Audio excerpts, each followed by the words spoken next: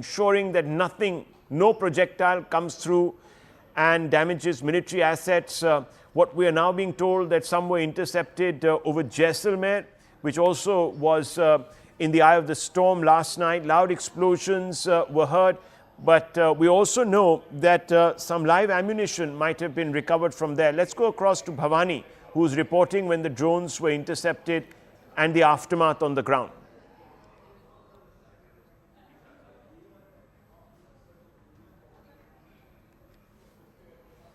पाकिस्तान को मुंह तोड़ जवाब दिया जा रहा है, तैयारी पूरी है और जिस तरीके से पाकिस्तान कायराना हमले कर रहा, हरकतें कर रहा, उसको देखते हुए बॉर्डर इलाकों में राजस्थान के अंदर खासतौर पर कड़ी सुरक्षा के साथ में कंप्लीट ब्लैकआउट किया गया।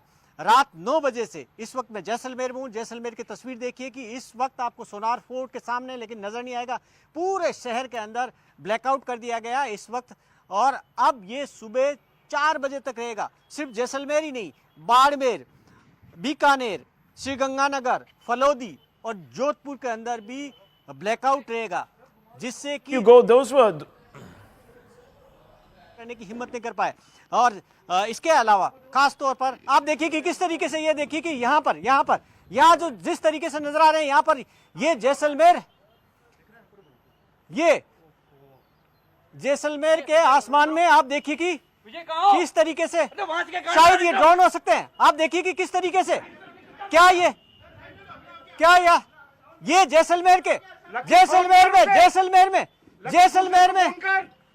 जैसलमेर में आप देखिए कि किस तरीके से यहाँ पर लगता है शायद ड्रोन है, ये ड्रोन अटैक की कोशिश है, ऐसा लग रहा है, कहीं न कहीं लग रहा है।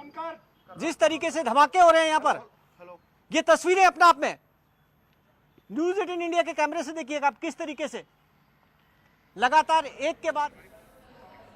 Well, those were pictures from last night, but Bhavani now joins us live to give us an update on what the situation is there on the ground this morning. Bhavani ji, हमने आपको देखा कल रात को, आप एकदम वहाँ पर एकदम विजिल दे रहे थे एक किस्म से। आज सुबह क्या सूरत हाल है वहाँ पर?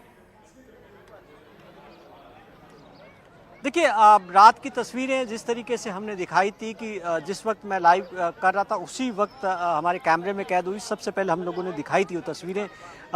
अभी इस वक्त आप देखिए कि अभी सूचना मिली थी कि जैसलमेर के एक इलाके के अंदर बॉम्ब गिरा है। मैं उसी स्पॉट पर हूँ। ये बॉम्ब जिंदा है या नहीं है, कि अभी बॉम्ब स्क्वाड आने वाली है, ये हम यहाँ से तस्वीरें बता रहे हैं। पूरा इलाका कॉर्डन ऑफ कर दिया गया है यहाँ से। और ये जो सामने नजर आ रही है तस्वीर देखिए कि इसके बारे में कहा गया, जो आसपास वक्त के लोग हैं वो कह रहे हैं बॉम्ब है, रात को 9 बजे गिरा और जिंदा है। उनका कहना है कि फटा नहीं है। अभी यहाँ बॉम्ब स्क्वाड की टीम पहुंचने वाली है, तब पूरी तस्वीर साफ होगी कि क्या ये जिंदा बॉम्ब है जो गाँव वाले कह रहे हैं। आप बताएं, आप देखिए। अच्छा, आप देखिए कि हम अभी जो सामने लोग हैं उनसे बात करते हैं कि आप बताएं सर, देखा आपने गिरते कब, कितनी बजे गिरा था ये बॉम्ब? 8:30 बजे गिरा साहब। किस तरीके से, कैसे आ रहा? बाजू सुशाल बाजू साहब, सुशाल बाजू में डर गया, नंगे आ गई, मैं हमारे घर में पड़ गया दौड़। ये जिंदा है या फिर नहीं है? हमें तो जिंदो है नहीं है वो तो। जिस टाइम गिरा उस टाइम धमाका हुआ? धमाका नहीं हुआ, रेता उड़ा है, चरंगारी उड़ी है, बहादुर नहीं। और ये बाहर है तो अंदर कितना होगा? अंदर काफी बड़ा है। साइज कितनी बड़ी थी आपको? साइज हम देखा नहीं, रात को आया। मुंह जो है खाली बपीड़ो बाजू में तो महीने बढ़ गया, अंदर घुस गया घर में। डर लग रहा है रात से? डर क्या लगा साहब? पुलिस को कहा रात को आपने सूचना? ना, रात सरपंच ने साहब कराया, मैं पुलिस ने नहीं पड़ा। गांव साहब को सवेरे को सूचना दी थी, रात को नहीं दी आपने? कौन और सब चाहिए, बड़ी कुछ भी अनहोनी हो सकती, फोन वगैरह सब बंद कर दिए। अभी आ रही है रात का पुलिस आएगा नहीं, गड़बड़ है, रात की पुलिस आएगी, लाइटें वगैरह सब बंद कर, सब डर गए थे, आया नहीं पुलिस, आया नहीं, गाड़ी थी इतना सब चूक गया। तो आप तस्वीरों में देखिए कि जो इन लोगों का कहना है, जिसकी हम बात कर रहे हैं, वो ये कह रहे हैं कि दो चीजें। एक, रात को 8:30 से 9 बजे का वाकया है। 9 बजे ये कह रहे हैं कि आसमान से इन्होंने चमकती हुई गिरते हुए देखा यहाँ पर, जिसका क्लेम किया जा रहा है कि ये बॉम्ब है। और कहा जा रहा है जिंदा है या नहीं है वो अभी, क्योंकि बॉम्ब स्क्वाड की टीम आएगी और अभी थोड़ी देर बाद में आने वाली, वो देखेगी और जब इसको लिया जाएगा तब पता लगेगा जमीन के अंदर कितना। क्योंकि 3 देखो संभावनाएं 2 और भी बनती है, क्योंकि रात को जब हम दिखा रहे थे जैसलमेर के आसमान में, तब ड्रोन एक कतार के अंदर ड्रोन आ रहे थे और ड्रोन को शूट किया जा रहा था इंटरसेप्ट करके। तो ड्रोन है या नहीं है, लेकिन ड्रोन के नहीं, क्योंकि ड्रोन के टुकड़े पहले हम बता चुके जी। हैं। हमने जब गिरते हुए देखा पुलिस को सूचना भी दी थी। अब दूसरी संभावना है कि क्या ये मिसाइल के हो सकते हैं, कि लेकिन मिसाइल की भी संभावना कम है, लेकिन अब कहा नहीं जा सकता कि क्या बॉम्ब ही है और क्या जिंदा है। जी जी, थैंक यू। आप अपना ध्यान रखिए, अपना ख्याल रखिए।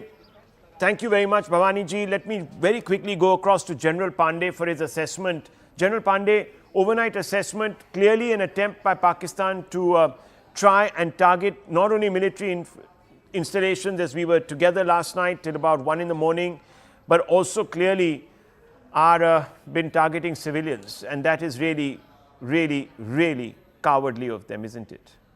Yeah, absolutely cowardly. But before I come on to the analysis, I'll recommend that somewhere in your channel we must keep on espousing to people that there will be, these are bomblets, right? There'll be explosives, there'll be live, there'll be partially live. In their energy to go and touch them, they should avoid all these things. And somewhere I think you need to keep on telling these people that while you may get worried about it, but you must ensure that it's secured. The police and the army should be informed so that they can come out and utilize these, because most of them, especially the one he's showing, is a live thing, is a bomblet which must have fallen off when they were engaged. These drones were engaged in these are munitions, so we need to be careful about it. The 2-3 things I must tell you very clearly, that having found that there are no targets available to hit out at our location when we have taken out the terrorist camps and all, their option was to hit out the military establishment, which was very clearly blocked by a variety of measures when they went out for hitting hitting our military establishments, especially the Air Force bases and other sites which were on the target. And thereafter they have shifted the targeting to civilians. Now there are two ways to look at it, and this is how we need to project to the world. Either these are deliberate civilian targeting, and therefore it's a very, very unprofessional army, in which these data should be compiled and put across to the world to showcase that they are not only using terrorists for terrorizing people, but they are using the military forces, the state of military forces also. I think we should just refer to the army as a terror army. It's a terrorist army. So, it's quite clear. Correct. Yeah. So it's a terror army actually. The second is, in case it is a mistake, all their shots, including in Nuri, Baramulla, Punj, are falling only in the civilian area and not in the military areas. How is it possible an army which is professional, which is not a terror army, as they want to claim, can shoot off at such large distances, hitting innocent civilians and all? The third facet which comes out, and for this, a message again should go through by repeated to the people of Jammu and Kashmir, right? They don't like you. If they had liked, they would have avoided hitting Kashmiri Muslims. They don't like, oh, by the way, Sikhs, so-called inter alia, Khalistani or minority elements. If that be the case, they would not hit you. These are unprofessional people who can hit only on unarmed, unprotected, defenseless people who cannot protect themselves, and that is their aim. And this should come out very, very clearly time and again.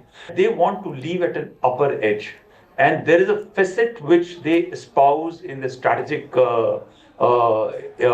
milieu, in the domain, which lets them off easily. At this level, then they will go hammer and tong to all over the world, announcing that we succeeded in defeating the Indian efforts. So while our calibrated, professional, measured, proportional responses are to showcase that India is a very, very professional, responsible country, dealing with a rogue nation, we should not give a loose rope. So let's talk a little bit about the Indian response, but very quickly, I'll come back to you, sir. There's some more updates coming in. We just saw live munitions in Jaisalmer. Now we're getting pictures of armaments that have fallen on fields from Hoshiarpur. Let's go straight across and get an update on that. We're just going to show you some pictures of that. On the one side, we'll show you the live munition that has been recovered from Jaisalmer. On the other side, we'll show you that looks like the part of some sort of a drone missile. I'm not a military expert, viewers, so I can't tell you what it is. but it does look like some sort of an exhausted missile or even a drone, perhaps brought down. Clearly, it's missed its mark because it's lying in a fallow field, doing nothing really. Let's try to bring Anshul into this. Anshul was reporting just a short while back from another place where he was talking about how another big live bomb part had been recovered in a field in Bhatinda. So you have three distinct visuals coming in this morning. All of this was happening last night. There was an attempt, of course, to target Indian army assets and a large number of civilians. Just can't seem to understand, unless you're a terrorist army, which you are perhaps, why would you be going after innocent civilians? Some of them who were going about their lives without any iota of knowledge that they were going to be picked out like this. This is as bad as what you did in Pahalgam, Pakistan. And this is the visual remnant of what they were doing, the misadventures they had undertaken last night. So you have some sort of remnants from Hoshiarpur, you have some from Jaisalmer, you have some from Bhatinda, remnants of their misadventures. If Anshul is there, let me try and bring him in on this. Anshul and Vijay Salaria, what can you tell me about this? What is it that we are seeing on the field? Ground over here, especially in Pathankot, the spirits of the people is absolutely high. I'll yet again ask my camera person to show you in the visuals, to show our viewers in the visuals, that if at all there is any sort of uncertainty in the minds of any citizen of this country that they are not safe, there could be a danger that could be lingering on them. These visuals that are 25 kilometers away from the Pakistan border speak from themselves. 12 to 13 hours after the cowardly attacks that were done by Pakistan, now the entire district of Pathankot is back on its feet. I'll try and get in a word from a few locals over here as well. Anshul, just wanted to cross-check with you. I'm sorry about interrupting you. Before you go to these residents, clearly they're going about their day now. But we're also getting a lot of pictures from Hoshiarpur of some sort of a armament that has been recovered, which looks as if it's just lying in a fallow field. Can you give us a quick update on what this is? I'll also try to bring in General Pandey to perhaps identify this. Yes. Yes, the experts are on the ground. They're trying to investigate as to what could be the actual make of these debris that has been found on fields this morning. But yes, what locals and local police sources are telling us, that these are debris of the projectiles that were launched from the side of Pakistan. The initial procedure of taking the photographs and getting to know about the whereabouts and finding the markings is underway at this point in time. The locals who had identified these debris, they are also being questioned as to what was the first time when they discovered these debris. The locals have to say that they heard loud noises last night, but since there was an absolute blackout that was announced from the side of the government, none of them actually dared to step out, and hence they followed the guidelines that were issued by the government. But since this morning, once they went back to their fields, they found these massive debris, debris of missiles that were intercepted by our air defense systems, which has fallen on the Indian side. And now all this is going to be a very, very crucial piece of evidence for India to eventually expose Pakistan on international level. Very, very important, because there's a massive diplomatic outreach going on by India. It's also an outreach by Indian diplomats abroad to media channels, giving interviews to try and implicate Pakistan and close the loop there. An air warning has been received from Air Force Station of a possible attack. Sirens are being sounded. This is in Ambala, viewers, and a large number of flights. Current situation, Indigo Airlines has put out that all flights to and from Srinagar, Jammu, Amritsar, Leh, Chandigarh, Dharamsala, Bikaner, Jodhpur, Kishangarh and Rajkot are cancelled until midnight till 10th May 2025. So please check in with your airlines and get an update from them. Don't head to the airport. We're taking a very short break, viewers. We'll be right back. Don't go away.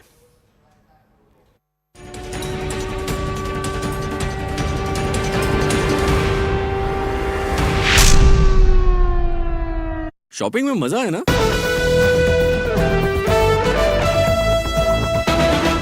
Line of control. This is in the Digwar sector of Punj. The Indian Army is retaliating effectively and very, very strongly. But from the Pakistani guns, there has been damage to civilian areas, and Punj has borne quite the brunt of it between 7th, 8th and 9th. Tejinder Sodhi joins us with more. Yes, Tejinder. Anand, you see, Pakistan has been continuously targeting the civilian population, and this time they are using the Chinese-made SH-15 self-propelled Howitzer guns, which are made by China's Norinco, and they are being used by the Pakistan Army to target the civilian population. These guns they, have an extended range, so they are being used to target the civilian population in Punch, in Uri, and in other parts of Jammu and Kashmir along the line of control. Though the Indian Army is giving a befitting response to Pakistan, but there has been civilian casualties. One woman has lost her life in Uri, 3 others have been injured in Punch. 1 civilian has been killed in the Pakistani aggression. So Pakistan continues to violate the ceasefire along the line of control. There was another incident of cross-border firing in the Samba sector, wherein the border security force foiled a major infiltration bid from across the border. Several terrorists who were attempting to infiltrate into the Indian side, they were also eliminated by the border security force. So the situation along the entire stretch of line of control in Jammu and Kashmir remains tense. There has been several incidents of ceasefire violation in the Karna-Keran sector of Kupwara district, but yes, the Indian Army is paying in an equal caliber to Pakistan. The retaliation is on. There has been firing going on in several locations in Punch, Rajouri right now as we speak.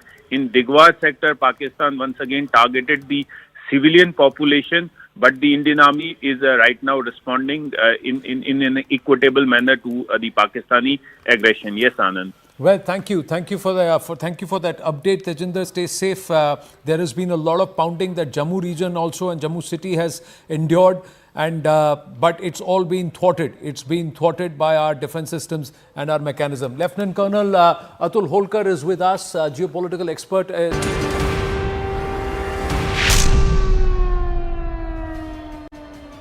Viewers, a quick roundup of the news as we begin at 11 in this morning. Viewers, Tri-Service Chiefs meet Rajnath Singh. This is all happening at the South Block. We've been giving you updates on that meeting amid the escalating India-Pakistan tensions. All 3 service chiefs are at the South Block holding a crucial meeting on the developing security situation with Defence Minister Rajnath Singh. This is also going to be a briefing really about what Pakistan did or couldn't do, how India responded, and what, of course, happened on the other side of the border in Pakistan. How much has the defense establishment been able to hurt, bleed Pakistan, the terror state that is our neighbor? So all of that will be taken by the defense minister, and he will meet the Prime Minister. There will be a briefing. There will also be the NSA who will go and meet the Prime Minister at some point in the day. We're also expecting a briefing from the External Affairs Ministry very soon. That is what I was trying to tell you, viewers, that the Ministry of External Affairs scheduled to hold a news briefing. This will be the 3rd consecutive day they would be holding this briefing. It's become quite the standard practice. The last time briefings such as this on evolving material defense situations took place was back during Kargil in 1999. So we are going back a generation, viewers, 26 years. That hasn't happened in 26 years. Key finance ministry meetings are underway because, viewers, India's renewed pitch seeking Pakistan's grey listing at FATF at the IMF meeting is top of India's mind. We have to choke off any supply of funds to the Pakistanis. We've already choked off their trade. Now we're ensuring that they cannot get any funding, because all the funding that they ever get, viewers, they say they need it for development, but actually it is for the development of terror infrastructure, and we know this to be true because on a number of occasions they have been audited by international agencies, even their lenders, and they have been found short. Pakistan had used their silver tongue to get around the FATF sanctions, get off the grey list. We are now going to try and put them back there, and therefore there has been a massive diplomatic outreach to convince the world that Pakistan is a terror state indistinguishable from the non-state actors on its soil. Fresh ceasefire violations this morning by Pakistan after late last night. failed strikes, Pakistan has now resorted to ceasefire violations and unprovoked firing. Reports of the same emerged from Poonch, Kupwara. Several civilian areas have been damaged. Major infiltration bid has been also foiled. BSF troops have foiled a major infiltration bid. And I'm just going to show you those pictures of that failed infiltration bid that has also taken place. That's the next headline there, viewers. You can see there was a desperate attempt by the Pakistani force to try and push through irregulars. We know this is a standard operating procedure of the Pakistanis. They're going to try and breach our defenses using all sorts of subterfuge. Samba district is where they tried it. 7 Jaish terrorists were neutralized by our alert and ever vigilant BSF security forces. Viewers, the next morning, large number of projectiles, their debris being recovered from all along the regions of our borders. Missile-like used weapon was found in Bhatinda, Hoshiarpur. The object appears even larger than a big drum. It is believed to be a part of the missile that was intercepted and destroyed mid-air by the Indian Army.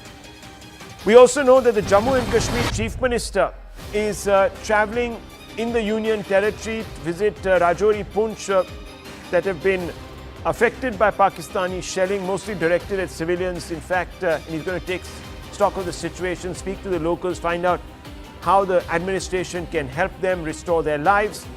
Manoj Sinha, the LG of Jammu and Kashmir, doing pretty much the same. He's going to be visiting Uri sector today, another sector where there has been devastating impact of Pakistani's cowardly shelling on civilians. Obviously, the civilians will require aid, and this will be a stock-taking exercise that he will be conducting so that his administration can be responsive to the needs of the people who are affected there. The army, viewers, has handed Pakistan a befitting reply. You can see that along the LOC, Pakistan posts have been completely obliterated. This is footage that was released by the Indian Army. This is verified footage of the army responding, knocking out a border post of the Pakistani. It is an active border post, so one suspects there have been casualties on the Pakistani side amongst its armed forces personnel. And viewers, as I told you, massive exercise, massive diplomatic outreach happening by the government of India. External Affairs Minister, of course that is not the External Affairs Minister, but we'll correct those visuals. There he is now. You can see him. S. Jaishankar has dialed India's allies and friends across the world as Pakistan has resorted to these unprovoked acts of cowardice and quite frankly of the kind of guile you only accept from criminals. So all of that is happening. In that delegation you have many other important functionaries who are also trying to pitch in across the globe, giving interviews, etc., to sway public opinion against Pakistan and denote them a terror state. Defense Minister is now meeting DRDO Chief at 11:30 a.m. Very, very important. CDS meeting likely after that. That's also very, very important, viewers. The DRDO Chief, sources say, is a pre-scheduled and routine meeting, but it will be a stock-taking exercise quite clearly. Akash Sharma here with more details. That's going to happen in about half an hour. Akash, what's on the table? Right. So while officials are saying that it's a pre-scheduled meeting, it is pretty clear that given the situation, this meeting is quite important, Rahul, and we know that how several indigenous systems are being used by the forces as far as the air defense is concerned. So we are learning, in fact, that this meeting can have things like urgent production or procurement, in the agenda. We are not sure, but definitely this meeting is also important because just few days back, we have seen that how, a laser weapon was in fact used by the DRDO and in fact was very much indigenous laser weapon, of course, to kill the drones and the UAV attacks and destroy these, things. So it was, in fact, it is very much, there in the can be a part of the discussion, in fact, and I have some sort of disturbance, Rahul, so I won't be able. Yes, so basically, since we are moving towards Jammu, Rahul, so there are a lot of obstructions. There are landslides happening. So that's the reason why, there is some sort of disturbance. But then, as far as the DRDO chief meeting is concerned, this is going to be an important one, given the fact that we have these situations where, we will be needing more arsenal, we will be needing, more indigenous platforms to thwart all these attempts and, in fact, the threats that have been coming from Pakistan. Sources say that this is a scheduled meeting, routine meeting, and, it was planned early to all these things happening right now. But then, all eyes are there on this particular meeting. And we are also learning that after that, Rajnath Singh can meet to the Chief of Defence Staff, because as of now, IDS is in command and Chief of Defence Staff will somewhere brief him about, what has happened and what can be the next course of action. Rahul. Right, of course, very, very important. Just stay on with me, Akash, because we've got more updates coming through as Pakistan begs for money from the world. Government trolls Pakistan for seeking more loans. All of this is also happening. The cyber war is also being launched against Pakistan to shape public perception internationally, global perception against Pakistan. Akash, what can you tell us a little bit about this? We saw one tweet, and there we saw that how Pakistan was shamelessly, begging for money. Then they claimed that it was, the account was hacked. Right. Then, several other claims came. We know the intention of Pakistan, Rahul. Yes. We know why they are doing it. We know the FATF theory. We know that how the offshoots are working. In fact, why they are not carrying out any sort of attack in their own names. Why groups like TRF, the shadow organization like PAF, are coming. In fact, the Foreign Secretary, yesterday mentioned that how we have provided evidences in the past. And once again, we are going to provide evidences to FATF as well. Absolutely. That how these groups, are working very much on the land of Pakistan. Absolutely. In fact, viewers, I'm going to be running some clips of interviews that Indian diplomats have been giving to international channels. So we'll just play those out in a few seconds. Lieutenant General Iyer is here with us, former Chief of Staff, Northern Command, Indian Army, of course, and General Nishikant Singh also here with us. Nishikant Singh was a defense expert. Major General Vikas Sharma also here with us. Let's get a few perspectives in from all our experts this morning. We also have with us Wing Commander Sudhakaran Saab, former former IF. Let me just very quickly, General Iyer, come to you straight. First of all, what do you think has been the nature of India's response? Yes, we have been able to thwart Pakistan and its evil designs, but how do you think we've counteracted, if at all? Thank you, Rahul. Good morning to you and fellow panelists. What happened on the 7th of May, or rather 6th, 7th May, was our response to the horrendous attack at Pahalgam.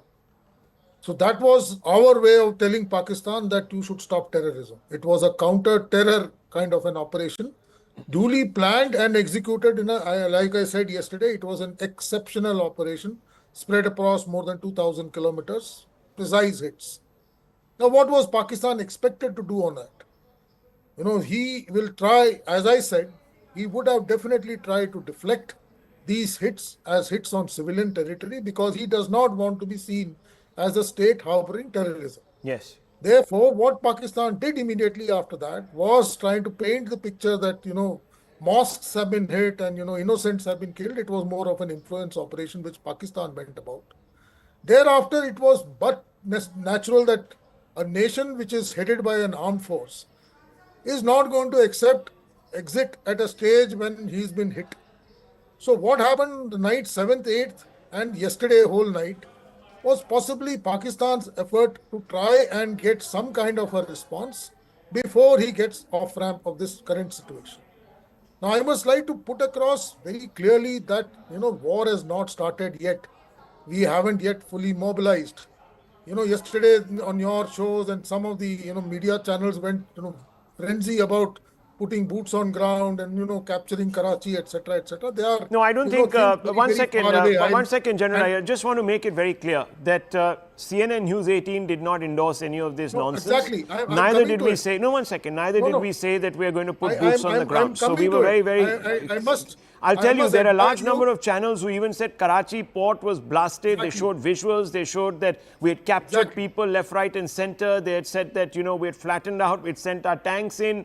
All sorts of fake, idiotic news was being peddled. But we kept very clear. In fact, a large number of people, a lot of pressure on anchors to do this, say that, because, it gets people's interests peaked and all that. We resisted it. We've done a fantastic job. So, General, please don't lump us in with all those nonsensical, idiotic channels. Thank you very much. Yes. You didn't let me finish. Oh, right. Okay. Right. I just wanted to set the record straight. I was about to bring out that you were so responsible yesterday, and I was planning to flag a couple of issues before I go further. Right. When this news about this F-16 came down and the pilot being captured, I remember very, very, very clearly you were on the air and you said, I will not take up till the time I have very clear, inputs about it. Unfortunately, some of our other media outlets were not following it professionally. I was trying to put a larger point. So what has happened yesterday, by and large, is just a day when both the countries were trying to find a situation which provides a exit route from this current situation. We do not want to escalate, neither does Pakistan. But where the situation is right now, for Pakistan to off-ramp it at this stage would leave its armed forces, which are supposed to be the ones controlling the entire nation as such. It'll be a huge loss of credibility for him. So he would like to do some kind of a drama. It could be more in the influence ops, something which he'll not do and try and claim it also. So these kind of things likely to happen in the next couple of days. He will definitely not want this situation to escalate any further than where we are already, because war is not something that he is capable of extending for a duration more than at best 7 days. And India also at this current stage possibly does not want any kind of a war. So we are in a stalemate kind of a situation where you will find air sirens going up time and again. You will find, AD guns firing flares as a prophylactic fire. Counter drone operations will continue happening. There will be lots of reports which will keep figuring, because the game is going to be played in the influence of domain, as I say it. People will try and achieve something which they have not physically done, but try and claim something which will provide them the route to tell their masses that the war has been exited at their own standing. So I'm looking the situation as I look at it is where we were on the 7th of May. We have been able to hold our own. We have not given the enemy an opportunity to do a swift retort, what he did within 24 hours in this last occasion. He is at the moment feeling strangulated because he's unable to, tell his masses that his army is superior. He will continue in his efforts and we have to hold on. And I must say that our forces on ground are doing a wonderful job. And I will also take a half a minute more to decouple a couple of issues, Rahul. What is happening on the line of control is possibly not a result of what happened on 7th of May. Line of control went hot the day we put the Indus Water Treaty on abeyance. Yes. And he said that he is walking out of the Shimla agreement.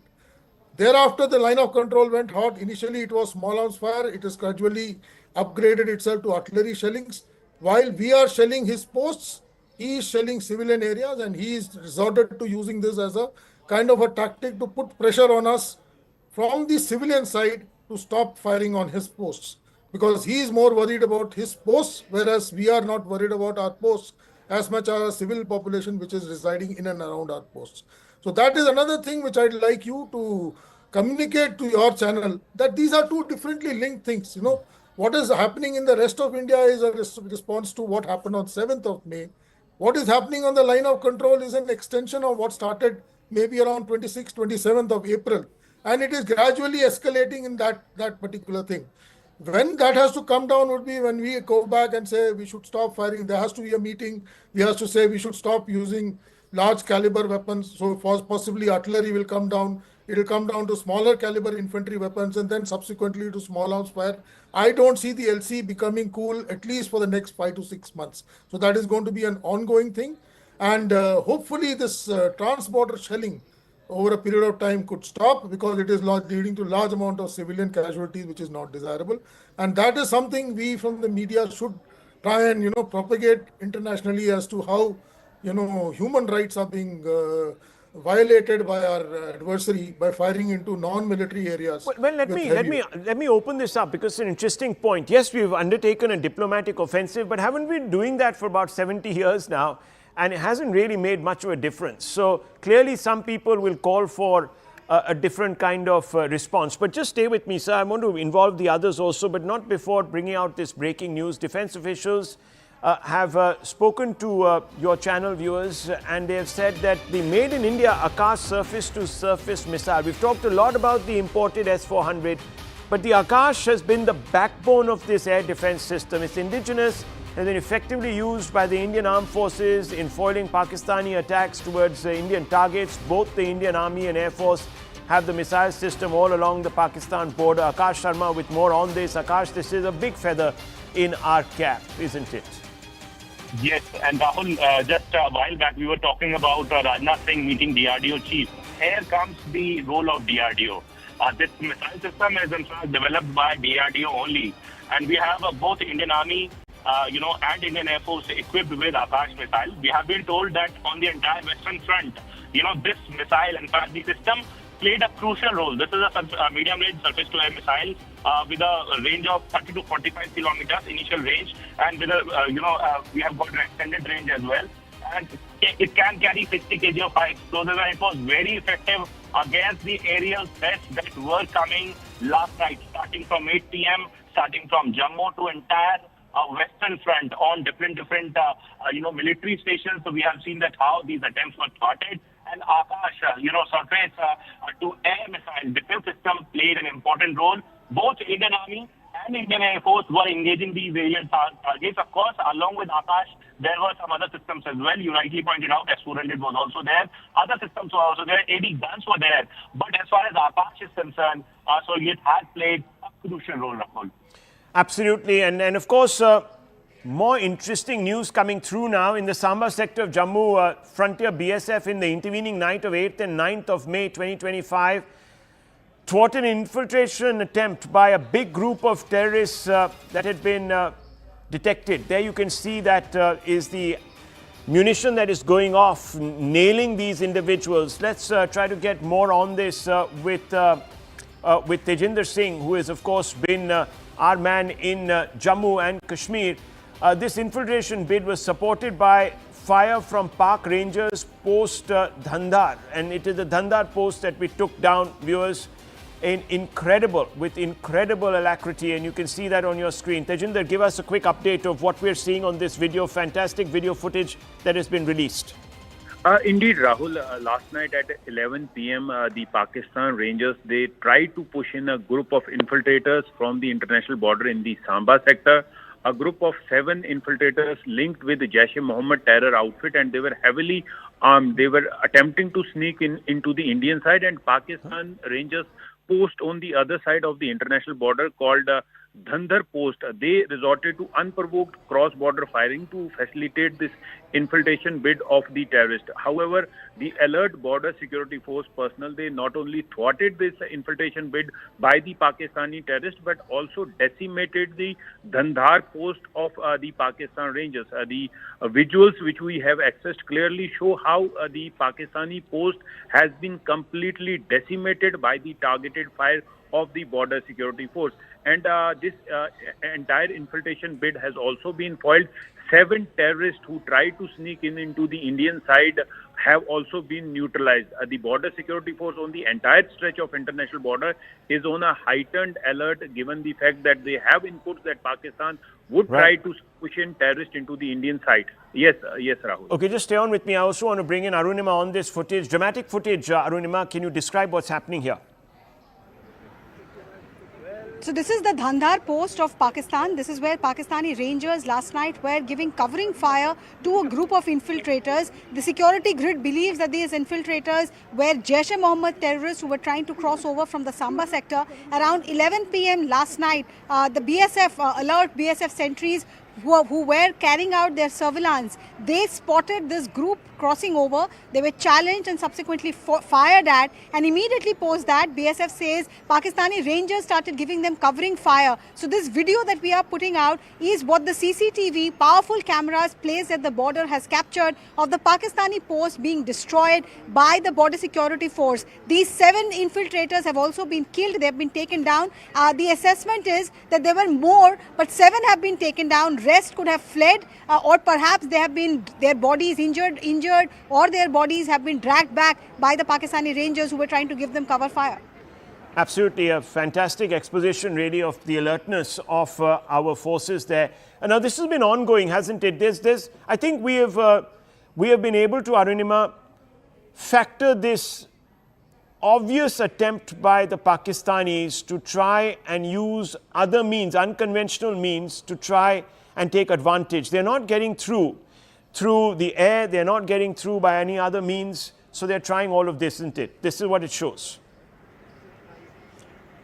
Yes, one must give the credit that is due to our armed forces, to our intelligence agencies who are picking up intelligence inputs continuously. It is based on the intelligence inputs that the precision strikes were carried out in Operation Sindoor. And even now, the way there is coordination, perfect coordination between the Indian Army, the Indian Air Force, the Border Security Force, the integrated command is at work right now. This footage shows that, and this is around 11 o'clock. So just as, India was taking down the swarm of drones from Pakistan, all the way from Jammu till Gujarat, when each city was sounding out alerts, BSF was still keeping its eye on the international border, not letting its guard down. It was its surveillance wing which picked up this movement around the Samba border, immediately fired at, and even the cover fire that came from Pakistani Rangers did not deter our brave BSF men, and they managed to take down 7 infiltrators. These infiltrators believed to be from Jaish-e-Mohammed. So even as Pakistan internationally is trying to show that it has nothing to do with Pahalgam, that it is the victim and India is the aggressor, here is more proof of what Pakistan is up to. Why were the Rangers trying to give covering fire to these infiltrators if they had nothing to do with the infiltration attempt? Absolutely. Viewers, also, of course, while we are thwarting Pakistan on the ground and in the air, we're also trying to change public opinion. That is, thwart it in the mind games, in the psych games, in using psychological warfare, as well as, of course, conventional diplomacy. And talking about conventional diplomacy, Indian diplomacy has been at work 24/7. This time, we are exceeding even our own expectations. Indian envoys across the world doing outreach to local governments and local media.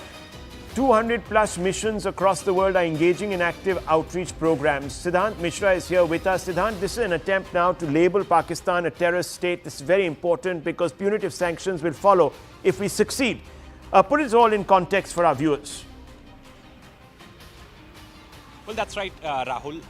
The non-kinetic diplomatic outreach is perhaps underway. And in fact, we have been told, Rahul, that 200 plus missions have been told to go out and do outreach with the local newspapers, local television networks, social media influencers, in fact, doing interviews by going to the studios, perhaps that gives more impact to the content. So, this is being done, and especially countries like US and UK, perhaps their envoys have been told to speak to media, to do outreach. And in fact, not just envoys, Rahul, even other diplomats at the missions are also going out to meet people in the governments, journalists, influencers. And in fact, as far as United States is concerned, then we have also been told that Indian officials are going and personally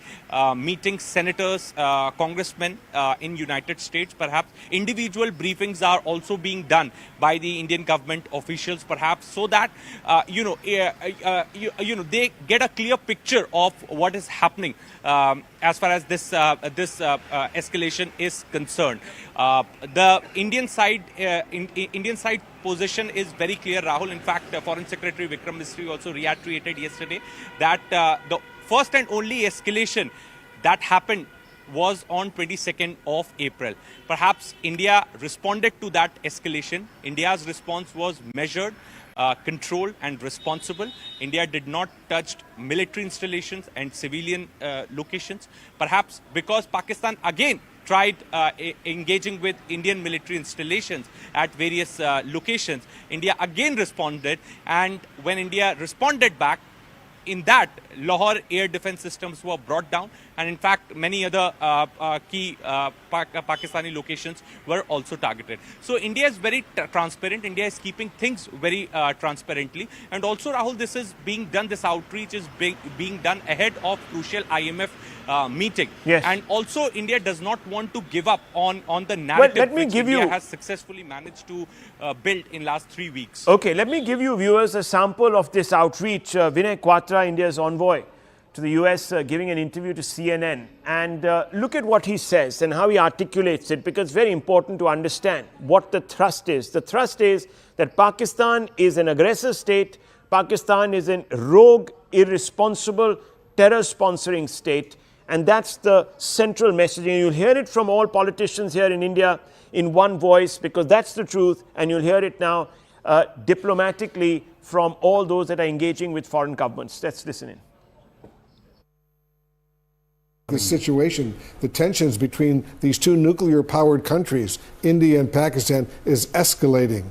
Is that true? Well, first of all, thank you so much for having me on the CNN.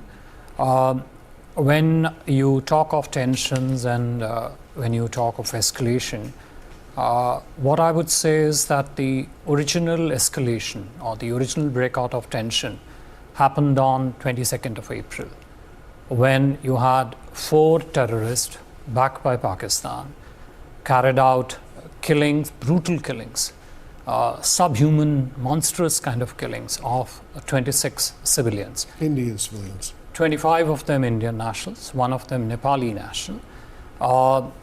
And the brutality of the killings, they essentially kill them in front of their innocent wives, in front of their innocent children.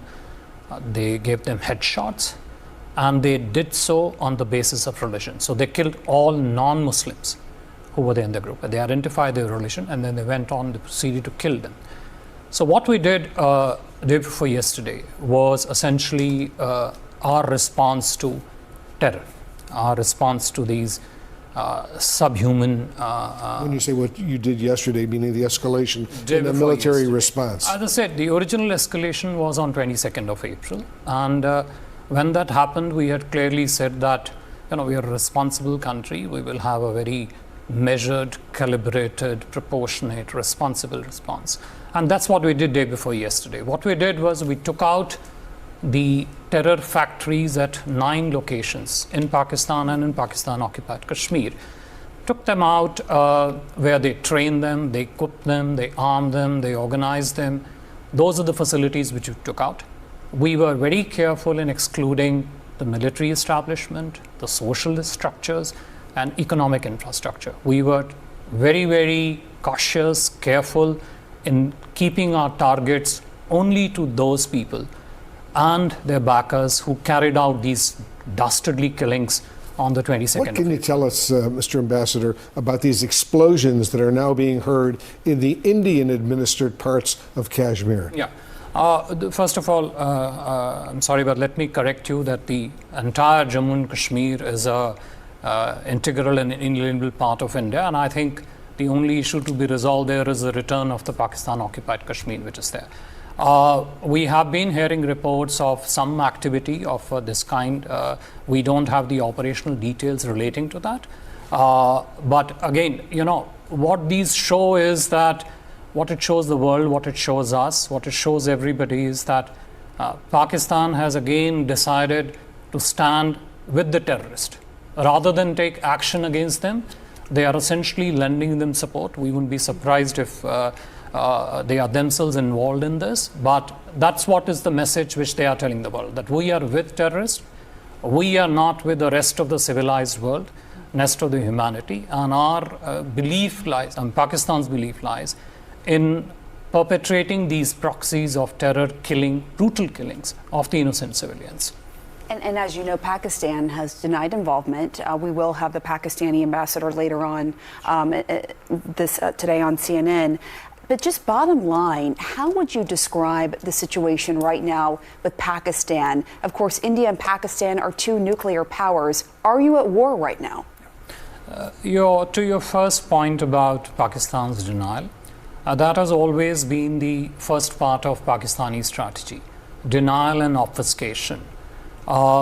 They have this unique characteristic where they assume responsibility of their past actions in future, not in the present moment. 9/11, where was Osama bin Laden found? World Trade Center bombings of 93, the perpetrator of that. Where was the killer of Daniel Pearl found? 26/11 Mumbai attacks, where American nationals also died. Where were those perpetrators found? And this is not me telling you this. This is the few days ago, the Defense Minister of Pakistan openly admitted this on the Sky News network, that we have been supporting terrorism for last 30 years. This is a report I'm reading from Reuters based on 2 US officials telling Reuters this. They're saying it's the first time that Western officials have confirmed that there was high confidence that Pakistan had used the Chinese-made J-10 aircraft to launch air-to-air missiles against Indian fighter jets, bringing down at least 2. This is something that, let's ask Reuters. But my larger sense is that there is no evidence of that. We haven't actually confirmed any such thing. The better point is to ask actually if all of this is true and if Pakistan has essentially succeeded in making its point as it wanted to, why are they not stopping? The question you have to ask yourself, however, is the other one, which is that if Pakistan says it's retaliating, as my colleague, the Pakistan High Commissioner, said here yesterday, what are they retaliating about? They're retaliating against attacks on terrorism infrastructure. So what does that tell you of their relationship with the terror groups? Well, they're saying that they're distancing themselves completely from Pahalgam, and they're saying they had nothing to do with it. They've said that they've asked for an investigation, and India has refused an international investigation that they were happy to cooperate in. Well, this is a story we've heard multiple times before. In 2016, after the Pathankot attack, which you referred to, we offered them an unprecedented amount of access to an Indian Air Force base, which had been attacked at Pathankot. DNA samples, telephone records, the whole works. It was supposed to be a joint investigation. We never got invited for the second part of it. And frankly, each time, if you go all the way back to 2008 to the Mumbai terror attacks, where a substantial amount of information and material evidence was provided to the world and to Pakistan, who made the same generous offer of cooperation, all they've used it for is to hide their tracks and to take away fundamentally what are assets of their deep state. High Commissioner, I just have a minute left, but I've spoken to a retired general who in Pakistan who referenced India funding and backing the Baluch Liberation Army. They've said that they have done that for years, and when I asked him about Masood Azhar, he said, well, their family members were targeted. Should we be doing the same to, the high-level militants from the BLA, the Baluch Liberation Army, that are seen and operate within Delhi? Well, look, let me show you this photograph of yesterday, I believe it is, to your viewers. This person here is a sanctioned terrorist under the American sanctions regime. His name is Hafiz Abdur Rauf. He's a brother of the founder of the terrorist groups that you're mentioning. Look who's behind him, Pakistani military. Look at the coffins there. They have the Pakistani national flag. If you're going to be giving terrorists state funerals, what does that make of your system? And everybody knows that for the last 30 years, Pakistan has used this as a means of subcritical warfare against India.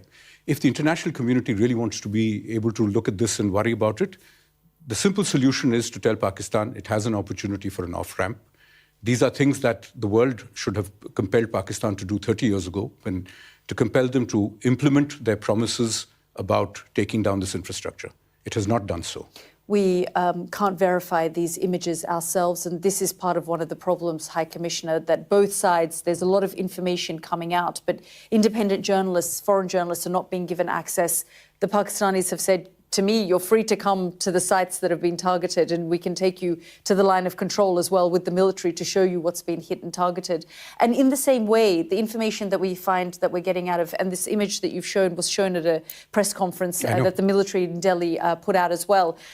But that is part of the problem here as well, isn't it, High Commissioner? I mean, there is an information warfare that's taking place, and independent journalists can't seem to get access to either side. Well, look, it is a fluid situation out there. I don't know how helpful it would be to have independent journalists or any kind of journalists wandering around in an area where there is active military operations happening.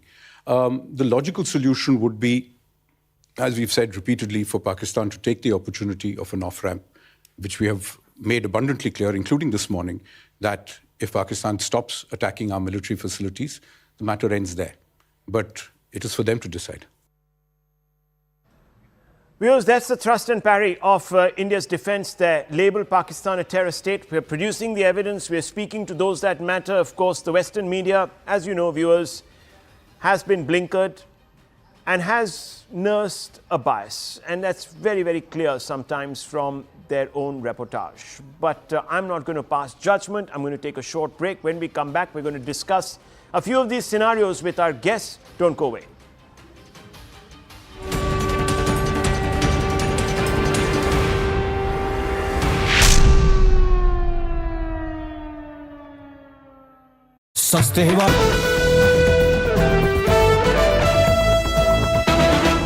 Of control. This is in the Digwar sector of Punjab. The Indian Army is retaliating effectively and very, very strongly. But from the Pakistani guns, there has been damage to civilian areas. And Punjab has borne quite the brunt of it between 7th, 8th and 9th. Tejinder Sodhi joins us with more. Yes, Tejinder. Anand, you see, Pakistan has been continuously targeting the civilian population, and this time they are using the Chinese-made SH-15 self-propelled howitzer guns, which are made by China's Norinco, and they are being used by the Pakistan Army to target the civilian population. These guns they, have an extended range, so they are being used to target the civilian population in Punjab, in Uri, and in other parts of Jammu and Kashmir along the line of control. Though the Indian Army is giving a befitting response to Pakistan, but there has been civilian casualties. One woman has lost her life in Uri, 3 others have been injured in Punjab. 1 civilian has been killed in the Pakistani aggression. So Pakistan continues to violate the ceasefire along the line of control. There was another incident of cross-border firing in the Samba sector, wherein the border security force foiled a major infiltration bid from across the border. Several terrorists who were attempting to infiltrate into the Indian side, they were also eliminated by the border security force. So the situation along the entire stretch of line of control in Jammu and Kashmir remains tense. There has been several incidents of ceasefire violation in the Karna Keran sector of Kupwara district, but yes, the Indian Army is paying in an equal caliber to Pakistan. The retaliation is on. There has been firing going on in several locations in Punjab, Rajouri right now as we speak. In Digwar sector, Pakistan once again targeted the civilian population, but the Indian Army is right now responding in an equitable manner to the Pakistani aggression. Yes, Anand. Well, thank you for that update, Tejinder. Stay safe. There has been a lot of pounding that Jammu region also and Jammu city has endured, and but it's all been thwarted. It's been thwarted by our defense systems and our mechanism. Lieutenant Colonel Atul Holkar is with us. Geopolitical expert is joining us. We also have Group Captain MJ Augustine Vinod with us at this point.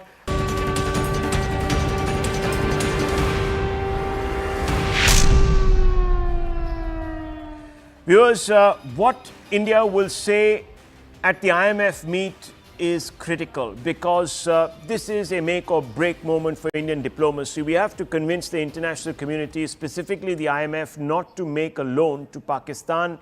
Pakistan doesn't deserve it. It's a terror state. It enables terror. It will use that money for terror. Pakistan has had 24 bailouts, but none of them show any development on ground for the people. They got about $1.3 billion for climate change work, but none was used, as you all know.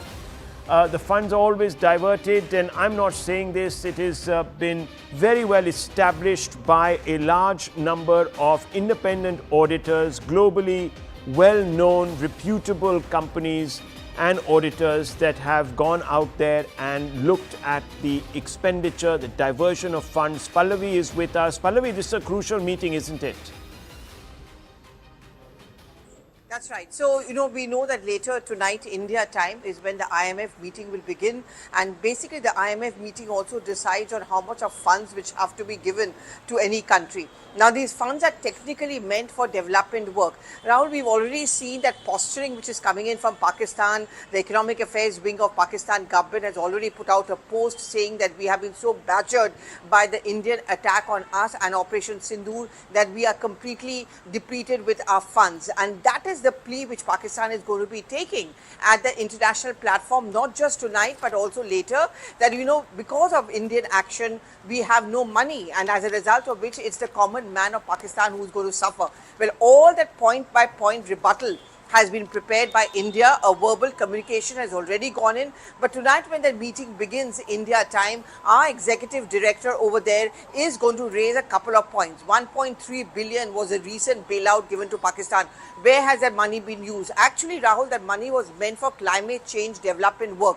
Do you see anything on the ground? That's what India is going to be asking. Why is it in the last 6 months we've seen a spike as far as Pak, terror or defense budgeting is concerned? Where is that money coming in from if Pakistan is insisting that they don't have money? So clearly the funds are being diverted.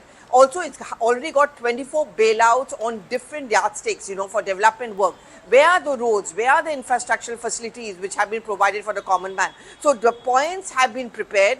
The argument is going to be very, very aggressive.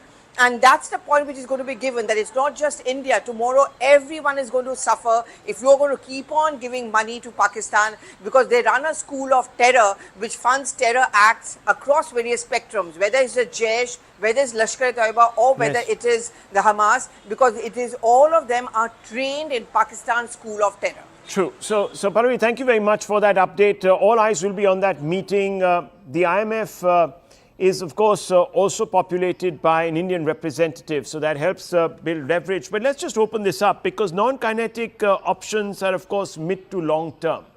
They will only bear fruit in the mid to long term. We have had the IMF as well as other international global organizations pulling back from funding Pakistan. It doesn't really make a material difference in the long run. What does our kinetic options that India has undertaken and some other punitive sanctions that India has imposed, which are of course non-kinetic but of more immediate value. But let's just open this up and analyze right now the kinetic options. And the last 24 hours, Nishikanta Singh, General Nishikanta Singh is here with us, the defense expert. Let me bring you into it. General Saab, look, fundamentally, we can talk about all the 9 non-kinetic options. We can talk about diplomacy. We can talk about India exerting pressure through the United Nations, through other foreign governments. But eventually, we have to do things that make sense in the immediate so that we can get respite from Pak-based terror. And Pakistan yesterday, you've seen their response. They've been strafing different parts of the Indian positions. They've tried to attack us at our bases, and of course they've been targeting civilians. Now, what do you think has been the Indian response to this? What should it be? Where should it stop? Or should we now call it all off? Thank you, Rahul, for having me here. I'll put it this way. Thank you, Rahul, for having me here. I'll put it this way. India has been, in fact, very benign with the Pakistanis. We did not target their military. We targeted terrorist infrastructures which has been existing for years. These infrastructures were there when I was in service, when I was handling Pakistan. So I'm quite aware of each and every one of them. But we did not go for military targets. And in fact, Pakistan should be thanking us because they are unable to control these terrorists. And we have decided to punish them. The other way to look is that the Pakistani forces considers these terrorists as strategic assets. They consider it as strategic assets, so they have no qualms about hobnobbing with them. But having said that, the Pakistan started this 22nd April attack with possibly the sole aim that the army chief's extension and preparing ground for a coup if required. I wouldn't be surprised if there is a coup in Pakistan in near future and the chief continuing as the head of the state, because all other politicians are just for the sake of name. Now coming down to the what options have we got? I think Pakistan being a very, very shallow country, it is right only up to Indus. Beyond Indus, the population does not support the Pakistani government. So now is the time for us to exert maximum punishment on the Pakistan so that they are deterred for at least 10 years or 15 years from repeating these silly adventures and trying to keep on every time rack up the issue. If we do not punish them, they will again start up the whole thing. They will say, no, let us investigate, let us do this, that. So my opinion is that now we have an opportunity. We are in the upper, we have an advantage. We must punish them and punish them adequately. And the serving military officers, serving Air Force officers, naval officers are quite aware what is to be done. It does not require people, retired people like us. But my recommendation would be, unless force upon, we must continue and ensure that the deterrence is created in the mind of the Pakistani military especially. General Sharma, that's very well put. Now let me bring in General Sharma, Major General Sharma. Major General Sharma, yes, we have been very, very considerate in one sense, making a great distinction between the Pakistani military, the Pakistani state, and of course all these terror tanzeems. But Pakistan hasn't respected that. They've targeted our military infrastructure, at least they've tried to. They've not succeeded. But that has been because of our abilities. Has the time come where we now cross the Rubicon and we punish them where it matters most? We hit their military targets and go up the escalation chain. And do you think we've done this over the last 24 hours? A very good morning to you, Rahul, and a very good morning to my fellow panelists. Thank you so very much for having me on the channel. Yes, you have put in a very, very apt sort of a question. You see, Rahul, if we analyze as to what has happened over the last 24 hours, especially we'll talk of, before I get on to the escalation ladder, I'll put it in correct perspective that we have been very... could you just tilt down your frame a little bit, sir? General Saab, yes, that's right. Perfect. Yes, great. Brilliant. Yeah. So we've been very restrained in whatever we have responded to the other side. Now, in the last, like you were talking of whatever they have thrown at us, it's been in immense quantity. Let's talk of the drones and the missile attacks, what they brought in and how we should respond to that. The drones, as you are aware, Rahul, and so as are other people aware, are of various sizes and meant for different sort of tasks which they have been given. Most of the drones and the spottings which have been done, if you see, are right across from our base camp to Leh, to Lamayaru, coming down to Jammu, then to Poonch, all areas of Jammu. So much so coming down to Gujarat, where there's the place called Lakinala at near Bhuj, where we've, Now, these drones have been not a single one of them have been able to cause any sort of a thing. A damage to any of our property. General Sharma, that's well known. But our response, I don't know about our response. There was a lot of talk last night about us doing some action across the LOC in Pakistan proper beyond the terror tanzeems. Do you think that has happened? What are you picking up? No, what I am picking up, Rahul, that presently it is still, we are very, very much restrained. We still, I personally feel, giving outlet to Pakistan to still mend its ways, get out somehow the way it wants. Otherwise, it would be punished. From what I have come to know is that over a period of time, maybe in a day or so, this escalation from our end is going to increase, wherein the military, sort of Okay, I don't want to get ahead of ourselves. So let's not give away anything, but possibly you might be right. I just want to also bring to the attention of our viewers how the Prime Minister batted for the S-400 and the Rafale. If you remember India's ace weapons against Pakistan, it's a story in itself because a lot of resistance from the establishment, a lot of resistance from the opposition, a lot of resistance from the international community, particularly the United States, that was trying to lobby against both these companies. So Mr. Modi did go out there and he put a lot of capital on the line. Aman Sharma has more details. Aman, this is an important thing to talk about in the current context, isn't it? Well, Rahul, that is what government sources are now telling us, that, the Rafales, which are fitted with the Scalp missiles and the S-400 defense system, which was provided to us by Russia, is known as Sudarshan Chakra in IF parlance also.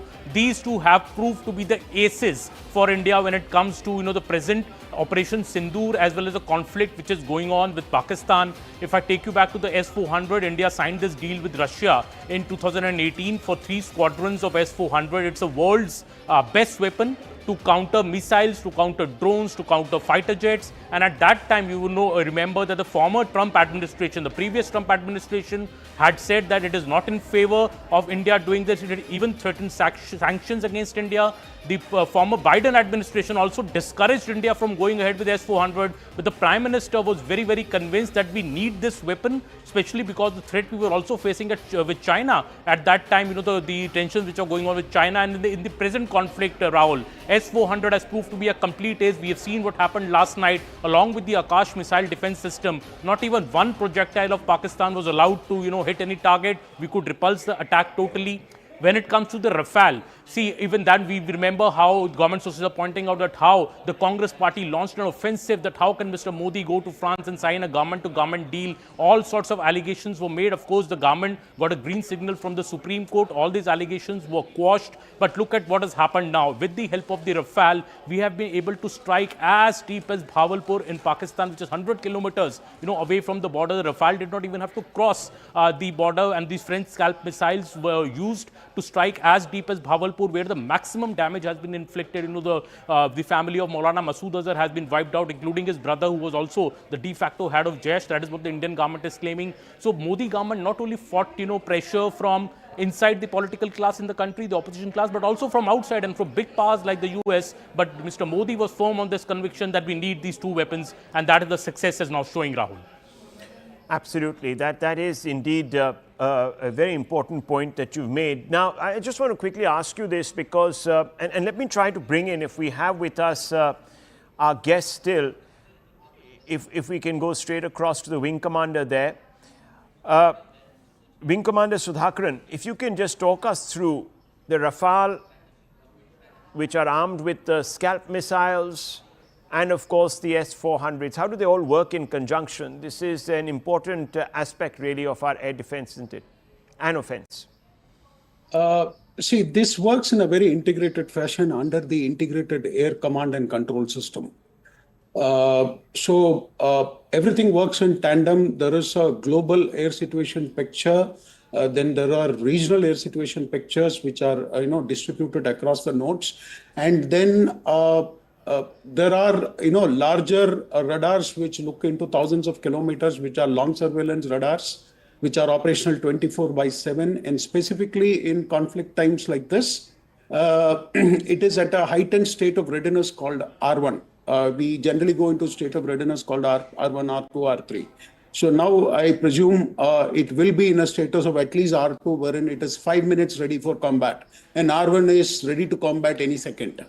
So that's how this pans out. But having said that, and having heard you, I would like to also present 2 or 3 points from my side, wherein the discourse needs to be seen in light of these facts that we sometimes are missing. We are all over the place here. Have you ever seen a boxer winning a boxing match, purely defending? No, it is not the case. So 1 second, sir. Wing Commander, I have to take a short break. I'll just come back to you. You're making a very important point, and I value it. I'm just going to come right back after this short break. We'll bring you back there. It's an important point that Sudhakaranji was making. Let's just go in for a short break.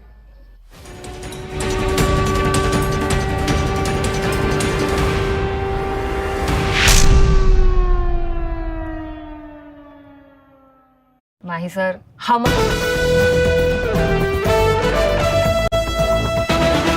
line of control. This is in the Digwar sector of Punj. The Indian Army is retaliating effectively and very, very strongly. But from the Pakistani guns, there has been damage to civilian areas. And Punj has borne quite the brunt of it between 7th, 8th and 9th. Tejinder Sodhi joins us with more. Yes, Tejinder.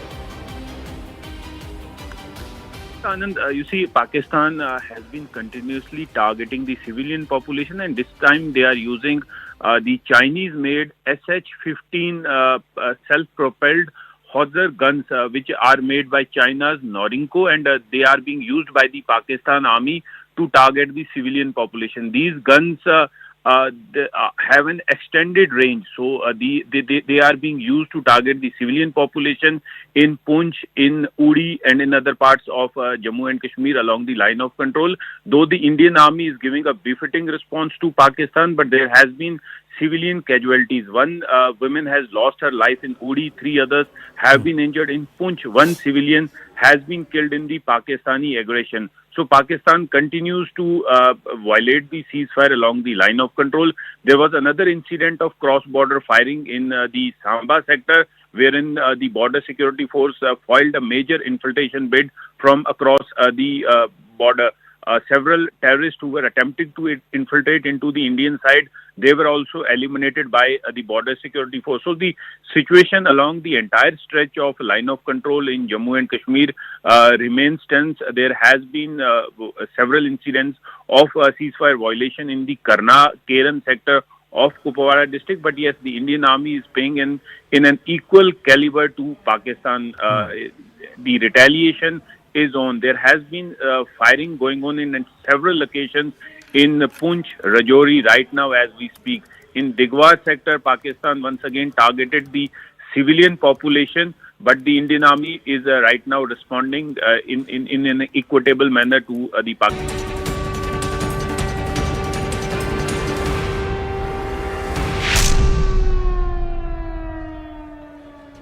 Well, viewers, this is ongoing coverage here on your channel, CNN News 18, of the entire widening conflict between India and Pakistan. Quite clearly, viewers, the events of last night have left no one under any other illusion but the fact that Pakistan is spoiling for a contest that it is going to lose, certainly.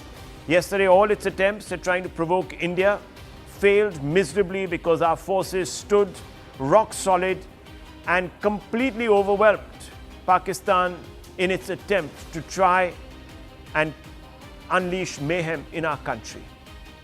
The only thing that Pakistan hit yesterday, viewers, regrettably, because it is a terrorist state and it has no respect for humanity, were innocent civilians, a large number of their munitions lying in fields all over the country, around the border, viewers, because they simply failed. A lot of them are Chinese munitions, scrap, garbage, sasta, but not even tikau. I want to quickly give you an update at the top of noon and give you an entire 360 of all the developments. As we speak, viewers, Tri-Services chiefs are meeting Rajnath Singh amid the escalating India-Pakistan tensions. All 3 service chiefs are at the South Block holding a crucial meeting on the developing security situation with Defence Minister Rajnath Singh. An important meeting because Rajnath Singh is going to take all these details and he is then going to brief the Prime Minister. There's also going to be, of course, talk about the exercise of options. Day 3, viewers, for the 3rd day, MEA is going to be holding a news briefing. And that news briefing is going to tell us a little bit more about what was India's response to the belligerence exhibited by Pakistan. Key finance ministry meeting because India needs to make a pitch at the IMF to prevent a bailout package that Pakistan is aiming for and also try and get it listed on the grey list of the FATF. So that's very important. That action is taking place as we speak. Fresh ceasefire violations by Pakistan are taking place all along the northern frontier. In fact, a large number of alarms have been sounded in Punjab, because that seems to be the focus right now of the Pakistani military. Major infiltration bid has been foiled. BSF troops foiled a major infiltration bid at the international boundary in Samba district. Intel sources say as many as 7 Jaish terrorists were neutralized by our forces. There's also some riveting footage which we should play out, viewers, of a particular border post that was giving covering fire to this infiltration bid was completely knocked out of the ground. Debris of suspected projectiles have been found. A missile-like used weapon was found in Bhatinda and Hoshiarpur. The object appears even larger than a big drum. It's believed to be a part of a missile that was intercepted and destroyed mid-air by the Indian Army. Jammu and Kashmir Chief Minister taking stock there of some of the most affected areas, Rajouri and Poonch, and that is important, viewers, because some of those local civilians that have been targeted, some of them have lost their lives, have lost their livelihoods, have lost also their homes, and they will be requiring assistance. So the Chief Minister out there getting an assessment from the ground. Let's go straight across to some breaking news coming in. That meeting between Rajnath Singh and the Tri-Services chiefs is underway. We have some information coming through on that. We're being told that that particular meeting is crucial because a large amount of stock taking is underway. So the pictures coming in from that meeting, viewers, you can see our Tri-Services chiefs in their military uniforms that's sending a signal. Also, of course, sitting there with the RM. Arunima, what's the latest? Yes, so that meeting, that briefing of the Raksha Mantri has begun. The Tri-Service Chiefs, the Chief of Defence Staff, they're all there. CDS is there. Defence Secretary is also part of that meeting. What we are told is that the situation as it has unfolded overnight and the anticipation of what lies ahead, that's the core agenda of the briefing. The military leadership has a free hand in deciding the way they want to respond. But of course, the Raksha Mantri is being apprised of what lies in store as per the assessment being done by the military intelligence, by the external intelligence wing of this country, and the overall assessment on the ground. We do know that Pakistan's misadventure yesterday was thwarted by our air defense system, but the entire border is still on heightened alert. Yes, there is peace in Chandigarh, in Pathankot, in Jammu, in Srinagar, all the way up to Jaisalmer, but nobody is letting their guard down. So in that backdrop, Raksha Mantri is meeting the top defense leadership, and it is being speculated that after this meeting, post this meeting, Raksha Mantri could also meet the Prime Minister. Even as Pakistan continues to portray itself as the victim, India is going all out to ensure that there is no escalation on our part. We are only responding to Pakistani misadventure. And second, provide the right evidence. This is not just military strike which is happening. There's also evidence gathering that is happening simultaneously to show to the world how Pakistan is being provocative. Absolutely. Just look at the body language around that table. How's the Josh? Hi, sir. They're all smiling. They're all looking very relaxed, Arunima. That's quite striking about this photo, isn't it? No tense faces, unlike what we saw from the Pakistan CDS meet a few days back, where Shehbaz Sharif was seated, ensconced with all his military paraphernalia and his military generals, who you can't tell the difference between them and, of course, terrorists, but nonetheless, they all look tense. Here, there looks a lot of confidence, and they're all wearing their combat uniforms. Yes, Raksha Mantri, I think, is representing all of us, that sense of pride that India is feeling at the way our air defense system, worked yesterday. It was no small feat, all the way from the line of control, from Uri down all to Jaisalmer, the international border, the line of control, our entire border with Pakistan was on fire, but not a single casualty, not a single success of all the loitering munitions that were sent towards India's side by Pakistan. So it's a big moment for India's defense forces, and I think Raksha Mantri, like I said, is sharing that moment with them, representing all of us, conveying our gratitude, conveying a proud nation's feelings and emotions, but at the same time, everyone is on heightened alert, and that's what I think the combat uniform signifies, that yes, Operation Sindoor is on track. Yes, so far we have managed a success rate, but it is not over. We are still on heightened alert. be it our army, be it our air force, the navy, the border security force. And while we are showing this the picture that has come out of Raksha Mantri meeting the service chiefs, I can also tell you that on the other side, in North Block also, heightened meetings going on as far as the civilian area is concerned. Home Minister is meeting DG BSF shortly, and also DG CISF to take stock of what the airports, especially airports in forward areas, are facing at the moment and what more can be done to secure them. Well, that's important. Parallel meetings, viewers, but the body language here quite significant. We had a great few days. Let's just hope that we don't tempt fate and God is kind, and our military has really kept us safe, viewers. And we usually don't appreciate their role. They are so in the background. They're so understated, so professional, that we forget that we owe our existence really in the face of these horrible neighbors that we have to them. I want to bring in Akash. Akash, these pictures obviously are also important because this is, yes, of course, there is levity in the room, but there will also be a lot of seriousness. This meeting has gone on for quite a while now, so clearly some decisions have to be taken and an assessment of the situation has to be made, Akash. Right. Body language is telling us the entire story. Arunima pointed out that how, these, in fact, officials are briefing Raksha Mantri Rajnath Singh, and Defence Secretary is very much there. Defence Secretary is someone who heads, in fact, the administrative departments there in the Defence Ministry, and who takes care of the production, exports and everything else.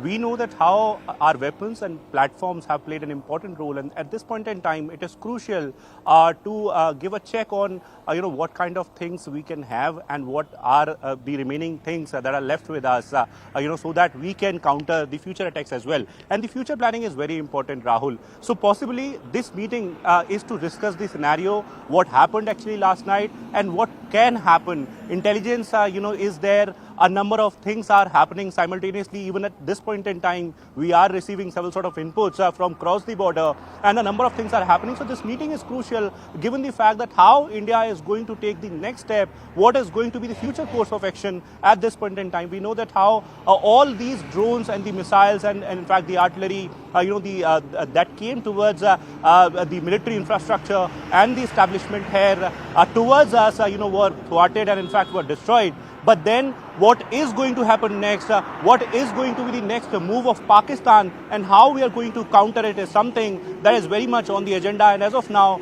these officials, the three service chiefs, CDS Yes. and Defence Secretary, are meeting Raksha Mantri Rajnath Singh.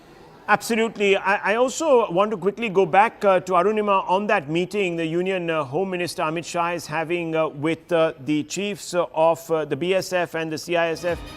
Important meeting, isn't that, Arunima, given the fact that there's been a heightened alert across airports also and other very important financial assets of the country, including, of course, defense production facilities.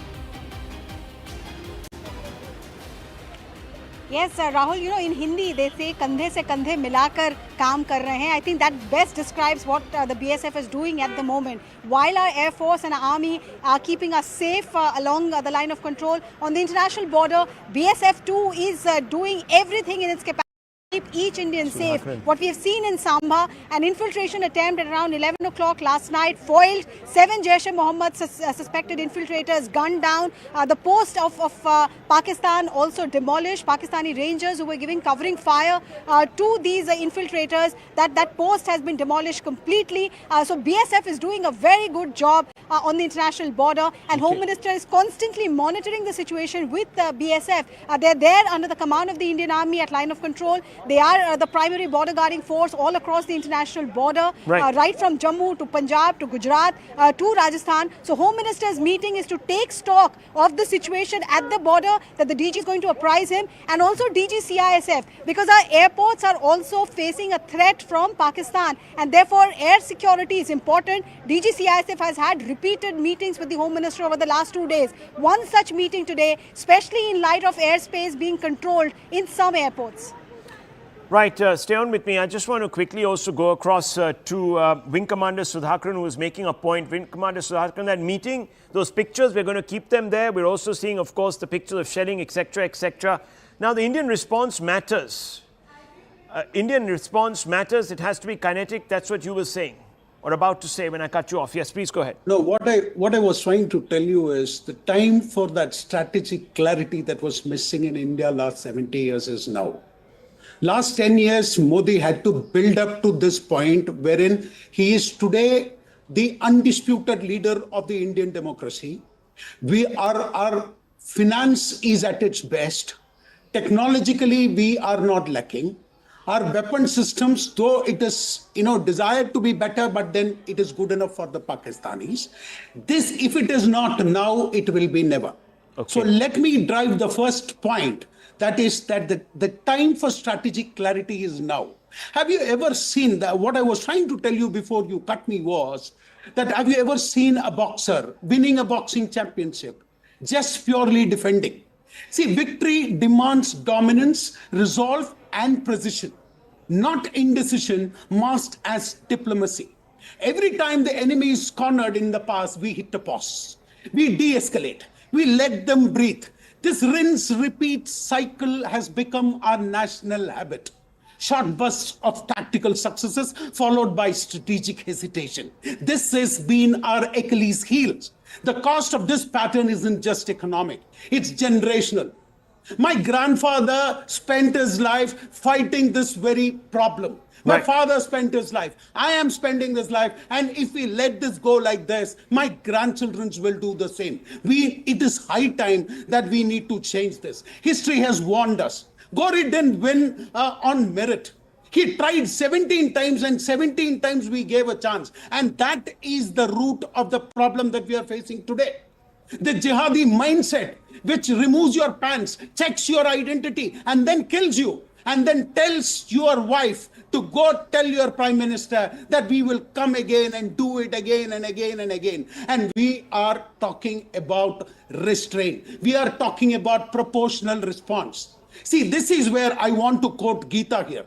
Gita chapter 18 verse 63 comes to my mind, wherein Lord Krishna tells to Arjuna that reflect on the truth deeply and then act as you wish.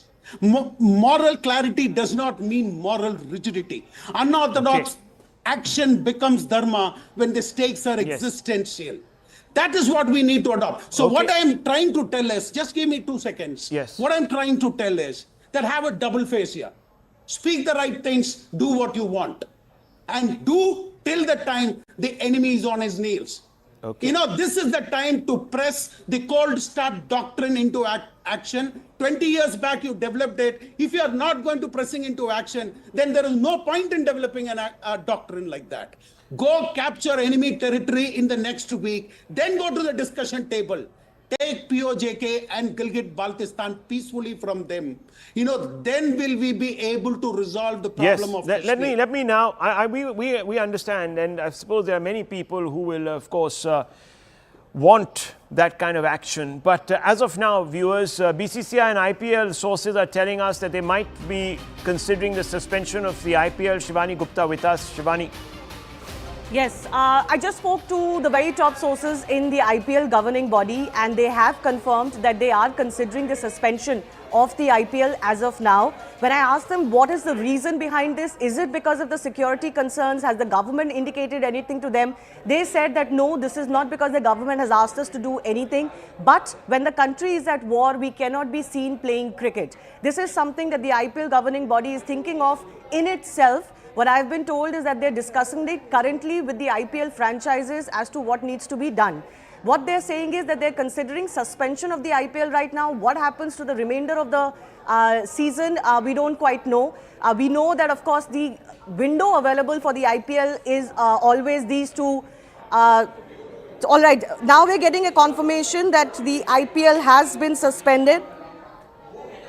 We're getting this confirmation coming in. As I said, the official source from the IPL governing body has been saying that they are considering this decision. And the reason is, as they said to me, that we cannot be seen playing cricket when the country is at war. As far as the government is concerned, there is no word as far on the security situation, etc. But yes, the IPL governing body feels that this is not something that should go on. And there are, of course, security and logistical concerns. There are multiple venues that are associated with the IPL. Movement of the players and the teams becomes a concern. and on top of that, the local security provision that has to be made for each and every match. Yesterday in Dharamshala, the match was going on even as news of Pakistan aggression was coming. Officially, the BCCI has still maintained that that match at Dharamshala had to be suspended because of floodlights issue. It was believed that that's what the crowd was told at the ground, so that there is no panic. But the actual reason was that they wanted to suspend it and have no activity there at the ground. But the BCCI till today has maintained the official line that that was only due to floodlights issue. But as news is now coming in, the IPL has been suspended for the remainder of the season. When it can pick up, we don't quite know, because the situation within with India and Pakistan at the LOC and at the border now continues to be extremely fluid and extremely dangerous. Yes, well, of course, the optics are pretty wrong in a situation like this, but clearly there is an overhang, security overhang, Shivani, and I'm sure that the BCCI's decision has probably been communicated to the government. Would you not agree? Yes, absolutely. They will, of course, keep the government in loop. Just till 2 minutes back when they were talking about this, they said that, see, it's not as if the government has asked us to do anything. I think they said the government is doing their job. What is our job is to see whether we should be playing cricket at this time. The word used was that when the country is at war, we cannot be seen playing cricket. So I think this is also more to show solidarity with the fact that we cannot be doing this. This is a mega tournament. Under very few circumstances does the IPL ever come under question. You would remember that when elections were happening in 2009 and security was denied to the IPL, it moved to South Africa. But other than that, the IPL continues to be the biggest draw in world cricket. And come rain or shine, nothing really affects it.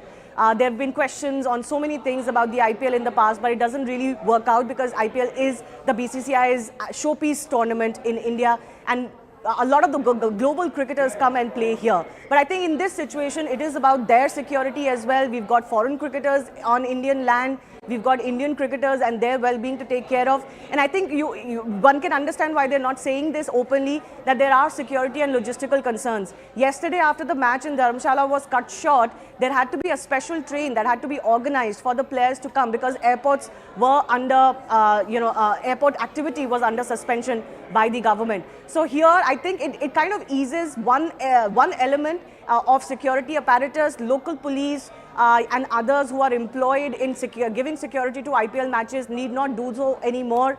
And yes, the bigger question now for the board and the IPL governing body to understand would be what happens next as far as the remainder of the season is concerned. The window is only till May end. After that, international window opens. So we don't quite know. This is unprecedented ground, really, as far as the IPL is concerned. Yes, it is unprecedented ground. Of course, there have been instances in the past when the IPL has moved overseas, and that has been also because of certain other exigencies, but this time quite clearly linked to a conflict.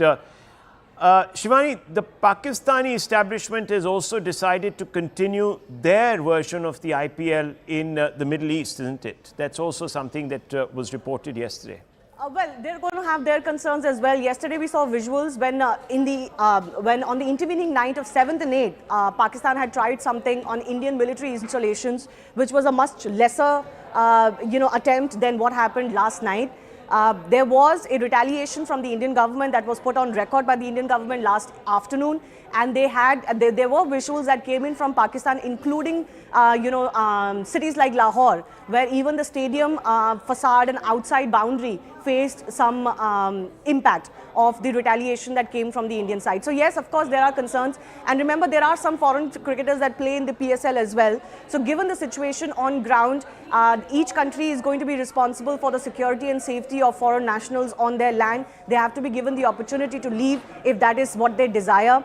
You would remember last afternoon, Rahul, the US consulate in Islamabad, plus the US just generally gave an advisory to its citizens not to travel to Pakistan or be close to the international border with India and Pakistan. And the US consulate in Islamabad also told its own members to take shelter in place. So that was in retaliation. That was after India's retaliation post the first escalation from Pakistan 2 nights ago. Now, of course, we're still awaiting what happened as far as Pakistani cities are concerned last night after they tried this massive drone attack and missile attack on Indian border cities. But of course, there are more security concerns and certainly damage that has been seen on ground in Lahore, Rawalpindi, etc. last afternoon than anything was visible in India. So certainly concerns on the Pakistani sides are much, much larger. Much, much larger. Very, very interesting developments, viewers. Fast-paced developments this morning. The IPL suspended. When can we expect, Shivani, a official announcement? We're being told that that hasn't been released as yet by the BCCI. Yes, we're just waiting for the official announcement to come. Like I said, just before I came live with you, I spoke to the top decision-making body in the IPL, and they said wait for a few minutes and we are going to make it official, and then we'll speak to you officially and let you know what happens next. But yes, I think from the conversation I had, it was clear that their mind is made up when they said that, see, when the country is at war, we cannot be seen playing cricket. It's just an extra headache for the country these are high-value individuals, Indian cricketers, all foreign cricketers, nationals who are in the country. They have to move around quite a bit. They have to practice at their grounds. It's not just about match security. There's a whole 2-day, 3-day schedule for every match. They need access to the ground. They travel from the hotels to the grounds. They practice in the open. Yes. There is security staff. There are fans who come and watch those practice sessions, etc. Are you going to allow fans inside the stadium? So instead of going through that route and, figuring out all of those security and logistical concerns, the IPL has decided that it's best to suspend it for now. Like I said, this is unprecedented decision. Never in the history of the IPL has the IPL been suspended like this. Absolutely. Of course, there are also concerns, as you rightly pointed out, about players' safety, and Pakistan would love to attack one of the stadiums and cause carnage there. So this is perhaps also pragmatic. It's a pragmatic decision that has been taken. Viewers, more details coming in now with regards to the aftermath of the Pakistani military action yesterday. Debris found in Sundarbani area of Rajouri district. This is after multiple drones and missiles were launched by Pakistan and shot down by Indian air defense mechanism. Let's try to get more details on this. Tejinder joins us. We probably also have visuals. Tejinder, what can you tell us? Where are these munitions from? What are they exactly? Have you been able to identify them? And are these of any Chinese origin, or what is exactly the nature? Yes, Rahul. These are the multi-barrel rocket launchers which are fired from the Pakistan side, but they were taken down by the air defense mechanism of the Indian Armed Forces. These debris have been recovered from the Sundarbani area of Rajouri district, wherein Pakistan tried to target some of our vital Indian Army installations in the area by using these rockets. I have got a clearance from the Indian Army where I wanted to check with them what type of rockets are these. So we want to be doubly sure, and now we have the confirmation. Okay, did we just lose Tejinder there? I think we did. Viewers, we're going to try and reconnect because that was important. He was getting to an important point. Some of these debris items even have serial numbers on them. So clearly they have markings, and those markings tell a story. And if they do tell a story, then we can establish very, very clearly that this was a Pakistan unprovoked strike on a civilian area, which makes it a lot more difficult for Pakistan to explain what it was doing. And therefore, I want to go across to General Iyer. I think he's still there with us. We also have General Sharma. General Iyer, put this into context. This Pakistan decision to target civilians. Okay, we also have General Rajinder Singh. Let me bring you in, General Rajinder Singh. What do you make of this? And of course, General KJ Singh also there with us. General Rajinder Singh. Firstly, I totally agree with the points which have been brought out by the wing commander. I think with the spirit that he spoke, the spirit of our country is exactly the same. We are today fully ready to counter any of the threats from Pakistan. We have shown it by the various actions that we have undertaken up till now. Your correspondents have very lucidly brought out as to what all has happened on the border areas, near the military installations, near the airfields, where the Pakistan has struck. And we have also seen the kind of counteractions that have been taken by us. Pakistan, for once and for all, must realize that India is not going to sit idle. it is not going to tolerate any meddling into our area, any infringement of the international norms, and any support to the terrorist organization that Pakistan has been doing up till now. I think there are 2-3 things which we need to consider.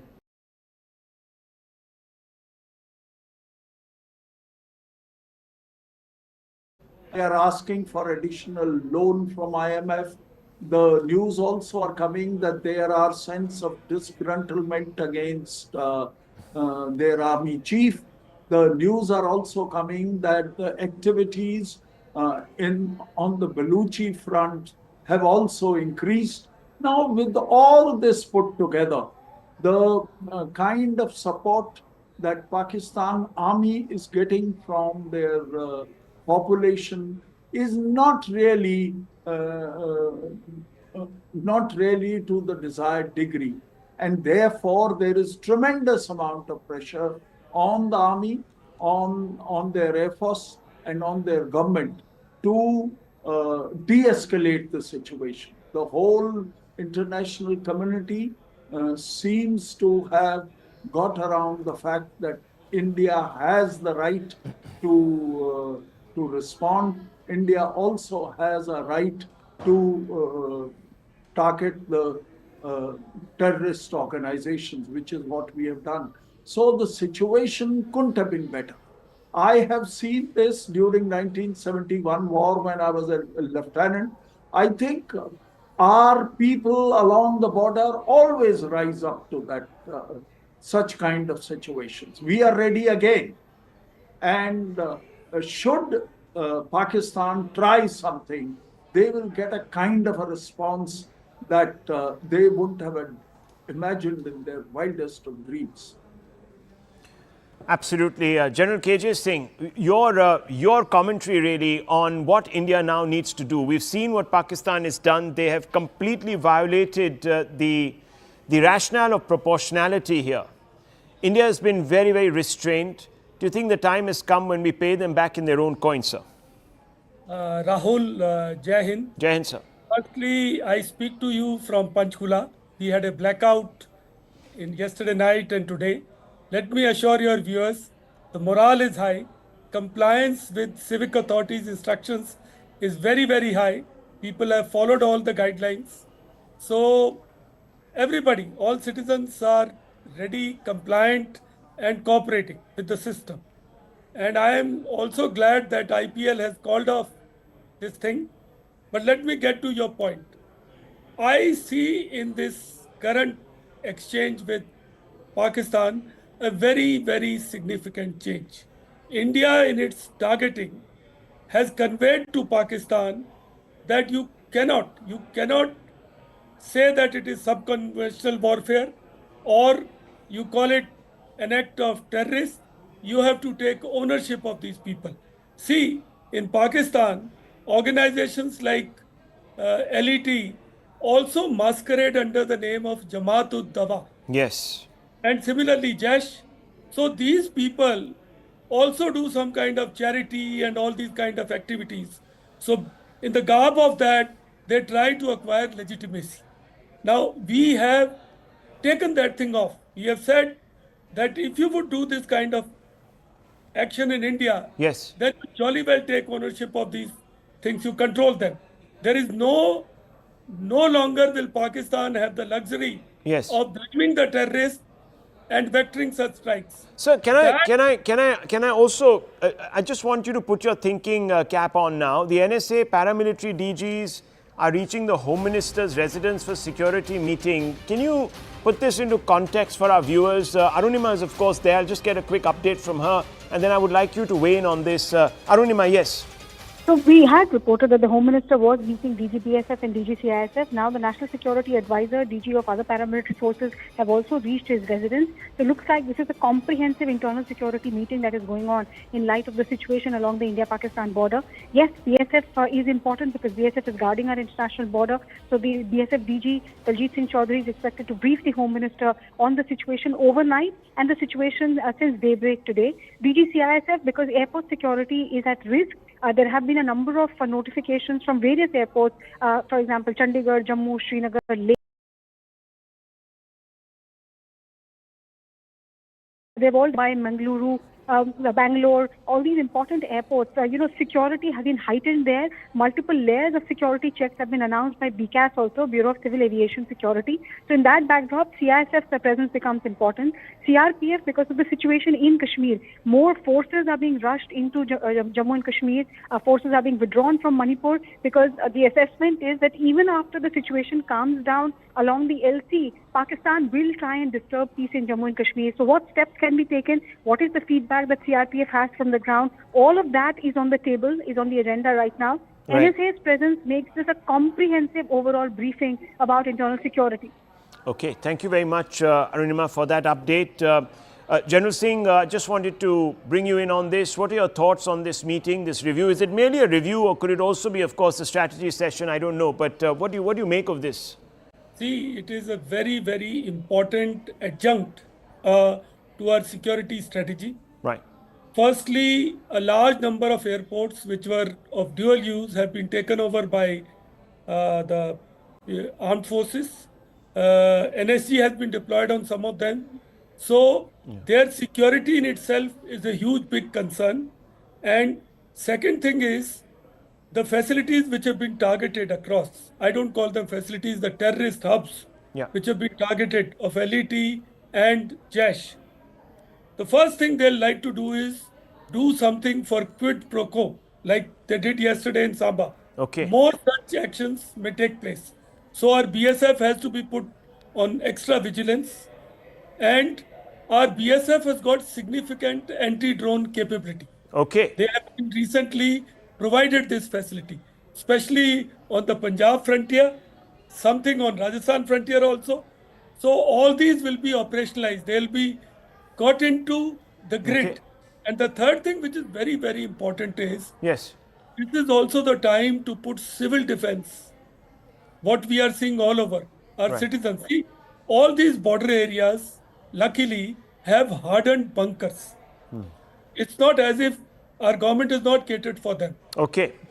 So There are this is facilities a comprehensive review in your analysis. Just stay on with me. I also want to bring in General Dhillon. General Dhillon is here with us also. General Dhillon, your overview really of the response that India either should have or has already undertaken. You probably have access to some news from your own sources. What do you make of the situation? We've seen what Pakistan has done, but how has India really responded? And do you think we've fallen short of what should have been perhaps a toe-to-toe response with Pakistan?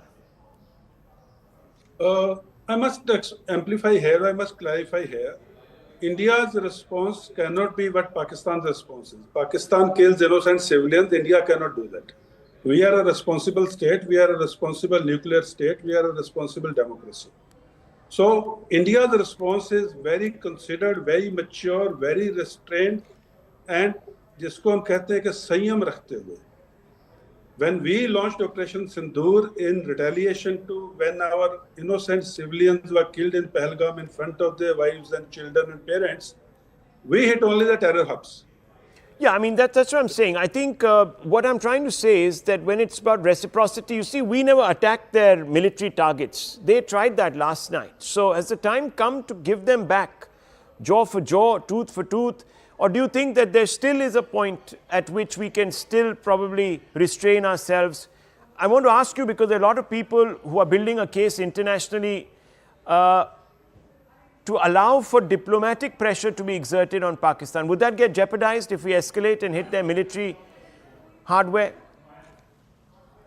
When our nations go to war, the whole of nation, all the arms of the nation, that is military, diplomatic, political, economic, everything is a comprehensive national power.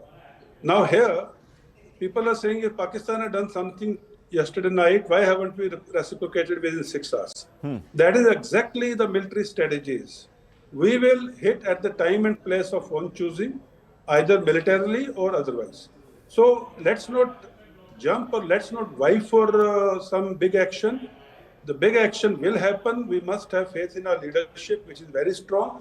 And we must have faith in our military commanders who are very well synergized in the national overall scheme of things.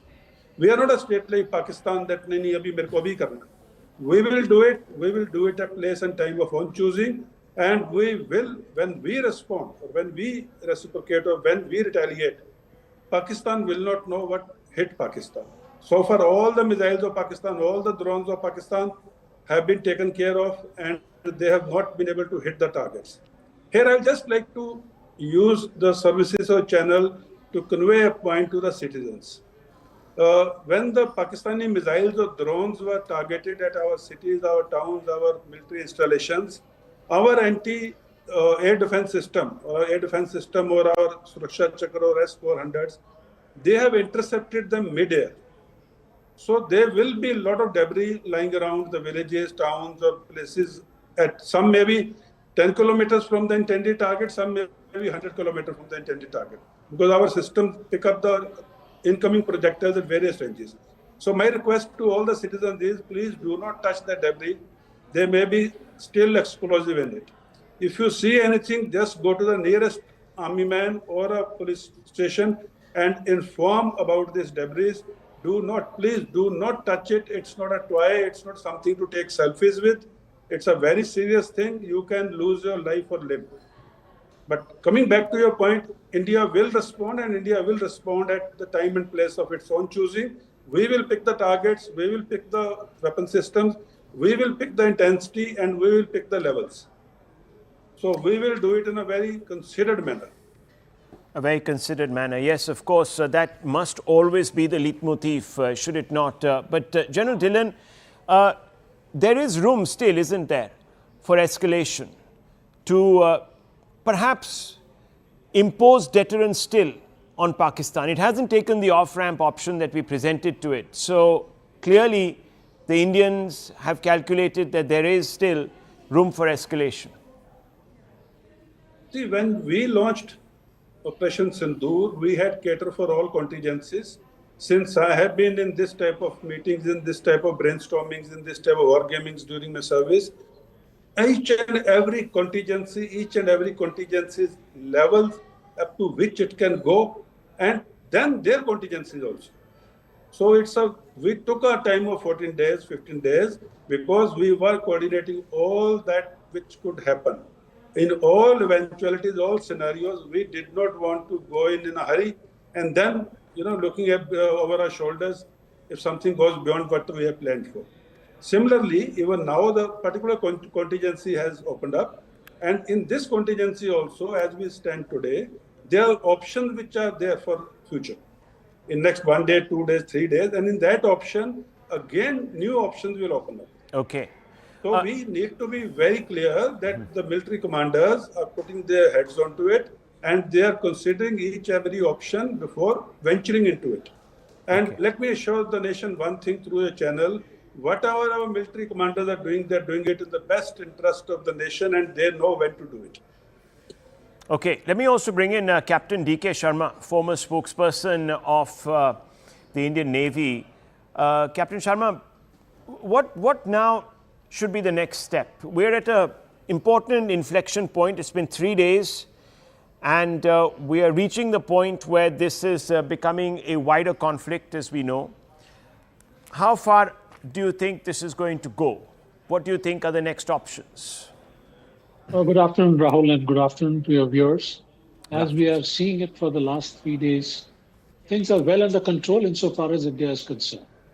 We are very, very measured, we are very, very precise, and we are not going berserk as our adversary is going. They are in a state of panic. They are looking at all the windows, all the opportunities, and are striking left, right, and center.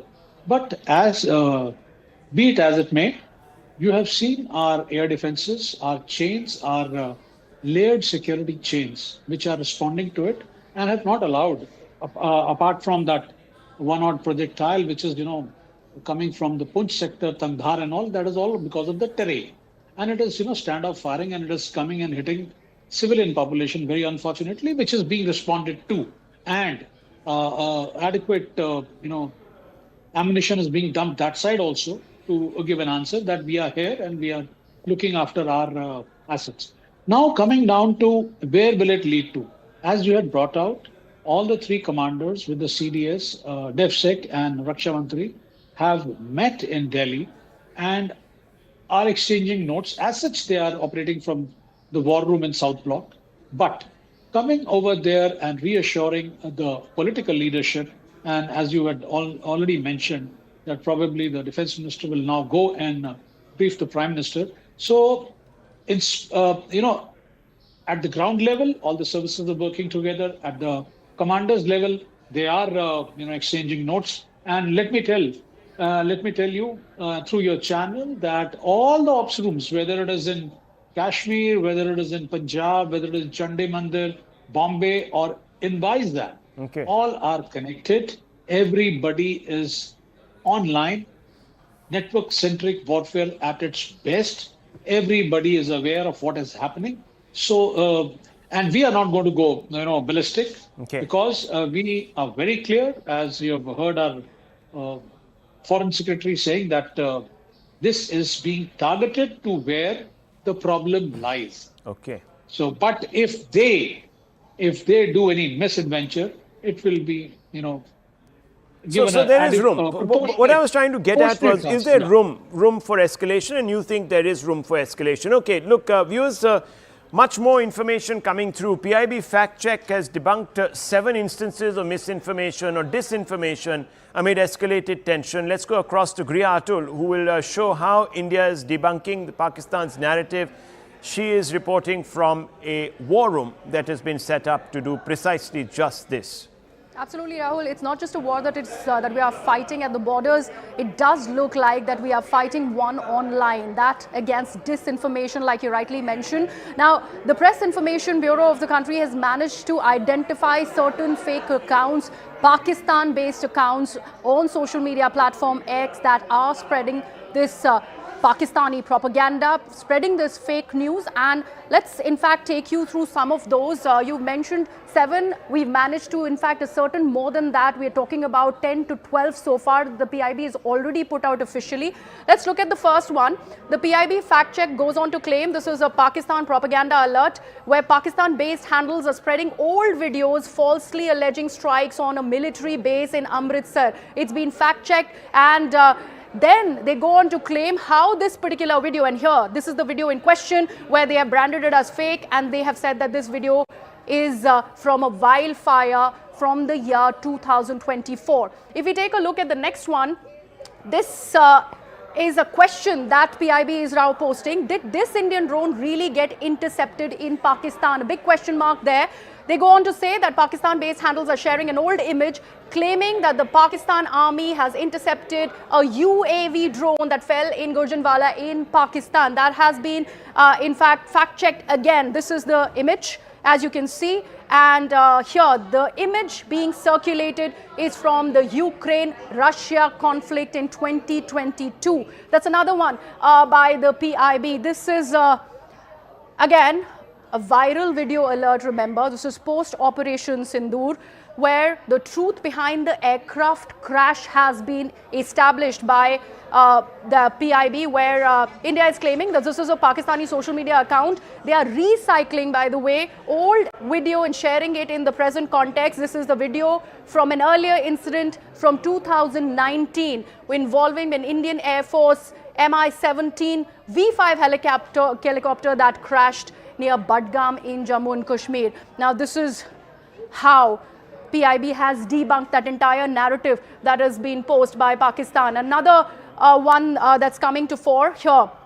This is a video from Indonesia which has been shared in completely wrong context. So there are numerous examples like this, Rahul, which India has posted. Okay. India has identified these accounts. And of course, there is also that executive order that has come in from the country to, in fact, ban over 8,000 accounts. And that request has been sent out to the social media platform X. Well, viewers, these are modern days, and in modern times, there's also a disinformation campaign that has to be fought because of the technology that is available. Disinformation spreads so much quicker, as we all know.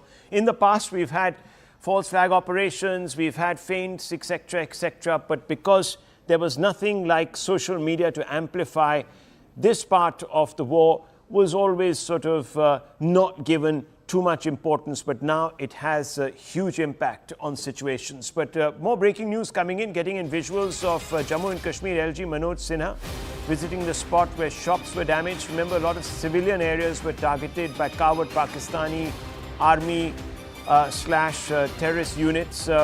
Shelling last night took place all along the LOC, and Umar Abdullah, also Jammu and Kashmir Chief Minister, reached government hospital in Jammu. All of these areas just to make sure that the civilians there, whatever they need, all their requirements are addressed. So that's what we're seeing. That's I think Manoj Sinha there under a umbrella. Because it's raining, and he's taking an assessment. Ishan Vani there with us. Ishan, what can you tell us about these pictures that we're seeing on our screens? Yes, Rahul, Lieutenant Governor, Chief Minister and the Cabinet Ministers are out meeting people affected by the ceasefire violation, particularly those who have been now shifted to safer shelters and those who are in the hospital getting medical treatment, and they are assuring people that the government stands with them. And everyone is trying to ensure your safety. Lieutenant Governor visited those shops which were damaged by the ceasefire violations, includes people who were earning a living out of running shops near the Uri market, where shells landed yesterday at multiple shops. The place where the shells also landed has a diverse population.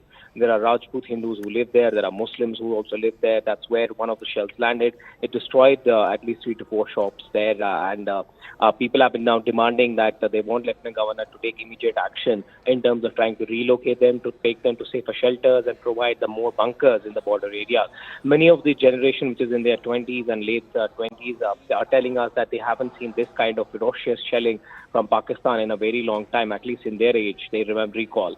And that is why they're scared, they're afraid, and many of them have left. The Chief Minister is in Jammu, while the LG is taking care of the situation in Kashmir. The Cabinet Ministers are out there, visited the GMC in Baramulla and other locations as well, trying to reassure people that the government stands with them in these difficult times, and while the army is trying to give a befitting response to the ceasefire provocation by the Pakistan army. Absolutely. Well, thank you very much, Ishan, and continue to be safe there. Tough and very, very trying times along the LOC, where Pakistan has decided that in their asymmetric warfare, they're going to target civilians, and this is quite disgusting. But we're also, viewers, being told that, okay, do we have a bite of whom? Let me just quickly clarify that with our director, Director Saab. Whose bite are we going to? पता नहीं कौन सा कायद वो India के इन मामलात के ऊपर एक स्टेटमेंट नहीं आई। जनाब डिप्टी स्पीकर साहब, मुझे टीपू सुल्तान के वो एक कॉल याद आ रहा है कि अगर एक लश्कर जिसका सरदार शेर हो और उसके साथ लश्कर में गीदड़ हो तो वो शेरों की तरह लड़ते हैं। अगर शेरों का लश्कर उसका सरदार गीदड़ हो तो वो नहीं लड़ सकते, वो जंगे हार लेते हैं। इस वक्त बॉर्डर पे खड़ा वो फौजी जो हमसे तवक्को रखता है कि हमारा लीडर, जो कौमी लीडर होता है या जो वजीर आज़म होता है, वो आईना होता है, वो फेस होता है, उसकी तवक्को है कि हमारी सियासी क़यादत वो दलेरी के साथ मुकाबला करेगी। जी, वाइंड अप करें, जुम्मे का टाइम है। आखिरी 2 मिनट दे जी। लेकिन जब आपका वजीर आज़म, जब आपका लीडर बुज़दिल हो, वो मोदी का नाम ना ले सके, उसको आप क्या पैगाम दे रहे बॉर्डर पे लड़ने वाले उस जवान को? इनका पता नहीं कौन सा कायद वो इंडिया के इन मामलात के ऊपर एक स्टेटमेंट नहीं आई। जनाब डिप्टी स्पीकर साहब, मुझे टीपू सुल्तान के वो एक कॉल याद आ रहा है कि अगर एक लश्कर जिसका सरदार शेर हो और उसके साथ लश्कर में गीदड़ हो तो Well, viewers, we should just play that once more, because that is the epic meltdown in the Pakistani National Assembly, and that's a member of parliament just before the Jummah prayers, completely losing it, thinking that bluster alone will win them this war. No, it's not going to win you this war, Mr. MP. It's not going to win you this war. You're losing your equanimity. You're completely losing rationality.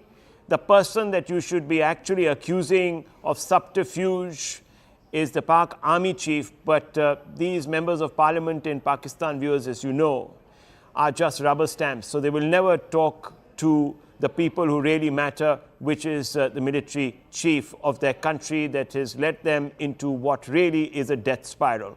Let's listen to this once again. का सरदार शेर हो और उसके साथ लश्कर में गीदड़ हो तो वो शेरों की तरह लड़ते हैं। अगर शेरों का लश्कर उसका सरदार गीदड़ हो तो वो नहीं लड़ सकते, वो जंगे हार लेते हैं।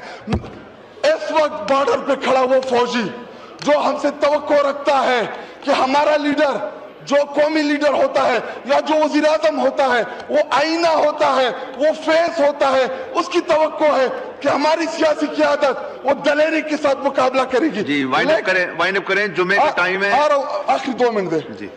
लेकिन जब आपका वजीर आजम, जब आपका लीडर बुज़दिल हो, वो मोदी का नाम ना ले सके, उसको आप क्या पैगाम दे रहे बॉर्डर पे लड़ने वाले जवान को?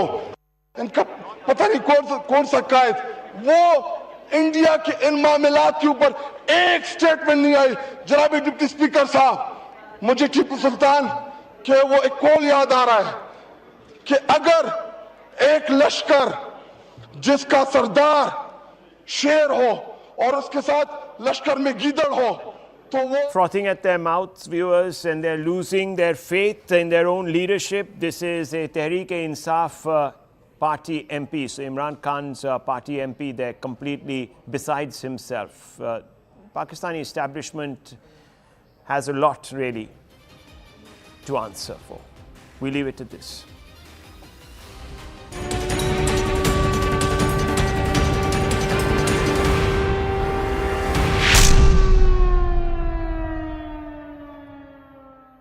सस्ते वाले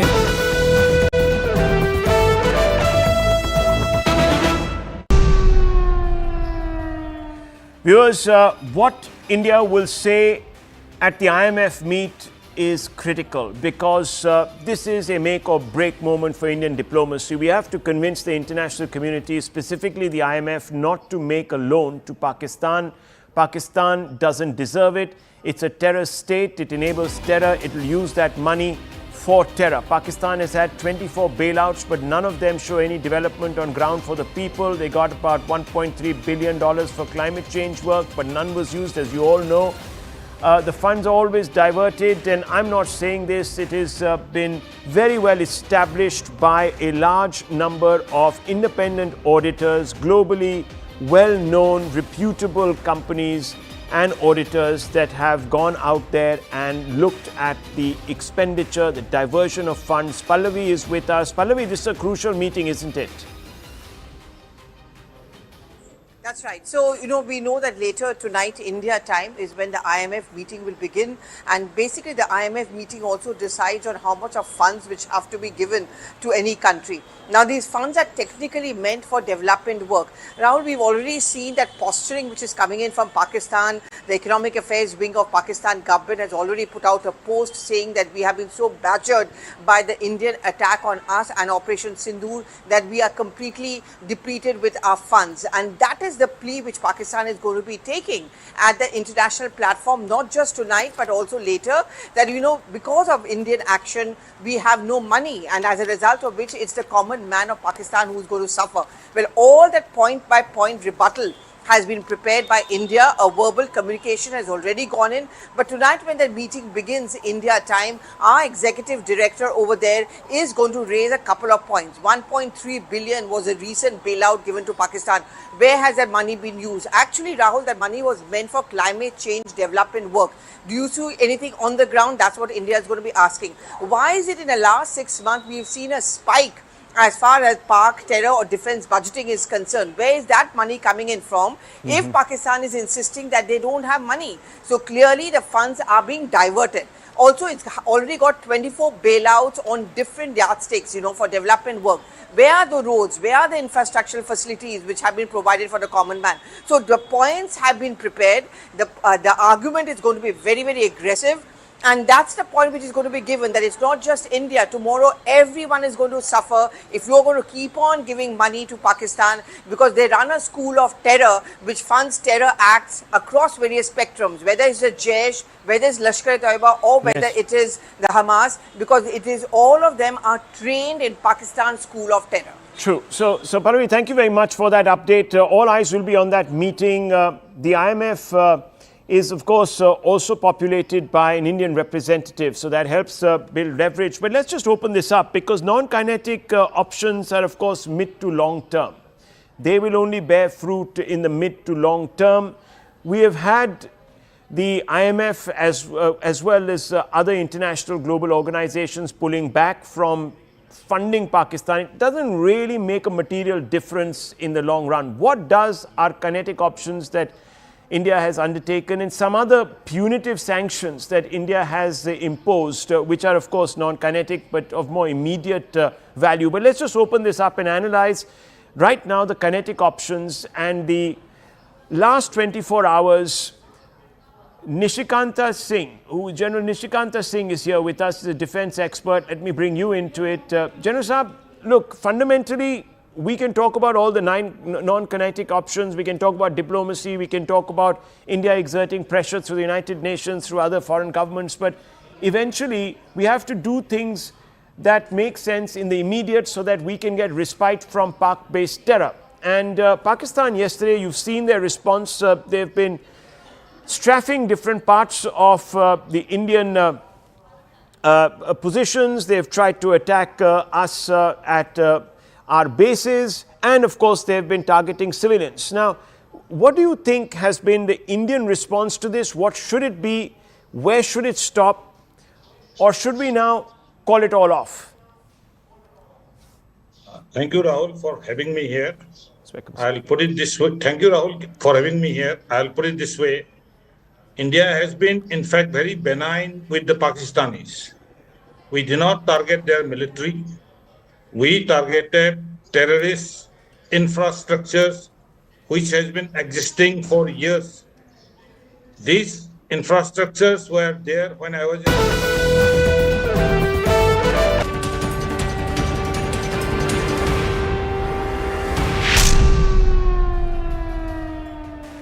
Good afternoon, everyone. Thanks a lot for staying with us. You're watching the continuous coverage here on CNN News 18. I'm Shivani Gupta. We're tracking the latest that is coming from all official sources as far as the escalation from Pakistan is concerned against India across the western border from Jammu and Kashmir to Gujarat. And we'll get you all the latest in the next 1 hour. First up, let's take a quick check of the top 10 stories we're tracking. Defence Minister Rajnath Singh meets Tri-Services Chiefs and the CDS and Defence Secretary. Tri-Services Chiefs brief the Raksha Mantri on Operation Sindoor. Crucial meeting underway at Home Minister Amit Shah's residence on security. Paramilitary DGs have reached his residence for this top meet. BCCI to decide to suspend the Indian Premier League 2025 amid escalating tensions between India and Pakistan. IPL sources say they cannot be seen playing cricket when the country is at war.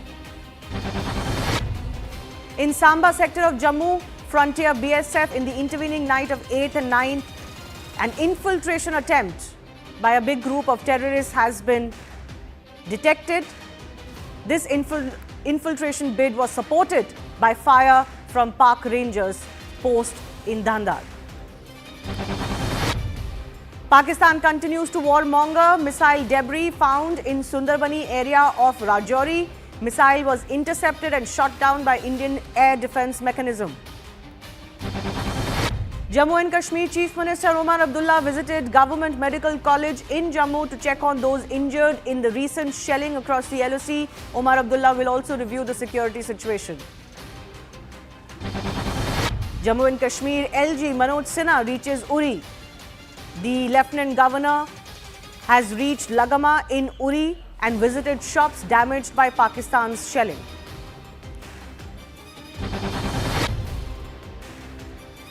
Army handed Pakistan a befitting reply. Army has released a statement on Pakistan Army's attacks using drones and other munitions along the entire western border last night. The Army says the attacks were effectively repulsed and befitting reply was given. External Affairs Minister S. Jaishankar dialed India's allies and friends across the world as Pakistan resorted to unprovoked attacks in retaliation for Operation Sindoor.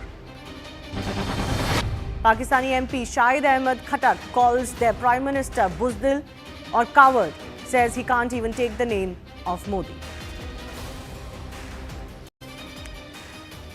So India's air defense system prevailed, and prevailed how? Against Pakistan's drones and even missile attack across the evening, across the entire western border last night. The government has neutralized all of the incoming missiles through the air defense system, and they have also neutralized the air defense system at Lahore after Pakistan attempted to engage a number of military targets last afternoon.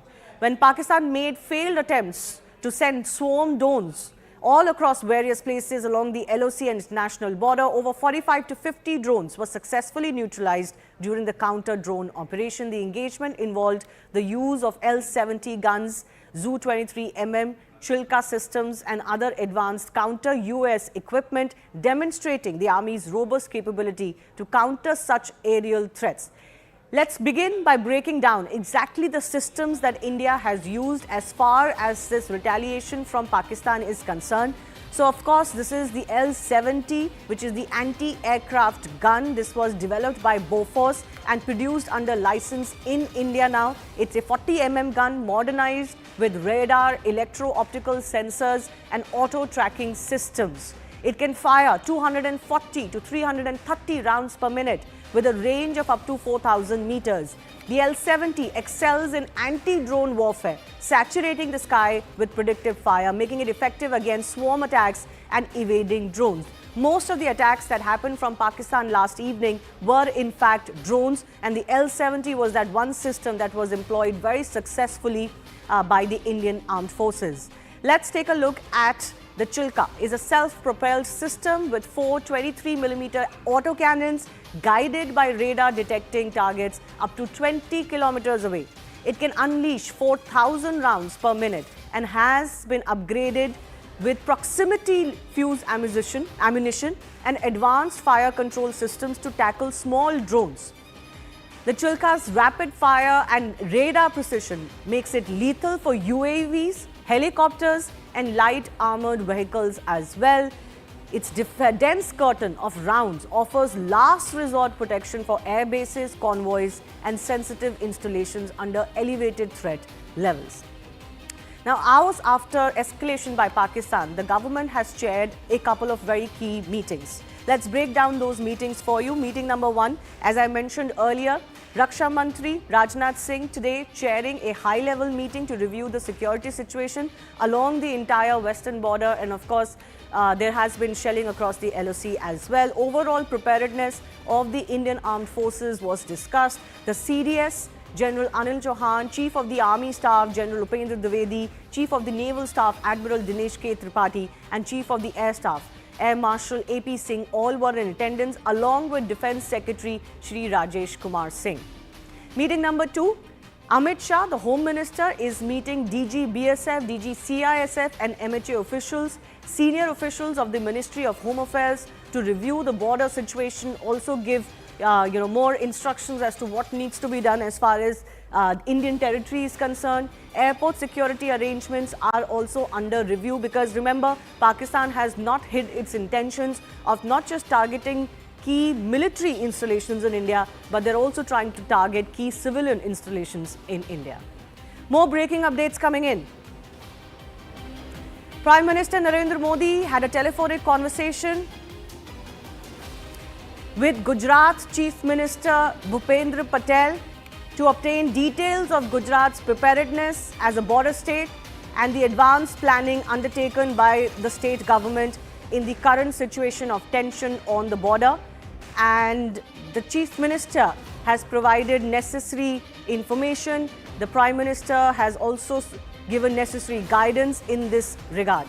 My colleague Payal Mehta is also joining us with more on this. Payal, the Prime Minister has spoken to Gujarat Chief Minister. You can tell us more about that, and is he also likely to speak to all other western border states' Chief Ministers as well? Yes, you've seen multiple rounds of preparedness and meetings taking place with the Union Home Minister chairing a meeting just the other day with the border states, with the police officers and the security officials over there to check the preparedness. But there have been very, very interesting developments that have taken place at these borders, especially Jammu and Kashmir, Rajasthan, amongst the others, effective last night and the night before that as well. Keeping that in mind, one of the first few conversations that the Prime Minister essentially had, Shivani has been with the Gujarat Chief Minister, and Gujarat incidentally is also the Prime Minister's home state. There are many important military establishments that have been under the attack as far as Pakistan is concerned, and the fact that Jamnagar also houses one of the biggest refineries in the country. So taking a clue from the preparedness that has already been put into place by the state government in coordination with the Ministry of Home Affairs, the Prime Minister said to has given guidance to the Chief Minister of Gujarat how to take this forward. Not to forget that the Prime Minister has been the longest serving Chief Minister of Gujarat himself as well. So all hands on the deck approach that is being adopted by both the centre and the states, especially in border states, making sure that the nefarious design of Pakistan does not meet with any success, and our soldiers and our braves fighting it out at the borders, keeping all of us protected. So obviously, no room left for any sort of room unattended, if I may say so. That's the approach of the Indian government and the Indian establishment. Payal, thanks a lot for joining us. Let's take a look at some more breaking updates coming in. X, the social media platform, has blocked accounts of leading Pakistani journalists Hamid Mir and Najam Sethi. These must have been blocked on the request of the Indian government. We have seen that the Indian government has sought the blocking of as many as 8,000 accounts on X for various reasons during this entire conflict and escalation between India and Pakistan. My colleague Aman is also joining us with more on this. Aman, more handles from Pakistan getting blocked. Yes, Shivani, and this is big because Hamid Mir, Najam Sethi, some of the most well-known journalists of Pakistan, but also being accused of spreading fake news and propaganda from Pakistan, and that is why the government has taken this step. In fact, Hamid Mir's tweets were being pointed out by many on the social media also in the last few days as fake news. So Hamid Mir and Najam Sethi, both their X accounts have now been blocked by India after a series of action has been taken against certain media accounts of media organizations also from Pakistan, and this is a part of this India's crackdown. And the Twitter had yesterday in fact put it out that they had received executive orders from the Indian government requiring X to block as many as 8,000 accounts in India, and these are potentially because India is asking them to be blocked because in the current tensions between India and Pakistan, a lot of fake news is being propagated by these handles, and that is why India has taken this big step. So after many media organizations, now two leading journalists of Pakistan, Hamid Mir and Najam Sethi, both their X accounts have been blocked. All right. Aman, thanks a lot for bringing us that update. Arunima, my colleague, is keeping a track of the government meetings that are taking place. Arunima, I believe you are at the South Block and multiple meetings taking place. What's the latest you're picking up on the Home Minister's meeting? He's still meeting this paramilitary DGs, DG CISF for airport security, DG BSF to understand what's going on the international border from Jammu all the way up to Rajasthan. Punjab and Gujarat also saw incursions yesterday. So that meeting is going on. DG of CRPF as well as the IB chief are also attending that meeting. We do know that the situation in Kashmir, even without the tension at the border, is evolving after the Pahalgam terror attack. And there is a huge chance that the overall CRPF deployment in the valley could be augmented. So in the backdrop of what is currently happening, Home Minister is meeting the paramilitary chiefs to try and understand what is being done for civilians across the international border. He has already spoken to the DGPs of border states yesterday, and this meeting with the paramilitary DGs is also keeping in mind the situation as it evolved last night. Since daybreak, thankfully all has been quiet. There's been no incident reported along the LOC or along the international border. But as we are approaching the evening, I think our guards are up once again, because over the last 48 hours, with the sun setting, Pakistan has opened fire, artillery on the line of control, and also indulged in misadventure via drones like we saw last night. Okay. Arunima, I'll keep coming back to you. We are getting some more updates now as far as India's preparedness is concerned. The central government has now empowered the Chief of the Army Staff to use the powers under them to call out every officer and every enrolled person of the Territorial Army to provide for essential guard or to be embodied for the purpose of supporting or supplementing the regular army. My colleague Akash Sharma is bringing us this update. This is also a very big step that the armed forces or the military is about to take? So it's a reserve force. We have, people, who are interested in serving the army and cannot do that because of their other jobs, generally getting enrolled for it. But this is the time when country, needs them, and this is the reason why we are getting this notification where it has been categorically mentioned that Army Chief is now, empowered to take any sort of decision of the sort of deployment that the condition requires or the operational command requires, and for that, the officers or the personnel who are employed or are registered with the territorial army can be called. In fact, we have been told that total 14 infantry battalions are there, when we talk about territorial army. So we have got several departments. They work for environment, they work for railways, they work for Indian Army, they work for, ration supply and everything else. But we have 14 infantry battalions as well, who can in fact assist the regular army. And this is one such time where we have seen that how the adversary in this particular case is, attacking India and in fact trying to attack India on a daily basis. And that's the reason why this notification has been put out by the central government. And in fact, powers have been given to the Indian Army Chief, Shivani. Okay, Akash, thanks a lot for bringing us that very important update. Let's also go across to our experts joining us. Vice Admiral Shekhar Sinha, former Chief of Integrated Defence Staff and Commander-in-Chief, Western Naval Command, is joining us. Tilak Devashir is author and former member of the National Security Advisory Board. I thank you, gentlemen, for your time. Vice Admiral, I'm coming to you first up. While the situation across the IB may be a little bit quiet right now after what transpired late last evening and night, it seems that India is very much preparing for every contingency. You must have just heard the news that we broke. Even every person who's associated with the territorial army could be brought on for duty. How do you see these measures being taken by the army and the government as well? Well, Shivani, thank you very much for getting me on your program. This is very essential because the manner in which the army has to attend from smallest of issue to a bigger issue, and therefore it has been realized that some of these issues can be handled by the territorial army, for which they are well trained, so that army, the main army, fighting army, can concentrate on the closer to border, and maybe there is some offensive in making, quite possible. And therefore these are all required. But I must tell you that these things will continue to happen till such time we really remove the root cause of this entire firing, entire terrorism which is going on our side of the border. And terrorism is not because of Lashkar-e-Taiba or Hizbul Mujahideen. It is the biggest terrorist group in the world is the Pakistan Army and ISI. Yes. And therefore, it requires fair amount of hitting and hitting them hard, which the government is doing progressively. That you fire one, I will fire two. I will hit you harder than what you have done on every time that you fire. So it's but not at the same time, Vice Admiral, India is still allowing an off-ramp of sorts to Pakistani army. That okay, if you attempt something, we're going to hit back proportionately. You may not be able to damage us. We will obviously manage damage, but we are not escalating it any further. But it's Pakistan's ISI and army that is just not taking that off-ramp.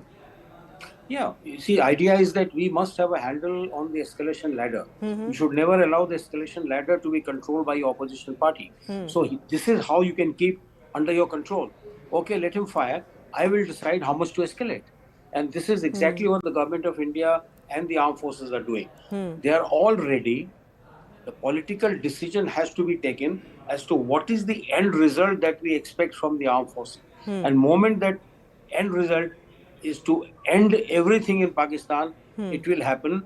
All forces will come together and they will have concentration of firepower and they will take out all the targets which they have already got in their mind. Not only in mind, they've got it all fitted along with all the weapon systems which are available to them. Shivani. Okay. So, gentlemen, just hold on with me. I'm just going to take our viewers through some more updates that are coming in.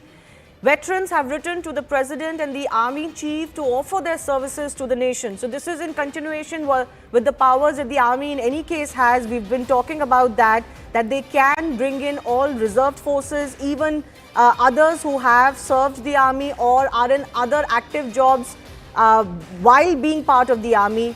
But The territorial army, which is the second line of defense, has already been asked to use their powers to call in everybody that has an association with them. Now we're getting to know that veterans of the country, war veterans and others who have served the armed forces, the military, have written to the president and the army chief that they are available for service.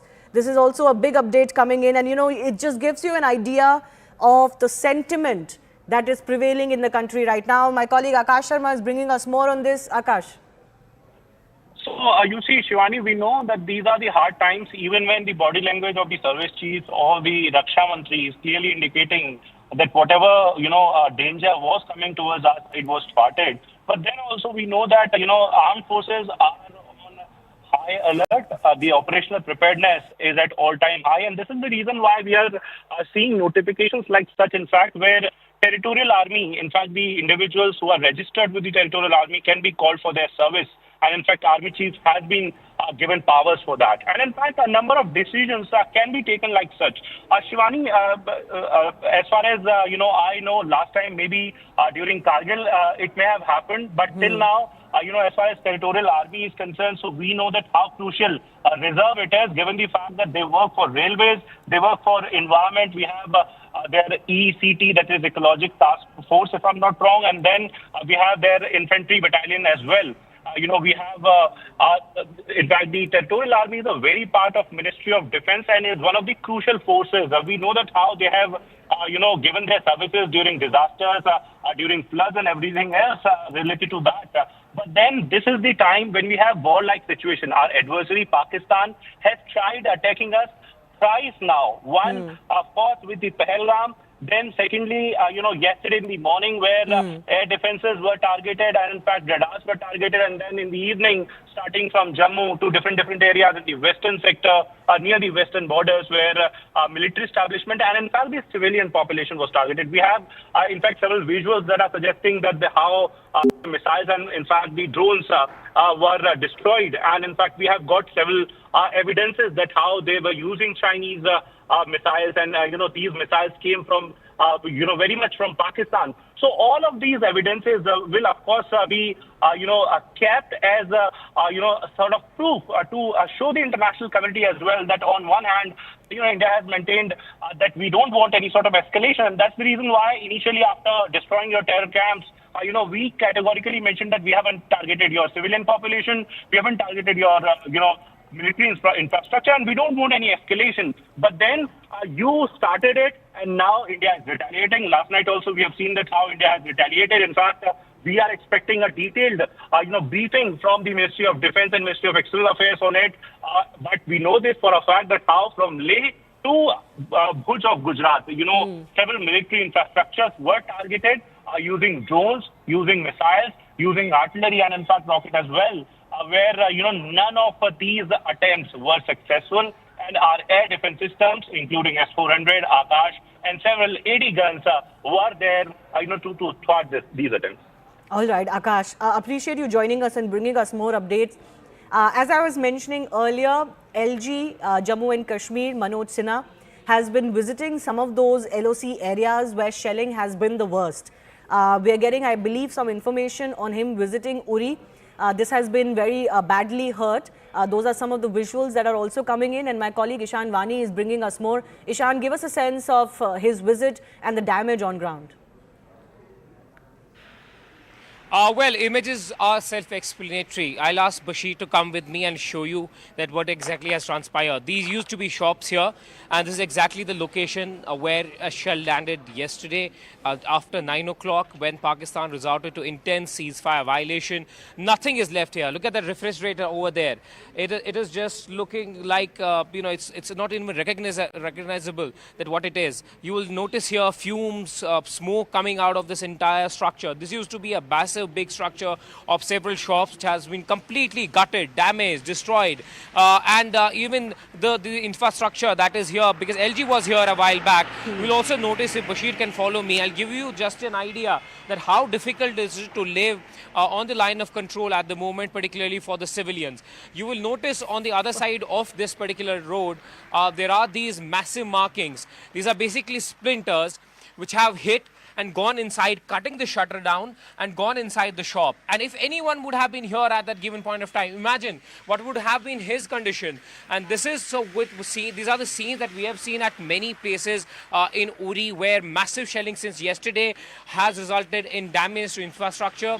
A woman was so unlucky that there was one shrapnel which came on their vehicle while they were trying to escape in Mohra, and it hit her neck and she died. And the rest of the family members are safe, but one lady has died, multiple are injured. Even if you look at this road, there are more structures, if Bashir can zoom in and show you, which have been hit by the intense shelling of the Pakistan army. This is one such structure there. It was a shop owned by possibly a local Rajput Hindu who used to sell some items there, and that shop is also completely destroyed. And this tells you the intensity at which Pakistan shelling was happening yesterday, and the sort of bombardment that has been done, particularly in the civilian areas. This is one such area which has been impacted, but there are other areas in Uri where continuous ceasefire violation that was witnessed yesterday. We have been given to understand by the people in their late 30s that even they haven't seen such kind of intense shelling take place from Pakistan in the last at least 3 to 4 decades. So this is a mark of a new chapter for these people, where they have been displaced, where they have been uprooted from their houses, they have been shifted. But the administration now, from Lieutenant Governor to Chief Minister to the cabinet ministers, are coming, assuring them the government is trying to do every possible bit to ensure their safety and security. Yes, and after that, of course, some help to these residents in rebuilding their lives as well. Ishan, thanks a lot for joining us. Let me quickly bring in our guests once again. Tilak Devashar, how do you look at this situation? Because, the government is still giving the signal that they are waiting for Pakistan to come to senses. Whatever retaliation they do, we're going to effectively thwart it. They're not going to manage to do much damage. We're going to hit back, possibly with greater intensity, to teach them a lesson, but not escalate any further. Are we at war, sir? Or is this still the brink of war? Thank you, Shivani. About being at war, I'll tell you a very interesting story. In 1965, when the Indian mission was in Karachi, so the question arose whether the records should be burnt. When you have a hostile situation, all the cipher documents are burnt. But they can be burnt only if there is war. So they weren't sure if India was actually on war with Pakistan. So then a decision was taken to send somebody to the Pak Foreign Office and ask them if India and Pakistan were at war. Now, the Pakistan official himself did not know whether they were at war. So he said, I'll have to refer it to higher authorities and get back to you. And they never got back during the duration of the war. So it's, in modern day, it is very, very difficult to say if you are at war or you're not at war. I think one of the key indicators is that you're crossing the international boundary with land forces.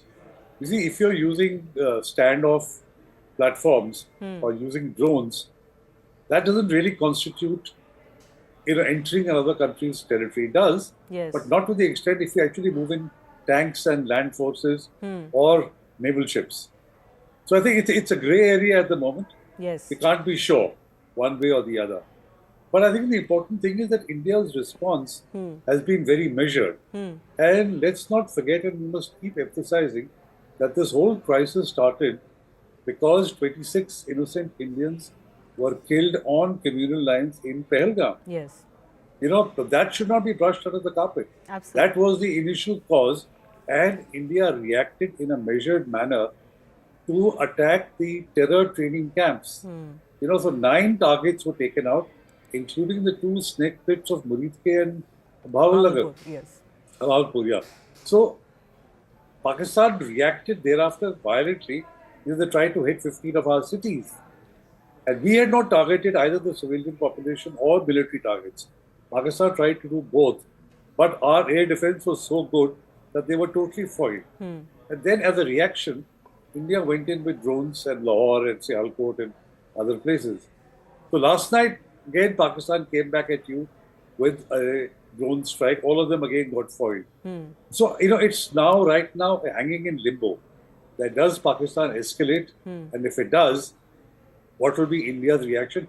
I think one thing India is very clear about, and as the Admiral Sinha also mentioned, that you keep control of the escalatory ladder. Yes. You don't want to go up too sharply up the escalatory ladder, but you will certainly do what you need to do to defend yourself and also to take the battle into Pakistan should they not get the message, should they not behave. Yes. So I think Pakistan has off-ramps if they want to choose it, if they want to choose to get off. But Pakistan's problem is that Asim Munir needs to show to his people back home, because of his declining popularity and the declining popularity of the Pakistan army, they need to show something which they can claim victory.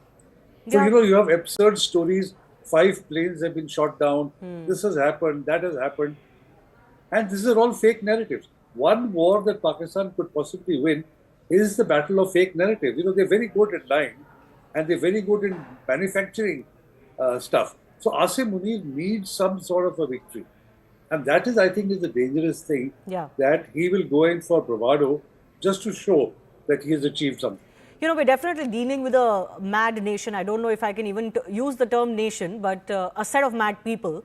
But I think on the Indian side, what we're also displaying is quiet confidence that, okay, we know you're going to try something, maybe a few times. We are very well prepared to thwart those efforts, retaliate in kind. But we are also quietly waiting for you to come to your senses. Gentlemen, just stay with me. I want to take this further with you, but I have to slip into a very short break. More news and updates in just a couple of minutes. Our reporters are also continuously getting us breaking updates on the entire situation.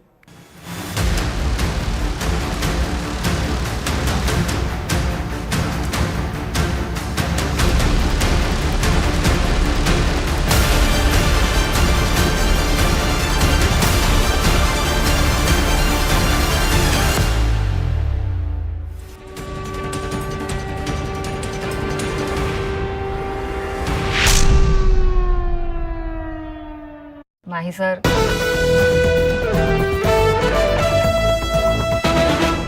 With us, Shivani. Yes, I just spoke to the very top sources in the IPL governing body and they have confirmed that they are considering the suspension of the IPL as of now. When I asked them what is the reason behind this, is it because of the security concerns, has the government indicated anything to them? They said that no, this is not because the government has asked us to do anything, but when the country is at war, we cannot be seen playing cricket. This is something that the IPL governing body is thinking of in itself. What I've been told is that they're discussing it currently with the IPL franchises as to what needs to be done. What they're saying is that they're considering suspension of the IPL right now. What happens to the remainder of the season, we don't quite know. We know that, of course, the window available for the IPL is always these two. All right, now we're getting a confirmation that the IPL has been suspended. We're getting this confirmation coming in. As I said, the official source from the IPL governing body has been saying that they are considering this decision. And the reason is, as they said to me, that we cannot be seen playing cricket when the country is at war. As far as the government is concerned, there is no word as far on the security situation, etc. But yes, the IPL governing body feels that this is not something that should go on. And there are, of course, security and logistical concerns. There are multiple venues that are associated with the IPL. Movement of the players and the teams becomes a concern. And on top of that, the local security provision that has to be made for each and every match. Yesterday in Dharamshala, the match was going on even as news of Pakistan aggression was coming. Officially, the BCCI has still maintained that that match at Dharamshala had to be suspended because of floodlights issue. It was believed that that's what the crowd was told at the ground so that there is no panic. But the actual reason was that they wanted to suspend it and have no activity there at the ground. But the BCCI till today has maintained the official line that that was only due to floodlights issue. But as news is now coming in, the IPL has been suspended for the remainder of the season. When it can pick up, we don't quite know because the situation with India and Pakistan at the LOC and at the border now continues to be extremely fluid and extremely dangerous. Yes, well, of course, the optics are pretty wrong in a situation like this, but clearly there is an overhang, security overhang, Shivani, and I'm sure that the BCCI's decision has probably been communicated to the government. Would you not agree? Yes, absolutely. They will, of course, keep the government in loop. Just till 2 minutes back when they were talking about this, they said that, see, it's not as if the government has asked us to do anything. I think they said the government is doing their job. What is our job is to see whether we should be playing cricket at this time. The word used was that when the country is at war, we cannot be seen playing cricket. So I think this is also more to show solidarity with the fact that we cannot be doing this. This is a mega tournament. Under very few circumstances does the IPL ever come under question. You would remember that when elections were happening in 2009 and security was denied to the IPL, it moved to South Africa. But other than that, the IPL continues to be the biggest draw in world cricket. And come rain or shine, nothing really affects it. There have been questions on so many things about the IPL in the past, but it doesn't really work out because IPL is the BCCI's showpiece tournament in India. And a lot of the global cricketers come and play here. But I think in this situation, it is about their security as well. We've got foreign cricketers on Indian land. We've got Indian cricketers and their well-being to take care of. And I think one can understand why they're not saying this openly, that there are security and logistical concerns. Yesterday, after the match in Dharamshala was cut short, there had to be a special train that had to be organized for the players to come because airports were under, airport activity was under suspension by the government. So here, I think it kind of eases one element of security apparatus, local police, and others who are employed in giving security to IPL matches need not do so anymore. And yes, the bigger question now for the board and the IPL governing body to understand would be what happens next as far as the remainder of the season is concerned. The window is only till May end. After that, international window opens. So we don't quite know. This is unprecedented ground, really, as far as the IPL is concerned. Yes, it is unprecedented ground. Of course, there have been instances in the past when the IPL has moved overseas, and that has been also because of certain other exigencies. But this time, quite clearly linked to a conflict. Shivani, the Pakistani establishment has also decided to continue their version of the IPL in the Middle East, isn't it? That's also something that was reported.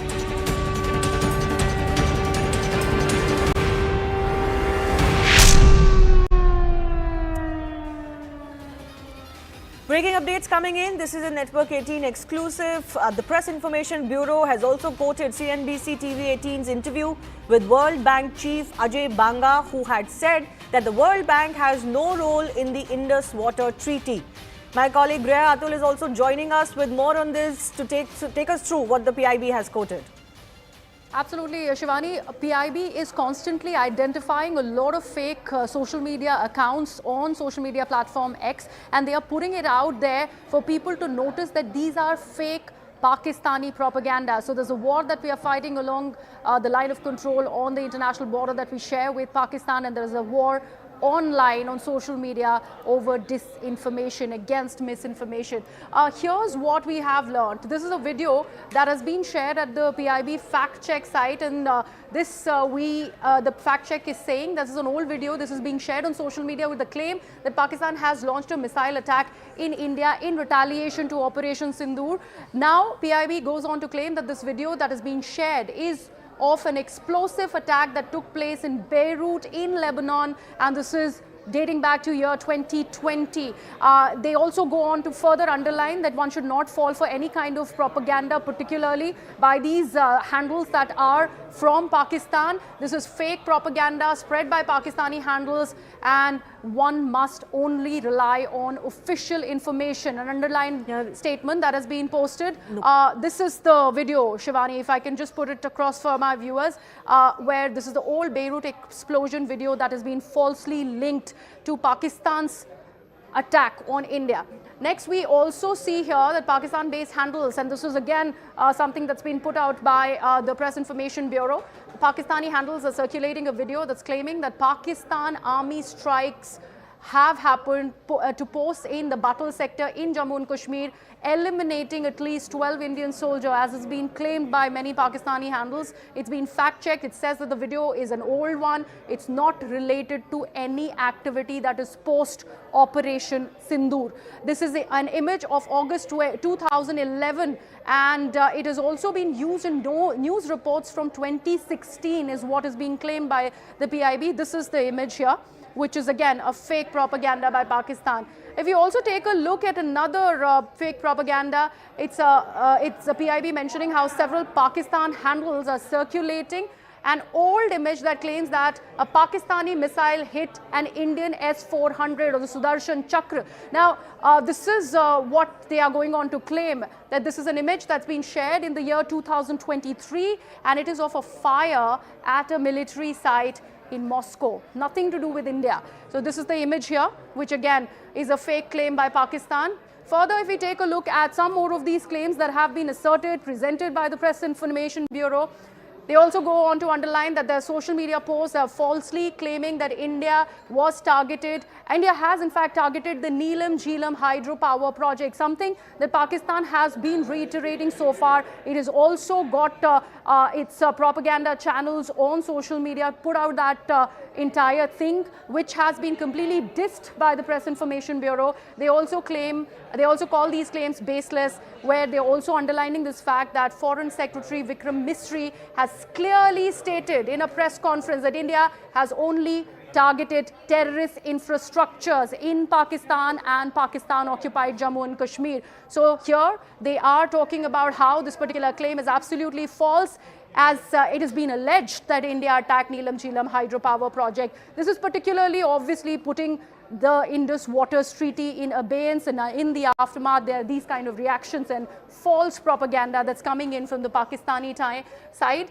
If you also further look at this one other post that has been in fact presented, where this particular person called Hassan Raza has said that Indian military used Ambala Air Base to attack Amritsar. This is again being claimed and quoted as a false claim that was made by Pakistan, that Indian military used Ambala Air Base to attack Amritsar and its own citizens. Absolutely false propaganda, completely been dissed by the Press Information Bureau. This claim, they say, is completely baseless and part of a concerted misinformation campaign. These are the words to be underlined here, where they have further put out a particular clip where they say that you can read more about the Pakistan attack on Amritsar otherwise, because this is what the claim really suggests, which is a completely false claim. So these are the facts that have been presented with ample amount of evidence. They have been countered, and all of these fake accounts have been established and collated. The data has been put out on the Press Information Bureau website. Thanks a lot for that, Greha. Let's also go across to that update that we're tracking. CNBC TV18's interview with World Bank Chief Ajay Banga has been quoted by PIB. Ajay Banga, remember, had told Network 18 that World Bank has no role in Indus Water Treaty anymore. This is because it was being suspected that World Bank, that had originally facilitated the Indus Water Treaty between India and Pakistan, could come into play again if Pakistan was to approach them. But those hopes have been put paid too. My colleague Payal Mehta is also joining us for more. Payal. Shivani, on day one when we reported that India would put the Indus Water Treaty into abeyance and multiple questions were asked, India was very, very confident that there is going to be no legal order to that. In fact, C.R. Patil on day one had told us that ek boond pani bhi Pakistan ko nahi jayega, and India is not scared of any legal hurdle because India feels that there are actually no legal hurdles. So the clarification coming in from one of the key stakeholders over there, World Bank, is extremely important as far as India is really concerned. Shireen Ban's interview is of course being quoted by PIB, the fact-checking unit of the government arm. But essentially, our sources in the union government and top sources have told us, Shivani, this is exactly the stand that the World Bank has communicated to India on day one after the Pahalgam attack.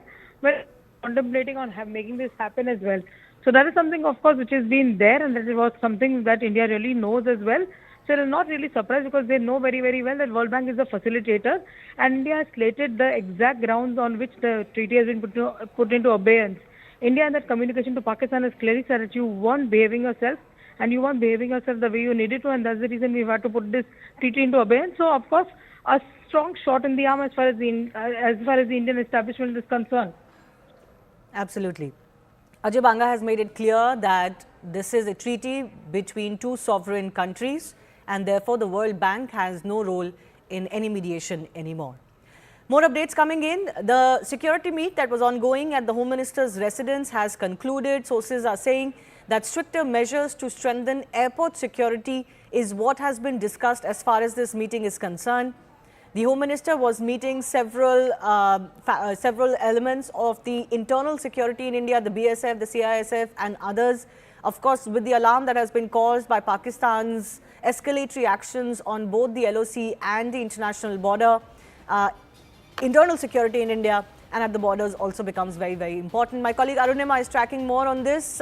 Airport security is the biggest concern right now, Arunima? It is, because a number of airports have actually shut themselves ever since yesterday evening. Jammu, Chandigarh, Leh, Kulu, Jaisalmer, all these airports are currently shut for air traffic, because these airports, A, are very close to our air assets, B, because we saw the attempt by Pakistan to breach our airspace, and therefore this call was taken that till further orders these airports will not be it will not be feasible to fly out from these airports, Chandigarh also. The other airports which are functional, for example, Delhi, Mumbai, even though they are, high-value targets for the enemy, the Delhi-Mumbai airports have been kept functional, but security has been tightened here already. Bureau of Civil Aviation Security has come out with stricter measures yesterday evening. There are multiple layers of checks that are happening now. If you are going to take a flight, even if you are going on a domestic flight, the advice...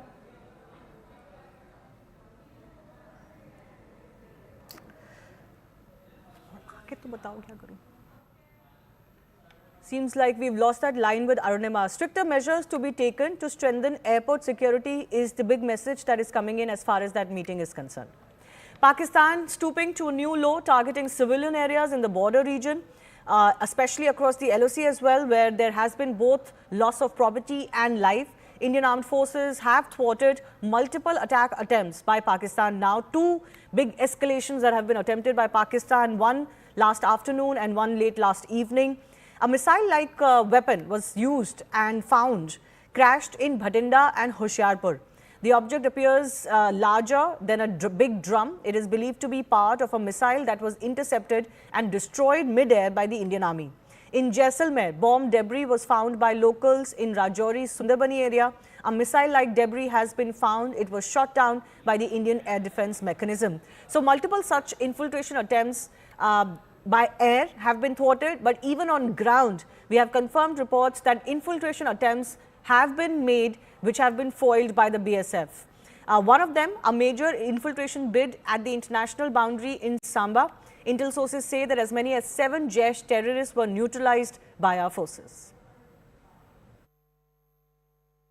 Pakistan had launched several projectiles yesterday on Pathankot, which was one of the areas where a number of projectiles were actually aimed at. Now, since this morning, a search operation has been launched from the side of the Punjab police. I'd like to ask my video journalist Sumit Jaguri to try and show you in the visuals how the Punjab police is carrying out these search operations. The basic motive of the search operation is to make sure that each and every projectile, be it drones or be it missiles that were launched from the side of Pakistan, which were destroyed by our systems, by our defense systems, by our air defense systems, those evidences could be found over here. It is being said that at this very location, several of the projectiles that were aimed towards Pathankot and towards the Pathankot air base were actually thwarted, and then eventually the debris had fallen over here in these locations is what it is expected, and that is the reason why members of the Punjab police are now carrying out the search operation, trying to collect each and every evidence that they might get, which could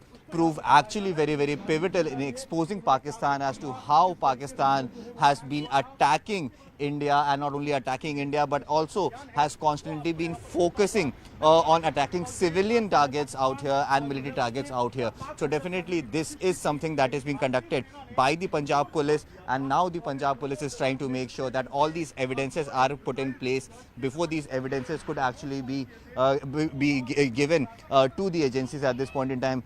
This small nala that you are seeing on your screens right now is one of the locations in which it is expected that several of the cheap missiles that were thrown from the side of Pakistan that got intercepted, and the debris might have fallen in this entire area, and hence this massive search operations has been launched over here. Not only the Punjab police but also members from the security agencies are also present over here. रात को जिस तरीके से पाकिस्तान ने जो हमला किया था मिसाइल से, ड्रोन से, आपने देखा था? हाँ बिल्कुल देखा था। हमला अचानक शुरू हो गया। एक्चुअल में कलेक्टर की तरफ से 9 बजे से लेकर सुबह 5 बजे तक ब्लैकआउट था, पर ये 8:30 पौने 9 बजे हमला शुरू हो गया। पर भारत ने मुंह तोड़ जवाब दिया। जैसलमेर में लगभग अभी तक कोई न्यूज़ नहीं है कहीं हानि हुई है। इनके जो भी ड्रोन आए, फ्लाइटें आई है, सब वो क्रैश हो गई। भारत ने उसको निस्तो नाबूद कर दिया है। यहाँ जैसलमेर में कोई ऐसा अभी तक बताया नहीं जा रहा कि कहीं कोई नुकसान हुआ है। पाकिस्तान ने जैसे टारगेट किया, हम शायद देख रहे थे कि शहर के ऊपर जिस तरीके से मिसाइलें मंडरा रही थी। जी, पाकिस्तान ने जो टारगेट किया है ये अपने एयरबेस एरिया के ऊपर किया था, पर यहाँ माता जी की कृपा है, आज तक कभी भी पाकिस्तान यहाँ सफल नहीं हुआ है। हर बार विफल ही हुआ है। अब के विफल हुआ है और इतिहास दोहराया गया। आप बताएं क्या तस्वीर रही होगी और अभी क्या अब आपको लगता है कि अभी तो पूरा मार्केट ओपन हो गया? रात को हंगामा होया था और लुगाई टाबर वगैरह सब डर गए थे। और तुम क्या कुछ होना है, पाकिस्तान का कुछ नहीं होना है। अपने हिंदुस्तान ने सब उसको कवर कर लिया, कुछ नहीं होना। नुकसान तो कुछ है। आप आए। अच्छा,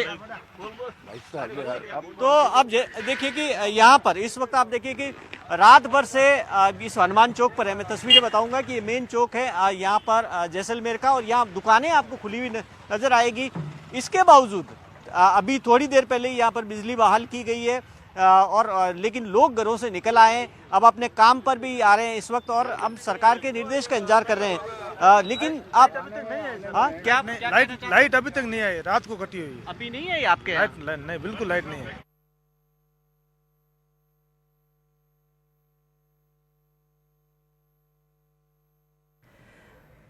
CCTV footages that CNN News 18 has accessed of Pakistan shelling. This is from the Poonch area and from May 7. Remember, Pakistan had started shelling quite heavily in response to Operation Sindoor. And these are the CCTV footages that we've managed to access. This particular one is coming in from Poonch, and you can see the kind of damage. Poonch has been extremely badly hit. Another area that has been badly hit is Uri. My colleague Tejendra Singh Sodhi is also joining us for more on this.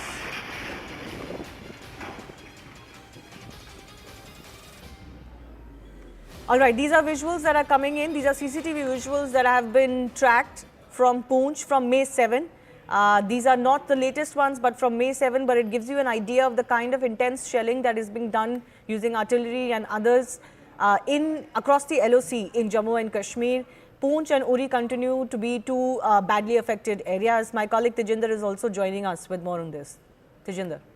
Yes, Shivani. Pakistan Army has been violating the ceasefire and especially targeting the civilian population, both in Uri and Poonch. In Poonch, around 17 people so far have lost their lives, all civilians, including children and women, in the Pakistani aggression, and the CCTV footage clearly shows how Pakistan has been targeting the civilian population in the area. In Uri also, when Pakistan resorted to unprovoked ceasefire violation, they targeted the civilian population, especially there's a village called Lagama where you have the Hindu populations, and they are the people who never migrated when the armed terrorism started in Kashmir Valley. So in Uri, people from all faiths, be it Hindu, Muslim, Sikh, they all lived together. They did not migrate. But when Pakistan last night resorted to unprovoked ceasefire violation, they targeted the Hindu business establishments. A temple was also targeted in this area.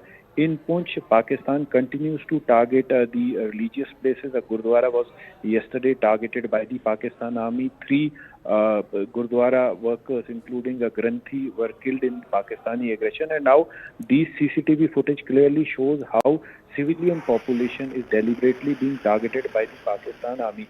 Shivani, ceasefire violation has been going on in Poonch for quite some time, but this is for the first time that the main town of Poonch is being targeted by the Pakistan side. Earlier, the ceasefire violation was limited to the villages adjacent to the line of control, but this time the Pakistan Army is deliberately targeting the main Poonch town. So all the casualties and all the damage which we have been reporting mostly has been reported from the main Poonch town. The CCTV footage which we have accessed clearly show that how the civilian population, the residential houses are being targeted. The Indian Army is giving a befitting response to Pakistan, making it sure that there is no collateral damage on the Pakistan side. But speaking of the Indian response, Tajinder, can you just detail it a little bit more for us? There have been updates of some Pakistani posts being destroyed. Can you just, clarify all of that? Yes, Shivani.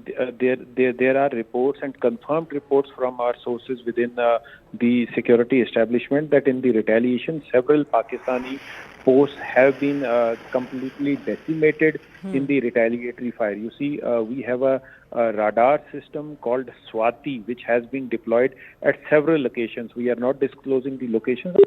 Radar is capable of locating the exact location from where the Pakistan Army is targeting our position. So we are making it sure that we are pinpoint targeting the exact location from where Pakistan is launching those missiles, where from Pakistan is launching those artillery shells. So we are hitting Pakistan at the place from where they are targeting our position, our civilians. So yes, you are right that several Pakistani positions have been completely decimated along the line of control, both in Jammu region as well as in Kashmir sector. Yes.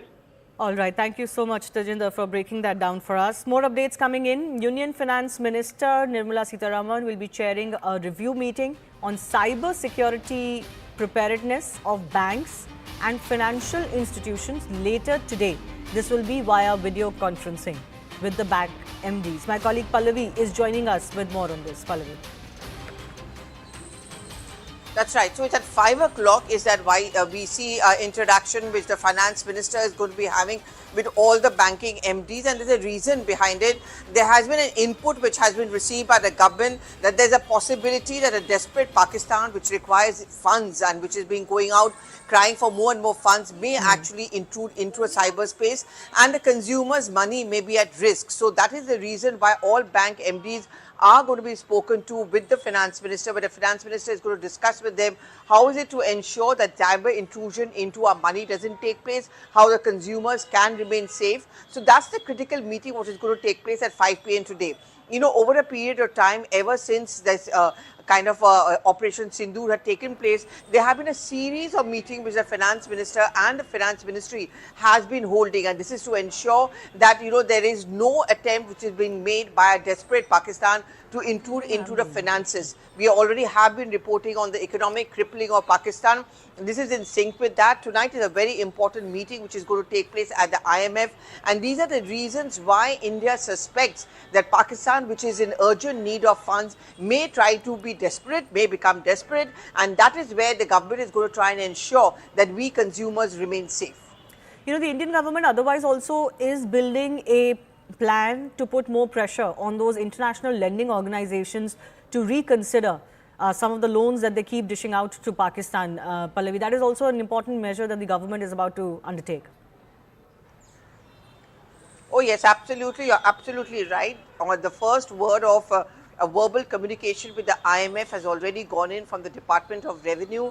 Then the Department of other financial services has spoken to what are called multilateral development banks, which is the MDBs, to ensure that ADB, for that matter, or World Bank does not give out money to the Pakistan. I think tonight when the conversation begins, the executive director of India, who is a representative at IMF, will make very quick points that you've given them 24 times bailouts, you've given them more than $1.8 billion in the last 2 months, and we've seen a spike as far as the defense spending of Pakistan is concerned. Where are they suddenly getting this money from? They are using the money meant for aid and development actually to divert it to a terror financing. So therefore India will be urging, one, cutting off all this kind of international aid assistance to Pakistan, and second, putting Pakistan on the grey list, which means you are a kind of a defaulter list, so you don't get many more funds as far as the multinational development banks are concerned. Absolutely. Pallavi, thanks a lot for joining us. We'll keep coming back to you for more. That meeting at 5 p.m. later this evening. Let's also bring you a quick check of the ground situation, particularly in areas like Uri. They continue to be tense as Pakistan has resorted to intense artillery shelling, as we were mentioning, through the night, targeting several residential and commercial structures as well.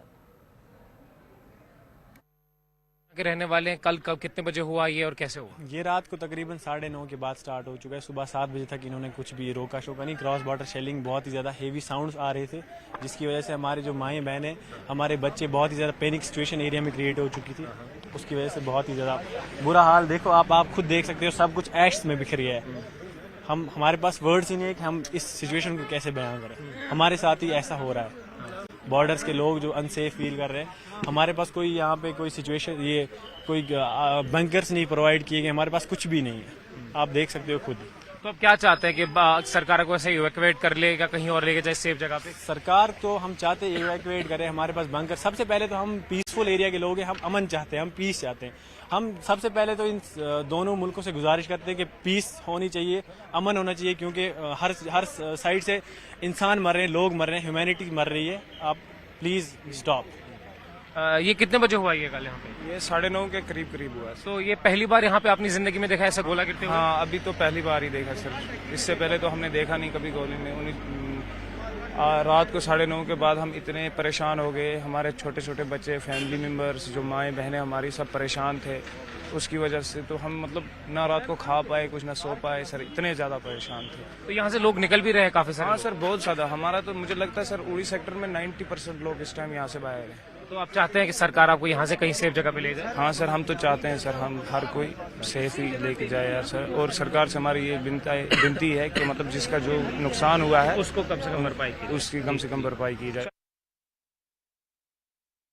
इस वक्त हम उड़ी में मौजूद हैं। कल रात को यहाँ पर बहुत ज्यादा गोलाबारी हुई, पाकिस्तान ने इनडिस्क्रिमिनेट फायर किया। यहाँ पे आप देख सकते हैं इस वक्त उड़ी की सिचुएशन क्या है। तकरीबन पूरा बाजार जो है वो सुनसान पड़ा हुआ है, पूरा इलाका जो है वो पूरा खाली हो चुका है। 80% आबादी जो है यहाँ से वो नकल मकानी कर चुकी है। सब लोग लगातार, आज भी जो लोग जिन्होंने रात को कहीं ना कहीं शरण ली, क्योंकि उड़ी में तो सबसे बड़ी मुश्किल की बात यह है कि यहाँ पर लोगों के पास शरण लेने के लिए जगह नहीं है। लोगों ने किसी तरह से रात गुजारी और इस वक्त मैक्सिमम लोग जो हैं वो अपने अपने घरों से जो हैं वो निकल कर सेफर प्लेसेस पर जाने की कोशिश कर रहे हैं। लगातार रात को जो गोलाबारी की वजह से लोग दहशत में रहे।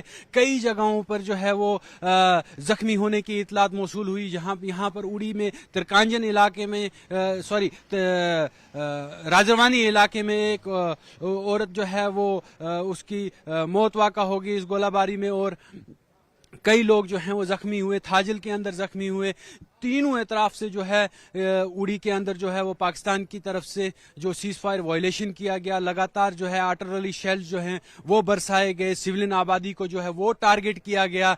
आप यहाँ पर आप देख सकते हैं पूरी मार्केट जो है वो पूरी सुनसान पड़ी है। आपको यहाँ पर कोई भी शख्स जो है इस तरह से घूमता नजर नहीं आएगा, जबकि उड़ी के अंदर जो है हमेशा गहमा गहमी चहल पहल रहती थी। ये बाजार जो है वो भरा रहता था। लोग यहाँ पर हर एतराफ से आते थे, क्योंकि उड़ी एक बहुत बड़ा मार्केट है। यहाँ पर चाहे कमलकोट सेक्टर हो, चाहे हाजी पीर सेक्टर हो, चाहे आप सोकड़ की बात करें, चाहे आप दूसरे इलाकों की बात करें, वहाँ के लोग जो है वो मेन मार्केटिंग करने के लिए उड़ी ही आते थे। उड़ी जो मरकज माना जाता है, और यहाँ पर इस वक्त पूरा सन्नाटा छाया हुआ है। ग्राउंड जीरो की तस्वीरें हम दिखाना चाहेंगे। विजय आफा को मैं कहूंगा कि ये अंदर इस मकान में जाए और कोशिश करे कि जो तस्वीरें हैं ग्राउंड जीरो के हकाइक जो है वो सामने लाए, क्योंकि जिस तरह से लगातार लोगों का कहना है कि सीज फायर वायलेशंस हुई है पास्ट में भी, लेकिन आज इस तरह की वायलेशंस जो हुई है, इस तरह की शेलिंग जो हुई है वो काफी भयानक है। और आप देख सकते हैं कि दिल दहलाने वाले मनाजिर जो है वो न्यूज़ 18 के कैमरा में कैद हो रहे हैं। और ये घरों का हाल है जिससे यकीनी तौर पर जो आंखें हैं वो नम होती है, दिल टूट जाते हैं और हर किसी के दिल से आह निकलती है। और लोग चाहते हैं कि ये वार जो है ये रुक जाए, क्योंकि इनका कहना है कि जो बॉर्डर्स पे लोग रहते हैं वही इस वार की कदर समझते हैं, क्योंकि किस जो तबाही है वो खास तौर पर बॉर्डर एरिया के लोगों को ही झेलनी पड़ती है। और साथ ही साथ ये चाहते हैं कि सरकार इस तरह के इकदाम उठाए कि इनकी जानों का तहफ़्फ़ुज़ जो है वो मुमकिन बनाया जा सके। ये घरों की तस्वीरें हैं, ये रेजिडेंशियल एरियाज की तस्वीरें हैं। नाम बताए अपना? लवली कुमार। लवली जी बताइए क्या हुआ रात को? हालांकि हम भी मौजूद थे, हमने खुद देखा, डरावना माहौल था, खौफ था। बहुत खौफ था सर। रात को यहाँ पे पड़े, ऊपर टीन पे इसके छर्रे पड़े, शीशे जितने भी मकान के सब टूट गए, ये पूरे गिर गए सब कुछ। रात को ऐसे ही बैठे रहे, ऐसे ही सोए रहे जमीन पे। तो कभी इस तरह का अटैक देखा था आपने? ये पहली दफा देखा ये। तो आप क्या चाहते हैं आप बॉर्डर्स में जिस तरह से लोग रह रहे हैं? थोड़ा हालात थोड़े। Thanks a lot for staying with us. I'm Shivani Gupta and we continue to get you the latest that we're tracking on the India-Pakistan situation. Breaking updates coming in. Top government sources are telling CNN News 18 that India's message to Pakistan is absolutely clear, that de-escalate as soon as possible, otherwise they will only have a heavy price to pay. Pakistan instead should focus on the root cause of the problem, which is terror emanating from its territory. India in its first attack has only targeted enemies of India in Pakistan, not any military targets or civilians, and Pakistan needs to understand the distinction. Is that message really going to Pakistan is the big question, really. My colleague Anand Narasimhan is also joining us for more on this. Anand, we've seen not just noted US sanctioned terrorists coming out in the open as far as funeral processions are concerned, but the Pakistani army standing right behind them. Well, those pictures have been also quoted by the Indian envoy to the United Kingdom, Vikram Doraiswamy, where, and after Vikram Misri, it's a second diplomat who's now come out and very clearly put it out on international media, asking this question: how is a proscribed US proscribed terrorist and a Lashkar operative, key man of the Lashkar, even though he may present a very benign face, leading the funeral prayers where jihadis are being given a state funeral? And the Pakistan military senior officials and also some members of the Pakistan polity are standing behind and being led by a terrorist. Is this not a state backing for jihad and for terrorists? That's the big question. The other part Bharat is saying is that we have hit Pakistan hard, and the fight is with the terror infrastructure and dismembering and dismantling the terror infrastructure. Bharat's focus is very, very clear that they want Pakistan to offer up and give up the 3-4 big figureheads of the Lashkar and the Jaish. So Masood Azhar, Rauf Asghar, Talha Saeed and Hafiz Saeed. These are the names that Bharat would like Pakistan to sit on across the table and discuss and clearly show intent. If they give up these people for being brought to justice for the terror acts that they have masterminded and fomented on Indian soil, then Bharat will take Pakistan's commitment towards waging a war against terrorism very, very seriously. Till then, what Bharat will see is that every act, military escalation by the Pakistanis, is a direct correlation of defending their own terror infrastructure. That's how Bharat will see it, and that's exactly what the Indian ambassador to the United States, Vinay Mohan Kwatra, also espoused.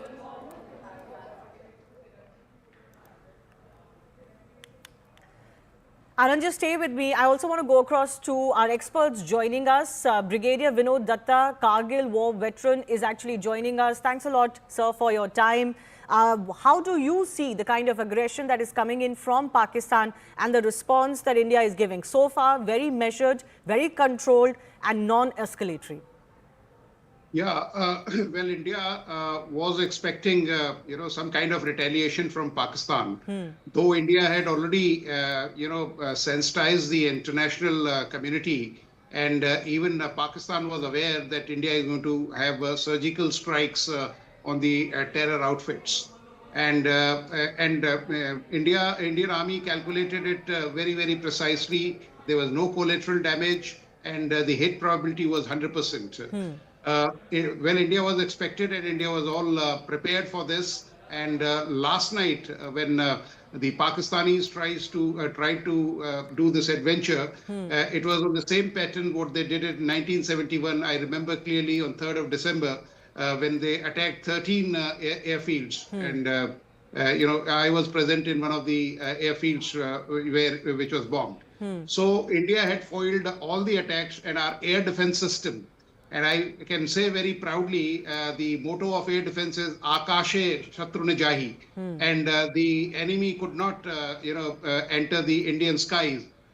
They were decimated, they were downed, they were told to return back. And it was a great success for Indian air defense and the defense forces. Whereas the early warning systems of in Lahore, Faisalabad, the AWACS had been done away with. So Pakistan was in total turmoil last night. And it was also a clear message to Pakistan that should you try any misadventure, though India is doing very calibrated and retaliatory attacks only. Yes. India doesn't want to escalate. India wants a peaceful and a stable Pakistan, but it will not tolerate any kind of nonsense as far as terrorism is concerned. And Pakistan is well aware. In Balakot, we have, we struck one target. Here there were 9, and if more mushroom, they will also be, finished and sent to the right destination. Sir, just stay with me. Brigadier Air Marshal B.K. Pandey, former IF Training Command Chief, is also with us. I quickly first want to go across to a social media post that has come in from the Prime Minister, Narendra Modi. He has made heartfelt tributes to the immortal warrior of the nation, Maharana Pratap, on his birth anniversary. The X-tweet also goes on to say, the courage and valor he displayed in defending the pride of the motherland continues to serve as a guiding light for our brave heroes and heroines today. His valorous life dedicated to Mother India will forever inspire the people of the nation. Not much else from the Prime Minister at this stage, but only honoring the memory of Maharana Pratap. Let me go back across to our guests who continue to be with us. Air Marshal B.K. Pandey is also with us. Sir, for the benefit of our viewers, could you please outline the superiority that India has, particularly in the skies, versus Pakistan? Well, basically the comparison has to be made between the two air forces and of course the forces on the ground that act against air attacks.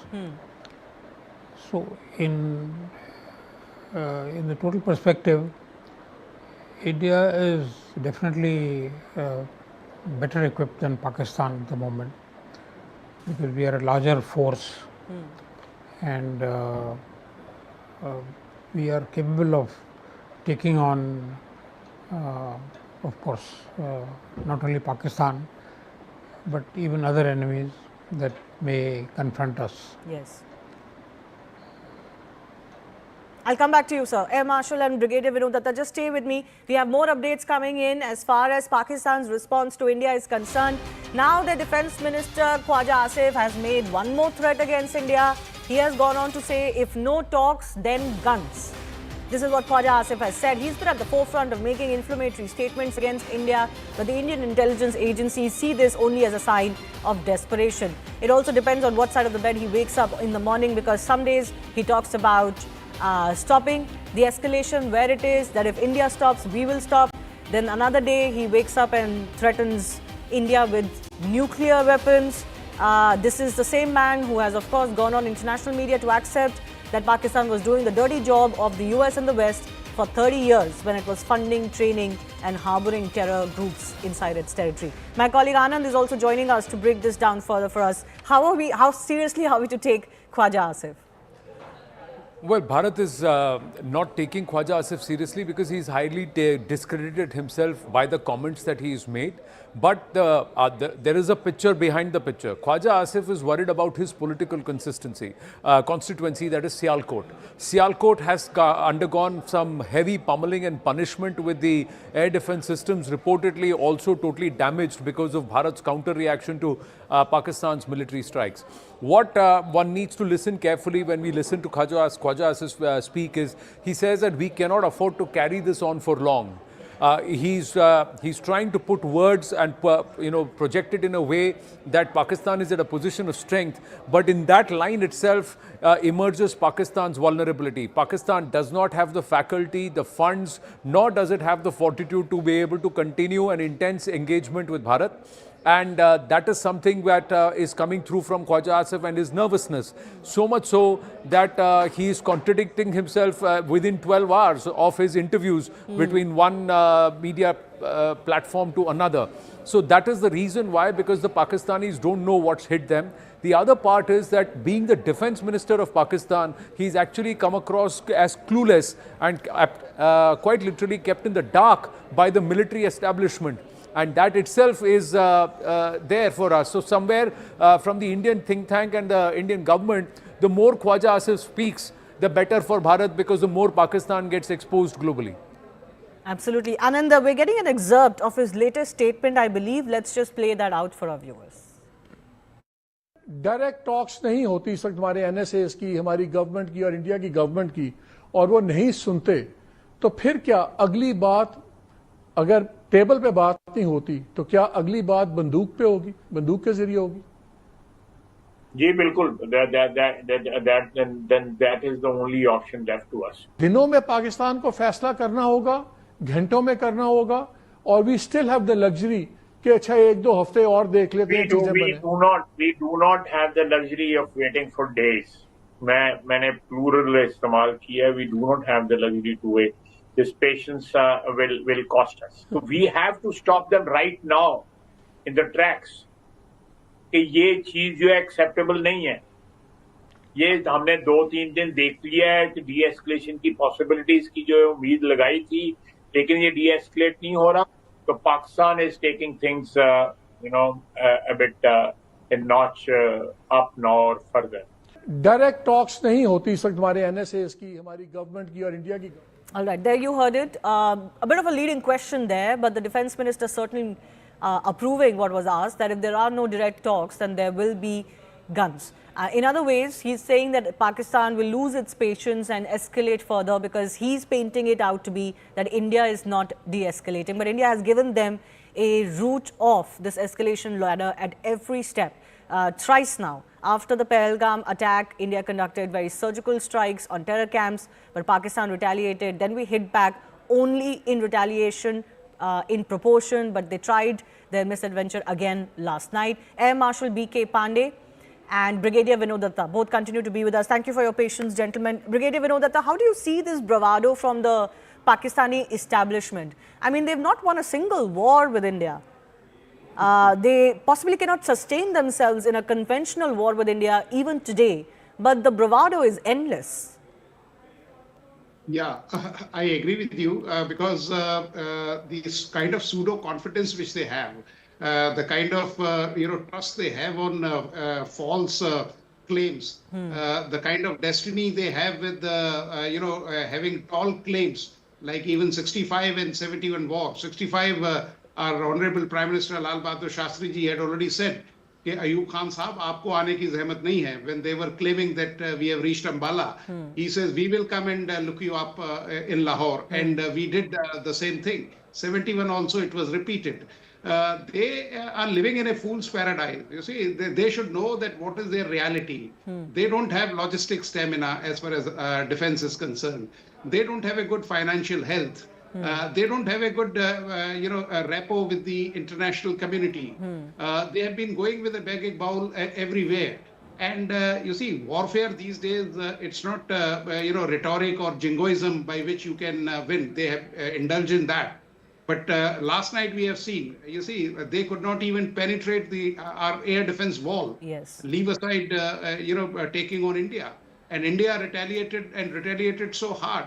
And now, just because they have to make some kind of statement to their people, in fact, I will only tell the government of Pakistan, वतन की फिक्र करना था, वतन की बर्बादी आने वाली है. So they should, wait, ponder, and take a step back and help in bringing down the terrorism, because they themselves are being impacted so badly by terrorism. And this is high time that they should keep aside their ulterior motives, their political ambitions, and their loot and pillage which they have done of this country, and they should look after their people. Yeah, Air Marshal, please weigh in on this. I want to understand from you India's response so far. Why is it that India's response is only proportionate retaliation? Because Pakistan has made it very clear it will target both military and civilian installations, which India does not want to do on the Pakistani side. But India is still ensuring that this does not escalate any further, despite being the bigger power and the bigger military here. Just give me your sense of the Indian mind here.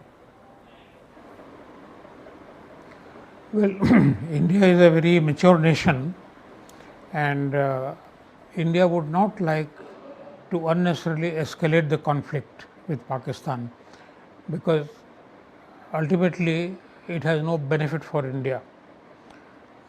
India would like to resolve issues with Pakistan in a more civilized fashion, and that is the option that is advisable. War is not an option. It is not advisable for the nation's economy or the welfare of its people. So, to that extent, I think it's a very pragmatic step that the Indian government has taken, that to be very cautious and very patient even with dealing with an enemy like Pakistan.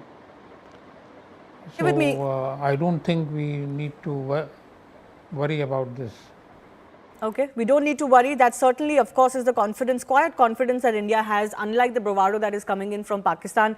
Gentlemen, just stay with me. I have some more breaking updates that are coming in. Another CNN mega exclusive. India has hit Pakistan, and quite badly. This is information that we're getting about what was India's retaliation against Pakistan's drone and other missile strikes last evening. We are being told that India hit their air defense systems last night as well, not just last afternoon when it happened, came out on the Lahore air defense system, but last night as well, India has hit their air defense systems. India has sent 14 loitering munitions and hit 12 air defense systems in various cities. India has also discussed possible scenarios for future action and is absolutely well prepared. My colleague Anand Narasimhan bringing us more on this. Anand. Well, so this is confirmation of why Khwaja Asif was nervous. Like we said, there is CNN News 18 via Manoj Kumar Gupta has been able to understand and glean that Pakistan's military strike on the intervening night of 8th May and 9th May, and especially between 8:30 p.m. and 9:15 p.m. Indian Standard Time, was aimed at about 15 locations between Leh, Jammu, Srinagar, Akhnur, downwards all the way till Jaisalmer. There are 2-3 assessments here. Bharat was able to negate, neutralize all probing efforts by the Pakistan military via the air route, be it whatever kind of projectiles, so be it missiles, be it loitering munitions, drones, everything was neutralized between the Army air defense systems and the Air Force air defense system. So it was a comprehensive wipeout there, no success at all for the Pakistan military. In Jawabi Karwai, because like to like, that's the statement that India had said, whatever you do, we will give it back to you in equal measure. Success rate for Bharat has been far higher. Out of 14 loitering munitions that were sent, 12 have found their mark. There's a reason why Rawalpindi PCB actually stopped not just the Pakistan Super League, they've decided to move it away to the UAE, because the air defense system installation in Pindi is not far away from the cricket stadium. So there were loud explosions and it's made a lot of the foreign players very nervous. So that's demolished. The Walton Road in Lahore was a setback by whatever Karwai was done even on 8th morning. Then the other aspect is Sialkot. So the Sialkot has seen pummeling both on 7th, 8th and 8th, 9th by the Indian probes or the Indian reply. The other part is there are portions in Karachi, in Quetta, there are some other locations like Sargodha and so many other locations where we have to wait for confirmation. But 12 out of the 14 loitering munitions that were sent as reply have found their mark. But what stands out, there are two ways to look at it. Were the Pakistanis were only sending probing entries across the length and breadth of the western border? That's the big question, because most of it were not very heavily weaponized, or it did not carry too much of munition. Yani banduk thi par goli nahi thi. So that was the case with a lot of it. So is that the state of the current military, or were they trying to probe? But the larger question, then there is another question. If they wanted to probe, they could have targeted 5 locations. Why try 15, and that too across the length and breadth of the western border, and go into such a big expansive probe? But that shows that Pakistan has been hurt badly. And that's why India is looking at the calibration levels and to also see what kind of response. There is a reason why there are alerts given to all the ports, etc., and not just in the western border. Even the southern borders and some of the eastern borders have also now been alerted to maintain certain vigil. If Leh was also on the target radar, something can give tonight. So it could be an active night or an active evening, 9th and 10th of May also. Shivani. Absolutely. Thank you, Anand, for putting that into perspective. Were the Pakistanis trying to test our systems, see what they were up against? We'll take that to our experts in just a bit, but more updates coming in. We were just telling you about Khwaja Asif talking about that there will be guns if no talks, but red-faced after India's strikes and also India's defense not allowing any of their drones or missiles to penetrate. Pakistan Defense Minister Khwaja Asif now says that Pakistan did not intercept Indian missiles deliberately. We've got this excerpt coming to us. Let's listen in. हमला हुआ वो drone हमला basically हमारी जो locations हैं उसको detect करने के लिए जो है किया गया। एक टेक्निकल चीज है जिसको मैं उस तरह एक्सप्लेन नहीं कर सकता और इसलिए उनको इंटरसेप्ट ना किया गया ताकि हमारी लोकेशंस जो हैं वो लीक ना हो या वो लोकेट ना हो और जब वो एक सेफ लिमिट पे आए तो हमने उनको मार कराया।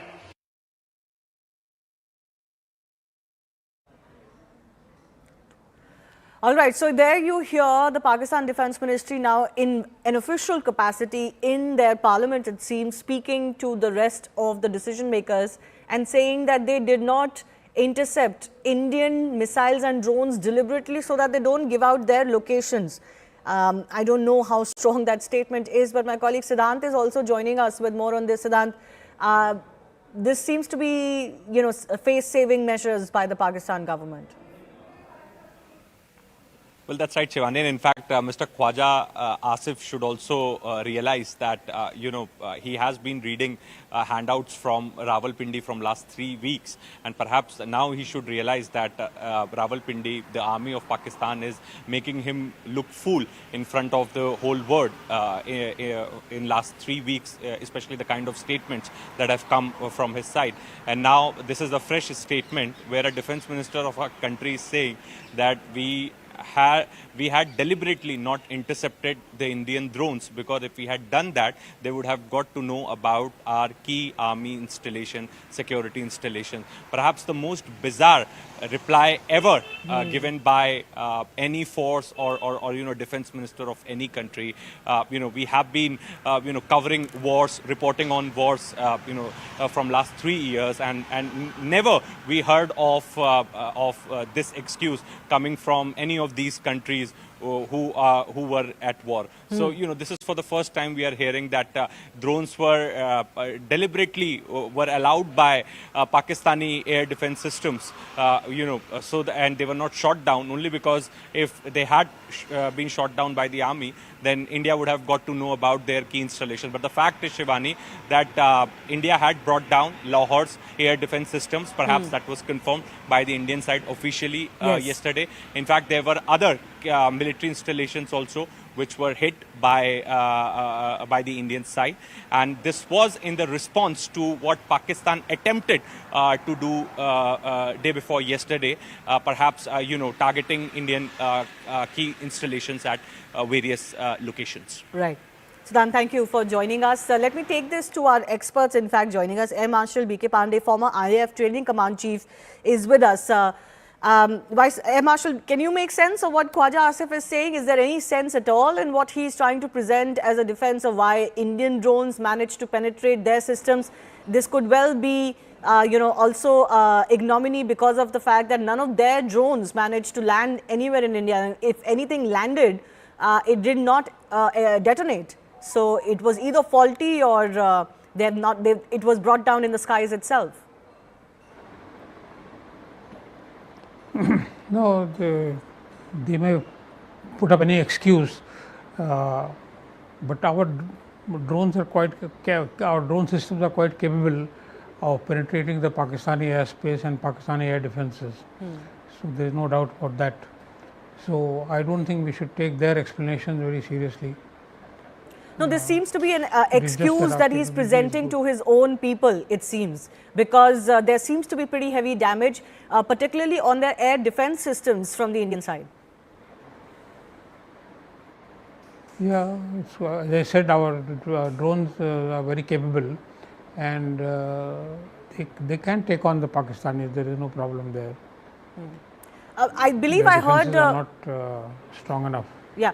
Air Marshal, I think I heard Khwaja Asif say something like we did not intercept them so that we don't give out our locations or our sensitive locations, and we only did. I don't think that is true, because we know their locations. Their locations are well known to us, so there is nothing to hide there. So it is just that our drones are quite capable of taking on their targets and destroying them. Yes. For the benefit of our viewers, I'm just trying to technically break down what he's saying. Is there any technical sense in what he's saying, that we allowed them to come as close as possible before doing anything so that we don't give out our locations? That does that make any sense at all? Is that any military strategy? Not at all. Not at all. Exactly. Not at all. Brigadier Vinod Datta, you want to come in on this? Face saving, bravado, inflammatory speeches and statements, that's all that Pakistan seems to be managing right now. Well, I would only say about Khwaja Asif that he is calm, cool and clueless. You see, being a defense minister, he doesn't know what is happening. And that is the character of Pakistan. Even when Kargil, was planned, they had made a Kargil cabal in which the DGMO, the Prime Minister, I mean, they were not involved at all. Parvez Musharraf has involved only, GOC 10 Corps and Major General Jamshed Hussain, Commander FCNA, and the CGS, who was sitting in the General Headquarters. So it is a tradition, I mean, it is a modus operandi. They ignorant about, what is happening, and he has been giving loose statements. And khali takreer karne se kuch nahi hota hai. You have to, strike and strike hard. Why should India allow these, weapons to come? Because there was a iron wall which was there. They were intercepted. They were downed. They were destroyed. So, this is ridiculous that, we allowed them. We will not allow anything, inside our territory. Yes. And our air defense system is one of the formidable systems which we have. I mean, whether you talk of S-400 or Akash or any other system, we have got a series of these air defense systems. And our air defense system and CNR system is so good.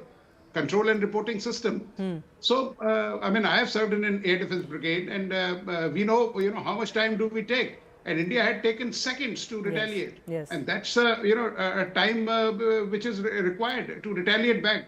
You can't be thinking and taking decisions till cows come home. When Pakistan was attacked, by these surgical strikes on these terror camps or the markers, they were attacked in the middle of the night, and the meeting was held at 10 o'clock. I mean, which nation will do that? So, they were aware of it, and they know that, where they stand. But keval, jugalbandi karne se, jumlebazi karne se, आप आवाम को पागल नहीं बना सकते. You have done it for, more than 77 years, but you can't, take them for a ride any further. Yes. Not the day and age where you can fool your own public. I request our guests to stay with us. We're getting some more exclusive coverage coming in as far as Pakistan's designs are concerned. Pakistan tried to target Hindu-dominated areas in Uri, specifically in Lagama village of Uri, where Hindus reside. Several shells were fired by Pakistan. A Prachin Pandav Mandir has suffered damage as one shell landed near the temple. The priest has told CNN News 18 that the temple and Hindus living in the area were the targets of these attacks. Take a look. So multiple shells actually landed in the civilian population in Uri, and one such shell landed in the temple premises in this area of Lagama in Uri, where it landed. Look at this, shattered glasses. This side has been shattered. Even the roof there has been cut, and second side you will also see a bit of torn roof. This is because of the shell which landed. Glasses are still lying around, but Bashir will show you the exact spot where the shell landed. This is on the exterior side of the temple where the shell landed, and then another shell landed on the other side of the road. But this shell was so huge that the priest says that he believes it was a deliberate targeting of a temple here, and they wanted to target the temple here in Uri, and that's why the shell was fired at this location. This is the temple premises you will see above us, where the temple is located, and he believes that if shell would have come towards this side, then it might have created a more damage to the infrastructure. But lucky enough for the temple people, disciples, and also the priests, that the shell landed outside, causing a few damage in the temple premises, but not so much. Thankfully, the shell landed outside. But they believe there is a deliberate targeting for the Hindus and also the people of this temple where it exists in this particular place of Uri. The Indian Army has given a befitting reply, and one has to wait that how this transpires from here on. बाबा सुभाष नायक जी, क्या हुआ कल यहाँ पे? आप यहाँ पे पुजारी के रूप में काम कर रहे हैं, क्या हुआ था मंदिर के बाहर? यहाँ कल को रात को 11 बजे सेलिंग स्टार्ट हुआ पाकिस्तान की तरफ से, तो धीरे धीरे छोटा छोटा गिरता रहा। उसके बाद आप सोच लीजिए 12 बजे से लेकर 2 बजे तक बहुत सेलिंग हुआ, जो कि यहाँ पर हिंदू और ये मंदिर और जो आर्मी का बेस, इसको टारगेट ज़्यादा उन्होंने किए थे, तो इसलिए बहुत सेलिंग हुआ। जो कि यहाँ पर मंदिर के आसपास 3 इधर गिरा है, आगे गिरा है, और हमारा बाज़ार में लगामा जो बाज़ार है, मार्केट है, वहाँ पर भी डैमेज बहुत घर हुआ। उसके बाद नीचे भी हिंदुओं का बस्ती, वहाँ पर भी डैमेज हुआ। NHPC जो हमारा पावर प्लांट है केंद्र सरकार का, वहाँ पर भी बहुत डैमेज हुआ। तो कम से कम 11 से लेकर 4 बजे तक सेलिंग शुरू हुआ। हमारा भी फौजियों का भी उसको मुंह तोड़ जवाब दिया गया। नहीं तो यहाँ पर जो ड्रोन मैंने खुद देखा हुआ था, 12 बजे ड्रोन जो उड़ रहा था, तो उसी को टारगेट करके उन्होंने गिराया। नहीं तो यहाँ पर बहुत डैमेज कंट्रोल होता, बहुत, जो कि कल्पना से परे होता। आपको लगता है कि यहाँ पर मंदिर को निशाना बनाने की कोशिश? हाँ जी, आपके सामने में ही है, मंदिर से 2 मतलब कम से कम 20 फुट की दूरी पर गिरा है।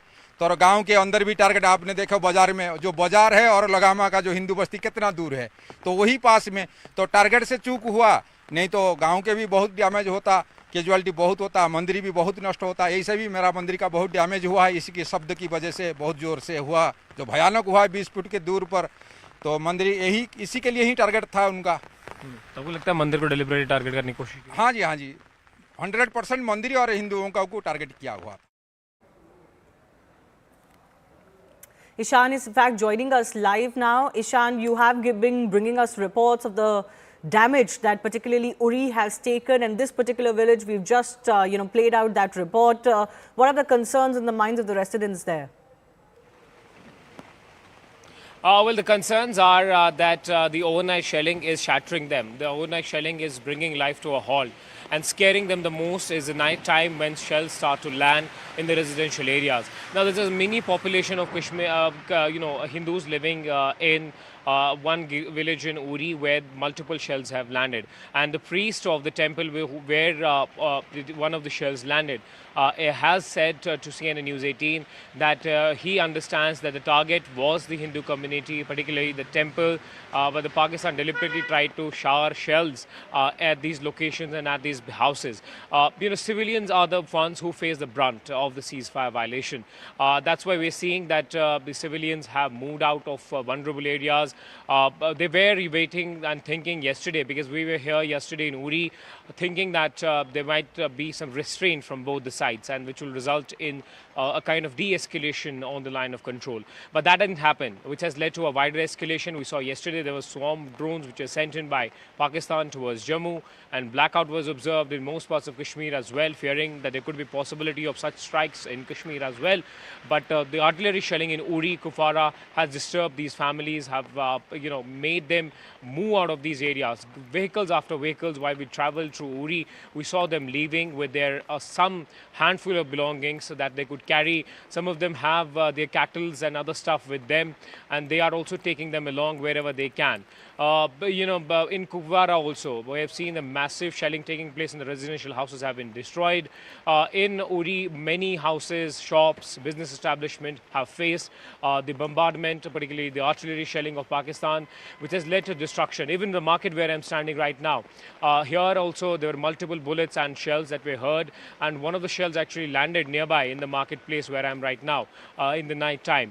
So it's all dangerous situation that's unfolding, particularly in the villages and those areas that are living close to the line of control. In Punch, we're given to understand that around 70 to 80% of the population, particularly in those areas where shelling has been frequent, have left the area. So is the case with Uri, that a lot of people living close to the line of control or in the direct line of fire have also left, and people who had avenues to move to Srinagar have also moved there. The government is providing all possible help, with the Lieutenant Governor also visiting the spot and ensuring, and Chief Minister While also went to Jammu and parts of Jammu, that there's a whole of government approach where they won't leave any civilians stranded and will ensure everyone's safety. But yes, this is a story just still unfolding. One has to see what transpires in the next couple of days. Absolutely. Intense shelling has been taking place across the LSE for the last 2 days now, since Operation Sindoor was first conducted and announced. More updates coming in. External Affairs Minister S. Jaishankar has spoken to UK Foreign Secretary. He has announced on his social media profile that he had discussions centered around countering terrorism, for which there must be zero tolerance. My colleague Siddhant Mishra is also joining us for more on this. So, more and more discussions being taken on by the External Affairs Minister. This is what he's been doing since the Pahalgam attack, but particularly since Operation Sindoor was announced and then Pakistan showed its intent to escalate. Well, that's right, Shivani. In fact, this is the first conversation between Foreign Minister S. Jaishankar and UK Foreign Secretary David Lammy. In fact, once they spoke before Operation Sindoor also.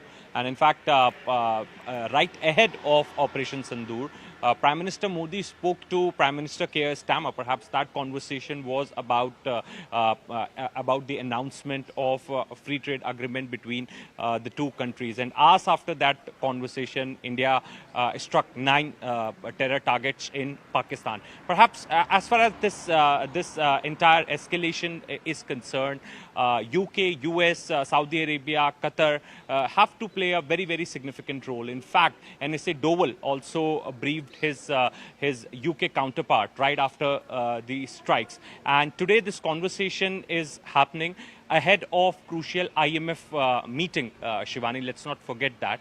And in fact, India is throwing all its weight, perhaps this time, to throttle Pakistan economically. In fact, yesterday, Foreign Secretary Vikram Misri also said it on record that there should not be another bailout package which IMF should announce for Pakistan.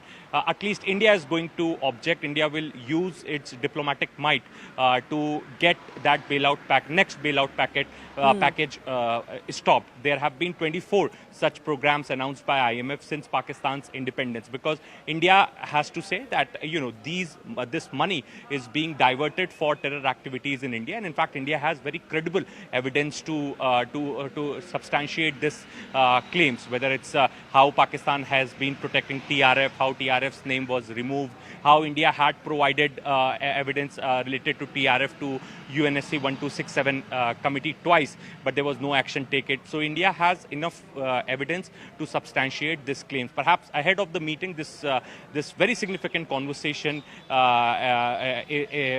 took place between Foreign Minister Jaishankar and UK Foreign Secretary David Lammy. Siddhant, thanks a lot for joining us. The External Affairs Minister has had talks also with counterparts in Italy, in EU, and of course he had the conversation with Secretary Rubio, US Secretary Rubio last evening after the strikes first came to light, and underlined India's targeted and measured response to cross-border terrorism, and also reiterated that India will firmly counter any attempts at escalation. So certainly the External Affairs Ministry doing its work, which is to get its allies and others on board and also apprise them possibly of what Pakistan has tried to do, even if it has failed in doing so.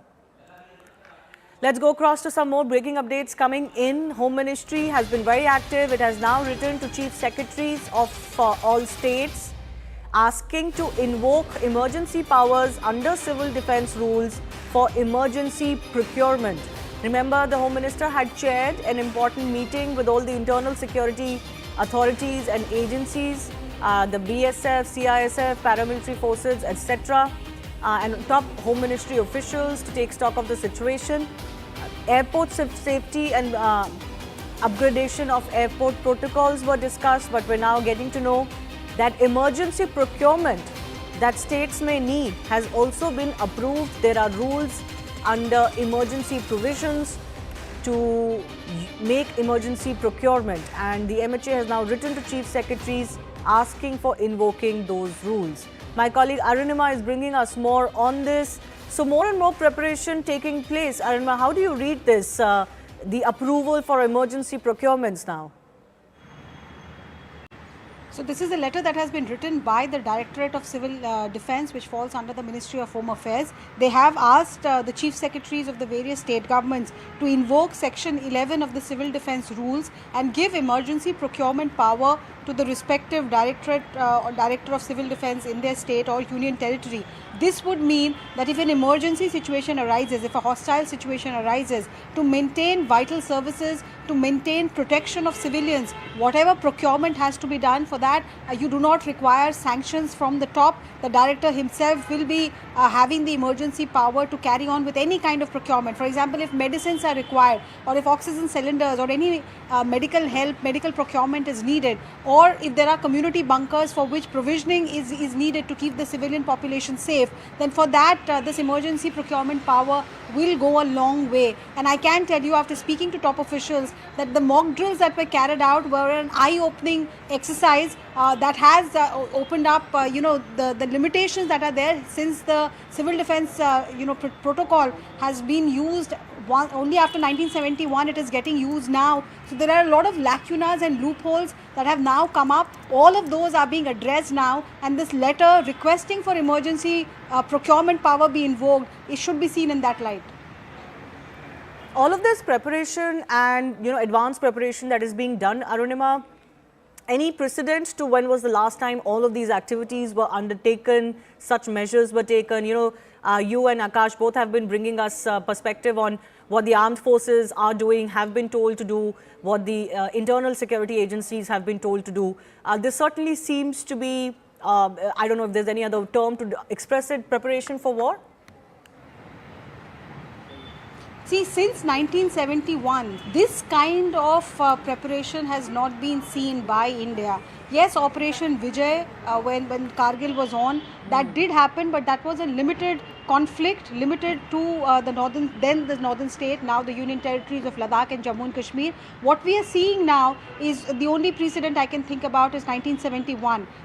Government of India is not saying that we have gone to war with Pakistan. They're saying we are only responding to an escalation, which is Pahalgam. But at the same time, we have to be prepared. The kind of aggression, misadventure that we have seen from Pakistan over the last 48 hours only makes us think that Pakistan is not taking a step back, even after being beaten black and blue, to use the term, by our air defense system. So even tonight is critical. The meetings that have happened between Raksha Mantri with the service chiefs and CDS, the meeting that has happened between Griha Mantri and the paramilitary chiefs, parallel meetings that are happening by Shivraj Singh Chauhan, Agriculture Minister, Jal Shakti Minister. There are procurement related meetings happening at every ministry. The instruction is, and this is what Prime Minister told when he met all the secretaries, that you must take all steps to ensure that the civilians do not suffer. So we don't really know what Pakistan might come up with next, but we want to be ready, and that is the context in which this letter seeking for emergency provisions under Section 11 be invoked. It is that background in which the letter should be seen. It's quite possible that things only improve from here on, things de-escalate. But if they don't, we should be prepared. Yes, it's also a unique situation for India, because I think majority of its population, 60-70% of it, has never seen a war, so they don't really know what to do and what could come in if we are faced with such a situation. Air Marshal B.K. Pandey and Brigadier Vinod Datta continue to be with us. Brigadier, I'm coming to you first up. Let's just look forward a little bit. We've been trying to grapple with the issue or the question of what happens next. Do you believe Pakistan will now continue to do this? They have been testing us for the last 2 days. Despite what India has managed on the other side, they will continue to do this. Is there any sanity that may prevail in Pakistan, or do you think that line has been crossed already? Well, I feel that some good sense should prevail on them, and they have seen, like you had already mentioned, that if they were the testing rounds, generally, whenever the artillery and all is firing, they always fire a test round just to fathom the preparedness of the defenses or the enemy. So if they are trying to fathom the defense and preparedness of India, I think they have done it enough. So in the best interest of Pakistan, in the best interest of people, they should, stop bombarding our border areas, villages, and we should not escalate this. Should it get escalated? Because India is now there for an all-out war. But India does not want to escalate it. India wants a peaceful resolution of this. India only wants that Pakistan should participate and discourage all these terrorist activities. More so in the backdrop of what they are facing every day. They are being hammered from Balochistan. They are being, fired, and their army is degraded. And from Khyber Pakhtunkhwa, Sindh is boiling. So they should understand that what kind of situation they are in, and the war is not going to get them anything. So it is high time that they should de-escalate and request India to have talks and hand over these terrorists, whosoever is involved in Pahalgam or the previous incident. So let me bring in. Yes, please. Yeah, finish. what I feel is that you see, war is not in favor of either country. Yes. India is on a progressive trajectory. India would not like to get involved with a rogue state like Pakistan and waste its time, because we are looking for a superpower status in the years to come. We are a regional power, and we are the fifth largest economy. We're getting some breaking updates now. The uncertainty has ended. The first confirmation from the BCCI and the IPL has come in that they have decided to suspend the ongoing IPL season for 1 week. This is not a total suspension as had happened once in the past, but only for 1 week. I guess they're taking a wait and watch approach so that once the situation becomes clearer as far as what's happening between India and Pakistan, how this situation moves forward, whether it escalates or de-escalates from here, the board has taken a call to suspend the ongoing IPL season for 1 week only. Remember, we had brought to you earlier that the IPL Governing Council was speaking to franchises who are the major stakeholder and have most to lose if the suspension was to be ordered, that they were considering the suspension of the season. So what it seems is that they have come to a conclusion that for now, they will only suspend it for 1 week, which can also be seen as a postponement, will only suspend it for 1 week and then see if a reschedule can be worked out. If the situation doesn't improve from there, of course, the future of the IPL remaining season will be in danger. But for now, the BCCI is saying that we're going to suspend it for 1 week. Let the nerves calm down. Let the situation become clearer. Of course, the logistics and the security situation that IPL brings with it, involving multiple venues, is something that is always a concern. Particularly in a situation like that, you've got stadiums in Jaipur, you've got stadiums in Ahmedabad, you've got stadiums in Dharamshala. These are close to the western border. So certainly things have to be worked out. In the past, under COVID concerns, the season of the IPL was suspended once and then it was completed outside of India, but after many months. In the past, what has also happened as far as IPL schedule is concerned, that instead of having a full-fledged roster of venues, only limited venues have been used. This was again in context of COVID. There were bubbles, etc., that the IPL Governing Council and BCCI had tried. They didn't work, and when the situation went out of hand, the season was suspended. And it was completed later after 5 months or so in October in UAE, etc. But this time around, the BCCI is not suspending the entire remaining season. They're waiting only for 1 week. They're going to wait and see how the situation goes, because from India, the message has been very clear that they don't want to escalate the situation with Pakistan. We went in, we are one and done, but Pakistan is continuing to provoke India with all kinds of activity across the international border as well. There's been loss of civilian life on the Indian side in Jammu and Kashmir because of artillery shelling. And BCCI has taken a view, and this is what Arun Dhumal, who was the IPL Governing Council chairman, also told me earlier, that this is more about standing with the country, We can't be seen as playing cricket when our soldiers are almost at the brink of war.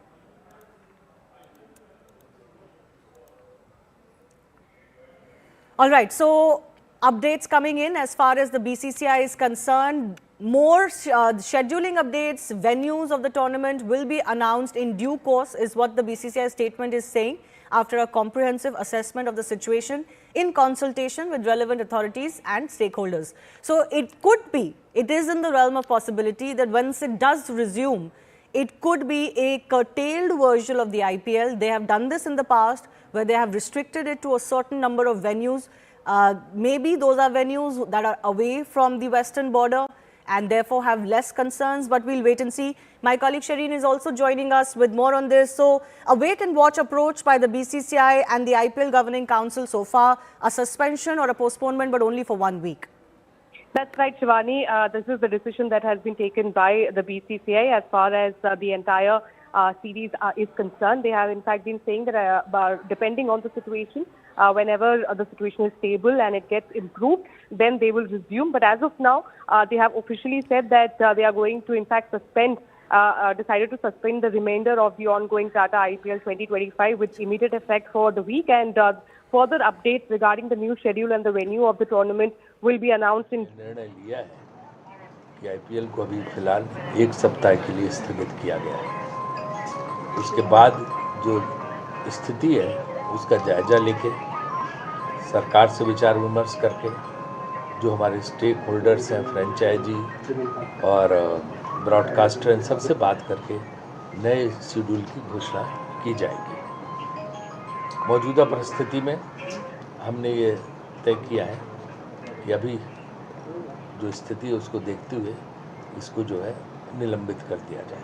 उसी दृष्टि से इसको निलंबित किया गया है। और जहाँ तक सुरक्षा की बात है तो हमें भारतीय सेना पे गर्व है और बीसीसीआई पूरी तरह से दृढ़ता के साथ सरकार और सेना के साथ खड़ी हुई है और हमारा पूर्ण समर्थन है उनको। और जिस तरह से हमारी सेनाओं ने जो वीरता का परिचय दिया है, जिस तरह से हमारी सेनाओं ने मुकाबला करके परास्त लोगों को किया है, तो हम पूरी तरह से उसका समर्थन करते हैं और उसके साथ हैं। जहाँ तक नई डेट्स उन सबका सवाल है तो हम कंसल्ट करेंगे सबसे और नई डेट्स की घोषणा उस दृष्टि से करेंगे। हम धन्यवाद करना चाहते हैं हमारे ब्रॉडकास्टर का, जियो टीवी का, और दूसरा जो है ये टाटा आईपीएल जो टाटा स्पॉन्सर है, और बाकी से हमारे जो फैंस हैं सबका, कि उन्होंने जो है ऐसे मौके पे इस मामले में अपना हमारा साथ दिया, क्योंकि फ्रेंचाइजी वगैरह ने भी तमाम चिंताएं प्रकट की थी खिलाड़ियों को लेके, तो सबको ध्यान में रख के निर्णय लिया गया। सर रीशेड्यूलिंग होगा, रीवर्क होगा, वेन्यू क्या इंडिया ही रहने वाला है कि एक अलग जोन, या ऐसी पॉसिबिलिटीज़ भी है कि बीसीसीआई एक्सप्लोर करेगा आईपीएल को देश से बाहर ले जाने के लिए? नहीं, देखिए अभी More decisions on the venues and what the shape and form the IPL remainder season will take will be decided over this next week. A moratorium of sorts for 1 week on the IPL, but they will review the situation as it goes. Time for me to take your leave. News and updates will continue on CNN News 18 after a very short break.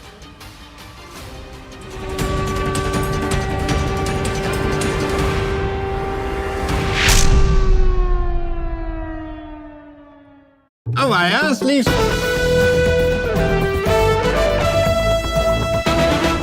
Made one more threat against India. He has gone on to say, if no talks, then guns. This is what Khwaja Asif has said. He's been at the forefront of making inflammatory statements against India, but the Indian intelligence agencies see this only as a sign of desperation. It also depends on what side of the bed he wakes up in the morning, because some days he talks about stopping the escalation where it is, that if India stops, we will stop. Then another day he wakes up and threatens India with nuclear weapons. This is the same man who has, of course, gone on international media to accept that Pakistan was doing the dirty job of the US and the West for 30 years when it was funding, training and harboring terror groups inside its territory. My colleague Anand is also joining us to break this down further for us. How seriously are we to take Khwaja Asif?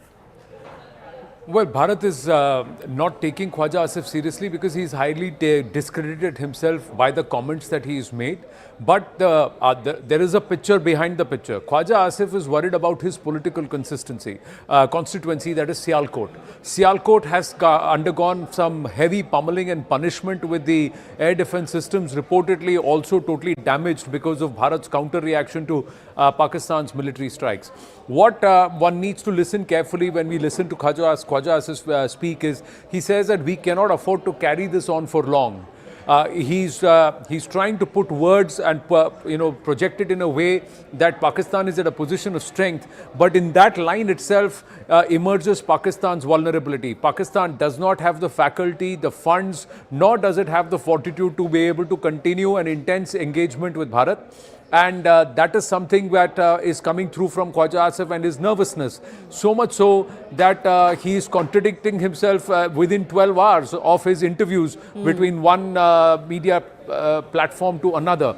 So that is the reason why, because the Pakistanis don't know what's hit them. The other part is that being the defense minister of Pakistan, he's actually come across as clueless and quite literally kept in the dark by the military establishment.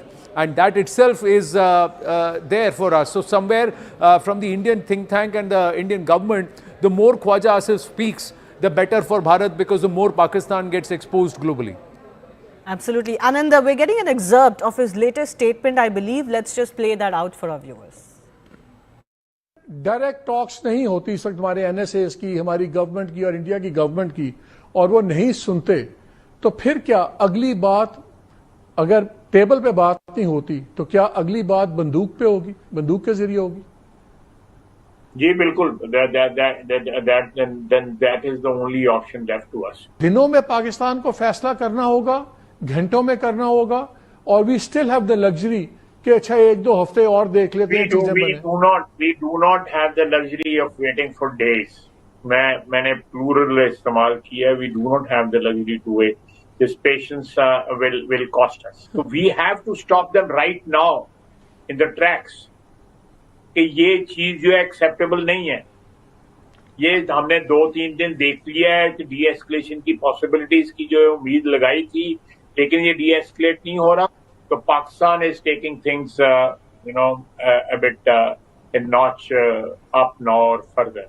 Direct talks नहीं होती इस वक्त हमारे NSS की, हमारी government की और India की. All right, there you heard it. A bit of a leading question there, but the defense minister certainly approving what was asked, that if there are no direct talks, then there will be guns. In other ways, he's saying that Pakistan will lose its patience and escalate further, because he's painting it out to be that India is not de-escalating. But India has given them a route off this escalation ladder at every step. Thrice now. After the Pahalgam attack, India conducted very surgical strikes on terror camps, but Pakistan retaliated. Then we hit back only in retaliation, in proportion, but they tried their misadventure again last night. Air Marshal B.K. Pandey and Brigadier Vinod Datta both continue to be with us. Thank you for your patience, gentlemen. Brigadier Vinod Datta, how do you see this bravado from the Pakistani establishment? I mean, they've not won a single war with India. They possibly cannot sustain themselves in a conventional war with India even today, but the bravado is endless. Yeah, I agree with you because this kind of pseudo confidence which they have, the kind of trust they have on false claims, the kind of destiny they have with having tall claims like even 65 and 71 war. 65 our Honorable Prime Minister Lal Bahadur Shastri ji had already said कि Ayub Khan साहब आपको आने की जहमत नहीं है. When they were claiming that we have reached Ambala, he says we will come and look you up in Lahore, and we did the same thing. 71 also it was repeated. They are living in a fool's paradise. You see, they should know that what is their reality. They don't have logistic stamina as far as defense is concerned. They don't have a good financial health. They don't have a good, rapport with the international community. They have been going with a begging bowl everywhere. And you see, warfare these days, it's not, rhetoric or jingoism by which you can win. They have indulged in that. But last night we have seen, you see, they could not even penetrate our air defense wall. Yes. Leave aside, taking on India. and India retaliated so hard. And now, just because they have to make some kind of...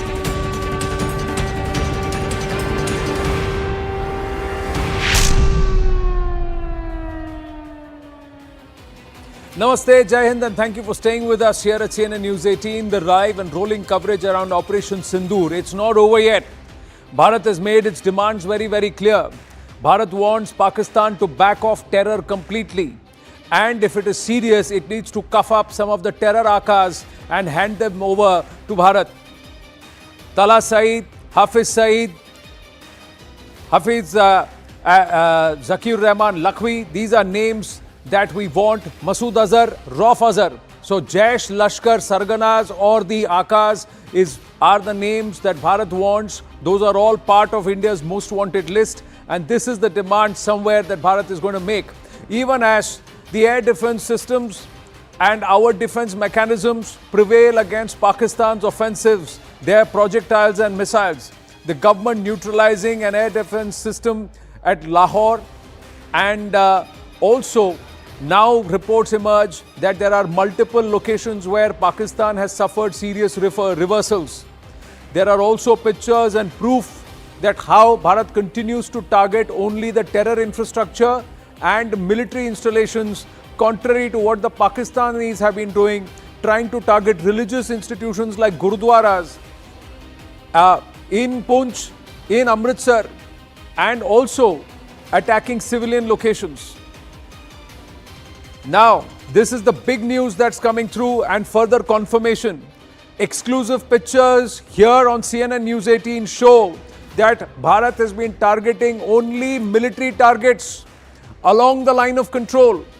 This is around the Samba sector, and these are pictures from this morning.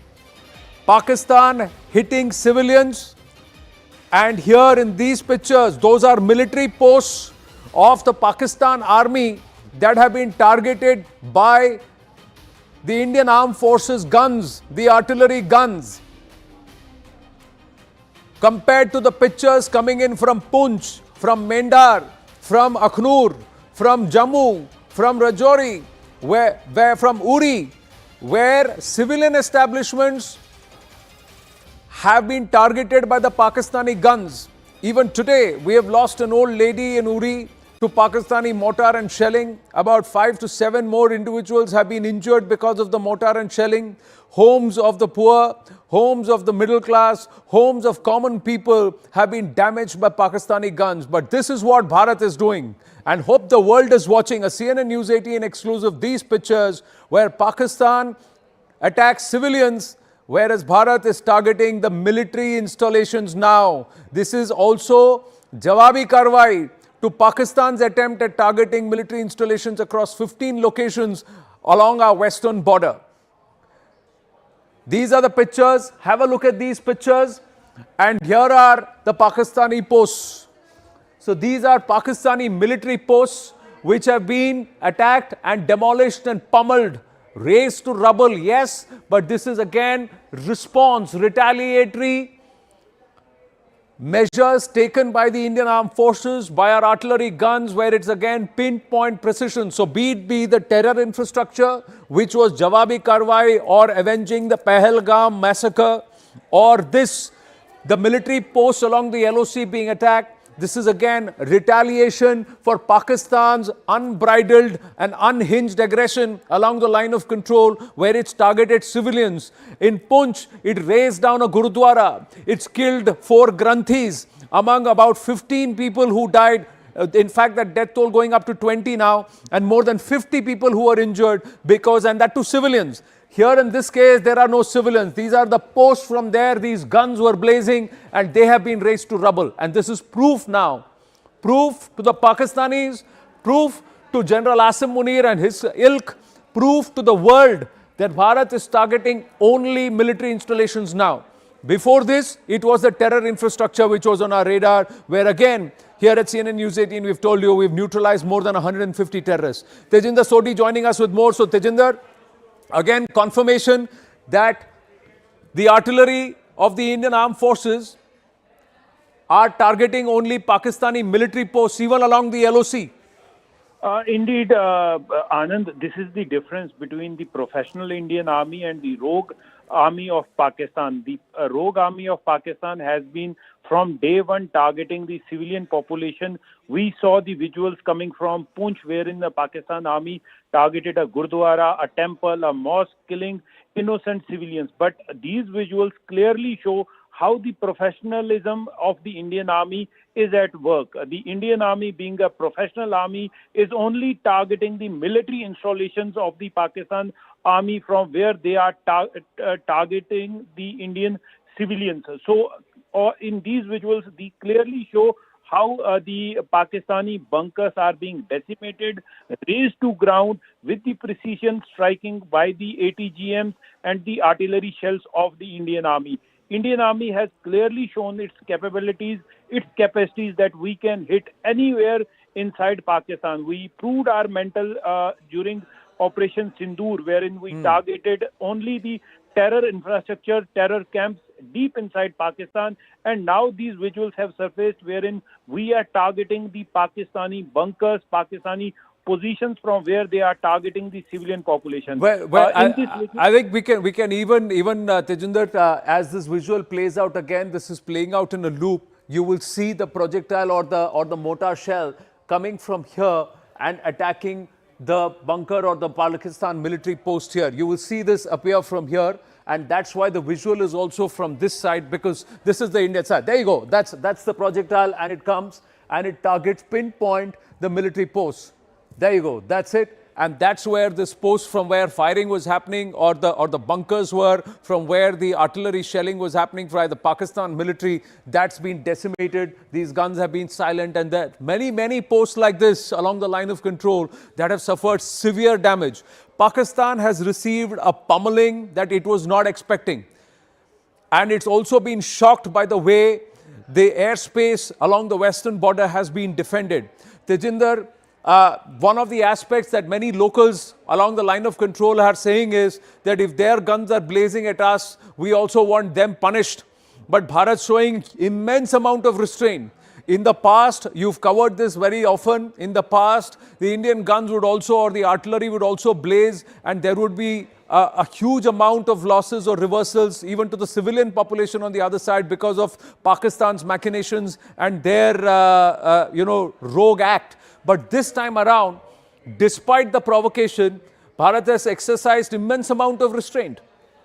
Indeed, Anand, you see, Pakistan has been using its people, its population, especially in the Pakistan-occupied Kashmir, as human shield, as cannon fodder. Pakistan wants those people to die so that it can go to global community to blame Indian army and say, see, Indian army is targeting civilians, our civilians are being targeted. So this is what Pakistan wants.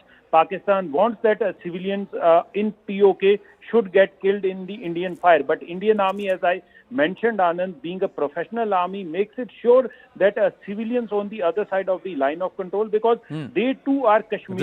Right. India, we maintain that Pakistan occupied Kashmir is our integral part, which has been illegally occupied by Pakistan. So they are our people.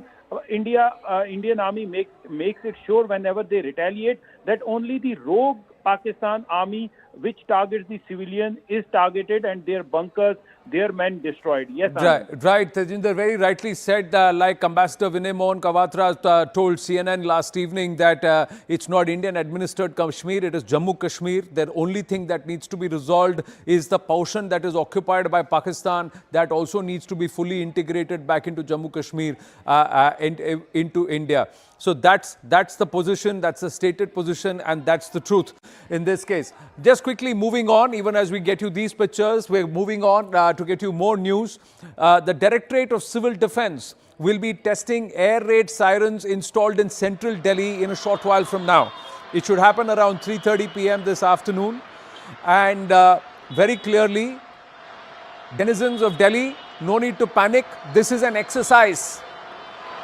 Just hear the siren, understand the sound, recall, recollect, because thereafter, through the night tonight or in the near future, if it goes again, then one knows that these sirens are working because we need to take precaution. But right now at 3:30 p.m. it's going to be an exercise. Ananya Bhatnagar now joins us with more details. Ananya, any particular reason why the sirens are going off or they're being tested now today at 3:30? Because there was not a mock drill planned, but why is this being done now? Well, the Delhi.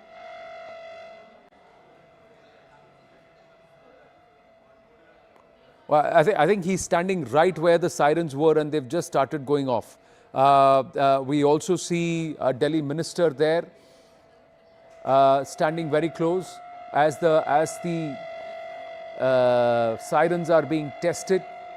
So we'll try and go across to Ananya and see if he's there. We can hear some noise. We'll try and go to Ananya in a bit. So clearly the government of Delhi also involved in this testing, and that's the reason why we have Parvesh Verma standing there overseeing the preparations. We'll try and go to Ananya. He was standing right at the bottom of these stairs where the siren is that's being tested in central Delhi. We'll try and get Ananya on the phone line because looks like the sirens are being warmed up. Yeah. Let's try and see if we have a ground report or a walkthrough that he has sent in just a short while ago before we get Ananya on the phone line. You see the pictures there, and that's the siren that's going to go off, and it's going to be quite loud, and it will send the alarm or the siren all across central Delhi. So the denizens or the residents of central Delhi will be able to hear it. We'll try and understand why central Delhi, why today, why this testing is happening. Parvesh Verma is also there. We'll see if he also speaks to the waiting media after the testing of the siren. This is supposed to happen at 3:30 p.m. this afternoon, and people have been urged not to worry, just to hear the sound, be cognizant that the siren is tested and it is working, but there needs to be no evasive action or reaction that needs to be shown to this siren being blown at 3:30 p.m. or going off at 3:30 p.m. today. So that's the space. These are pictures from a short while ago. There are a lot of people who are standing there to see what happens when the siren goes. Ananya has also sent us a ground report. Let's have a look at it. Sound, you can hear these sounds. As far as the alarms are here, these are the sirens that will be blown when any kind of attack actually happens. There's no need to panic. This is just for a testing that these sirens are being blown. You can see Parvesh Verma, who is in fact the minister in the Delhi government, here in order to test these sirens that have been there. These are alert sirens that are in fact there in the national capital in order to sound people as far as any kind of exigency is concerned, or any kind of attack, if it all happens in New Delhi. These would be the sirens which would alert the people. This is, remember, viewers, there is no need to panic. These are the sirens that are there to alert you. These are just simple sirens at this particular point of time. These are only for testing purposes at this particular point of time that they are there. In fact, what is very, very clear at this particular point of time is that India is definitely prepared. Bharat is actually prepared for any kind of a retaliation or attack that comes in from Pakistan. And very categorically at this particular point of time, these are the testing phase of these sirens which are being blown in order to test them, in order to see as to whether they would work at a time when there is some kind of attack or some kind of retaliation that comes in the national capital. And these are the sirens that the sound people are actually go inside their homes and to carry out proper drills as far as saving themselves from any kind of attack is concerned. The level one is when whenever the sirens are put on, you have to move to a safer place. If it all is night, you have to completely black out your house, and then you should proceed to a safer location if it's all some kind of unfortunate incident happens. These are the sirens that will alert you. Right. Right. So that's what's going to happen at 3:30 in central Delhi. In about 2 hours and 15 minutes, there is going to be the MEA briefing that is expected. So at about 5:30 p.m. again, a detailed MEA briefing is expected. Right now, let's go back to these pictures. This is again proof that Bharat is showing immense amount of restraint despite the brazen provocation by the Pakistanis. This is the pictures that's been accessed exclusively here at CNN News 18 of a post in the Samba sector that's been decimated. This is a Pakistani post decimated by the Indian artillery fire, and you can see the projectile coming there. There you go, and it.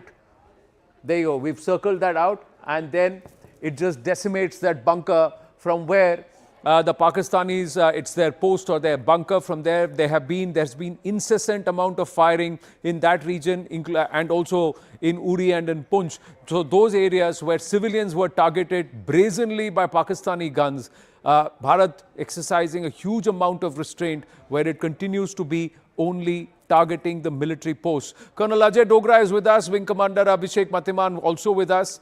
Jai Hind and Namaste. Thank you very, very much. How much of restraint does it take? Because we've seen ceasefire violations in the past where it used to be about who's got more fire and more power. And if there are civilians affected here, there would be civilians affected on the other side. But this time around, it seems to be that you target military posts, I'll target military posts. But my intent is that it's a war on terror. It's not a war with the people of Pakistan or even with the military of Pakistan. It's General Asim Munir and his ilk who are turning it into or escalating or going up the escalation ladder. Colonel Ajay Dogra, your thoughts? Hi, Anand. Yes, you are completely right. Last 20 years, I have been seeing when I was a diplomat with the UN also and when I was posted on these LOC highs, we never targeted their civilians. This has been rogue state. Whenever they fall into some abyss, they try to get onto the civilians and target them. However, we have shown immense restraint by just targeting their infrastructure, the terrorist infrastructure, and that has been our line throughout our history. However, whenever they fall back, they have to create a panic. They have to create something to show to their public opinion, and that's the way they try to target civilians. They are also trying to create communal disharmony. So they are trying to target Sikhs. They are trying to create religious dissemination, religious differences amongst us. So that's what the rogue state has been doing, and they are getting a befitting reply from our side. Wing Commander Abhishek Matiman, your thoughts, and let's also understand how did this air defense system work? They have tried to target at least 15 locations along the western border. Now, we are given to understand that all of the loitering munitions has been destroyed by the Army and the Air Force military air defense systems. But can this be seen as probing munitions that were sent or probing, exercise by the Pakistan military? And if it was indeed a probing exercise, will it be across 15 different locations? Because we are given to understand here, Manoj Kumar Gupta, as a Group Editor, Security Affairs and Investigations, has got from reliable sources that most of these drones or projectiles that were sent were not very heavily weaponized, or they did not carry as much of munition as would be expected given the spread of the exercise. So, Wing Commander, your thoughts first, and then Colonel Dogra. See, definitely it was a probing exercise, but let's not forget, actions speak louder than words.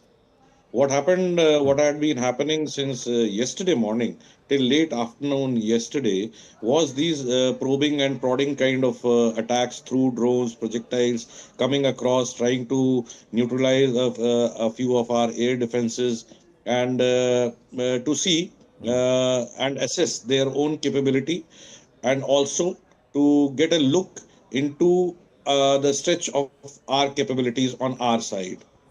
But I think it's after what happened towards the beginning of the evening hours thereafter, and the way the Indian forces, our forces, have gone after specific targets there, and the way the kind of liberty that our projectiles found while landing into every single prominent town that we know of in Pakistan provides us ample proof that the superiority, the comparative superiority of our air defense assets vis-a-vis the Porkies is well established.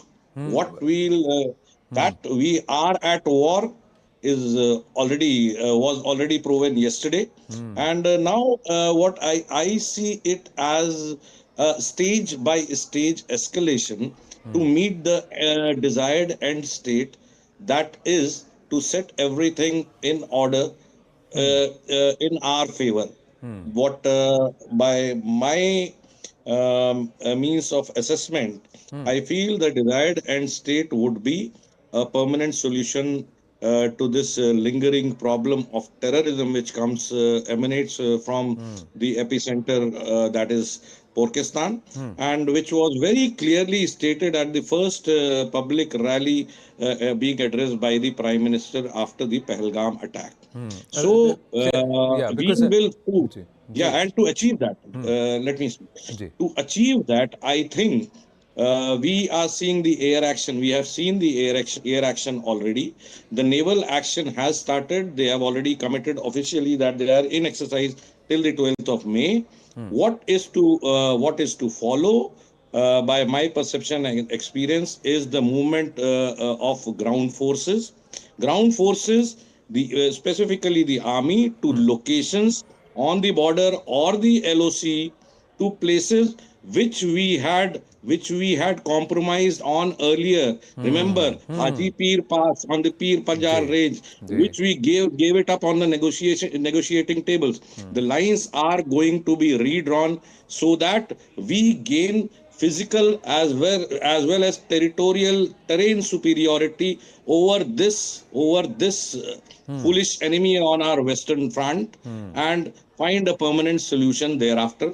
I think the operations are going to continue till such time, and rightly so. Well, but that is going to happen as Group Captain R.K. Narang also joins us. Group Captain Wing Commander Abhishek Matiman believes that this is steadily going up the escalatory ladder. But Bharat has also said that we will go as far as the Pakistanis do.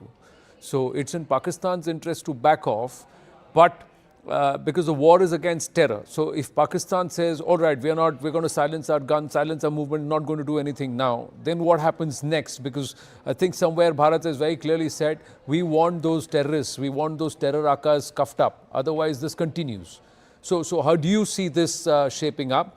The other part, that the Pakistanis have had reversals. Air defense systems, multiple places. They attacked 15 locations. Were they probing? Were the drones just the probe? Then the missiles that followed were the actual attack, and all of it negated. How do you read what happened last night? And we've also attacked about 14 locations, of which 12 there has been success. That's what we are given to understand. We are waiting for the MEA and the joint briefing with the defense teams at 5:30 for them to confirm. But this is what we are given to understand. Your understanding now. Your thoughts? See, what we need to understand is Pakistan has been, following a low-cost policy. Even today, when you look at it, they have used missiles, they have used drones, they have used artillery guns and terrorists. Now, this is a typical approach, whereas India has initially, right from beginning, as has been said and again, that our focus is on, ending terrorism, and thereafter we have not taken our Pakistani armed forces or the civilians. And every, Indian government, Indian defense forces have been using the right to respond. And scope, size, position is decided by India the way Pakistanis have been doing it. In fact, after we carried out first attack, we said we are following a non-escalatory. These were non-escalatory, attacks. What we need to understand is there are four key issues which have emerged out in these, whatever is happening there. First, aerial technologies prominence has appeared. When India struck Pakistan without losing anybody on any loss to the human life, this ensured that aerial technologies can be used. When I say aerial technologies, missiles, drones, and even manned aircraft, not crossing the border, but yes, manned aircraft. Now, this was earlier a taboo. You must understand which mindset. We have crossed a psychological mindset to hit at the heart of terrorism and not being scared of using our aerial asset, which was considered to escalatory to the level of nuclear. So that has been proven. The second part which has emerged is synergy between the tri-services.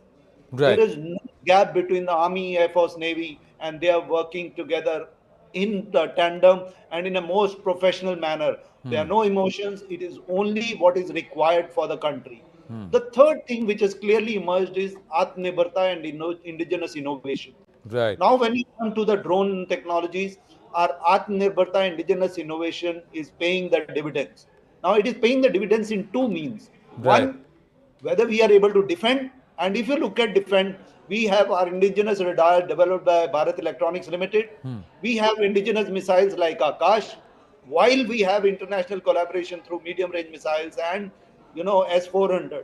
Right. The thirdly, we have been able to get a counter drone system D4 developed by DRDO, which is drone detect, deter and destroy. Hmm. Now that system is a multi-sensor system which has got radar, electro-optic systems, radar jammers, and lasers.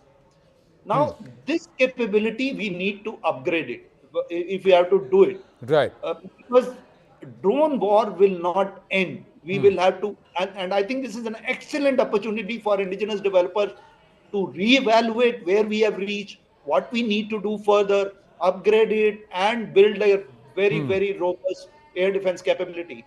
The Right. second major capability which Atmanirbharta is given is our capability to have unmanned capabilities which can really go and detect and destroy with a pinpoint accuracy. Correct. Here I'd like to highlight three major initiatives. One, technology is being developed by the defense R&D and public sector entities. Ji. The second is by Indian Air Force, which started Meher Baba Swarm competition. Remember last night, Yes. Pakistani drones came in swarms, and India has not responded by launching swarms. We have been using loitering drones.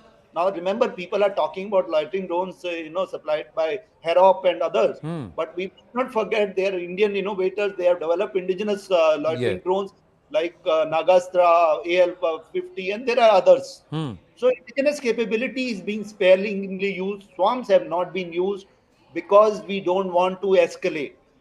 Another thing which probably we will be having is further evaluation, and we have to decide when and where we want to destroy. I will talk later when we talk about Pakistan's capability in terms of drone capability. The larger question, Colonel Dogra, is that is Pakistan, was it only probing, or did it first probe and then it tried to attack and it got defeated there and it got pummeled? How would you read that? And what is expected tonight? Many are saying that even tonight there will be some activity. The Pakistanis are silent now through the day, but evening they will try something. There is a reason why there are alerts given to ports, because there are reports that the Karachi port has suffered some damage, although the Pakistanis have issued a denial and then it's come back again as a confirmation from Karachi port. So we don't know what's happening. We're waiting for the official briefing to see if the government of India makes any claims about the damage that's been caused. But how are you seeing this going up? Do you see this going up the escalation ladder, or is there pressure on Asim Munir to back off? Enough pressure already? Okay, I'll take your pointed questions. Firstly, you asked about how this how this air defense system works on the line of control or international boundary. It works on the system of, or a backbone of integrated air command and control system, wherein all the radar, ground stations of Air Force, Army, and other services are combined. They give a refined picture. We call it as the refined air support picture. That picture comes, then the complete network-centric warfare is controlled there. The networks, communications are linked. So the moment any aircraft takes on from Pakistani territory or any of those aerial assets, it starts coming onto our radars. AVACs are there, radars are there, and that picture is passed on to the various weapon systems, various control centers, and various decision makers. And once the decision is taken, then we start engaging from the lowest or the nearest weapon to the highest weapon. So you named something like the drones they came. They were very cheap drones. So there's also cost effectiveness that they see. Like each missile, what we are firing, it's in the crores of the rupees. If we are looking of S-400, they are very costly missiles. Even if the other missiles are there, Igla missile, shoulder file missiles, these are costly. However, these drones, you can easily take it for 10 to 20,000 rupees. So they put up small ammunitions, and initially they try to probe the defenses. That's correctly. They try to make sure that our defenses are, firstly, we expand our missiles, and then there are the second things, they come back with the larger missiles or the larger weapons on that. But however, we are also prepared. We start with the nearest weapons, say maybe 23 mm, then L70 and other things, they go on, and that's the way that we move on. Coming on to the question of escalation, how we see that, I don't think so that Pakistan has got that much appetite or international standing that it can take this hostilities or these hostilities too far further. Sooner or the later, they'll have to back down. Otherwise, they know the might of Indian army. The Pakistan will be divided and they cannot take that risk. So I feel that they should be backing down in a day or so. So from 23 mm to the L-70, which is a 40 mm gun, anti-aircraft gun, it's modernized with radar. Then there is Pehora, some of the other systems also that have come into use. It's an integrated system that has come through as an air defense system. Like you said, short, medium, long, and in terms of the scale of the projectile, we'd also go up the escalation ladder with respect to the defense system. But this is testing a huge expanse of the western border. So, Wing Commander Abhishek Matiman is because Bharat targeted from Muzaffarabad to Bahawalpur, is that the reason why Pakistan saying, I will also show you equal capability? I may send you 100 rupee ka saman, but I'll still send it across a spread of at least 3,000 kilometers. See, if they want to meet India eye for an eye, then they are living in a fool's paradise. Our capabilities, our appetite, our reserves, the kind of volumes that we can inflict on them is overwhelming. That is why I am of the opinion, and if the broad smile on the faces of Raksha Mantri and the CDS in today's meeting, morning meeting, is anything to go by, then the things are moving just as the script was meant to be. The poppies are caught in their own trap, and here it is going to be scaled up and up, going step by step. Right. What we must remember is we must firmly keep the foot on the pedal and continue to keep it there persistently till we overwhelm these Pakis by sheer volume and persistence, till they eventually run out of gunpowder and make them bite the dust. This is what the difference between the Pakis, looking at their economic situation right now, their how they have been deserted and desolate without any international support, barring the Turkish Erdogan. So what I mean to say is the powers that be and the leadership that we have, they have it very well in mind that then we need to make amends for the shortcomings, wherein for the occasions earlier, wherein we left the work undone for some reason or the other. Sometimes in 65 it might have been international pressure. In 71 we couldn't even take back our own POWs while having handed over theirs to the numbers to the tune of 93,000. And on even in 99, when we towards the end of the operations, when the Indian Army was in a hot pursuit, we were told to hold. See, there had been countless occasions earlier when we now, in retrospect, feel that we just fell short, despite having incurred so much of loss of life of our brave hearts. I am sure the government of India has included those learnings into our operations this time, and we are going to take it to its justifiable end. No, do we have that intent this time around to stay on this hot pursuit and not close Operation Sindoor because somebody else asks us to, but because we are convinced this is the right time to close, because it's a war on terror.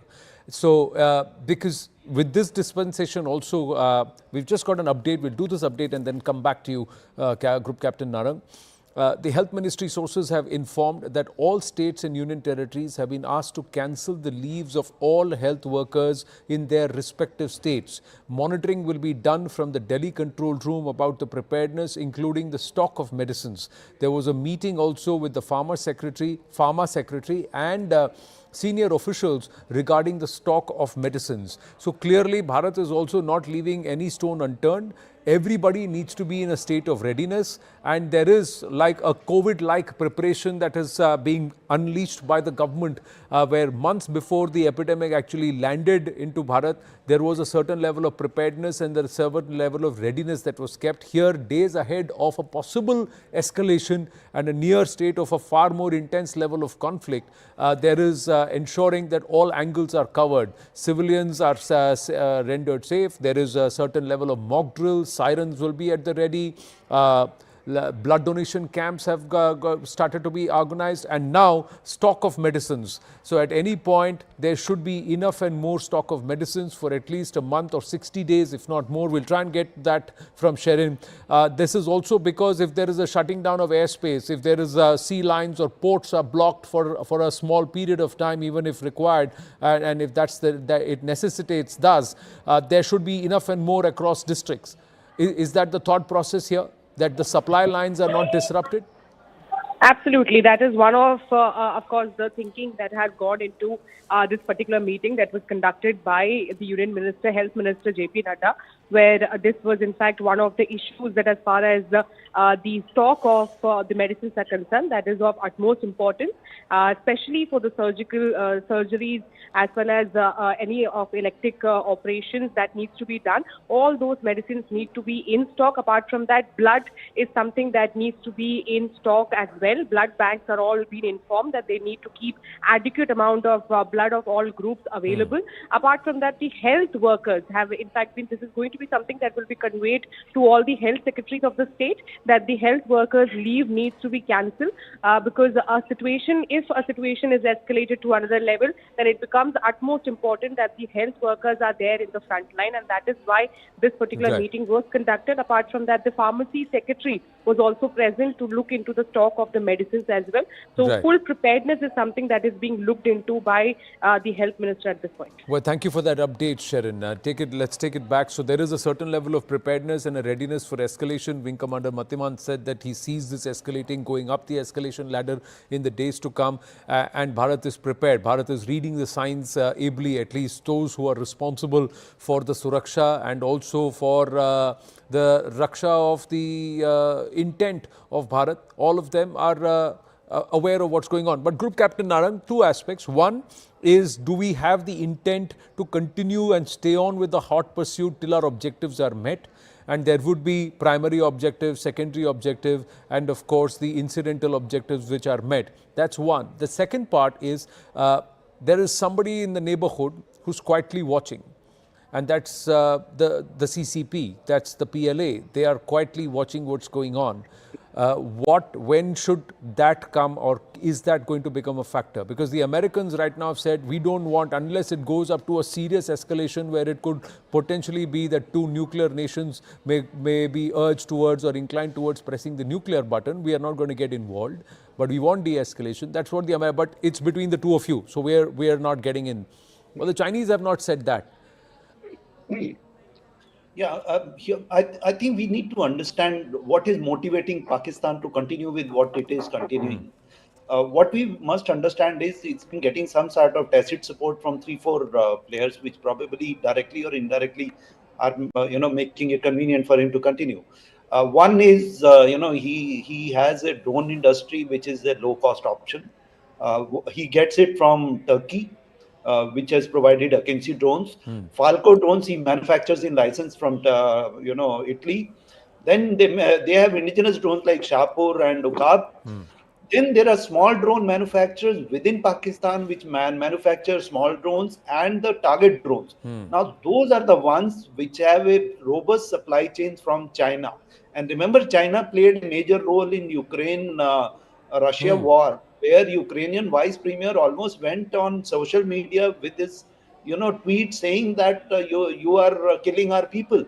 So the silent hand of China will be a critical aspect, even if it is not involved. And that is what we will have to cater to But Group Captain Narang, the Russians had money to pay.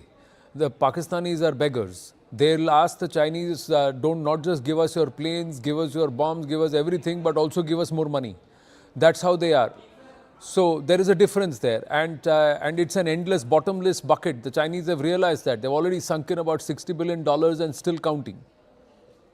Yeah, so that's what I'm saying. I think this is a low-cost option. and secondly, they have their indigenous industry, which probably is there. But I'm sure it is going to take strain on it. And what they need to understand is, if they continue like this, and if India starts exercising its drone capabilities, I think it will have a significant effect on it. In the long term, while we know it will have a crippling effect on Pakistan, we should not let our guard down and keep improving our capabilities, because There is another aspect, and it was very smartly pointed out by a viewer, that we should not show all of our hand even when we deal with Pakistan, because the CCP are watching.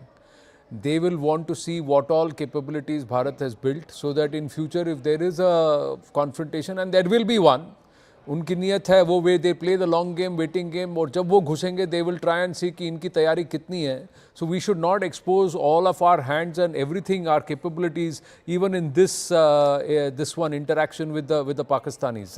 That is something which perhaps those who are the thinking minds will be aware of, that वो ये भी देख रहा होगा कि ये लोग क्या क्या कर रहे हैं, इनकी तैयारी कितनी है, तो मुझे क्या करना पड़ेगा नेक्स्ट टाइम के लिए.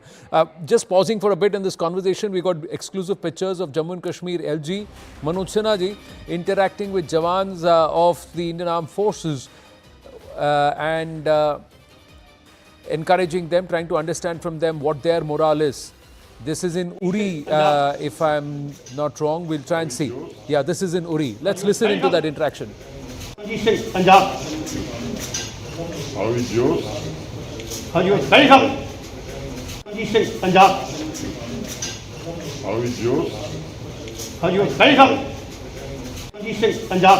How's the Josh? Hi sir, is what, and interacting with the soldiers, the bravehearts there along the line of control. It's the civilians who've had a bit of a pounding there in Uri, Tangdar. We've got ex-servicemen who have served in that region. They would understand. Colonel Dogra, that's not an easy area, and those are features, or those are places where Bharat is at a disadvantage, because the enemy sits on the heights.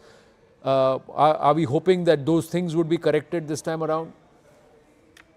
See, it's correct. It's the legacy of the history that we are living with. There are certain places where we are in dominance. There are certain places where they are in dominance. And as per stated policy of our government and our nation, we are not trying to change the boundaries at this stage. So I don't think so that this confrontation will take us to that level where we are going to change the boundaries. But yes, the way the escalation ladder is going on, and if it is forced upon us, I think the right solution will be to take out POK and even help Baluchis to get their separate nation and divide Pakistan into such smaller parts that it's done forever. But that is a long-term solution which we think about that. But currently we have enough ammunition, we have enough things with us to take care of they famished. They do not have ammunition to work or fight for 3 days as on date. So I don't think so. They can go on with the way the Baloch are going, don't think they need any help right now. They're actually Pakistani Army General Asim Munir ke naak mein dam kar rakha hai. Forget I'm what really he's not. Yesterday, even yesterday, there are pictures coming through of what the Baloch have inflicted in terms of real pain. These are those pinpricks that hurt more than an actual wound. So even if General Asim Munir is obsessed with doing something with Bharat to try and stay afloat, his position is being rendered increasingly untenable because of what the Baloch are doing. Ishan is with us. Ishan, let's go back to, so as planned earlier in the day, early this morning, you were the first to tell us that the LG is going to visit Uri. Has he met the civilians also? Here he is seen with the Bravehearts, but has he met the civilians also? Absolutely right. He's interacted with the civilians and told them that the government will do everything possible to ensure their safety and security. The issue of bunkers for the civilian population was raised, and to which LG said that in coming days we'll try to ensure that there are adequate bunkers available for people. Anand, we should highlight this after 2020 when the ceasefire was agreed by both the DGMOs. That's when India started constructing bunkers in Kupwara and Uri, which is certain lifeline for them. But they want more bunkers because there are a lot of population who has been affected this time around. The mortars are not limited to the Uri city itself, but they're going beyond. They're trying to hit more and more areas to involve more areas and to ensure that more civilians leave their homes and they are displaced from them, at least temporarily. So the shelters have been created, but the Lieutenant Governor was clear that the compensation will be given to them, that the damage assessment will be done, and they will try to ensure that every person who is affected, he gets the due at the moment. He's shifted, he's taken to the spot where he feels safer. because they don't want to put civilians in the harm's way. They want to take them out, because we have seen the sort of pounding that has been done by Pakistan on civilian places has really made the government rethink about trying to take them out. And most of them have actually even voluntarily left, and some of them are right now leaving and making sure that whatever they could collect there, that they are taking it along and they are able to go to a safer location. Look, it's very clear that the civilian population would not be spared, and they will be pounding those areas, as has been clear during the overnight shelling that took place, where many civilians were injured. One lady even died when a shrapnel hit her while she was in a vehicle trying to escape the misery. But yes, they are getting a little bit of trouble, but particularly civilians. Right. But even the Jawans were confident, and you see that the LG has written in his tweet that he has seen courage in their eyes and they are determined to fight the enemy. Well, the Bravehearts are, the Indian Armed Forces are at the ready. It's the civilians who wanted some more attention, especially on a night of pounding, which they believe eclipses what they witnessed way back even in the late 90s. That's where the civilians said that some attention needs to be paid. And Uri is an area which historically has had that problem where the very, very core Hindustani civilians have had to bear the brunt of Pakistani military ire and apathy. Quite often, the Uri attacks against on our forward posts also happened by the terrorist, the Jaish Cadre from that region only. So this is something which has a history, and it's good to see the LG out on there on the ground. The Chief Minister, Omar Abdullah, is travelling to the Jammu division. So he is in Poonch, Rajouri and also Jammu. So that's again very encouraging. More news coming through. The Central Consumer Protection Authority has initiated action against the listing and sale of walkie-talkie devices on e-commerce platforms that lack proper disclosure of operating frequencies, licensing information and equipment type approval or ETA. All sellers are required to strictly adhere to the applicable regulatory standards to uphold consumer rights and prevent unlawful trade practices. Payal Mehta joining us with more on why and what has brought this about. Yes, Payal. And you understand what it really means, in terms of using the walkie-talkie, using the frequency concern as well. India at this point in time does not want to leave anything to chance, and that's the reason the consumer protection is going to be extremely important, and that's the reason Union Minister Prahlad Joshi put out that tweet essentially warning people who are buying these devices online, on e-platforms, without really understanding, where this is coming from. Probably, also the route to where these devices are coming from is also being monitored by the Indian government in as many words. And of course, that's the reason they say that the absence of any critical information constitutes a violation of multiple laws, including the Consumer Protection Law, the Indian Telegraph Act, the Wireless Telegraph Act, and the use of very low power, shortage range frequency devices, exemption from licensing requirements, rules of 2018. So obviously, the sale of these non-compliant devices not only breaches the statutory obligations, but also pose significant risk to national security operations. That is the operative part, Anand. Well, and how soon will this be in effect? Because there are walkie-talkies out in the market. So how is the regulation going to be? Is it going to be immediate, effectively, stockists of walkie-talkies, sellers of walkie-talkies? It's available on e-com platforms also. So how are they going to be able to bring this about, regulate this? Well, of course, at first, as a very, very responsible government, we want to actually warn our people that do not fall prey to this. Do not buy this from e-commerce websites. That's something which is being there. What happens to the devices that are already in existence? Obviously, those are also going to be gradually mapped. But we do most of our shopping essentially, even electronics, like sometimes even fridges and televisions online, Anand, because that's the way the market is now really booming. So these devices are much more cheaper and much more available online. And of course, these e-commerce websites have been posing a lot of these options available to the consumers. But the consumers must understand what they are buying and why they are buying, and from whom should they buy and whom should they not buy, because these walkie-talkies are come to great use to various industries as well. But nothing can interfere with the national security. That's the whole argument. We're going to take a very, very short break. Thanks, Payal, for those inputs. Stay with us here on CNN News 18.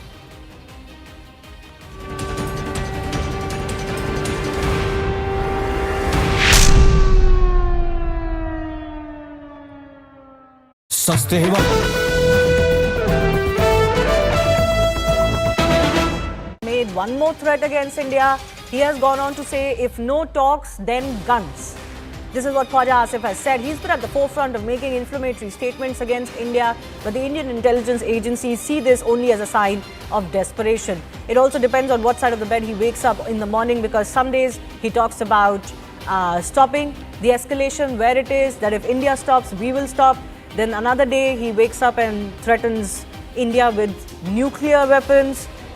This is the same man who has, of course, gone on international media to accept that Pakistan was doing the dirty job of the US and the West for 30 years when it was funding, training and harboring terror groups inside its territory. My colleague Anand is also joining us to break this down further for us. How seriously are we to take Khwaja Asif? Well, Bharat is not taking Khwaja Asif seriously because he's highly discredited himself by the comments that he's made. But there is a picture behind the picture. Khwaja Asif is worried about his political constituency, that is Sialkot. Sialkot has undergone some heavy pummeling and punishment with the air defense systems, reportedly also totally damaged because of Bharat's counter reaction to Pakistan's military strikes. What one needs to listen carefully when we listen to Khwaja Asif speak is, he says that we cannot afford to carry this on for long. He's trying to put words and project it in a way that Pakistan is at a position of strength, but in that line itself emerges Pakistan's vulnerability. Pakistan does not have the faculty, the funds, nor does it have the fortitude to be able to continue an intense engagement with Bharat. And that is something that is coming through from Khwaja Asif and his nervousness. So much so that he is contradicting himself within 12 hours of his interviews between one media platform to another. So that is the reason why, because the Pakistanis don't know what's hit them. The other part is that being the defense minister of Pakistan, he's actually come across as clueless and quite literally kept in the dark by the military establishment. And that itself is there for us. So somewhere from the Indian think tank and the Indian government, the more Khwaja Asif speaks, the better for Bharat, because the more Pakistan gets exposed globally. Absolutely. Anand, we're getting an excerpt of his latest statement, I believe. Let's just play that out for our viewers. Direct talks नहीं होती इस वक्त हमारे NSS की, हमारी government की और India की गवर्नमेंट की, और वो नहीं सुनते, तो फिर क्या अगली बात, अगर टेबल पे बात नहीं होती, तो क्या अगली बात बंदूक पे होगी, बंदूक के जरिए होगी?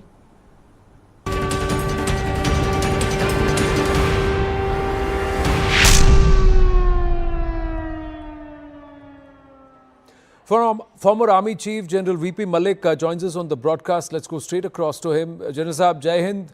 Thank you for your time, sir. Can you hear me? This is Anand here. Yes, Jai Hind, Anand. Yes, I can hear you.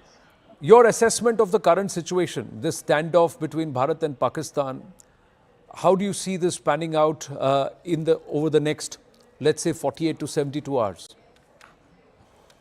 Anand, this time what we have done has been quite different to whatever had been done by India to hit the terror camps and to strike at their camps earlier. And Pakistan has not taken it properly yet, although we sent a message that we do not want further escalation and our targets are only the terror camps and their lords, so to say. Pakistan is trying to escalate it, but I don't think it will succeed in further escalation. Whatever it has done, firstly, it doesn't have the capacity to carry on for a long time. We have a much longer, much greater capacity to carry on and to also raise the escalation level if and when required. Secondly, the international community is now pretty much on our side, and Pakistan is now facing that. And so there will be tremendous pressure from the international community asking Pakistan to stop it now and not to escalate it further.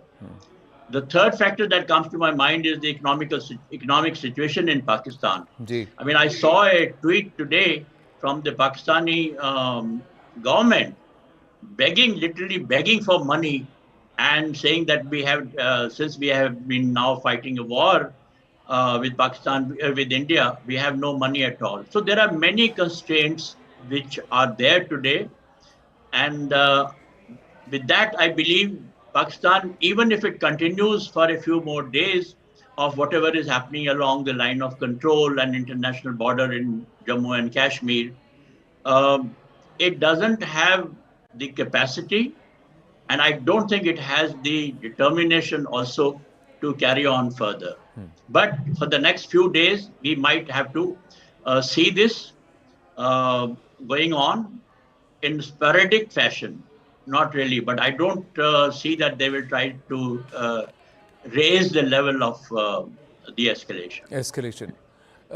In your wisdom, as a general, a former chief of the army staff, has General Asim Munir conducted himself with dignity, or has he brought disgrace to the uniform?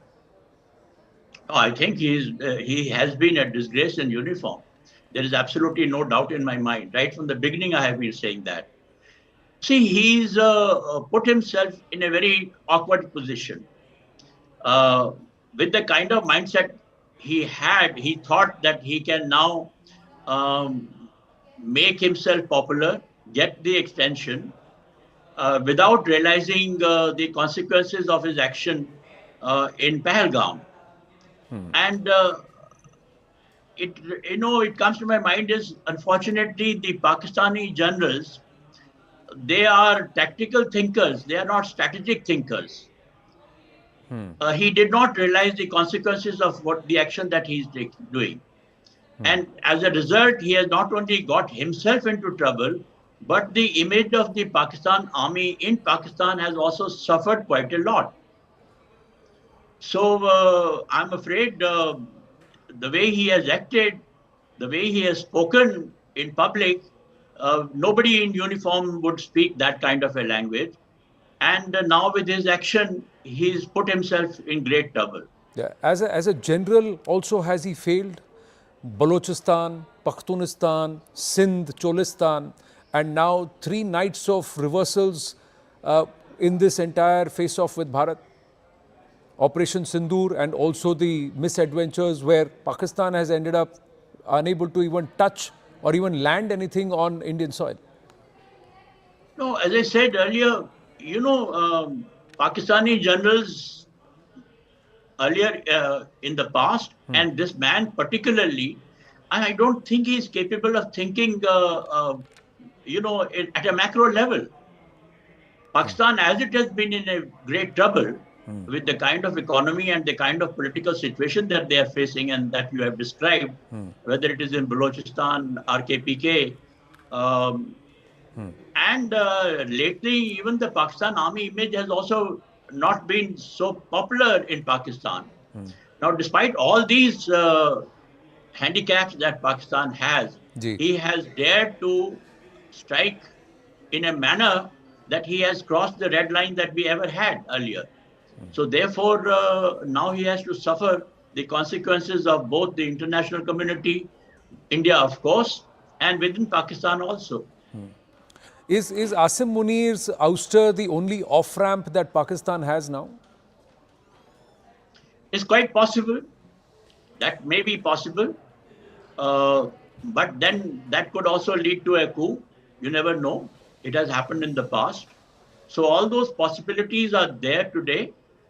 But one thing I have to say that at the moment also I feel that it has not been sufficient punishment for Pakistan leadership as far as cross-border terrorism is concerned.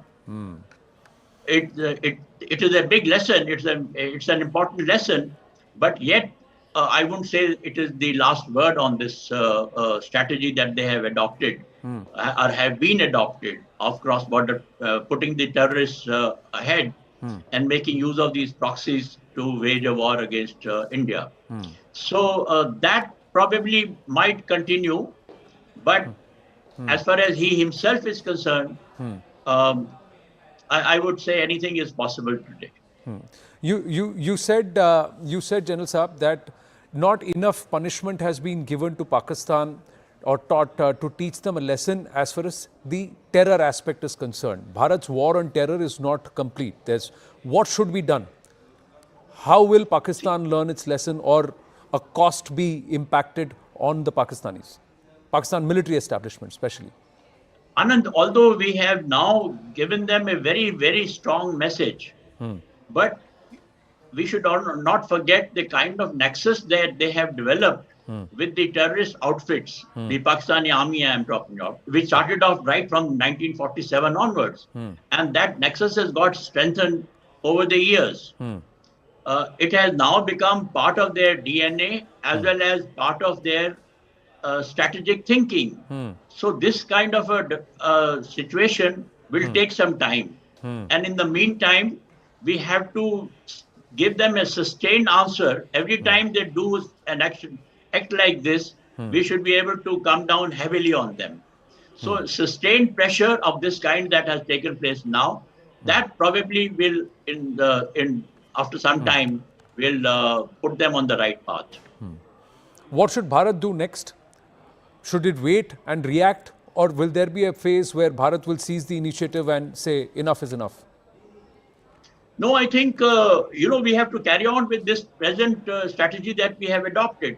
Absolute zero tolerance, and making it very clear to Pakistan that we will come down heavily every time you indulge in a situation like this. And every time they do that, our own strategy of hitting them hard, that must be sustained. It cannot be one-off this thing. So next time if they they try and do something like this, then we should give them not just this much, but maybe even harder message. Right.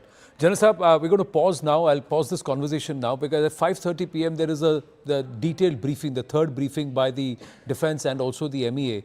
Post that, look forward to speaking with you again later towards the evening, if possible, and if you have the time. Thank you so much.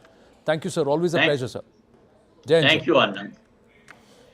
More news coming through. It's a CNN News 18 exclusive. Pakistan's unprovoked firing along the line of control is believed to be a cover for terrorist infiltration. Security agencies suspect that an attempt was made on the 9th evening, 8th evening, 9th night.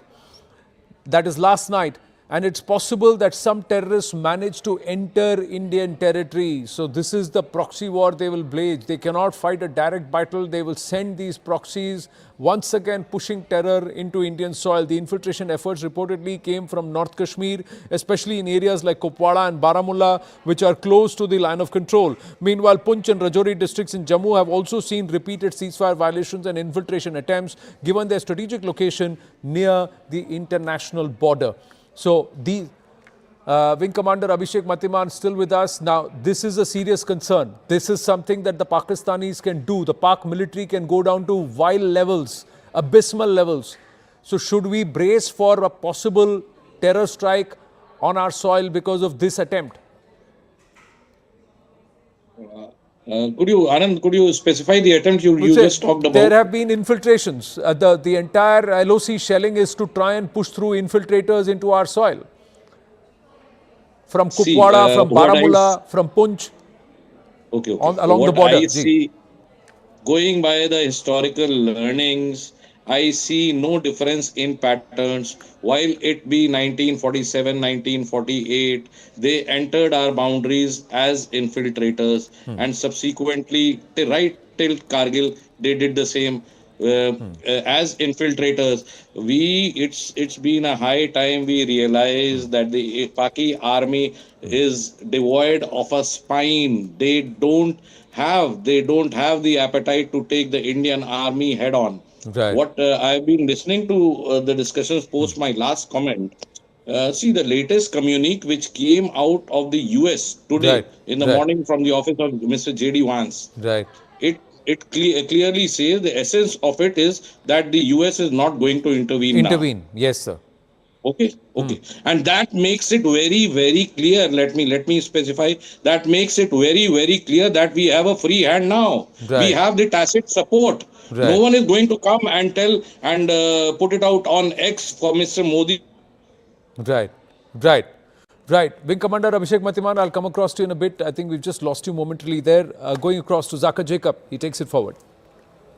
All right, let's try and make sense of what is going on in this heightened state of tensions between India and Pakistan. India sort of responded with Operation Sindoor to the deadly terror attack that happened on the 22nd of April.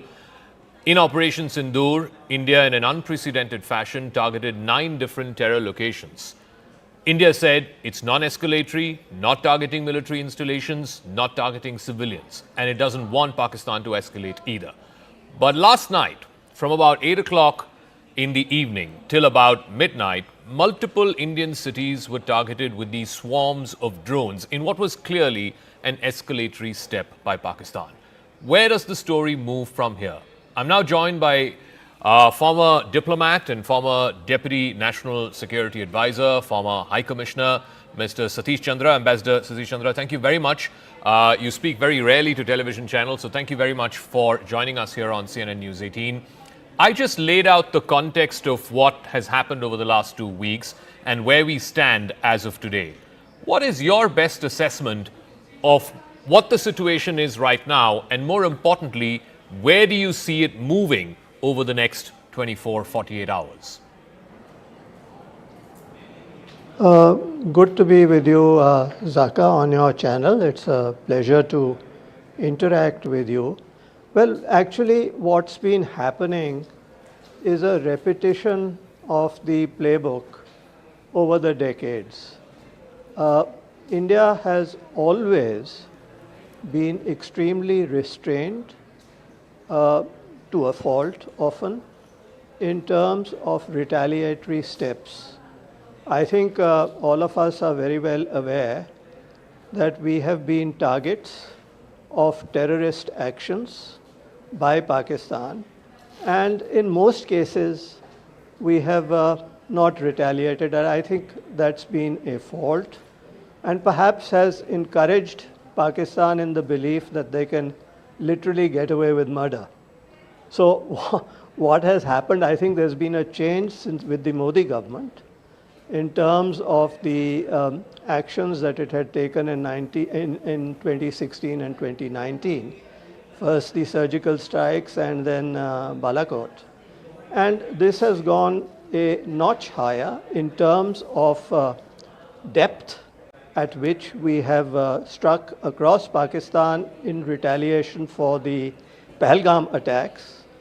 And it's been nine camps which has been struck, both in some in POK and some in Pakistan, Punjab, the most notable being Muridke and Bahawalpur, where the terrorist camps were taken out. But as you mentioned ab initio, and as has been underlined by the government of India, that our action was, the kinetic action, was extremely restrained in terms of the fact that we did not hit the military, the Pakistan military, which many feel perhaps we should have, but we did not in the interest of being extremely restrained.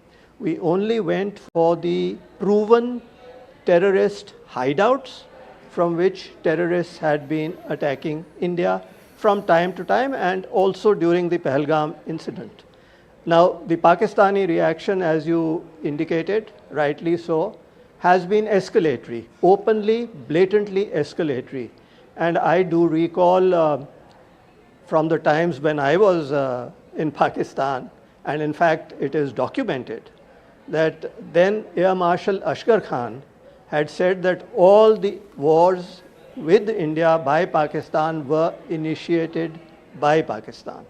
So let's be very clear, I am not surprised, because I have dealt with Pakistan for much of my life, that this is the standard playbook of Pakistan. They will escalate, they will lie, they will try and say that India is escalating, whereas the contrary is correct. Just like they keep saying that they are really had nothing to do with terror, and I think everyone knows the score on that, not only India but the rest of the world. So I don't need to say anything more on that score.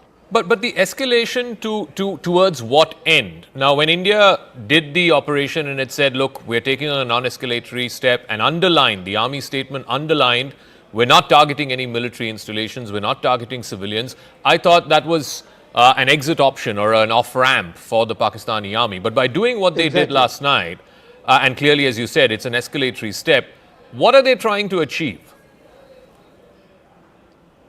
I think you must understand two things that are happening in terms of dynamics in Pakistan as I read it.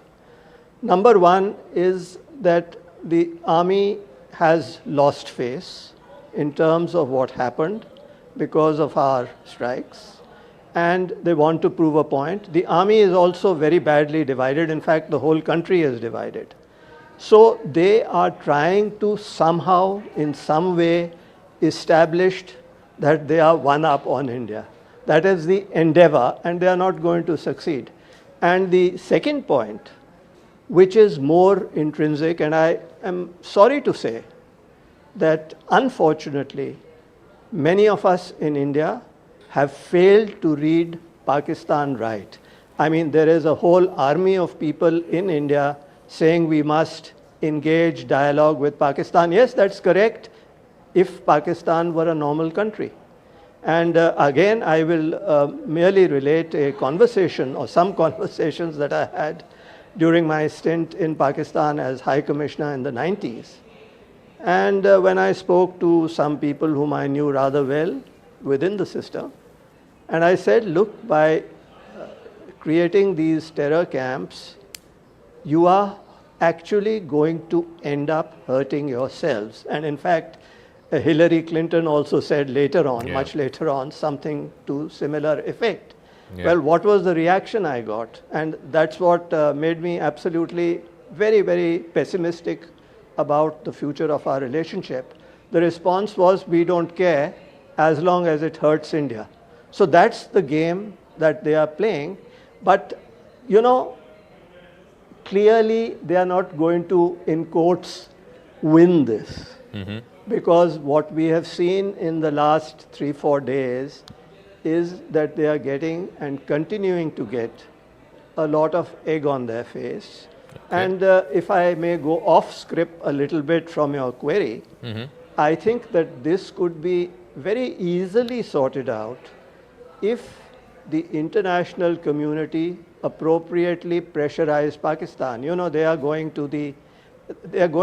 around the world with a begging bowl. Correct. And if assistance was stopped, this Pakistani foolishness would also stop.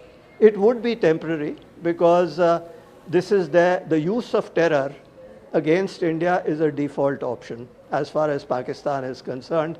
And Zaka, I'll be prepared to discuss with you on a much longer show as to what really we should be doing over long term with Pakistan. I just want you, since you mentioned international community and the leverage that the international community has on Pakistan, tonight there is the IMF meeting, which will decide whether Pakistan gets a tranche of, I think, about a little over $1 billion from the IMF.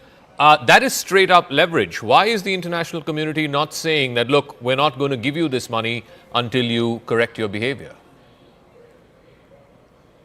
You are absolutely right.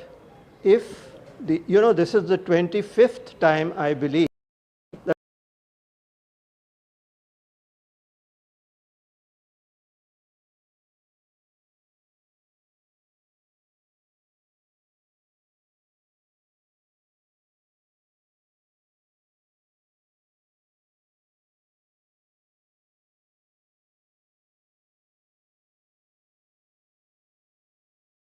yes.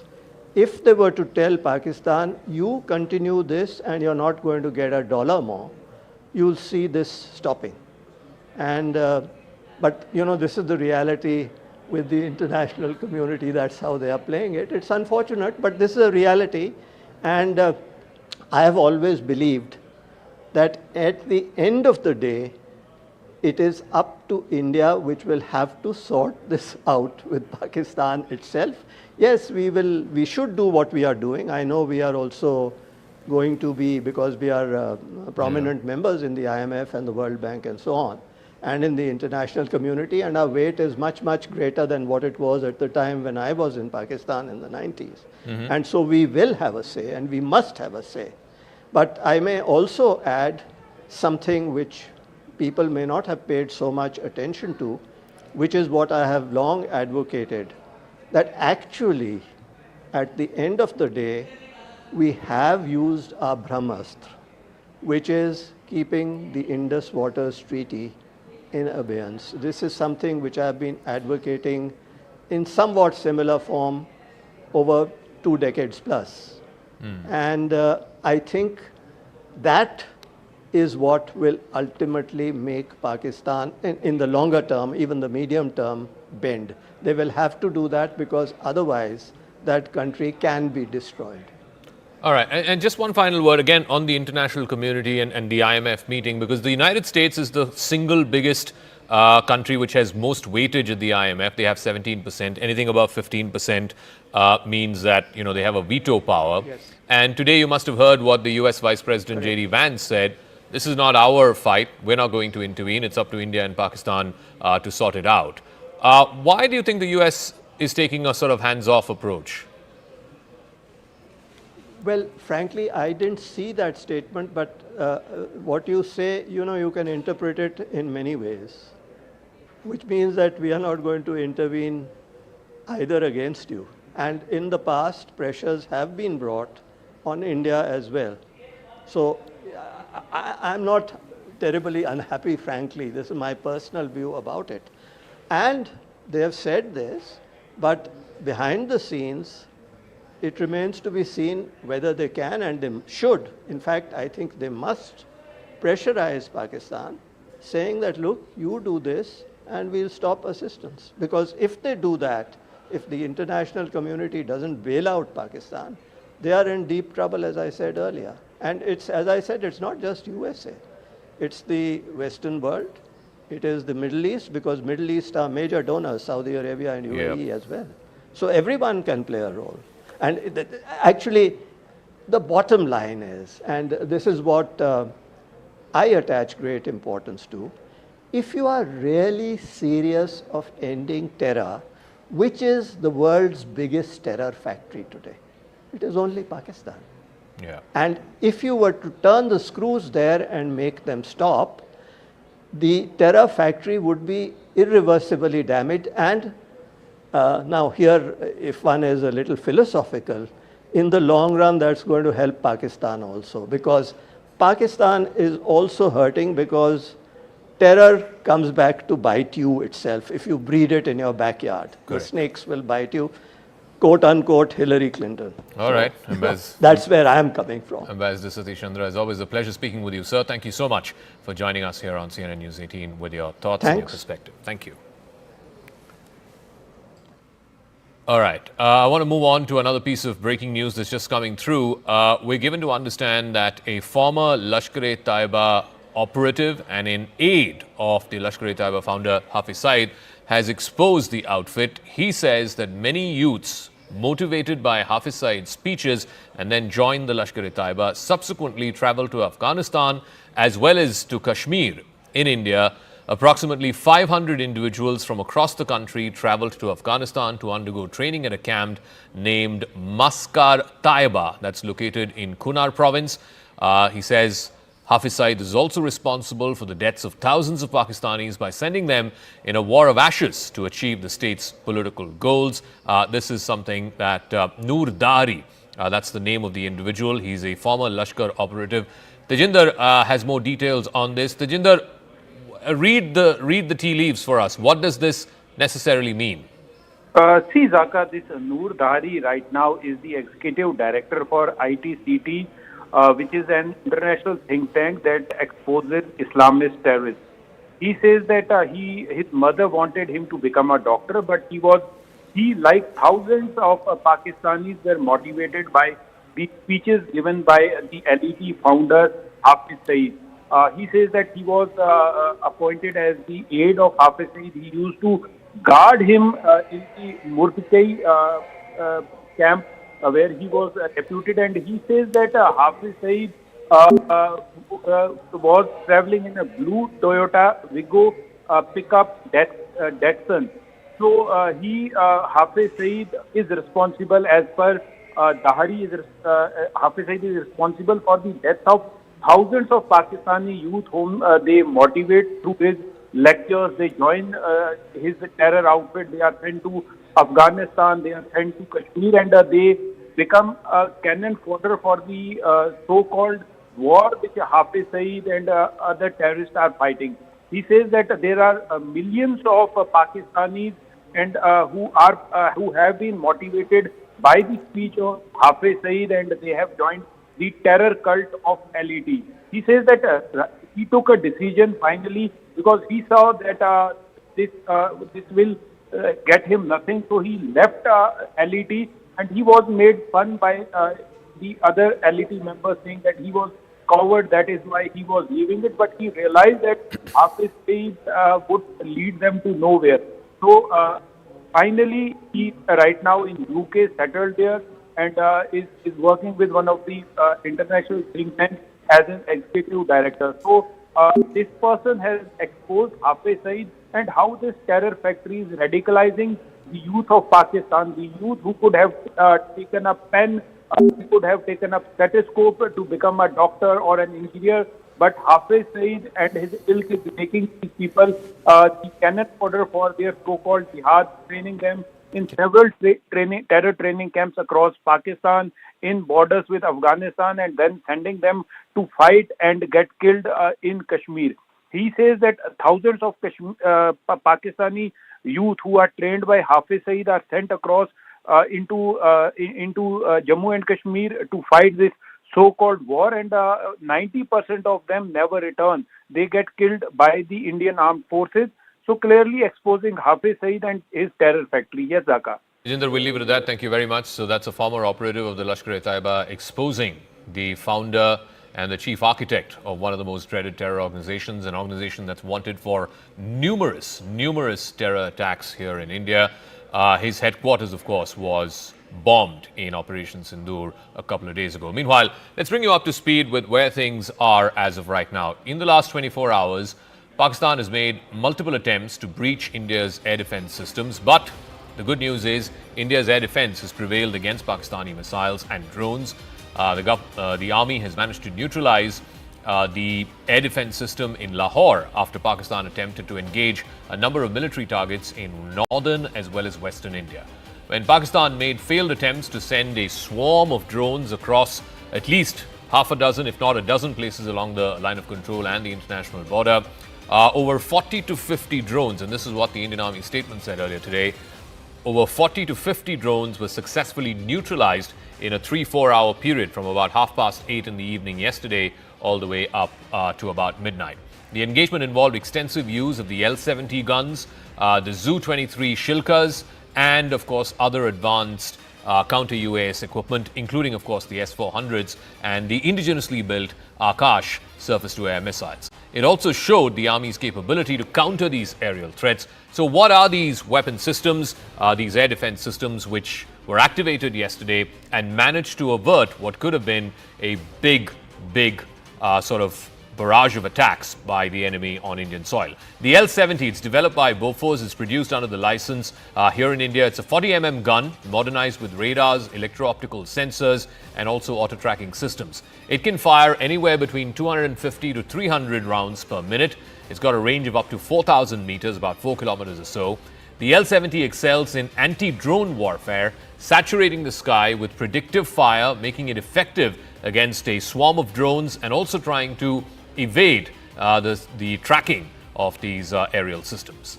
So that's the L-70. It's a short-range gun. Then you have the Shilka, which is a self-propelled system, self-propelled gun. It's got 4 23mm autocannons that are guided by radar detecting targets, and it can detect targets up to 20 kilometers away. So that's again a short-range weapon. It can unleash about 4,000 rounds per minute, and it's been upgraded with proximity fuse ammunition as well as advanced fire control systems to tackle drones that are becoming smaller and smaller.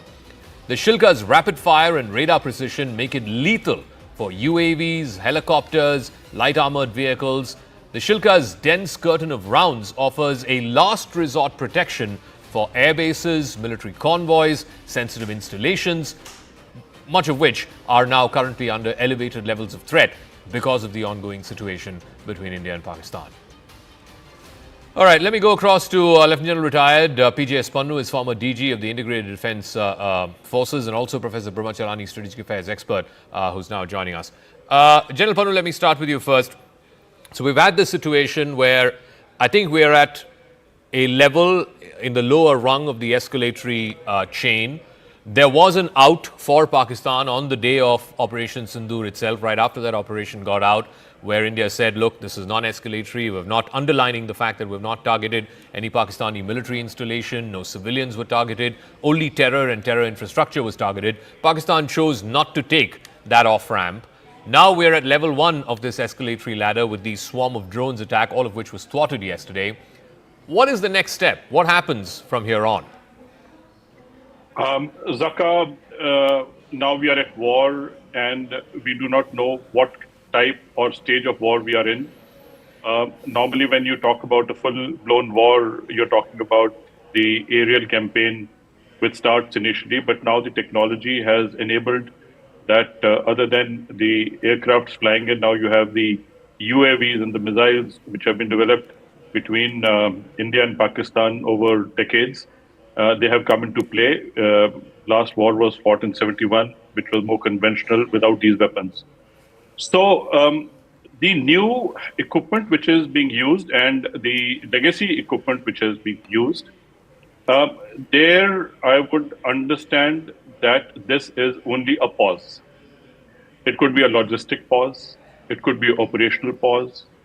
It could be for reconsidering because armies do not reinforce failures. If Pakistan feels that whatever they did turned out to be a failure, then they would go back and look at what needs to be done better to improve the systems. The technical pause could also get the OEMs to look at the equipment which did not work well, or how the Indian equipment worked, to even tweak that. So there are far too many things that would be seen as to why after yesterday night's very strong retaliation, aerial retaliation by Pakistan, why there is a pause. It also could be a diplomatic pause, which I feel our diplomatic corps would have known, but I don't think so it is so. But what is amazing is that the terrorists, Pakistan has been crying that they are also victim of terrorists or terrorism. And it is the same terrorists who they have been saying that they are victim of the terrorists. They have been carrying the coffins. You know, the army has been carrying the coffins and crying over them. How could you be victim of those people that you're now crying over and carrying their bodies for ceremonial burial? These are the same people who ambushed the Pakistani trains and hijacked them in Balochistan. These are the same terrorists who've been hitting at the cantonments. They are also looking at political supporters of Imran Khan and those who actually hammered the corps commanders in their residences. So I think there is a lot of internal correction that the Pakistan would want to make. So therefore, I think it is just that Pakistan is unpredictable.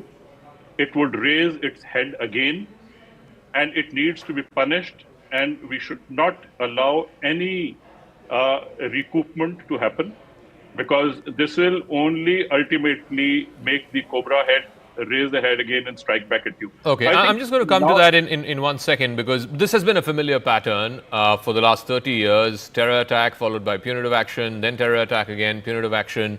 Is there a chance for India now to settle this once and for all? But I'll come to that in 1 second. I've got a piece of breaking news that's coming, after which I'll go to Professor Chelani as well, who's joining us. This is according to top defense forces. As per India's assessment of what happened last night, between 8 o'clock in the night to 11:30 p.m., that's about a 3.5-hour window on the 8th of May last night, Pakistan launched as many as 500 small drones. The target were 24 cities across North and West India, starting from the Jammu and Kashmir through to Punjab, through Rajasthan, and of course the southernmost part of this window, which was Gujarat. So 24 cities in a 3.5-hour period. The army statement from this morning suggested it was 40 to 50 drones, but now top defense sources telling Arunima it could be 10 times as much. So Arunima, where is this assessment coming from, in as much as there were 500 drones? Because that's not a small number, that's a big number. And it's 25 cities as opposed to 15, which was the case the day before. What is the reading of, what was Pakistan trying to achieve? Was it escalation? Were they trying to test India's air defenses? What was the objective? And what happens now? This is what everybody is keen to know. What is the next step? Do we further climb this escalatory ladder, or is there an off-ramp somewhere here?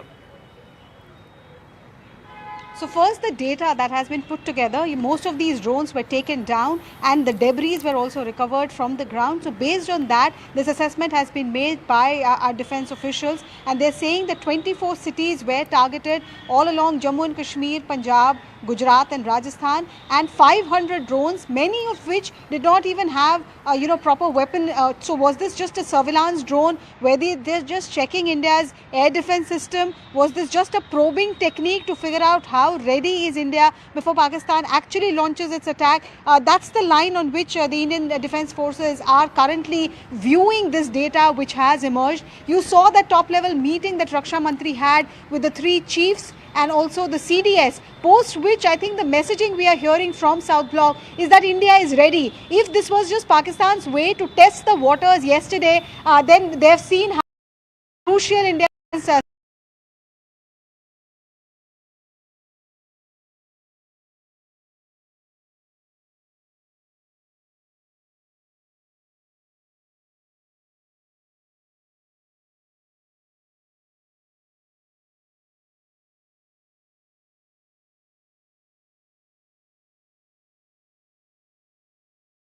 Air defenses. Clearly, they got a bloody nose. Almost all of those attacks were thwarted.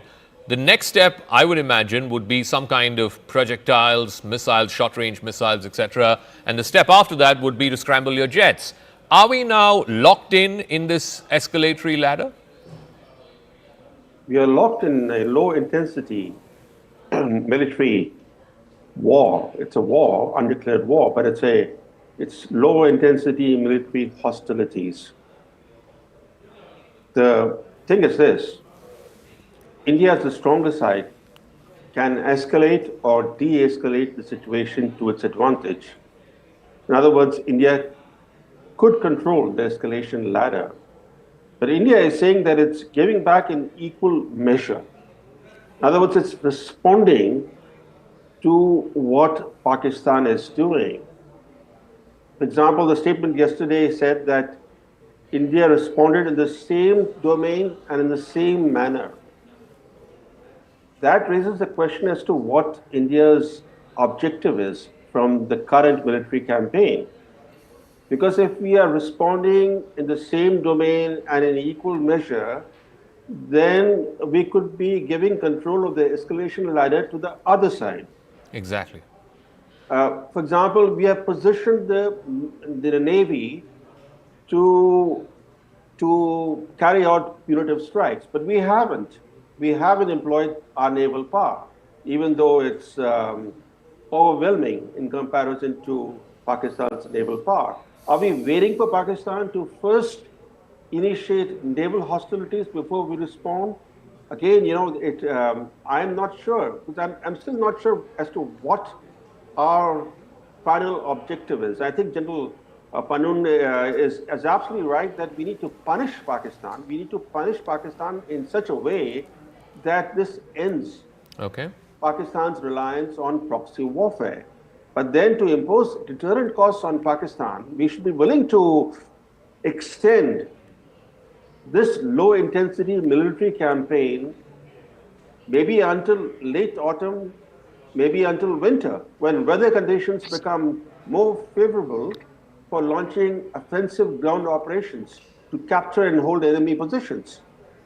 So if Pakistan can sustain its low-intensity unconventional war for decades against India, the stronger India certainly can sustain a low-intensity military campaign until this winter.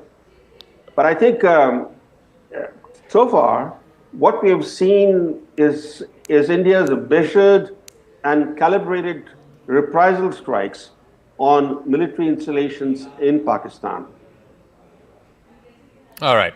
Let's see how this plays out. We'll game it further because we're expecting for want of a better phrase, more action later tonight. But I'm going to take a quick break. When we come back, we'll still be in conversation with General Panu as well as Professor Chelani, and also get our reporters from different locations as well. It's going to be the same press conference in an hour's time at 5:30. The MEA Foreign Secretary is going to be there. You're also going to have the two young women lady officers from the Army and the Air Force who will be briefing the media about what's happened in the last 24 hours. Quick break. We'll see you right on the other side in a moment.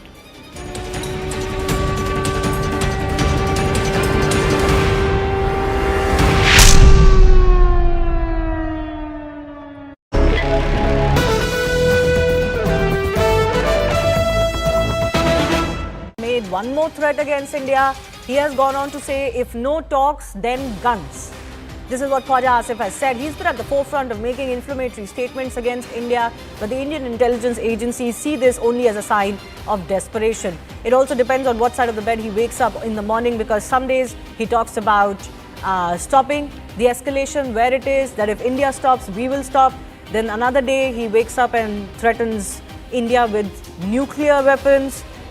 This is the same man who has, of course, gone on international media to accept that Pakistan was doing the dirty job of the US and the West for 30 years when it was funding, training and harboring terror groups inside its territory. My colleague Anand is also joining us to break this down further for us. How seriously are we to take Khwaja Asif? Well, Bharat is not taking Khwaja Asif seriously because he's highly discredited himself by the comments that he's made. But there is a picture behind the picture. Khwaja Asif is worried about his political constituency, that is Sialkot. Sialkot has undergone some heavy pummeling and punishment with the air defense systems, reportedly also totally damaged because of Bharat's counter reaction to Pakistan's military strikes. What one needs to listen carefully when we listen to Khwaja Asif speak is, he says that we cannot afford to carry this on for long. He's trying to put words and project it in a way that Pakistan is at a position of strength, but in that line itself emerges Pakistan's vulnerability. Pakistan does not have the faculty, the funds, nor does it have the fortitude to be able to continue an intense engagement with Bharat. And that is something that is coming through from Khwaja Asif and his nervousness. So much so that he is contradicting himself within 12 hours of his interviews between one media platform to another.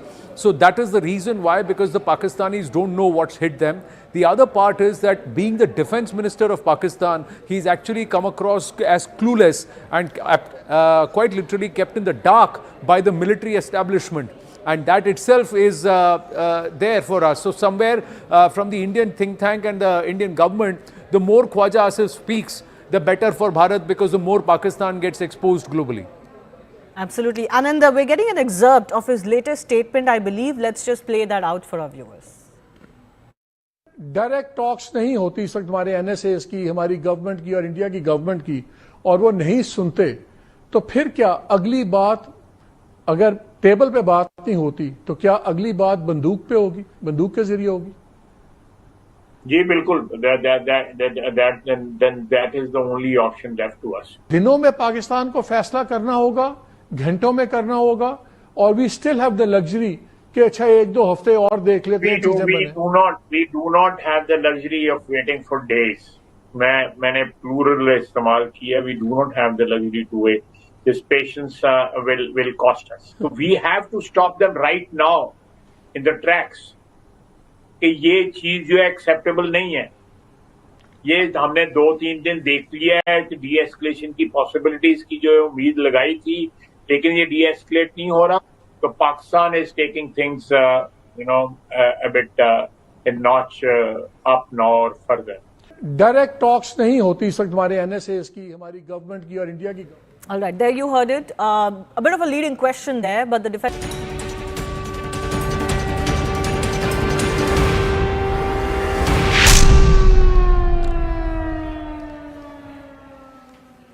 Welcome back to our continuing coverage of the heightened tensions between India and Pakistan. We are, without officially declaring so, for all practical purposes, in a state of war.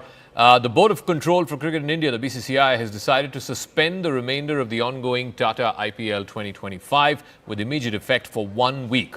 Further updates regarding the new schedule and the venues of the tournament will be announced in due course of time after a comprehensive assessment of the situation in consultation with relevant authorities and stakeholders. This was, of course, announced a short while back by Rajiv Shukla, who is part of the BCCI and someone who has been talking about this for a while. So they've decided to suspend the IPL for a week starting today. Let's listen in to some reactions coming through. Mr. Dhumal, the BCCI and the IPL have taken the decision to suspend the IPL, but only for a week. Just give us a sense of why this decision was taken. What was the considerations?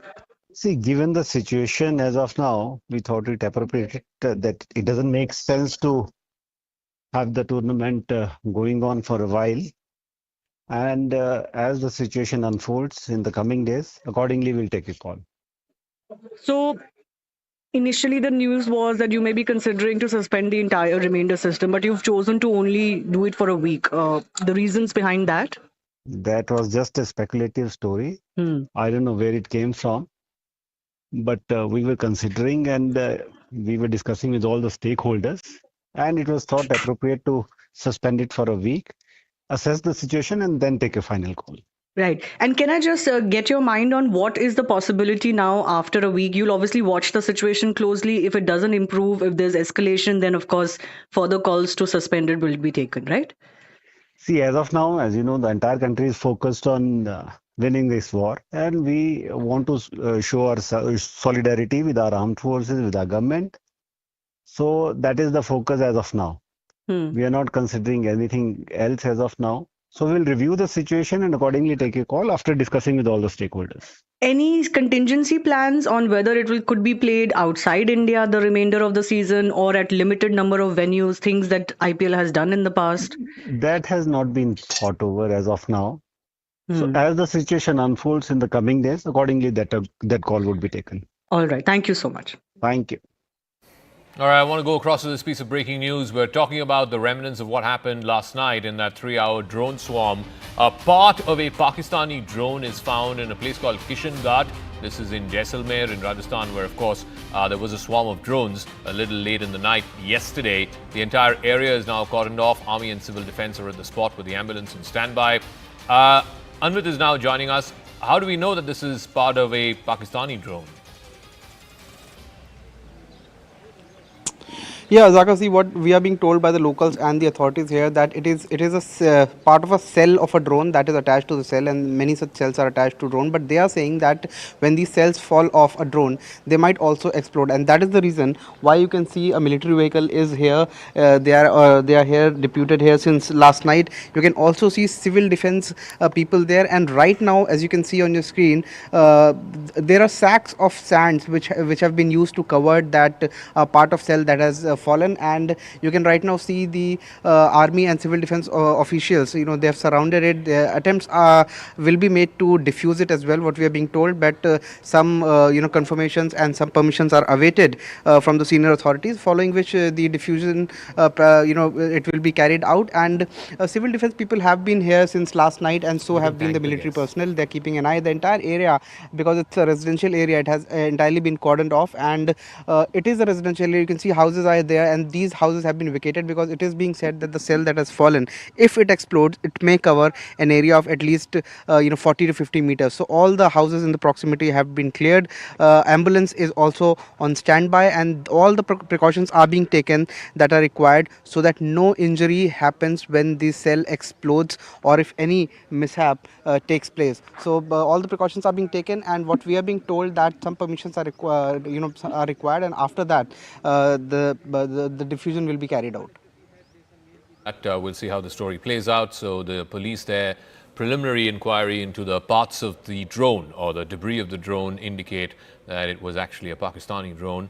Well, it bolsters India's case to prove that what happened last night between 8 o'clock and 11:30 was a swarm of Pakistani drones that was sent to violate Indian airspace and attack India. All right, I'm going to take a quick break, but news and updates continue right on the other side. Now, there's been a lot of, fake news and disinformation and misinformation, especially last night in the aftermath of that drone swarm. All kinds of news were floating around in the internet, particularly on social media platforms like Twitter. We've been busting that. We'll talk a little bit more about that on the other side of this quick break.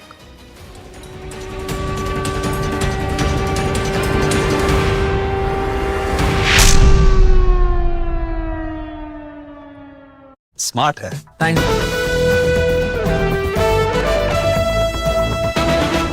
Made one more threat against India. He has gone on to say, if no talks, then guns.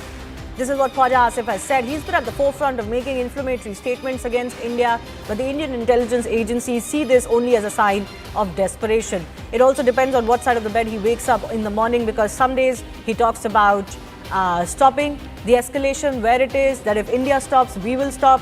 Then another day he wakes up and threatens India with nuclear weapons. This is the same man who has, of course, gone on international media to accept that Pakistan was doing the dirty job of the US and the West for 30 years when it was funding, training and harboring terror groups inside its territory. My colleague Anand is also joining us to break this down further for us. How seriously are we to take Khwaja Asif? Well, Bharat is not taking Khwaja Asif seriously because he's highly discredited himself by the comments that he's made. But there is a picture behind the picture. Khwaja Asif is worried about his political constituency, that is Sialkot. Sialkot has undergone some heavy pummeling and punishment, with the air defense systems reportedly also totally damaged because of Bharat's counter reaction to Pakistan's military strikes. What one needs to listen carefully when we listen to Khwaja Asif speak is, he says that we cannot afford to carry this on for long. He's trying to put words and project it in a way that Pakistan is at a position of strength, but in that line itself emerges Pakistan's vulnerability. Pakistan does not have the faculty, the funds, nor does it have the fortitude to be able to continue an intense engagement with Bharat. And that is something that is coming through from Khwaja Asif and his nervousness. So much so that he is contradicting himself within 12 hours of his interviews between one media platform to another. So that is the reason why, because the Pakistanis don't know what's hit them. The other part is that, being the defense minister of Pakistan, he's actually come across as clueless and quite literally kept in the dark by the military establishment. And that itself is there for us. So somewhere from the Indian think tank and the Indian government, the more Khwaja Asif speaks, the better for Bharat, because the more Pakistan gets exposed globally. Absolutely. Anand, we're getting an excerpt of his latest statement, I believe. Let's just play that out for our viewers. Direct talks नहीं होती इस वक्त हमारे NSS की, हमारी government की और India की गवर्नमेंट की, और वो नहीं सुनते, तो फिर क्या अगली बात, अगर टेबल पे बात नहीं होती, तो क्या अगली बात बंदूक पे होगी, बंदूक के जरिए होगी? जी बिल्कुल, that is the only option left to us. दिनों में पाकिस्तान को फैसला करना होगा, घंटों में करना होगा, और we still have the luxury कि अच्छा एक दो हफ्ते और देख लेते हैं चीजें बने. We do not have the luxury of waiting for days. मैंने plural इस्तेमाल किया. We do not have the luxury to wait. This patience will cost us. So we have to stop them right now in the tracks. कि ये चीज जो acceptable नहीं है. ये हमने 2-3 दिन देख लिया है कि de-escalation की possibilities की जो उम्मीद लगाई थी, लेकिन ये de-escalate नहीं हो रहा. So Pakistan is taking things, a bit a notch up now or further. Direct talks नहीं होती इस वक्त हमारे एनएसएस की, हमारी गवर्नमेंट की और इंडिया की. All right, there you heard it. A bit of a leading question there, but the defense minister certainly approving what was asked, that if there are no direct talks, then there will be guns. In other ways, he's saying that Pakistan will lose its patience and escalate further, because he's painting it out to be that India is not de-escalating. But India has given them a route off this escalation ladder at every step. Thrice now. After the Pahalgam attack, India conducted very surgical strikes on terror camps, but Pakistan retaliated. Then we hit back only in retaliation, in proportion, but they tried their misadventure again last night. Air Marshal B.K. Pandey and Brigadier Vinod Datta both continue to be with us. Thank you for your patience, gentlemen. Brigadier Vinod Datta, how do you see this bravado from the Pakistani establishment. I mean, they've not won a single war with India. They possibly cannot sustain themselves in a conventional war with India even today, but the bravado is endless. Yeah, I agree with you because this kind of pseudo confidence which they have, the kind of trust they have on false claims, the kind of destiny they have with having tall claims like even 65 and 71 war, 65.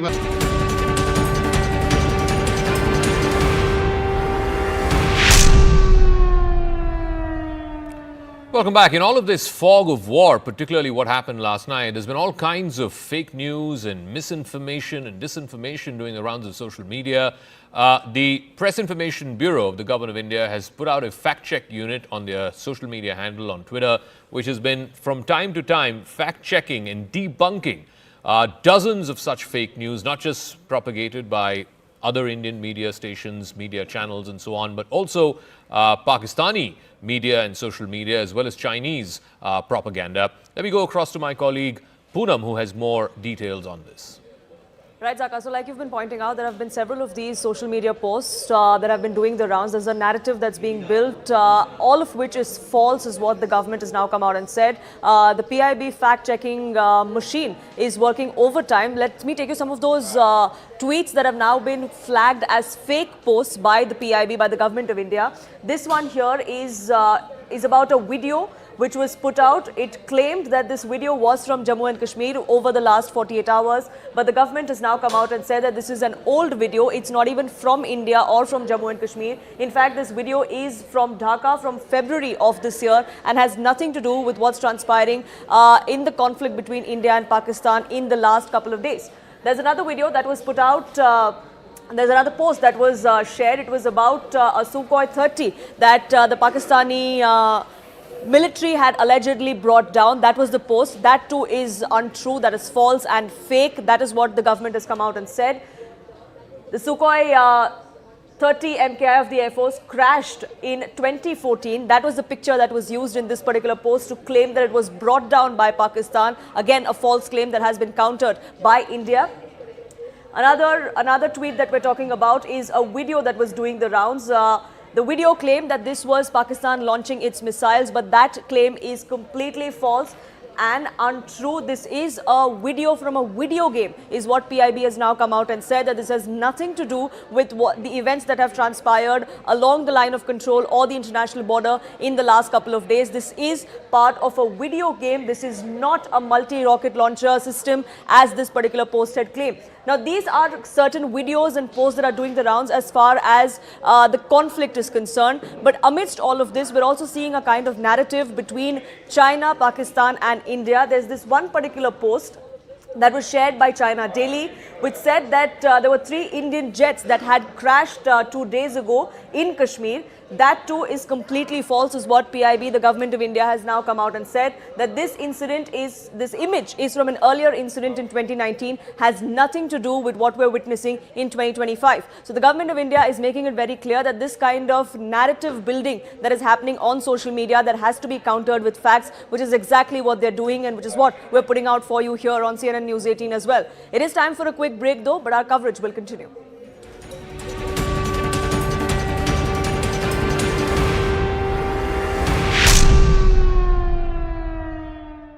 आपके घर के खाने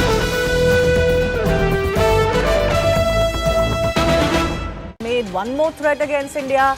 He has gone on to say, if no talks, then guns. This is what Khwaja Asif has said. He's been at the forefront of making inflammatory statements against India, but the Indian intelligence agencies see this only as a sign of desperation. It also depends on what side of the bed he wakes up in the morning, because some days he talks about stopping the escalation where it is, that if India stops, we will stop. Then another day he wakes up and threatens India with nuclear weapons. This is the same man who has, of course, gone on international media to accept that Pakistan was doing the dirty job of the US and the West for 30 years when it was funding, training and harboring terror groups inside its territory. My colleague Anand is also joining us to break this down further for us. How seriously are we to take Khwaja Asif? Well, Bharat is not taking Khwaja Asif seriously because he's highly discredited himself by the comments that he's made. But there is a picture behind the picture. Khwaja Asif is worried about his political consistency, constituency, that is Sialkot. Sialkot has undergone some heavy pummeling and punishment with the air defense systems, reportedly also totally damaged because of Bharat's counter reaction to Pakistan's military strikes. What one needs to listen carefully when we listen to Khwaja Asif speak is, he says that we cannot afford to carry this on for long. He's trying to put words and project it in a way that Pakistan is at a position of strength, but in that line itself emerges Pakistan's vulnerability. Pakistan does not have the faculty, the funds, nor does it have the fortitude to be able to continue an intense engagement with Bharat. And that is something that is coming through from Khwaja Asif and his nervousness. So much so that he is contradicting himself within 12 hours of his interviews between one media platform to another. So that is the reason why, because the Pakistanis don't know what's hit them. The other part is that being the defense minister of Pakistan, he's actually come across as clueless and quite literally kept in the dark by the military establishment. And that itself is there for us. So somewhere from the Indian think tank and the Indian government, the more Khwaja Asif speaks, the better for Bharat, because the more Pakistan gets exposed globally. Absolutely. Anand, we're getting an excerpt of his latest statement, I believe. Let's just play that out for our viewers. Direct talks नहीं होती इस वक्त हमारे NSS की, हमारी government की और India की गवर्नमेंट की, और वो नहीं सुनते, तो फिर क्या अगली बात, अगर टेबल पे बात नहीं होती, तो क्या अगली बात बंदूक पे होगी, बंदूक के जरिए होगी? जी बिल्कुल, that is the only option left to us. दिनों में पाकिस्तान को फैसला करना होगा, घंटों में करना होगा, और we still have the luxury कि अच्छा एक दो हफ्ते और देख लेते हैं चीजें बने. We do not have the luxury of waiting for days. मैंने plural इस्तेमाल किया. We do not have the luxury to wait. This patience will cost us. So we have to stop them right now in the tracks. कि ये चीज जो है acceptable नहीं है. ये हमने 2-3 दिन देख लिया है कि de-escalation की possibilities की जो उम्मीद लगाई थी, लेकिन ये de-escalate नहीं हो रहा. So Pakistan is taking things, a bit a notch up now or further. Direct talks नहीं होती इस वक्त हमारे एनएसएस की, हमारी गवर्नमेंट की और इंडिया की. All right, there you heard it. A bit of a leading question there, but the defense minister certainly approving what was asked, that if there are no direct talks, then there will be.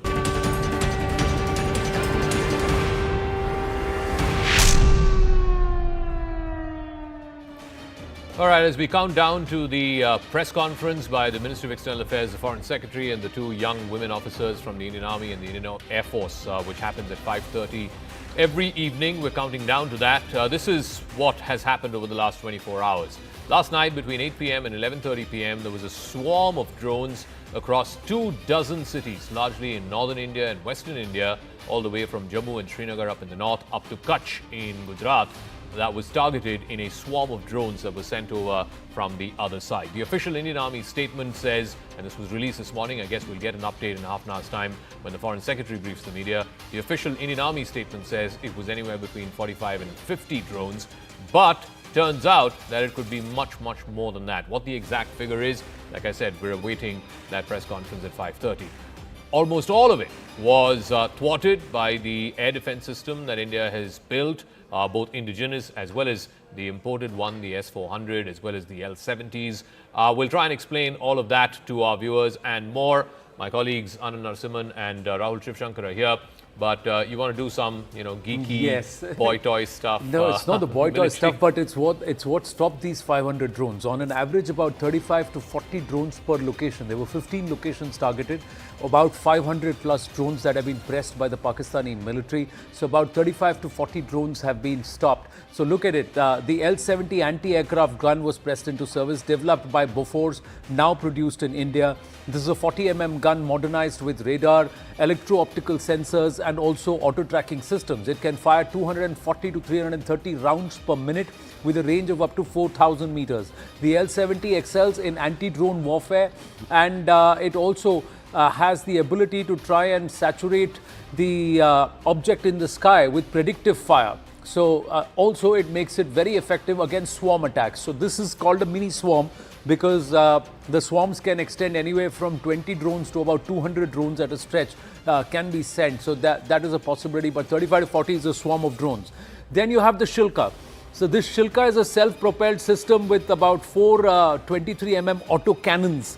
Now these are guided by radar in detecting targets up to 20 kilometers away, and it can unleash about 4,000 rounds per minute and has been upgraded with the proximity fuse ammunition and advanced fire control systems to tackle small drones also. And the Shilka's rapid fire and radar precision make it lethal for unmanned aerial vehicles, helicopters and also LAVs. And they can also try and that is light armored vehicles. Now, last resort is for protection of sensitive targets. That's where Shilka comes into place. Then we have the scaling up, that is the S-400s and the MRAMs and all of that come into place. So these have all put together. The biggest aspect, Rahul, is that there is an integrated air defense system where there are resources with the army and also with the Air Force that have worked in coordination. Otherwise, to tackle 500 drones across 15 locations, in the recent past, we never thought we could do it. Today, we are at a position where we have shown we can do it. So why is that the case? The case is because you have a leadership that has a vision, and that vision was backed by a certain degree of resource commitment and foresight. So there was strategic foresight, resource commitment, and you have to actually commend the NDA under Prime Minister Narendra Modi for having both the strategic foresight and, of course, the vision to and the resource to the commitment. You're really, talking to about resource. PM Modi, and there's news around Prime Minister Narendra Modi. He's in the thick of all the action. He's not a person. He's not a Prime Minister who's certainly gayab any long. Nobody can ever say that. He's spoken with the Punjab Chief Minister and also the Rajasthan Chief Minister Bhajan Lal about the current situation, preparedness, and also planning amidst the tense situation at the borders. Let's try and go across to Arun Dhanta joining us with more details. Yes, Arun. That's right, Anand. Prime Minister Modi is very closely monitoring the situation in the last 2-3 days, and in that regard, he has spoken, as per our sources, to the chief ministers of Rajasthan, Gujarat, Punjab, and Jammu and Kashmir. That's what our sources are telling us at this point, and he, in fact, took stock of the preparedness of these border states and the planning of the state government, and also, of course, about the current situation. And also, Prime Minister Modi took the stock of the adequate steps which the state governments are taking to ensure the safety and security of the citizens, especially the sensitive border areas in these states. Well, thank you for that update, Arun. Viewers, it's about 29 minutes. In about 29 minutes, that press conference will get underway. My question to my colleagues here, Rahul and Zaka, is a lot of viewers are wondering this. People are wondering what's happening. How far, how much is this going to scale up? Why are sirens going to go on? I just want to finish that point I was making about how we actually managed to thwart. And the technology, the basket of technology, the entire package was put together in the last, I'm not saying that every element of it, but certainly there was a lot of indigenous manufacturing that has gone on. The Akash has become pretty much indigenous. It's the backbone of this air defense system. You have the S-400s that were purchased. There were a lot of people who were actually very skeptical about this particular platform. Many people opposed it. There was a lot of pressure from America on the Prime Minister. He sort of stood his ground there. Of course, the army, the forces have to be complemented. They are the front line. They are the ones who execute. But the vision, the strategic vision, the foresight, the resource commitment, all, of course, goes back to the executive, the person in power. He's created, actually, this entire Iron Dome out of nothing. And one has to actually come to the table and say, look, yes, I think Narendra Modi built up to this point. Perhaps, therefore, we can do the things we are doing today. We've also visibly attacked in Pakistan. Now, to answer your question, visibly attacked inside Pakistan, but stuck right now. We don't know what's going to be told to us at 5:30, but certainly on the evidence of the pictures that we have seen, we have struck terror targets and basically shaken up the entire terror infrastructure and the ecosystem in Pakistan. We've so also much shocked the Pakistan army. We've shocked the army. They never thought that we're going to do this, and we've shown that we can, and we'll do it better than them. We've built up this, to use this phrase that we're always using, ramp. We've actually ramped up our ability to strike cross-border, and we've done so. Now, I don't believe, look, there are a lot of people who are talking about de-escalation, dialogue. I don't believe that is the way forward. You have a bit of a strategic advantage right now. If you have to impose deterrence, it's not going to be through de-escalation and dialogue. It'll be seen as it'll be seen as weakness. There's an interesting thesis, and Professor Chalani, who we're all familiar with, who was on the show last hour, he had an interesting thesis to this. So a lot of people are saying there's this strategic window that India has where you go in and you impose costs so that it can, act as a deterrent for a period of time. It'll discourage the Pakistani state, the Pakistani military from using these proxies. So he believes that there is this window. The only problem is that, look, India, every step of the way, including on the the morning after Operation Sindoor, also yesterday, if you heard the Foreign Secretary's words, India has been very, very clear. India is not the one who's climbing the escalation ladder. India is taking responsive measures because Pakistan is choosing to escalate. Now, two things are happening here. One, the ability or the person who then exits the escalation ladder is not India.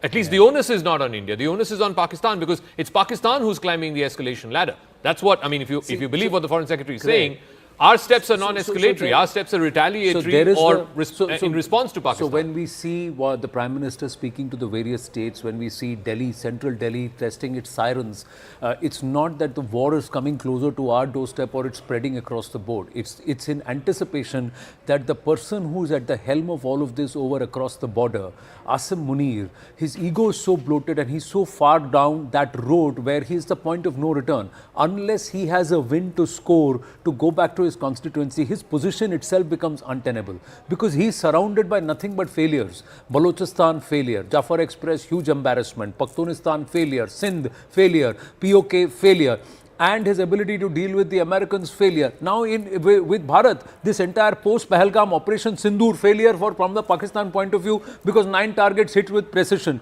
Failure on the 7th of May in the night because no targets in, no military installations hit. In fact, the Lahore air defense system was neutralized. And on the night of 8th, again, 500 drones set, nothing lands on target, and we've gone ahead inside and targeted 15 locations, of which 12 we've actually hit those targets across Sialkot, Karachi, Rawalpindi, and so many other locations which perhaps they will tell us. So at all points in time, it's all crumbling down for him. He's a desperate man. Here's the thing. I agree with everything that you've said. The problem then is you cannot, maybe they're doing it for public consumption. You cannot, on the face of it, to the public say that, look, we are not escalating. We are only responding to the escalation that the other party is taking. We urge them not to escalate. And at the same time, you're not giving him an off-ramp. So be very clear about the objective. One second, let me finish. The objective of this operation that India has undertaken on day one was we've hit limited targets. We wanted to go after the terror infrastructure. We've done that. No military, no civilian, no escalatory, right? And then we're backing off. But the other party has chosen to escalate. Now you have to respond to that escalation. Correct. Now, the problem with that is you do not control the various rungs of the escalation ladder. It's the other party who's controlling the various rungs of the escalation ladder. And that is not something that you want to do when you're trying to do what Rahul has said. Take advantage of the strategic window. That's the reason why there is a certain preparedness that the entire civilian population is being asked to go through across these 244 but that districts. Is defensive. No, it's that not. Is defensive. You have to have. You can have an offensive posture there, but you have to be able to protect civilian lives and also carry the nation together. It did not happen during the Kargil conflict because both sides said that we limit it only to this extent. We not spread it further. The theatre of action was already defined. It did not happen with Balakot. Again, there was a limited theatre of action. Here, the theatre of play has spread across the entire western border, and Pakistan will say we spread it, in the sense India spread it, because we targeted from Muzaffarabad all the way into Bahawalpur. So that's the give and go. So we've got to realize that, and as a nation, we've got to support the government and say, all right, let's be prepared. So there is some preparedness. There's preparedness. That's all it is. So I want to add to that point. Why should we act in haste? Yeah, they've thrown a lot of stuff at us. Do they dictate the timing of our response? No, we dictate the timing of our response. So if Pakistan has hit our military targets or made an attempt to hit them, or even certain strategic assets, then we've already established the baseline. Correct. They've come over, they've tried to do it. Now we have to choose the moment of our response. And if you've noticed, what is the Prime Minister doing? He's meeting a large number of people from different states. All the chief ministers have been already spoken to. You have the Home Minister who's talking to the CIFS. You have the Home Minister who's talking to the BSF. We are readying ourselves for the long haul. Yeah. This is not a 1 day, 2 day, 5 day, tick, tick, tick, tick. You know, that suits Pakistan actually. A shorter, quick escalation suits Pakistan. Sweating it out, waiting, letting the pressure, burning resources doesn't suit Pakistan. So if we have the stamina, that's the unknown question. If we have the stamina, we can actually attenuate them. And yesterday in that all-party meeting, a question was actually put: do we have the ammo? Do we have the legs, etc., etc.? And Rijiju said, of course, we have it all. We've been building up to this moment. We also have our supplies. A lot of them are indigenous. We're not going to talk about where these things are made, who's making them, but we are quietly there is a supply line, there is a supply line, there is a strength, and there is also there is a stern resolve, but more importantly, there are deep pockets. Bharat can afford it for it to be a long-drawn game. Pakistanis can't. Now, this is where personally I would like to give credit to Prime Minister Narendra Modi and his vision or thought process, because 12 years ago, Zaka, you, me, all of us were in this profession at that time too, when the defense minister of the country comes and says, sorry, I cannot add to my squadrons because I have no money. Sorry, we can't buy more because we have no money.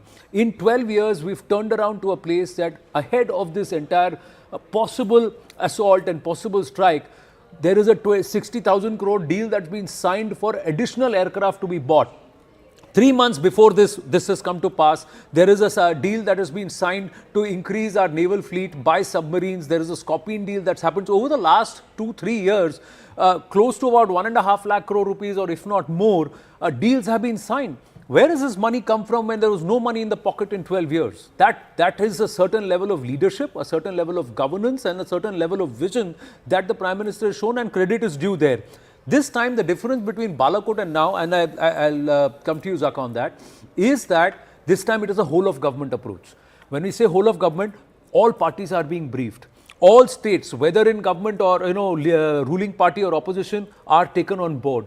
Every single person is aware why we are doing it, what we are doing, and the objective is clear. It is to avenge Pahalgam, and it is a war on terror. Now I am ready to fight this war.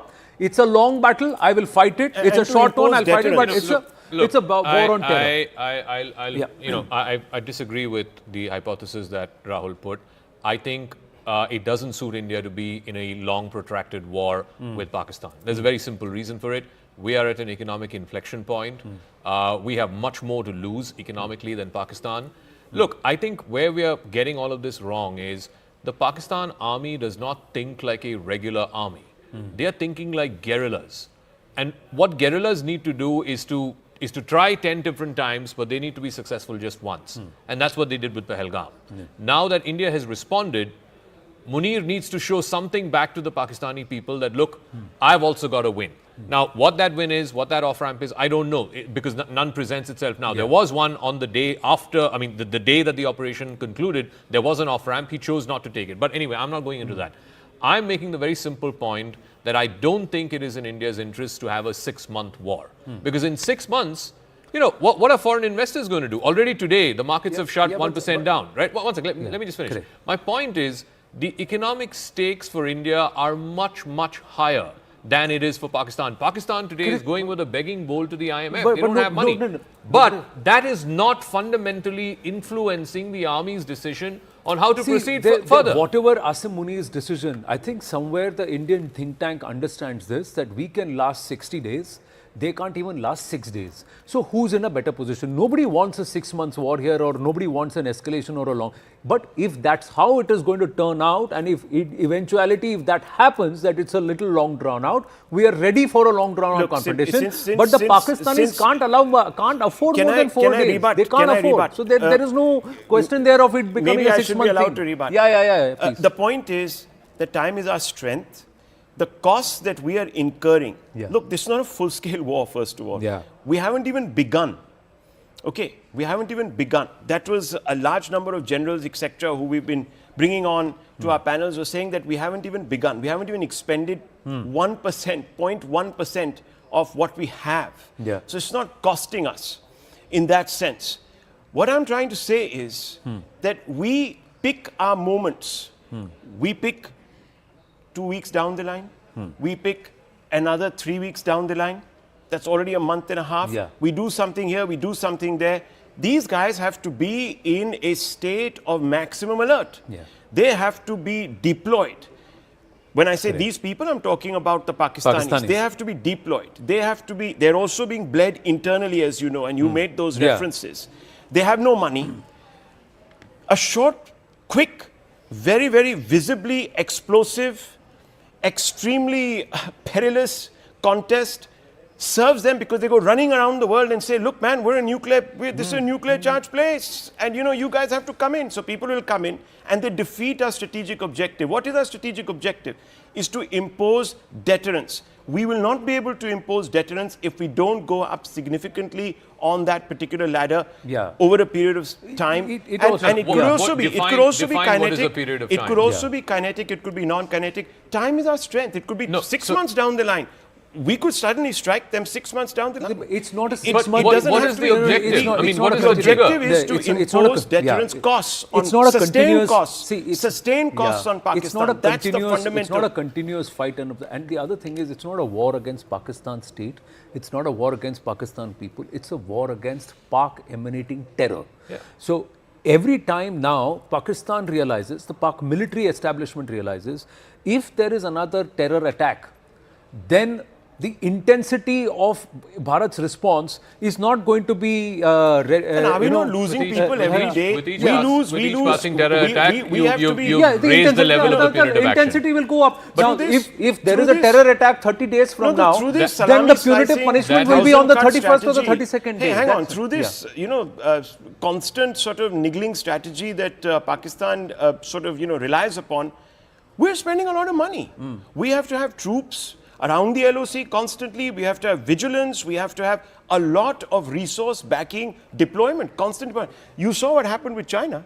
We were in a long, continuous. The Chinese engagement is more a stare down. It's a stare down. It's not a direct engagement. You had to deploy. That was costing you money every day. And it was in a remote area. So, look, let's add that factor that despite having to deploy heavily, immensely along the LAC and to occupy those peaks over 2.5 years, there is a certain deterrence and there is a certain ability that's been built, and that's again further credit to the leadership and Prime Minister Modi. But in this case, what I'm trying, my limited point is, Bharat will escalate the rate and the intensity and go further in and become far more punitive if there is a terror strike. We had the update that a lot of the LOC shelling, a lot of the cross-border shelling at the IB in Jammu Kashmir region was to try and push infiltrators to try and do something as a proxy on Indian soil. Now, if that happens, then Pakistan has committed harakiri, because that gives Bharat a free handle to go back and go further and really escalate the intensity to say, that's my war on terror, because they have committed another act on terror and they have come from there. Look, so that's what it is. Now, Pakistan has to say, I'll back off now. There's no off-ramp now for Pakistan. No, 1 second. I'm making a very simple point. We have been stuck in this cycle of terror attack followed by punitive action, terror attack followed by punitive action for a while now, for a good 20, 30 years. Now, my point is... What punitive action have we taken before? Uri was a punitive action. Not 20, Balakot was a punitive after action. Kargil. No, 1 second. There has been no action. We've had Operation Parakram. I mean, you've been around long enough, Rahul. You know that. For a year, we were on a standoff. But that's fine. I mean, didn't that cost money? We didn't strike from all the visible information out there. You think if we struck, we would have ended terror? And look, we didn't suffer. Who suffered? Pakistan is gone from an economy. No, hang on. Pakistan over 25 years. Look at the numbers. It's about who can afford it also. Pakistan 25 years ago. 25 years ago. No, hang on. The per capita income, GDP per capita of Pakistan 25 years ago was almost at India's level. In fact, it was even more. Today, look at where they are. Correct. We have actually bled them. dry. Economically. And why? Because they've had to spend a lot of money boosting their defense. We've gone up. You are making the point that I was making, that at the end of the day, we are economically at a much higher place than they are, and therefore we have much more to lose economically if this goes on for a protracted while. Now, look, there are only two things that can happen over the next immediate term, let's say in the next few weeks. There's either of two things can happen. One, somehow there is this face-off that's going on, this back and forth that's going on for the next few days, and somewhere in this escalatory ladder, Munir gets an off-ramp and he says, okay, I've got this win, and we call it off for now. This is one option. The other option is that we choose not to give Munir that off-ramp, and I think India has made that decision not to give Munir that off-ramp. So then you climb the escalatory ladder one by one, to the point where it comes where from within the Pakistani establishment, and we've seen this in the past in Pakistan, somebody then turns around and says, this guy is taking us down the gutter, let's try and get rid of it. Now, my point is, are we today saying that that is happening in Pakistan? I don't see any evidence of that. From whatever I see the civilian government currently in Pakistan probably one of the weakest in Pakistan's history. So in terms of who's the challenger to Munir, who is the savior of Pakistan? Imran Khan was the savior boy, right? 5 years ago. There is no Imran Khan today.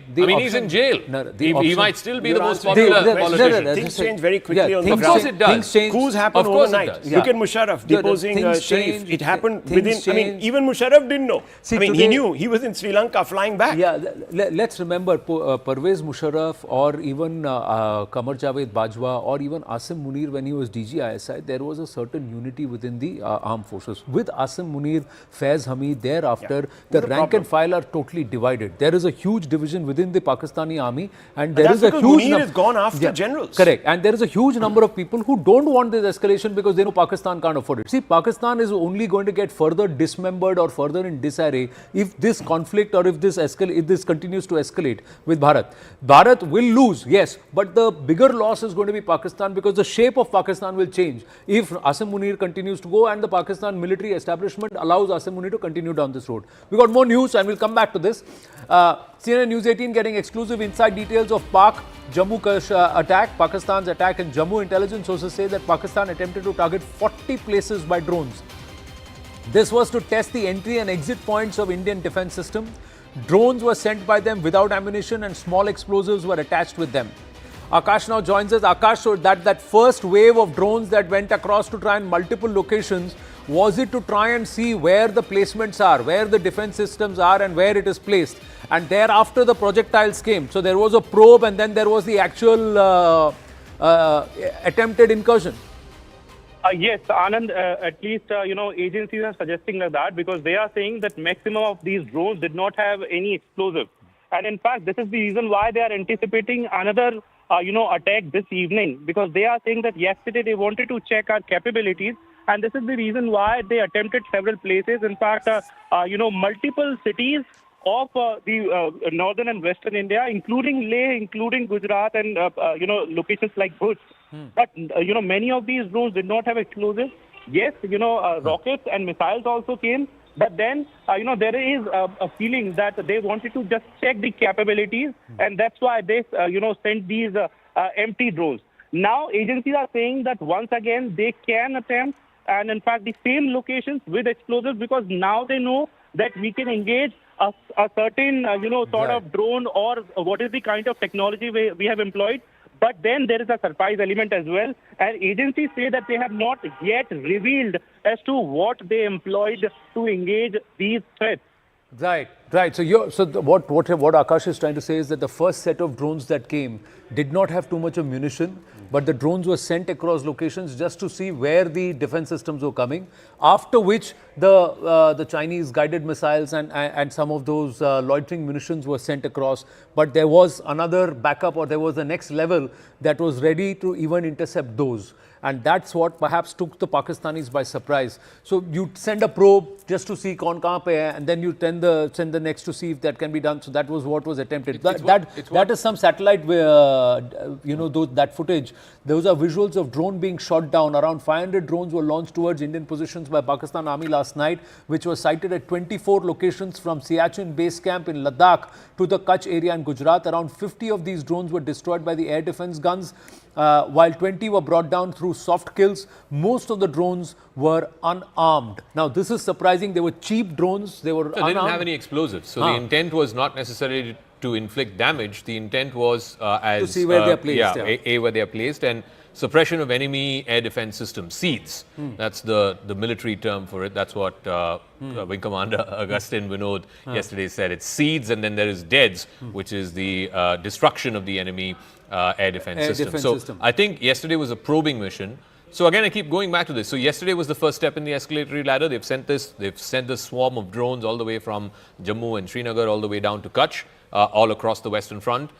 The next step would be sending drones that have explosives with the intention of causing damage, right? So then you climb. The next step after that would be projectiles and short-range missiles. And the third step after that would be scrambling your jets. So my point is, we're now locked in this escalatory ladder. Only two things can get us off that escalatory ladder. Either Pakistan and General Munir gets a face saver and exits, or India decides that it's not Pakistan who gets to decide how to escalate and when to escalate and which step to escalate. India then turns the tables on Pakistan and decides that we are the ones who are going to escalate. I don't see that happening I think that flip is one misadventure by the Pakistanis away. The flip or change in position from Bharat is one misadventure by the Pakistanis away. That's one. The other thing is, from Bharat's point of view, it's not a war against the Pakistani military. It's a war against terror. Now, as long as that terror exists and Pakistan doesn't back off from that and actually uses the entire might of the state to back those jihadis, this war is on. It's not ending anytime soon. Islamabad update: Saudi Minister for State for Foreign Affairs Adel Zubair has arrived in Pakistan on an official visit. He is expected to hold discussions on the ongoing tensions between Pakistan and India. And during his visit, the Saudi Minister of State will meet with Pakistan's top leadership. Adel Zubair arrived in Pakistan after completing his visit to India. So the Iranians go to Pakistan and then come to India. The Saudis come to India and then go to Pakistan. What's going on there? Look, I think the Saudis are playing a very important role. Clearly, yesterday he met with External Affairs Minister Dr. Jaishankar. I believe he's also met with the leadership. Definitely, there is a message that has gone from the top leadership here in India through him to the top leadership in Pakistan. The other problem, and Rahul, you can weigh in on this, is that we're not talking. We're certainly not talking at the levels of the NSAs. We're not talking directly at the levels of the foreign ministers. We're certainly not talking at the levels of the two prime ministers. If the intention is to de-escalate by either party, then we should be engaging with the other side, because the point of mediation, point of mediation, like for example what Vance said, I think it's the first time that the Americans, I've been covering foreign affairs for a very long time, ultimately what brought Kargil war to an end? It was Bill Clinton who intervened and said, okay, let's back off from the brink. What stopped India from going full throttle after 26/11, other than the political leadership sort of vacillating? There was also conversations that the Americans had with the political leadership at that time. Even in 2019, when Balakot happened, it's been documented in Mike Pompeo's book. He had multiple conversations with Sushma Swaraj, and it sort of pulled both sides back from the brink, which, by the way, was also the Trump administration. This time around, and I'm quite surprised by what Vice President Vance said and what President Trump said earlier, that look, it's not our problem, it's up to Pakistan and India to figure it out. You could read it in two ways. One, we don't care, it's their war, they've been fighting for thousands of years, let them figure it out. Or the second is that if India chooses to escalate further, maybe the Americans will look the other way. So it depends on how you want to read it. Well, see, the onus now, I think the person who's got to pick up the phone is Shehbaz Sharif.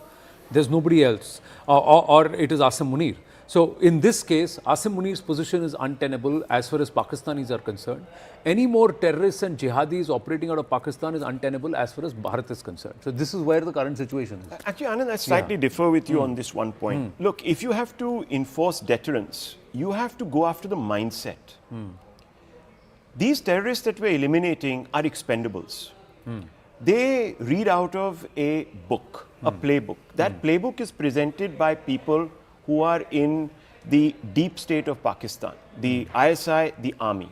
Till you don't impose costs on the army, they'll just find a new set of actors, they'll build a new mosque or a new camp, and they'll send these people across.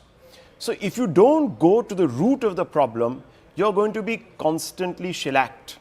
You're going to be constantly harried. You're going to be constantly bled. So I think if you have to impose deterrence, remember what the Prime Minister says, unimaginable punishment. Okay? On whom? Not just the terrorists, but their backers. He didn't name anybody. He didn't name the state of Pakistan. But look at what's happening. Over a period of the last 24 hours, several of our diplomats are not just talking to other diplomats. They are for the first time, and I haven't seen this in a while, okay, going into studios of Western media. And what are they saying? They are linking Pakistan's state to terror. Yeah, they're hyphenating Pakistan so with they're terror state. hyphenating it to, the state to terror. They're saying that this country as a whole supports, exports, and worse, nurtures terror. And they have taken several examples. Now, why are they doing this? Because they're creating the rationale for the actions that we are taking. The non-kinetic action of reducing water flow, suspending the treaty, is not against the terror group. It's against the whole state of Pakistan. And it's a terror, the FATF, IMF, there's going to be a strong lobbying. Precisely. So that is against the state. There, Now, how that translates into kinetic action, look, I'm not a military expert. I can't tell a P1 or PL or whatever from a Puljari, to be honest. Okay. So, I mean, those are, other people who've covered defense, etc. I'm not even going to go there. That's why I like people like you guys who know your armaments, you know your triggers from your whatever, and you can tell the difference between a crow and a drone. I can't tell the difference between any of these things. So I'm just saying the kinetic options have to be on the table. Now, whether you do it in quick succession, if Zaka thinks that is the best way, we'll get away with imposing quick costs and establishing deterrence. Well, those are calls that are probably being taken. Or you go for the long, let's hit them one after the other, find an excuse, bang here, bang there, keep them at this level, tire them out. Less than a minute to go for that briefing to get underway. Let's see if we have our reporters live there and we can get the live pictures from where the NMC, where the this is going to be, the briefing is going to be. It should start in a bit. Let's see what the mindset is. And today, what Mr. Vikram Misri presents, that's the diplomatic point of view, because there is a diplomatic all-out. Like you said, there is a definition and a posture there to hyphenate terror with Pakistan. Last night there was even a clash about who should be leading that briefing, by the way. There were two experts on our panel that were sort of got a problem with the civilian side leading that briefing. They said, no, the military should be in charge of that. So, there can be point of view, but in this case, I think it's a whole of government approach. The government is deciding. The NSA is the one at the helm of affairs, because the intelligence is what allows you to go ahead and form your tactical formulations, and the NSA is spearheading it with his wisdom and with his understanding of this entire region. So that's another point. And it's all happening under Prime Minister Narendra Modi. Who leads, who doesn't, it is, I would love to see a short video of the stage. Have they? We'll see. I don't think the pictures. Have they not? I don't think the pictures have started coming yet. The pictures should come in any moment. If I can quickly just weigh in. I mean, I disagree with Rahul. If you hear the exact words, and if we have the time, we can even play that out. Vinay Quatra, who is India's ambassador to the United States, went up on CNN. Wolf Blitzer was interviewing him, and he asked him specifically, is your war against Pakistan? And he said, no, we are not in a war against Pakistan. We're in a war against the terrorists. These were his exact words. So it is, there you go. Can we play that out? Can we play the soundbite, of what and then we should also play what Vikram Doraiswamy said. So you have the Indian envoy to the UK and the Indian envoy to the US, both sitting on interviews and both having... No, hang on. That has been done in a specific context. And the context is, why did you do this? Well, we did it to punish those actors. So but square that with the non-kinetic actions that you have taken. Those are not against terrorists. See, here is the... Those are to create disincentive against exporting terror and nurturing terror. Here is the whole story. The war is against terror. Who are if the military is standing behind jihadis and giving jihadis a state funeral, the Pakistan state is. So then, who's the state? Doesn't Pakistan become a state backer? So that is what the Prime Minister said. They're backers. No, one second. Can you explain to me? And this was incredible. I was here at 2 in the morning, and the first thing that I saw was that statement by the ADG PI of the Indian Army. And when I read that sentence, it popped out for me. It said, the target of Operation Sindoor was not military installations. Yeah. Why would the army say the target is not military installations? It's either a signaling to the Pakistani army that, look, we're not hitting Correct. you, or you're making that distinction. That statement made the distinction. No, that look, the military installations are something else, But the terrorists are something else. But Zaka, they've made that distinction. No, things evolved from I'm not Zaka, justifying that. No, I'm just saying, I'm not disagreeing that there is an overlap. Of course there is an overlap. Let us at no point forget that Operation Sindoor was retribution for the Pahalgam massacre. Absolutely. So the germination of Operation Sindoor is from exactly. an act of Pak-backed terror, Yes. a terror that emanates from Pakistan. What changes the language of the diplomats is the pictures that speak 1,000 words. The pictures came on the 8th of May. The pictures of Hafiz Abdul Rauf leading the funeral prayer, the jihadis getting the pictures there, the jihadis getting a state funeral, and military officers standing in uniform behind that lot. That's the picture the diplomats have shown and say now the position changes because Pakistan as state has decided that they will back jihadis, they will back terror groups and terror tanzeems. I mean, why are they they've attacking always us? been. Why are they attacking us? Yeah. I'm not. Why are they We picking attacked the terrorists terror infrastructure innocent and the civilians? Pakistan military is attacking our military installations. So they are the ones who are saying we are backing jihadis and jihadis are our It is the soldiers. government of India that has made that distinction. And it is there in pen and But paper. why? It Because is we there wanted to in give him an black. off-ramp. We said that, listen, have the sense, take the off-ramp, my dear man, But they don't didn't. let your ego bloat you. Okay, they're all there. Vikram Misri is there, Colonel Sophia Qureshi is there, and so is Wing Commander Vyomika Singh. The briefing is just about to get underway.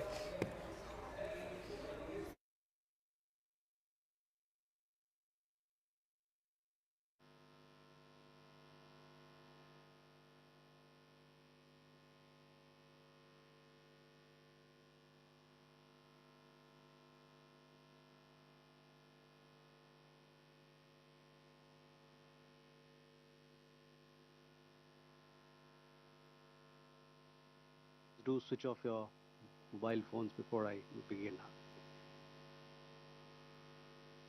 Good evening, ladies and gentlemen.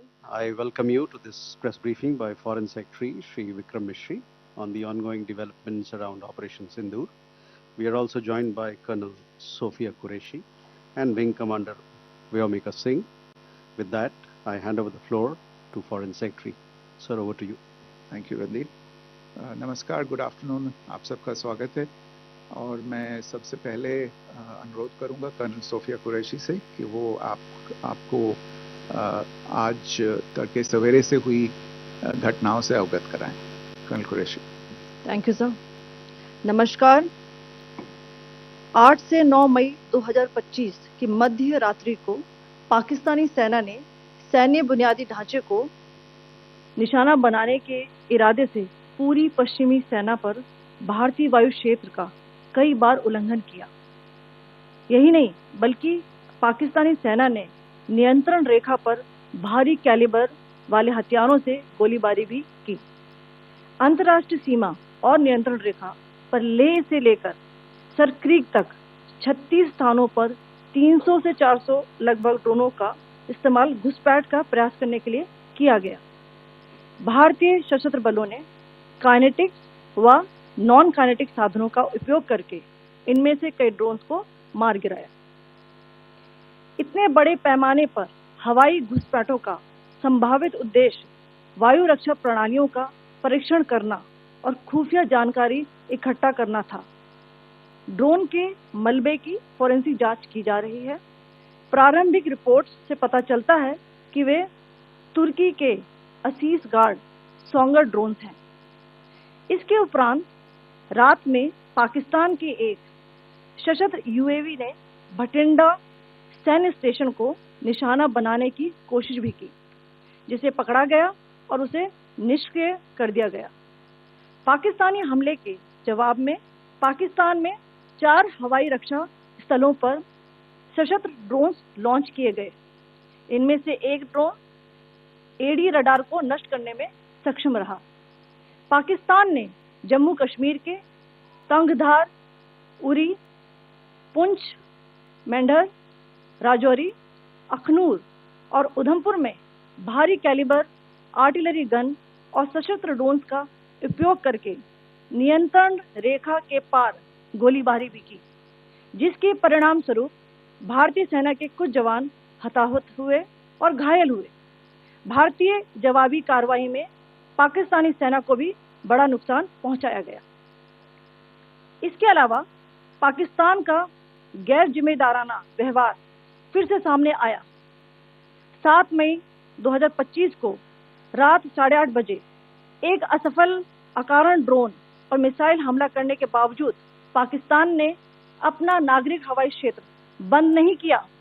Pakistan अपने नागरिक विमानों को ढाल के रूप में इस्तेमाल कर रहा है, जबकि उसे अच्छी तरह से पता है कि भारत पर उसके हमले से हवाई रक्षा की तीव्र प्रतिक्रिया होगी। यह भारत और पाकिस्तान के बीच अंतर्राष्ट्रीय सीमा के पास उड़ान भरने वाले अंतर्राष्ट्रीय उड़ानों सहित नागरिक विमानों के लिए सुरक्षित नहीं है। यहाँ स्क्रीन शॉट में पंजाब सेक्टर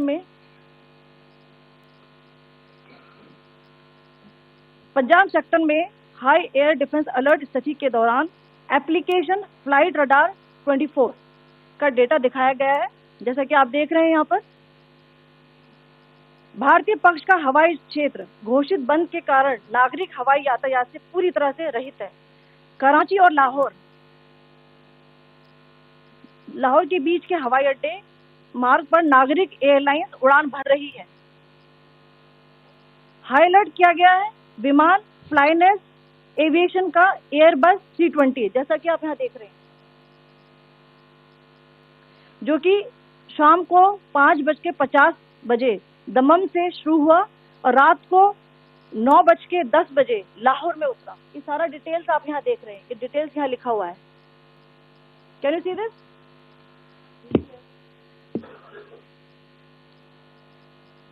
भारतीय वायुसेना ने अपनी प्रतिक्रिया में काफी संयम दिखाया और इस प्रकार अंतर्राष्ट्रीय नागरिक विमान सेवा की सुरक्षा सुनिश्चित की।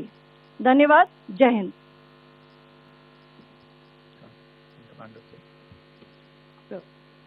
Good afternoon to you all. On the intervening night of 8-9 May 2025, Pakistan military carried out multiple violations of Indian airspace along the entire western border with an intent to target military infrastructure. Pakistan military also resorted to firing of heavy caliber weapons along the line of control.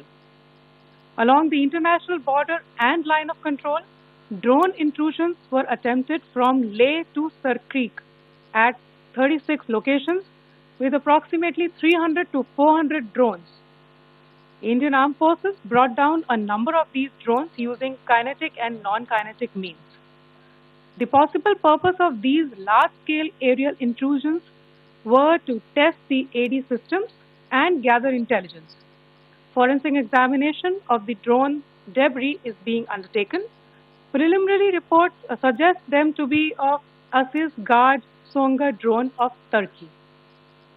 Later in the night, an armed UAV of Pakistan attempted to target Bhatinda military station, which was detected and neutralized. In response to the Pakistani attack, armed drones were launched at 4 air defense sites in Pakistan. One of the drones was able to destroy an AD radar. Pakistan also carried out artillery shelling across the line of control using heavy caliber artillery guns and armed drones at Tangdhar, Uri, Poonch, Mendhar, Rajouri, Akhnur and Udhampur in Jammu and Kashmir area, which resulted in some losses and injuries to Indian Army personnel. Pakistan Army also suffered major losses in Indian retaliatory fire. Additionally, Pakistan's irresponsible behavior again came to fore. Pakistan did not close its civil airspace despite it launching a failed unprovoked drone and missile attack on 7th May at 8:30 hours in the evening. Pakistan is using civil airliners as a shield, knowing fully well that its attack on India would elicit a swift air defense response. This is not safe for the unsuspecting civil airliners, including the international flights, which were flying near IB between India and Pakistan. The screenshot we just showed and we shall share with you, it shows the data of the application Flight Radar 24 during a high air defense alert situation in the Punjab sector. As you have seen, the airspace on the Indian side is absolutely devoid of civil air traffic due to our declared closure. However, there are civil airlines flying the air route between Karachi and Lahore. Amongst the other civil aircraft that you can see, we have highlighted an aircraft which is Airbus 320 of Flynas Aviation, which was originated from Dammam at 1750 hours and landed later at Lahore at 2110 hours in the night. Indian Air Force demonstrated considerable restraint in its response, thus ensuring safety of international civil carriers.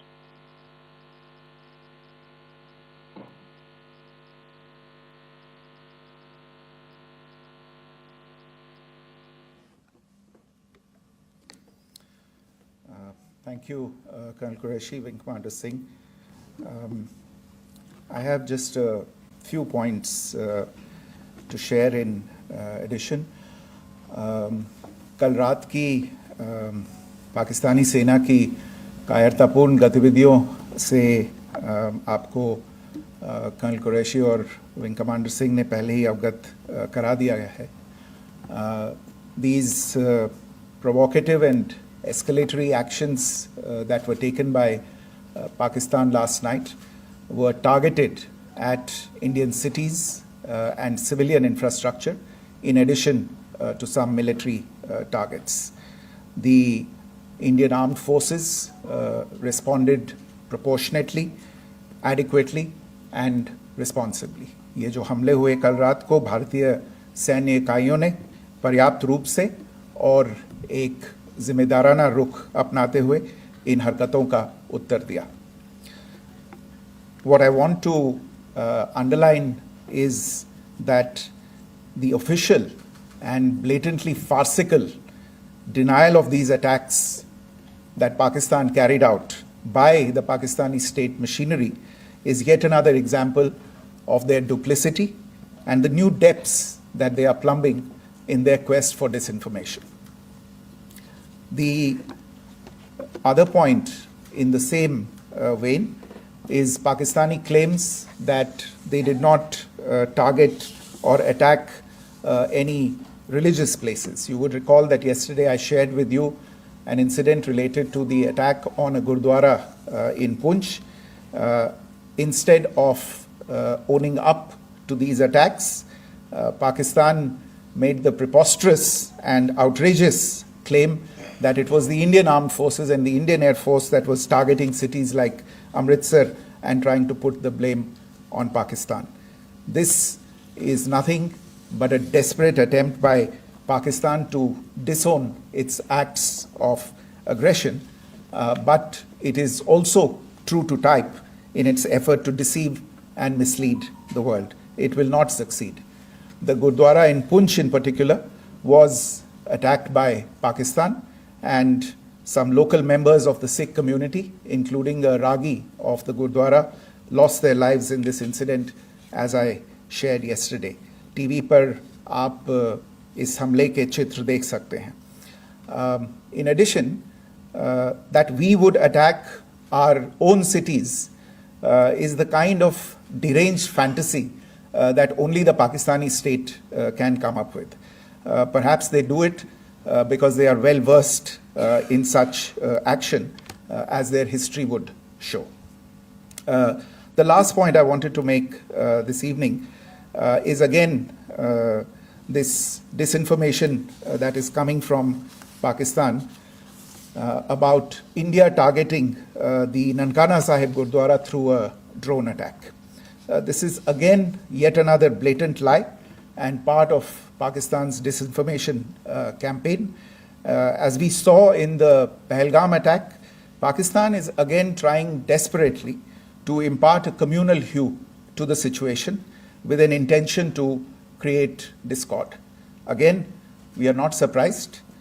India's steadfast unity in itself is a challenge to Pakistan. Let me stop there. I have time only for a few questions and be happy to try and answer them. First, I call Siddharth. Siddharth, please. Hi, sir. Siddharth from Beyond. So this way. Siddharth, behind, please. the other Siddhant. Yes. Hi sir, I'm Siddhant from CNN News 18. Sir, I only want to know from you the status of Kartarpur corridor. Is it open or not? You can. I think you're all aware of the situation along the entire India-Pakistan border and the areas around the line of control. In view of the existing security scenario, the services of the Kartarpur Sahib corridor have been suspended till further directions. We'll update you as and when there is a change in the situation. You have a question here, Rishabh? So, good evening, Rishabh from Times Now. So, you spoke about religious places being hit in Jammu. There's another religious place which is Carmelite nun church that has been hit. What do you have to say about it? If you explain it? Yeah, actually, we do have some information about this extremely regrettable and condemnable incident during heavy shelling across the line of control in the early morning of 7th May. A shell fired from Pakistan landed just behind the Christ school run by the Carmelites of Mary Immaculate congregation in Punj. Tragically, the shell fired from Pakistan hit the home of 2 students of the Christ school. Both students unfortunately lost their lives and their parents were severely injured. Another Pakistani shell struck a Christian convent of nuns belonging to the congregation of the Mother of Carmel, damaging water tanks and destroying solar panel infrastructure. Several priests, nuns, school staff, and local residents took refuge in an underground hall beneath the Christ school during the shelling by Pakistan. The school happened to be closed at the time, fortunately. Otherwise, more losses would have occurred. Again, we have seen the Pakistani side targeting and shelling places of worship with a particular design. This includes gurdwaras, these convents and temples. This is a new low even for Pakistan.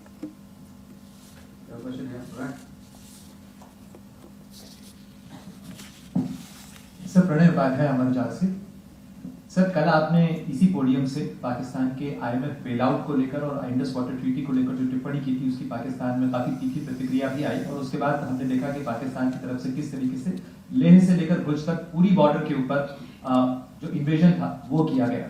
मौजूदा situation के अंदर पाकिस्तान के bailout package को लेकर और पाकिस्तान के attempts को लेकर आपका क्या असेसमेंट है और दूसरा ये भी जानना चाहेंगे कि पाकिस्तान की तरफ से ये जो अटेम्प्ट किया गया था उसका भारत ने अभी तक उस तरीके का कोई जवाब नहीं दिया गया है, तो क्या भारत इसका जवाब देगा जो कार्रवाई हुई है बीते 24 घंटों में? देखिए प्रणय, जहाँ तक इंडस वाटर्स ट्रीटी का सवाल है, मैंने कल विस्तार से उसके बारे में इसकी चर्चा की है. Indus waters treaty is in abeyance and as such I have nothing further to add to the decision that was announced by the cabinet committee on security. जहाँ तक IMF bailout का सवाल है, आपको ज्ञान होगा कि IMF की आज मीटिंग हो रही है. हम वहाँ पे अपना पक्ष रखेंगे और जो हमारा मत है इन चीज़ों को लेके वहाँ पे साझा करेंगे दूसरे मेंबर्स के साथ. ये बोर्ड पे निर्भर है कि वहाँ पे क्या निर्णय होता है. और जहाँ तक जो कार्रवाई हुई है उसका जवाब देने का जो आपने जो प्रश्न उठाया है, जो आज ब्रीफिंग हुई है, जो आपको सूचना मिली है, मैंने भी कहा है कि जो आज सवेरे तड़के सवेरे जो गतिविधियाँ हुई, भारत ने उनका एक जिम्मेदाराना पूर्ण तरीके से और एक पर्याप्त तरीके से उसका जवाब दे दिया है.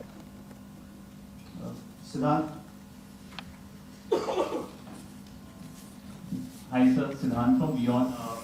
Sir, the External Affairs Minister has spoken to many of his counterparts around the world. Yesterday he spoke to the US Secretary of State Marco Rubio. So what were the key areas of conversations during that call? Yes, the minister had a conversation with the US Secretary of State. As you can imagine, The focus of discussions was the terrorist attack in Pahalgam and the response that India mounted after that on the 7th of May. The Secretary of State shared his thoughts on these developments with the minister. The minister deeply appreciated the US's commitment to work with India in the fight against terrorism, and he also underlined the targeted measures that India had taken in connection with Ops Sindoor. The minister also underlined that India would firmly counter any attempts at escalation from there. But in follow-up to that, as you are aware, there have been a number of other conversations. The minister had a conversation with the UK Foreign Secretary, David Lammy, today. There too, the discussion centered around countering terrorism, for which there must be zero tolerance. And I understand just a short while ago, the External Affairs Minister has also spoken to the Foreign Minister of Norway, Espen Barth Eide, which was also focused on recent developments stemming from the terrorist act in Pahalgam. One last question, Sudhi. Sir, Foreign Secretary, thank you for the invitation. From Bloomberg. Foreign Secretary, India had struck Bahawalpur the other day, which is also connected with the murder of one of us journalists, Daniel Pearl. If you could give us an understanding of what exactly are the reports that you're getting. You're right. Bahawalpur is the headquarters of the Jaish-e-Mohammed terrorist group that is proscribed by the United Nations. Its leader, Maulana Masood Azhar, is a proscribed individual. It is, you brought up the connection with the tragic death or killing of Daniel Pearl of the Wall Street Journal. The Jaish-e-Mohammed was in some way directly or indirectly responsible for the death of Daniel Pearl. But the real connection is through Ahmed Omar Saeed Sheikh, the British Pakistani jihadi who was held in India but was finally released in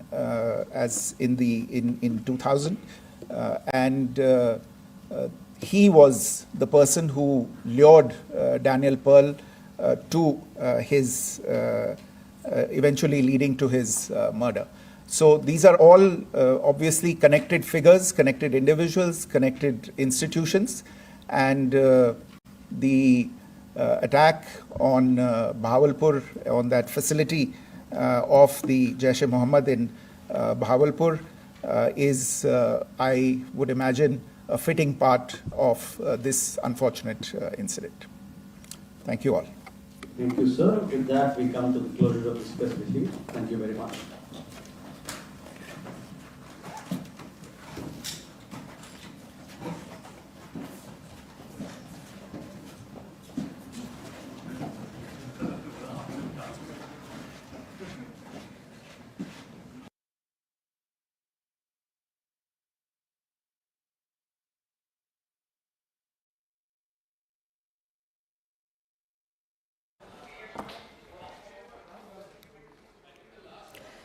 So that was the MEA and the MOD press conference, once again not just detailing the action that was done by Pakistan last night and also the retaliation from the Indian side, but also of course talking about the farcical denial by Pakistan as far as that action is concerned. As many as 500 drones and missiles were fired into India military bases and others were attacked. My colleague Siddhant Mishra was at that press conference. Siddhant, India calling out the farcical denial by Pakistan as far as that attack is concerned last night, calling it their duplicity and also the attempts to foment communal strife in India.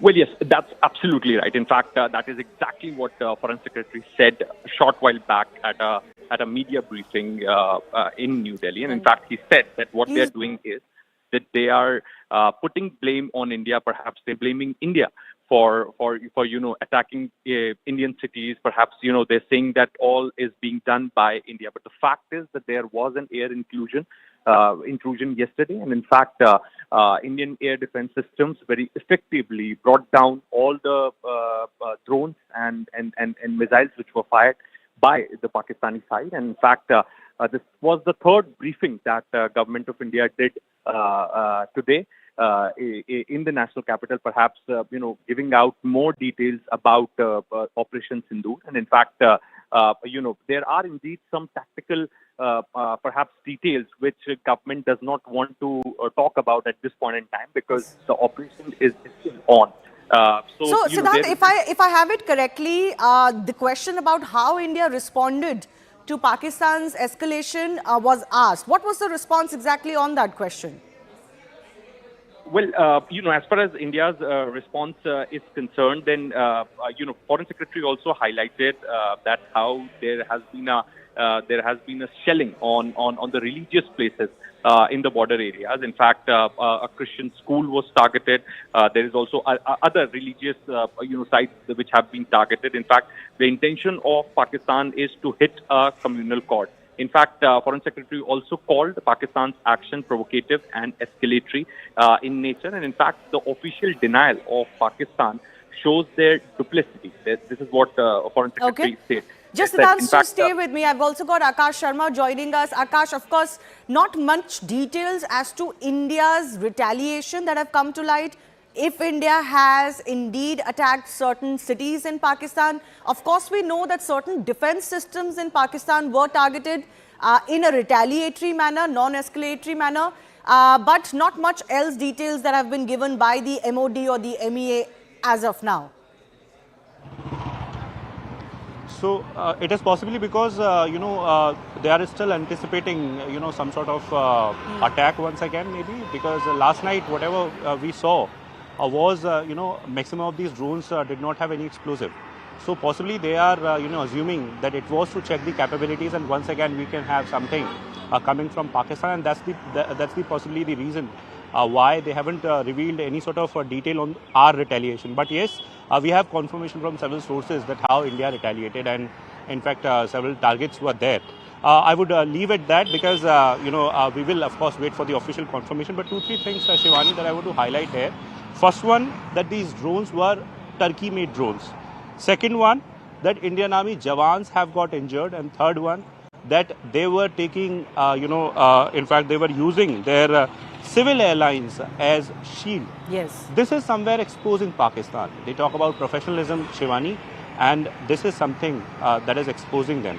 Flight radar data is somewhere showing that how at that point in time several flights were operated, and in fact were being operated from Lahore and from different other cities where they have the crucial air defense radars and structures. And at this point in time, what we have been told is that army Jawans are also injured, which is for the first time that has come to light, because till now we were under an impression that it was nowhere they have hit our targets. But yes, their artillery came in fact to our territory. Not only it has hit our armed forces, I mean the personnel, but civilians have also got injured, and possibly this is the artillery fire that Colonel Sophia Qureshi was talking about, that our army Jawans are injured. We have been discussing about air defense, and we are talking about the air defense of Indian Army and Indian Air Force. And on that note, I'll try to show you the visuals. Shivani, I'm at Jammu Airport, and this is the place from where this all got initiated yesterday. At around 8 p.m., this is the place. Rajesh ji will show you. This is the airport. At 8 p.m. yesterday, we saw that several drones were sent to the airport, and soon after that, the armed forces, specifically the Indian Air Force, that is basically taking care of the security of this particular Air Force particular airport at this point in time, came into action. In fact, CRPF and Jammu Kashmir Police and Indian Army are also there, and they reacted. AD guns were there. They started firing using AD guns, and thwarted all those attempts. So, all of when we talk about these 24 cities which were targeted, different military infrastructure and the locations. So none of these attacks were successful. But yes, their targets were predefined, and they knew that where we have our military installation. Of course, it's an age where everything is available on the internet. But then too, at this point in time, agencies are anticipating that they will come back because of the fact that, maximum drones were without explosives, and possibly they were trying to check our capabilities. Indian Armed Forces are ready, and their operational readiness is at all-time high. Shivani. Yes, absolutely. Not just that, not just the Indian Army or the operational readiness at the LOC or the IB, even inside the country, as far as internal preparedness is concerned, that is also at an all-time high, possibly for the first time since 1971. We will get you those details also in just a bit, but Sushant Sareen, Senior Fellow, ORF, is also joining me. Sushant, laughable, farcical, duplicity and all of those words used by the Foreign Secretary Vikram Misri to describe Pakistan's attempt at denying that they attempted anything. Yeah, Shivani, they're quite shameless about it, and they've done it throughout their existence. This is a standard operating procedure on the Pakistani side. This is how they operate. So there's nothing new in that, I think. It was quite visible what they were trying to do last night.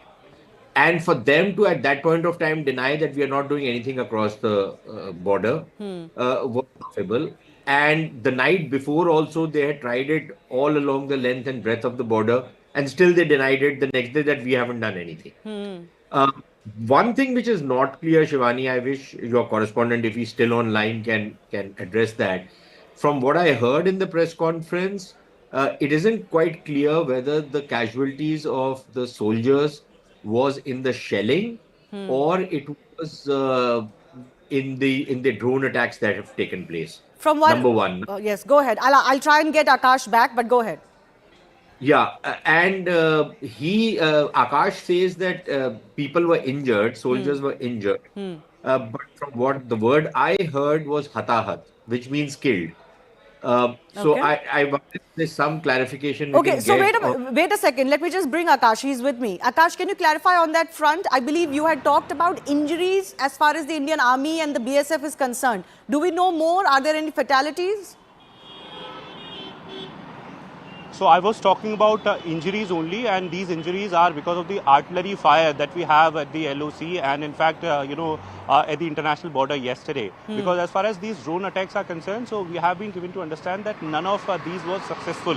Yes, Colonel Sophia was mentioning about Bhatinda military station, but even in the press conference was not made very clear whether we had any sort of injury there at Bhatinda military station, Shivani. Okay, thanks a lot for that, Akash. Sushant, so you got your clarification there. No casualties on the Indian Army or BSF front, but yes, there are injuries at least across the LOC. We've seen the kind of heavy artillery that Pakistan has been using, not just yesterday, but for a couple of days now, in response to Operation Sindoor. Major Malik Jolly, defense expert, is also joining us. Major, how do you look at the fact that India is not revealing too much officially about what our response was? So it is a very strong move. That is, I mean, given the overall strategy of how you conduct a war, that is how you do it. The thing is, Pakistan has a little habit of, chest thumping. They get a little gorilla-ish once these things start. And they start to announce everything we have done. Even if 10% of that is true, but they go ahead and start declaring everywhere, start making false claims. That is their, that is the backbone of their propaganda to keep everybody confident. Whereas they also know on ground they are suffering badly. India, on the other hand, acts a little mature in that manner that there is no point revealing armed forces when they get into conflict. Secrecies and surprise, those are one of the biggest assets that we have. If we start disclosing and start getting into the chest thumping, unnecessary jingoistic manner, we'll get into a very immature stance. So it is good that these press conferences are very mature. They are very professional. They are there to give sense to the citizens of the nation that this is the overall of what has happened. Rest everything is under control. What you should know is we have situation under control. Majority of drones were shot down. There have been hardly any injuries as Pakistan had expected. And I think that is how it should be done. We need not get into the mechanics and the semantics of basics at who is firing where, what is doing that. That is how a mature, authoritative armed force acts, actually. Right. So, job well done, actually. MJ Vinod is also joining us, Group Captain MJ Vinod. How do you look at the fact that India came out with not a lot of details otherwise from what was already in public domain, but they did make one detail very clear, that a lot of these drones that Pakistan used were Turkish made. Significant, you think?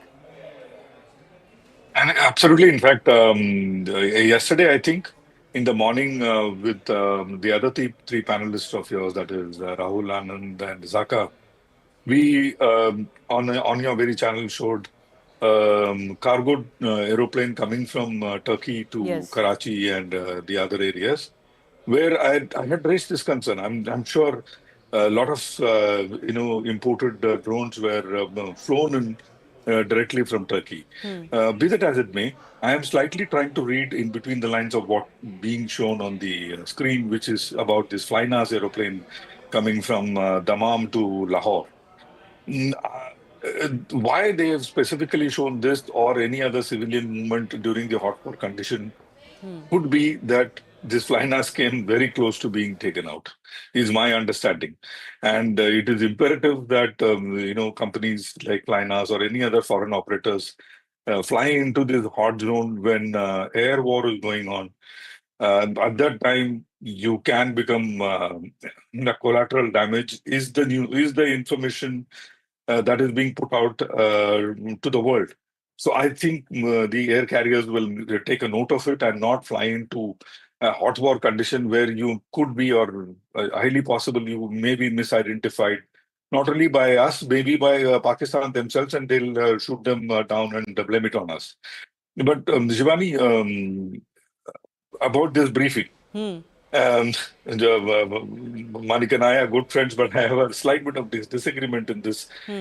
I'm not saying don't chest thump, but I am saying that you reveal more than what you did to the world as well, and to the public of India, because they want to listen to things that we have done and done successfully. For example, we completely decimated the air defense of Lahore, completely decimated the air defense of Sialkot. That should have been brought out loud and clear. Today, with no air defense cover, and with on Sialkot or Lahore, and our forces absolutely ready. Boots on ground is something that is a very high possibility. We are restraining from doing it. I don't know why. I think, I've been saying this for a while. Outskirts of Lahore is where we should be to get Munir on the table. Be that as it may, we should say that we have that option available on the table to put some fear of God into this man called Munir and his country called Pakistan. No, I get your point. I'm going to come back to all of you in just a bit. We're also awaiting one of our other guests to join us. What is it that India is doing, can do? Why is it that it's not revealing much of its strategy? All of that will be debated in just a bit. But remember, India has come out strongly, not just naming and shaming Pakistan for its escalatory action along the entire western border last night, but it has also called farcical their attempts to wash their hands of it.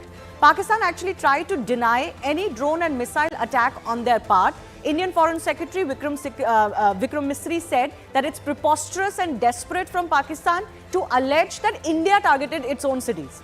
It is a deranged fantasy that only Pakistan can come up with, is how he summed it up. Remember, Pakistan fired up to 500 drones and missiles, but Indian forces not only thwarted all of them, have also showed great restraint in its conduct, is also what this briefing said. It focused on restraint in its conduct. Across the LOC, Pakistan also targeted civilian areas with heavy artillery and even damaged a Gurdwara and Christian convent school. Let me also break down some of the other top developments that we're tracking as far as this entire escalation is concerned.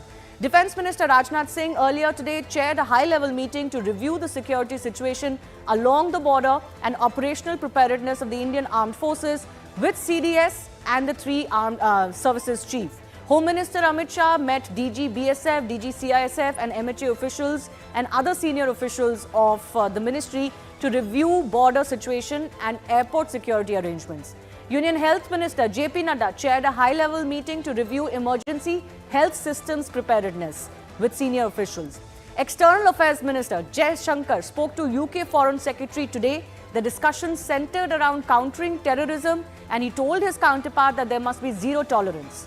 Pakistan continues to breach ceasefire. 2 more civilians have been killed in this firing. Jammu and Kashmir LG Manoj Sinha visited Uri, in fact, earlier and met the injured.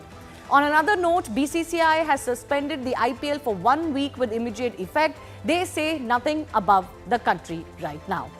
Pakistan launched as many as 400 drones to target 36 locations. Pakistan used Turkish drones to attack and used civil airlines as shield, as mentioned just now. Border Security Force foiled a major infiltration attempt along the international border in Jammu and Kashmir, Samba, killing 7 terrorists affiliated with the Jaish-e-Mohammed. Pakistan Defence Minister made a laughable comment earlier today saying Pakistan did not shoot down Indian drones fired in retaliation because they didn't want to reveal their own locations. And India is set to present its case before the International Monetary Fund, urging the body to review the financial aid extended to Pakistan.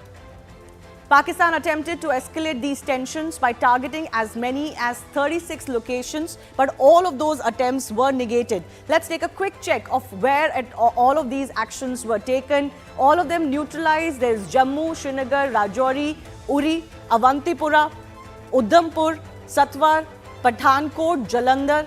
On the other side, there's also Arispura, Arnia and Akhnur, until as far back down low as Jaisalmer. This attempt was done. But of course, the big news is that not any of them, of the 500 so drones and missiles fired by Pakistan, managed to inflict any damage on the Indian side. Now, the conflict between India and Pakistan is only escalating. But what makes this conflict different? Let's try and break this down. Now, both nations are heavily utilizing sophisticated drone systems. This isn't the war of the old times. Reports of 125 jets clash is one of the largest dogfights recorded in recent history. Reports indicate massive use of electronic warfare, including GPS jamming, disrupting of navigation and communication systems. All of this is different from what earlier wars looked like, certainly the ones that India was part of. A significant escalation is technological warfare. Both nations are reportedly engaging in cyber attacks, targeting critical infrastructure as well. Unprecedented use of water as a strategic weapon by India via the Indus Water Treaty this time. Parallel information war that is being fought on social media as well. And we saw a lot of that last night, for example, when all of this was going on.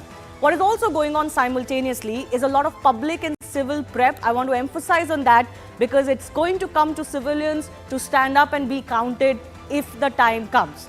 Particularly on the medical front, lots of preparations being done. Leaves of health workers across all states and UTs have been cancelled. Drug makers and hospitals have been told to prepare for medical emergencies.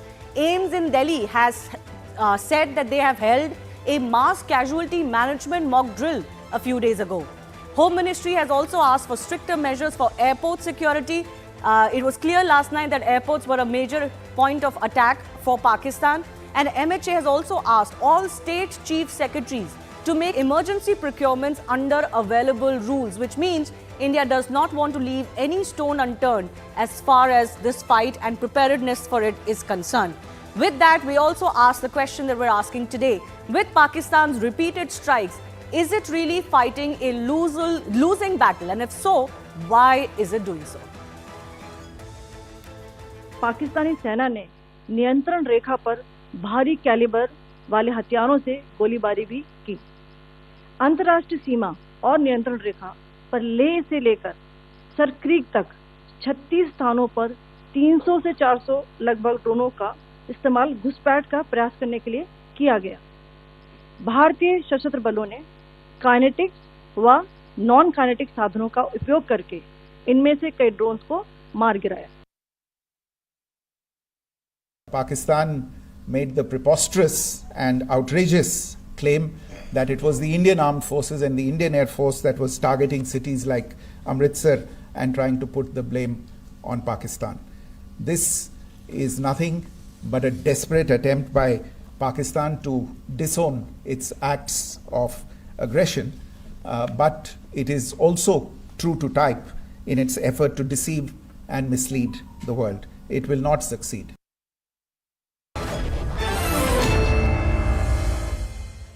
Pakistan will not succeed. That's the message really written loud and clear for it. The writing's on the wall, but somehow Pakistan is not getting that message. Lieutenant General Rakesh Sharma, former Adjutant General and former GOC 14 Corps of the Indian Army, is also joining us. The rest of our guests also continue to be with us. Why is Pakistan going down this road? Lieutenant General, that's my first question. What do you think is going on? Thank you for inviting me. Unfortunately, I can't see the screen. So I do not know what visuals you are showing, so I am without that. Okay, we'll try and fix that for you, sir. Yes, go ahead. Naturally, what Pakistan has tried out in yesterday night, it's important to know that they have gone right up to Leh, which is not easy. To go to Leh, one has to go from Baltistan, maybe taking off from Skardu, which is a very long distance off. So the effort required to go from Leh to Leh is immense. And, Sir Creek is also not an easy phenomena. So I would say that, they have engaged the entire border since they found out that day before yesterday that the airfields which they tried day before yesterday, 15 of them were not approachable for various reasons because of the umbrella of air defense around the airfields. When you start counting Avantipura to Bhuj, they were only trying the airfields day for yesterday night. Yesterday night, they went beyond the airfields because the success rate was poor. They spread across to military cantonments. And when you go to the military cantonments and other places, the kind of AD cover which is available at an airfield is not available. For example, at places like Leh or places like Udhampur and all that, the S-400s are actually scanty. Even the other ones, Akash Tir or Spider and all, are not available. Most of the other locations will have ACAC guns, which are the Zeus or L-70s being fired. So there is the possibility of targeting military locations other than the airfields is tremendously more than then there is a possibility of hitting the airfields, because airfields are protected in any way. So it is obvious that they tried these 300-400 drones across into these cantonments like Bathinda. The Bisiana is a little far away, but Bathinda is one of these places, and many others. I think their lack of success, and I'm not very sure if all 400, if they were trying all 400 were down by us, or some of them got through, because it's actually well nigh impossible to hold on to all 400. Even the Israelis are not able to do so. So exact information, there's still fog of war. Exact information is not coming across as to what when you see. Can I just come in, sir? Can I just come in? We're also learning that most of them were dummies. But decoy drones is part and parcel of the game that we play. When we throw drones, a swarm of drones, there are a large number of decoys that are sent, so that there is ammunition being wasted, including missiles if they're using it to down decoy drones, and that kind of ammunition get wasted. So sending decoy drones is part and parcel of the military operation being carried out. How many decoys, this is all part of it. So I don't think you could carry this issue further in discussion as to why decoys were used and why decoys were not used. This is part of the game.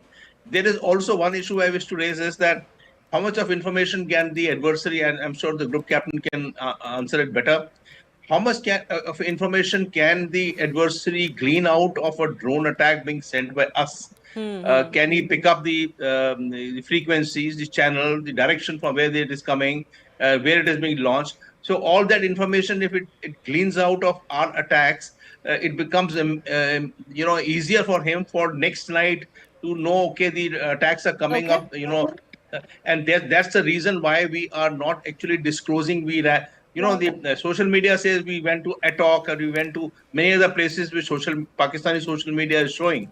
But all this is not being told, because once you make a commitment officially that we attacked a particular place, you can say which side it is coming from, which frequency it uses, how can it be downed. So, the keeping quiet is a good idea. And I'll add a last issue. Yes. While we have spoken that Lahore was hit, and that S300s or whatever they called it, HQ9, which was destroyed, and also Sialkot. But suffice it to say, any good nation would have reserves available or have the capacity to sidestep some of these ones from less threatened airfields across to these areas. So when we go to Lahore again or Sialkot again, we must not deem it that it is vacant and we can try it out there. Because by now, important places like Lahore would not be left as a void and it will be filled in. So, this is part of the game's effect. And I end by saying that we didn't hear about the famous Turkish drone, which was used in Ukrainian war. See, after 2 months of Ukrainian war, the Turkish drones became defunct. They were non-useful because the Russians were able to find the measure to drop these Turkish drones. So Turkish drones were not used after, say, May, June of the starting of the war. So how do we react to Turkish drones is also an issue that we need to be saying. Can I take your query to Group Captain Vinod, who's with us? It's interesting that Lieutenant General mentioned this, because earlier we had a comment from Khwaja Asif also that we didn't stop their drones till they were too close to us, so that we don't give out our locations. I did speak to experts earlier in the afternoon as well, and they said there is no such technical issue here. So do you want to clarify on that front, and also what Lieutenant General was saying, that are our capabilities or locations also being scouted by them with these attacks that they tried to attempt last night? No damage really? Was it more a scouting mission? Shivani, a couple of things. The briefing also mentioned a drone called Assasgard Songer drone from Turkey, and that is the one which I put behind me. Like General covered, this particular drone uses open frequency like 2.4 gigahertz and 5.8 gigahertz, which of course uses the frequency hopping technique, but it is easily A, jammable, B, we can bring them down using soft kill, and which was also mentioned. Colonel Qureshi mentioned that, if you remember. So if you put high power jammers, I mean, for the sake of viewers, I'm saying this. When you put high power jammers, and when 10 or 20 or 15, 30 or 100 drones of these come, they lose contact with the controlling controller. And so there are some drones which requires the back and forth communication for it to operate. Songer is one of them. The drones that we send, Harop or any other advanced drones which is going into Pakistan, are electronically silent. You cannot jam them because they have onboard intelligence. For example, Harop was launched. It's called a loitering munition, and rightfully a loitering munition. It goes without a target. Can you believe it? It does not have a target. It goes without a target, and whenever the target pops up, it checks with its library and goes and hits. So there is difference in the way we conduct drone warfare currently. Whether we'll go down this route or not, I really don't know. But currently, our drone warfare is different from the drone warfare that they are doing. We also intercepted some Mavic, DJI Mavic off-the-shelf drones also being launched by them using some makeshift hook in which they put some Pow Giloka bomb. So these are things I thought in this press briefing we could have exposed, because we have captured them, and it is officially being shown on the social media and otherwise. So I'm not saying just thumping, but I'm saying feel good factor would have been good. Group Captain Vinod, just to simplify this for the layperson, I think what Lieutenant General said is a key question to ask. What did Pakistan achieve by throwing so many drones at us when not one of them has even exploded? Some of them have fell and not exploded. There's also visuals of a Chinese missile which didn't found in full. My question was,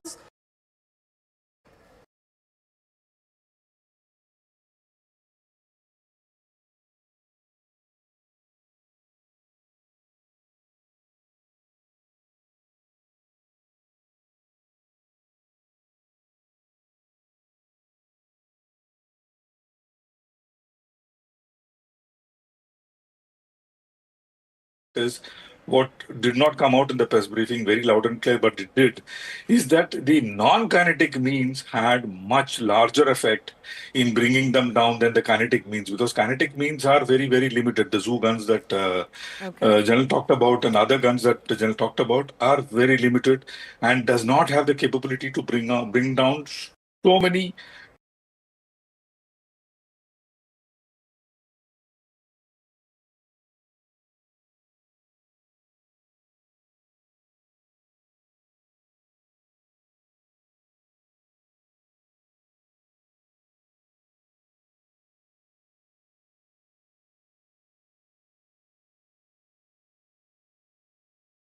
any professional army, they would have something called an internal electronic intelligence by now. They would have the details. Okay. That is a given. You cannot, put your put a boxing gloves and put the gloves in your pocket and fight.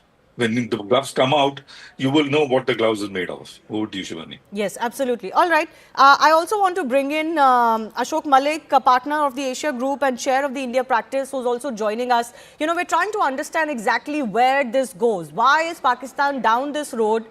This is a losing battle for it, but why is it on this path? But first, I want an overview from you. Just who are those countries who can impress upon Pakistan? Some statements have been made in this regard, but who are those countries that can impress upon Pakistan effectively to not go down that path, not escalate with India?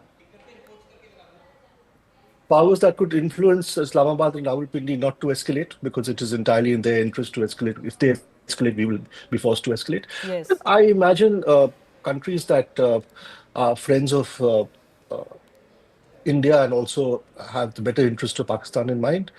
Countries such as Saudi Arabia, which is a friend of India and has been an old patron of Pakistan. Countries such as the US, which still counts for a lot in Pakistan. I don't know what the Chinese will be saying. I don't think the Chinese want to get involved directly, to be honest, in a conflict with India. They are quite happy to see Pakistan do a bit, but not beyond a certain point.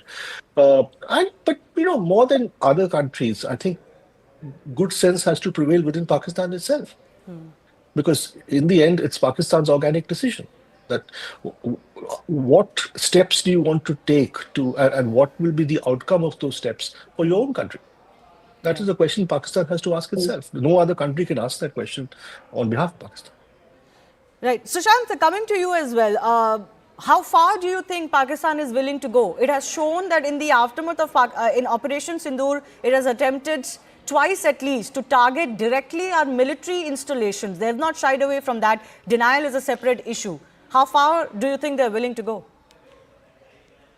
Shivani, I think the question to be asked is how far is India willing to go?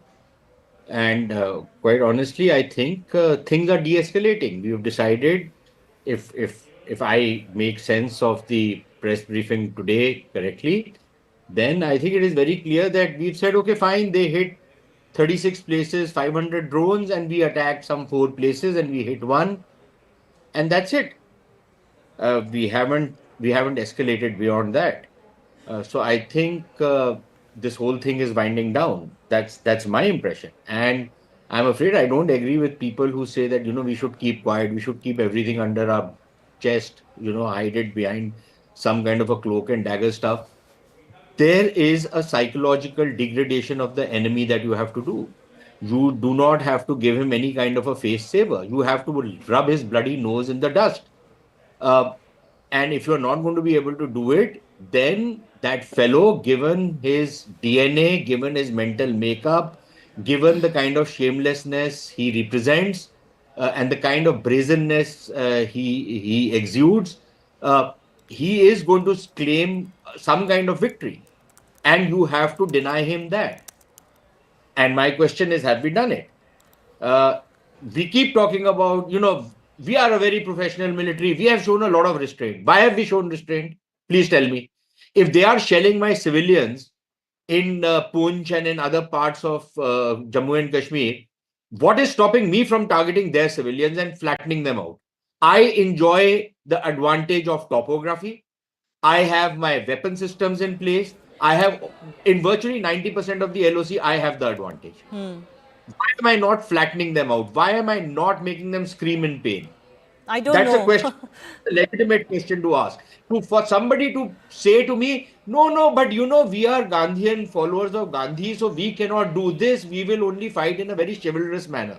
I am all for chivalry, but I'm not for chivalry with barbarians. Maybe. I'm just hazarding a guess. I'll allow our other guests to take on that question because, you know, I am one of those people who tweeted yesterday that I don't understand Indian restraint sometimes. And maybe this is one of those situations. But Major Jolly, you want to weigh in on this? What are we waiting for? Yeah, no, see, we are not waiting for. The thing is, there is a lot of data that we don't know. I mean, including you, Mr. Sareen, me, and everybody here, we depend on the government information to come. And maybe we have flattened out some areas. Maybe our artillery response has been tremendous. Maybe there's a reason they are backing off. Maybe we have downed all their drones. But there's also, no, that is just your opinion. Where is the sign, we don't Major know. Jolly, where is the sign they are backing off? Please tell me, where is the sign that they are backing off? Last night, if our briefing is correct, the spokespersons of the armed forces and the foreign office have told us that they attacked in 36 places from Leh to Sir Creek. They've attacked in 36 places and over 400 to 500 drones were fired, whatever the kind of drones were. How are they backing off? Did you hear I said maybe? I said we all are speculating, right? We just a thought exercise right now. What I'm trying to say is that if somebody is firing 400 drones, then the word maybe becomes redundant, sir. No, I agree with you, but there's let's say the basic difference between your and mine thinking would be I come from a hardcore intelligence background. I'm never happy with information sharing. You are an analyst and a intellectual of this subject, so your thinking might differ from me, but that's all right. Another reason I would say we are not doing away with a lot of information is we are still in the operation. Op Sindoor is still going on. Whether we are on defensive, whether we are on offensive, whether we have held our ground, whether we are attacking, it does not matter. We are in middle of it. Any bit of information that is given out, let's say we took down your drone so and so by so, a certain kind of drone is taken down only by a certain kind of technology. A certain response is given by only a certain kind of weapon. A certain aircraft is countered by certain jammers or certain radars and certain aircraft and missiles. Every time we put out something in public, it's an indication of our capability. And fine, let's take it for granted they know a lot. But why should we give out? It's just a way in which wars are fought. You should have an absolute control on information that you give. We are not, and at least till the time our operation is over. We are in the middle of operation. Okay. There is no sense of giving out data at this point. Okay. You know, that's a fair point. But Lieutenant General, yes, Sushant, yes, go ahead. Look, I am not saying give operational data. Yes, I am not saying operational information. I am saying at least you say where all you have hit them. Yes, I think I get your point. I was coming exactly to that nobody wants operational details or capability details. But what is holding us back, either from acting back or from detailing that action? Is it that we still want to give Lieutenant General Pakistan the opportunity to cool down an off-ramp, as it is technically called? We are building pressure internationally, we are building pressure through the IMF, World Bank, etc. Or what is it that you think is going on? Look, I take the word of Sushant, who's been a good friend from long years. The fact is, it's an issue of credibility of a country. If we do not target the way we need to target the adversary, whether it is in response or it is proactive, we will lose credibility, we will lose the issue of deterrence. You know, we have to, finally, it is not about retribution alone. It's also a question of creating some strategic deterrence. So I know in the 30 years of firing that we have done on the line of control, we have extensive data, and we would have been targeting places that you can't imagine. There are townships in Lipa Valley, townships on NH1 Alpha, larger villages. They do as much of tilling and agriculture along the line of control as we do. So to say that we are not targeting them, I think that will be impossible. You can't even hit a post on the opposite side without having some villages across not being hit. So, you know, let's leave the villages alone. If they're hitting Punch and they're hitting Rajouri and they're hitting Bimbar, be rest assured we must be doing similar. I have retired long ago, but we must be doing similar things. We have been doing similar things earlier when we were when the firing was on in 90s and and 2000. So you rest assured that there is a, I won't say a quid pro quo, but there will be more forceful fire that we do, and we have done major work on this issue. So let's leave that the line of Yes, actual but why control. are we not announcing it? Absolutely. I mean, if they are not announcing, see, you take my word for it, they are doing it. But if they are not announcing it, does it hurt you? I mean, I would say No, so. I think that is centrally what Sushant is getting at, right? The mental degradation I will of the answer it. opponent. Allow me. Yeah. There is a small township in the Neelam Valley. We are hitting that township. There are school buses go from there for people or across T2R. School buses line up in the morning to take children across there. Why should, if I'm hitting it, I don't know, but if I'm hitting it, why should I say that I'm hitting school buses? Yeah. Why do you want to know? I wouldn't like to say, yeah, we are doing this. We have earlier got larger number of their villages vacated when the firing was on our own self without nation coming to know. Right. But we did that. Now it hurts them as much as they do it. Okay. No, I think we meant more.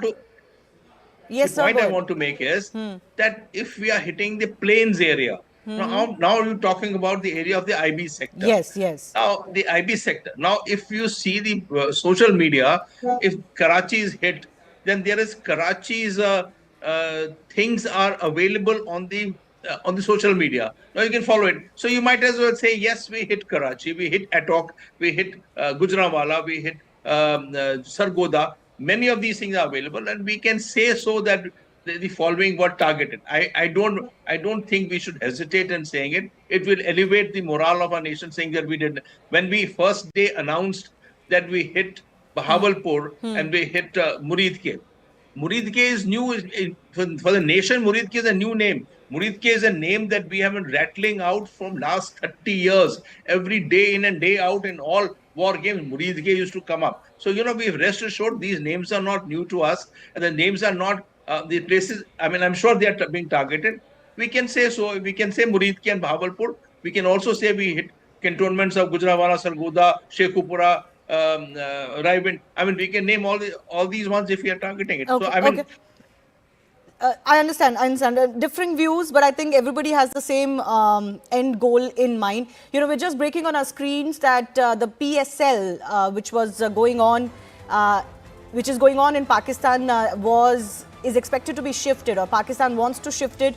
Yesterday, one of their stadiums actually got hit. Those visuals we certainly got, but that was the afternoon action. From last night, we don't really have much of what India has managed, but what we're getting to know now is that the UAE Cricket Board will likely not approve Pakistan Cricket Board's request to hold the PSL in UAE, because that was the venue that was being considered.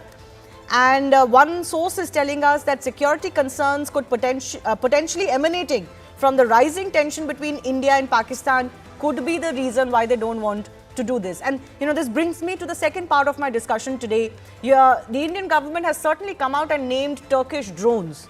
You've got other countries that are standing with Pakistan despite knowing what Pakistan is up to and what it generally does against India.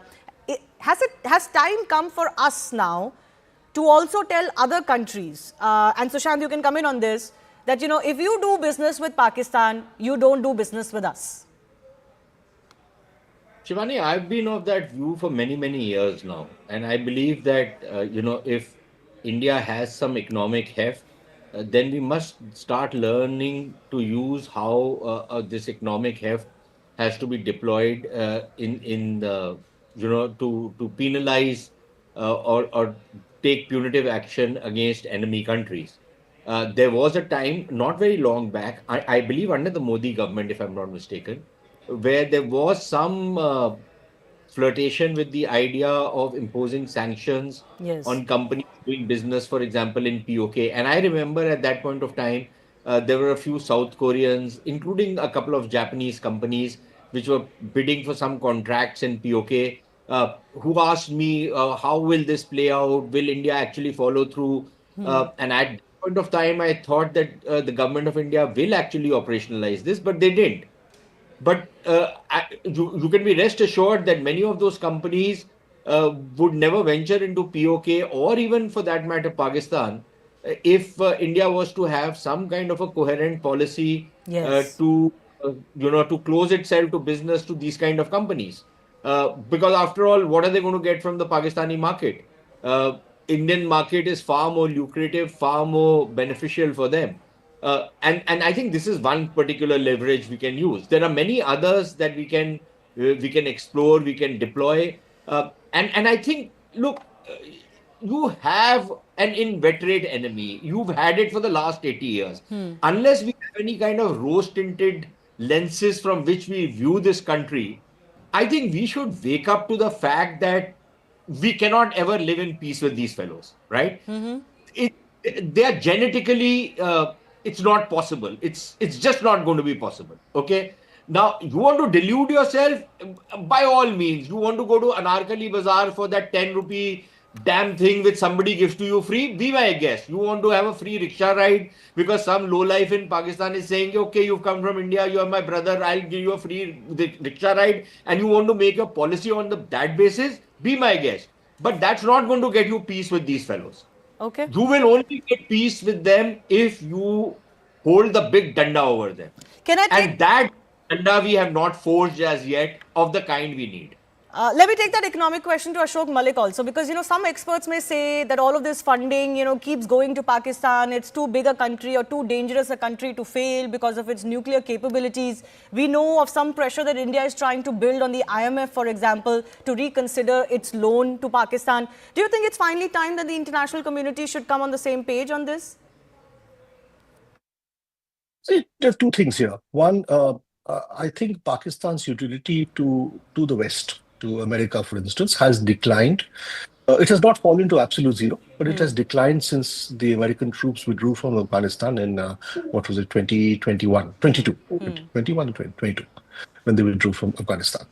And you're seeing that in the American response to Pakistan this time. Yes, Pakistan is a very strategically important geography, connecting South Asia and Central Asia. Yes, it has nuclear weapons, which gives us a certain blackmailing capacity. But there is a limit to how far that can take you. And it's a country that has continuously placed itself in the hands of one superpower or the other, without caring for its own people and its own development. Yes. So, whatever assistance it gets, the question is, how does it use that assistance? Does it use it for its own people, or does it use it for its generals and their lifestyles? That's a question that Pakistan has never been able to answer honestly. And in terms of the economic impact, the economic steps we can take on Pakistan, today the Indian economy is much larger. It has business and trade linkages with many major economies in the region, in the broader Asian region, as well as in the West. It also has. It's also an important investment and business destination for big companies, big banks, and financial institutions. In times to come, I'm sure we can use this to in our own way, impose sanctions against not all of Pakistan, but against certain entities in Pakistan that are clearly linked to perhaps the army, because the army is a big business. It's almost a business house in Pakistan. It controls banks, factories. So we can impose sanctions on our own as India and attempt to get those companies and institutions that do business in India to, in effect, choose. Yeah. So there are steps we can take. There is the FATF that can be approached again. We approached it very effectively after 2008, after the Mumbai attacks. So there are economic steps we can take, and I'm sure the IMF meeting will also see a lot of argument. Yes, absolutely. I've got only a minute left. I'll give 30 seconds each to Manik Jolly. Yes, Lieutenant General, you want to come in, sir? I have limited time, 30 seconds to you. So, Steve, Witkoff's son, Zachary Witkoff, was in Islamabad last week as heading of a corporation on crypto, and he signed an agreement with the Pakistanis, including met the Prime Minister, he met the Chief of the Army, and they signed a major deal. His corporation is also supported by President Trump, and this was signed with a great fanfare. Large number of MOUs. They will develop the entire crypto systemic for Pakistan over a period of time. This is a time when we are actually preparing ourselves for the way we went across this 27th or 28th of April. So the fact of the matter is that there are other deals being happening behind the back. While we may be doing many things, the United States is doing separate deals across with Pakistan. Yeah. So I want to add a point here. No, absolutely. It is a challenge, certainly, of how to isolate Pakistan economically. Major Ali, we've seen some steps that India has taken which were never taken earlier. Like, for example, putting the Indus Water Treaty in abeyance. And PM has been very categorical that this water is going to be used for us. You know, Pakistan Exactly. be damned. So do you think finally, mentally, we are prepared to take more economic sanctions for those who deal with Pakistan also? Yeah, most definitely. I would agree on Mr. Sareen and Mr. Malik, what he said. And the day when they started and IWT was, announced by the PM, that day I took a call that this is siege warfare. You're trying to bring a nation down.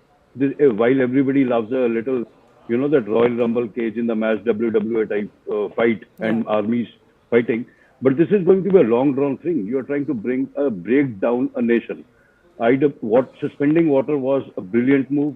Then, as everybody is suggesting and agreeing, economic sanctions should be is a great move. You should just clearly say either you choose us or them. And the economic might we can actually pull it off. So go ahead and break them down from every possible corner. I've run out of time on that note, but I do thank all of our guests for joining us. Time to go for the kill, and I don't mean literal kill, but certainly an economic kill, because that seems to be the goal that India has envisaged to break down Pakistan's capabilities. Time for me to take your leave. Thanks a lot.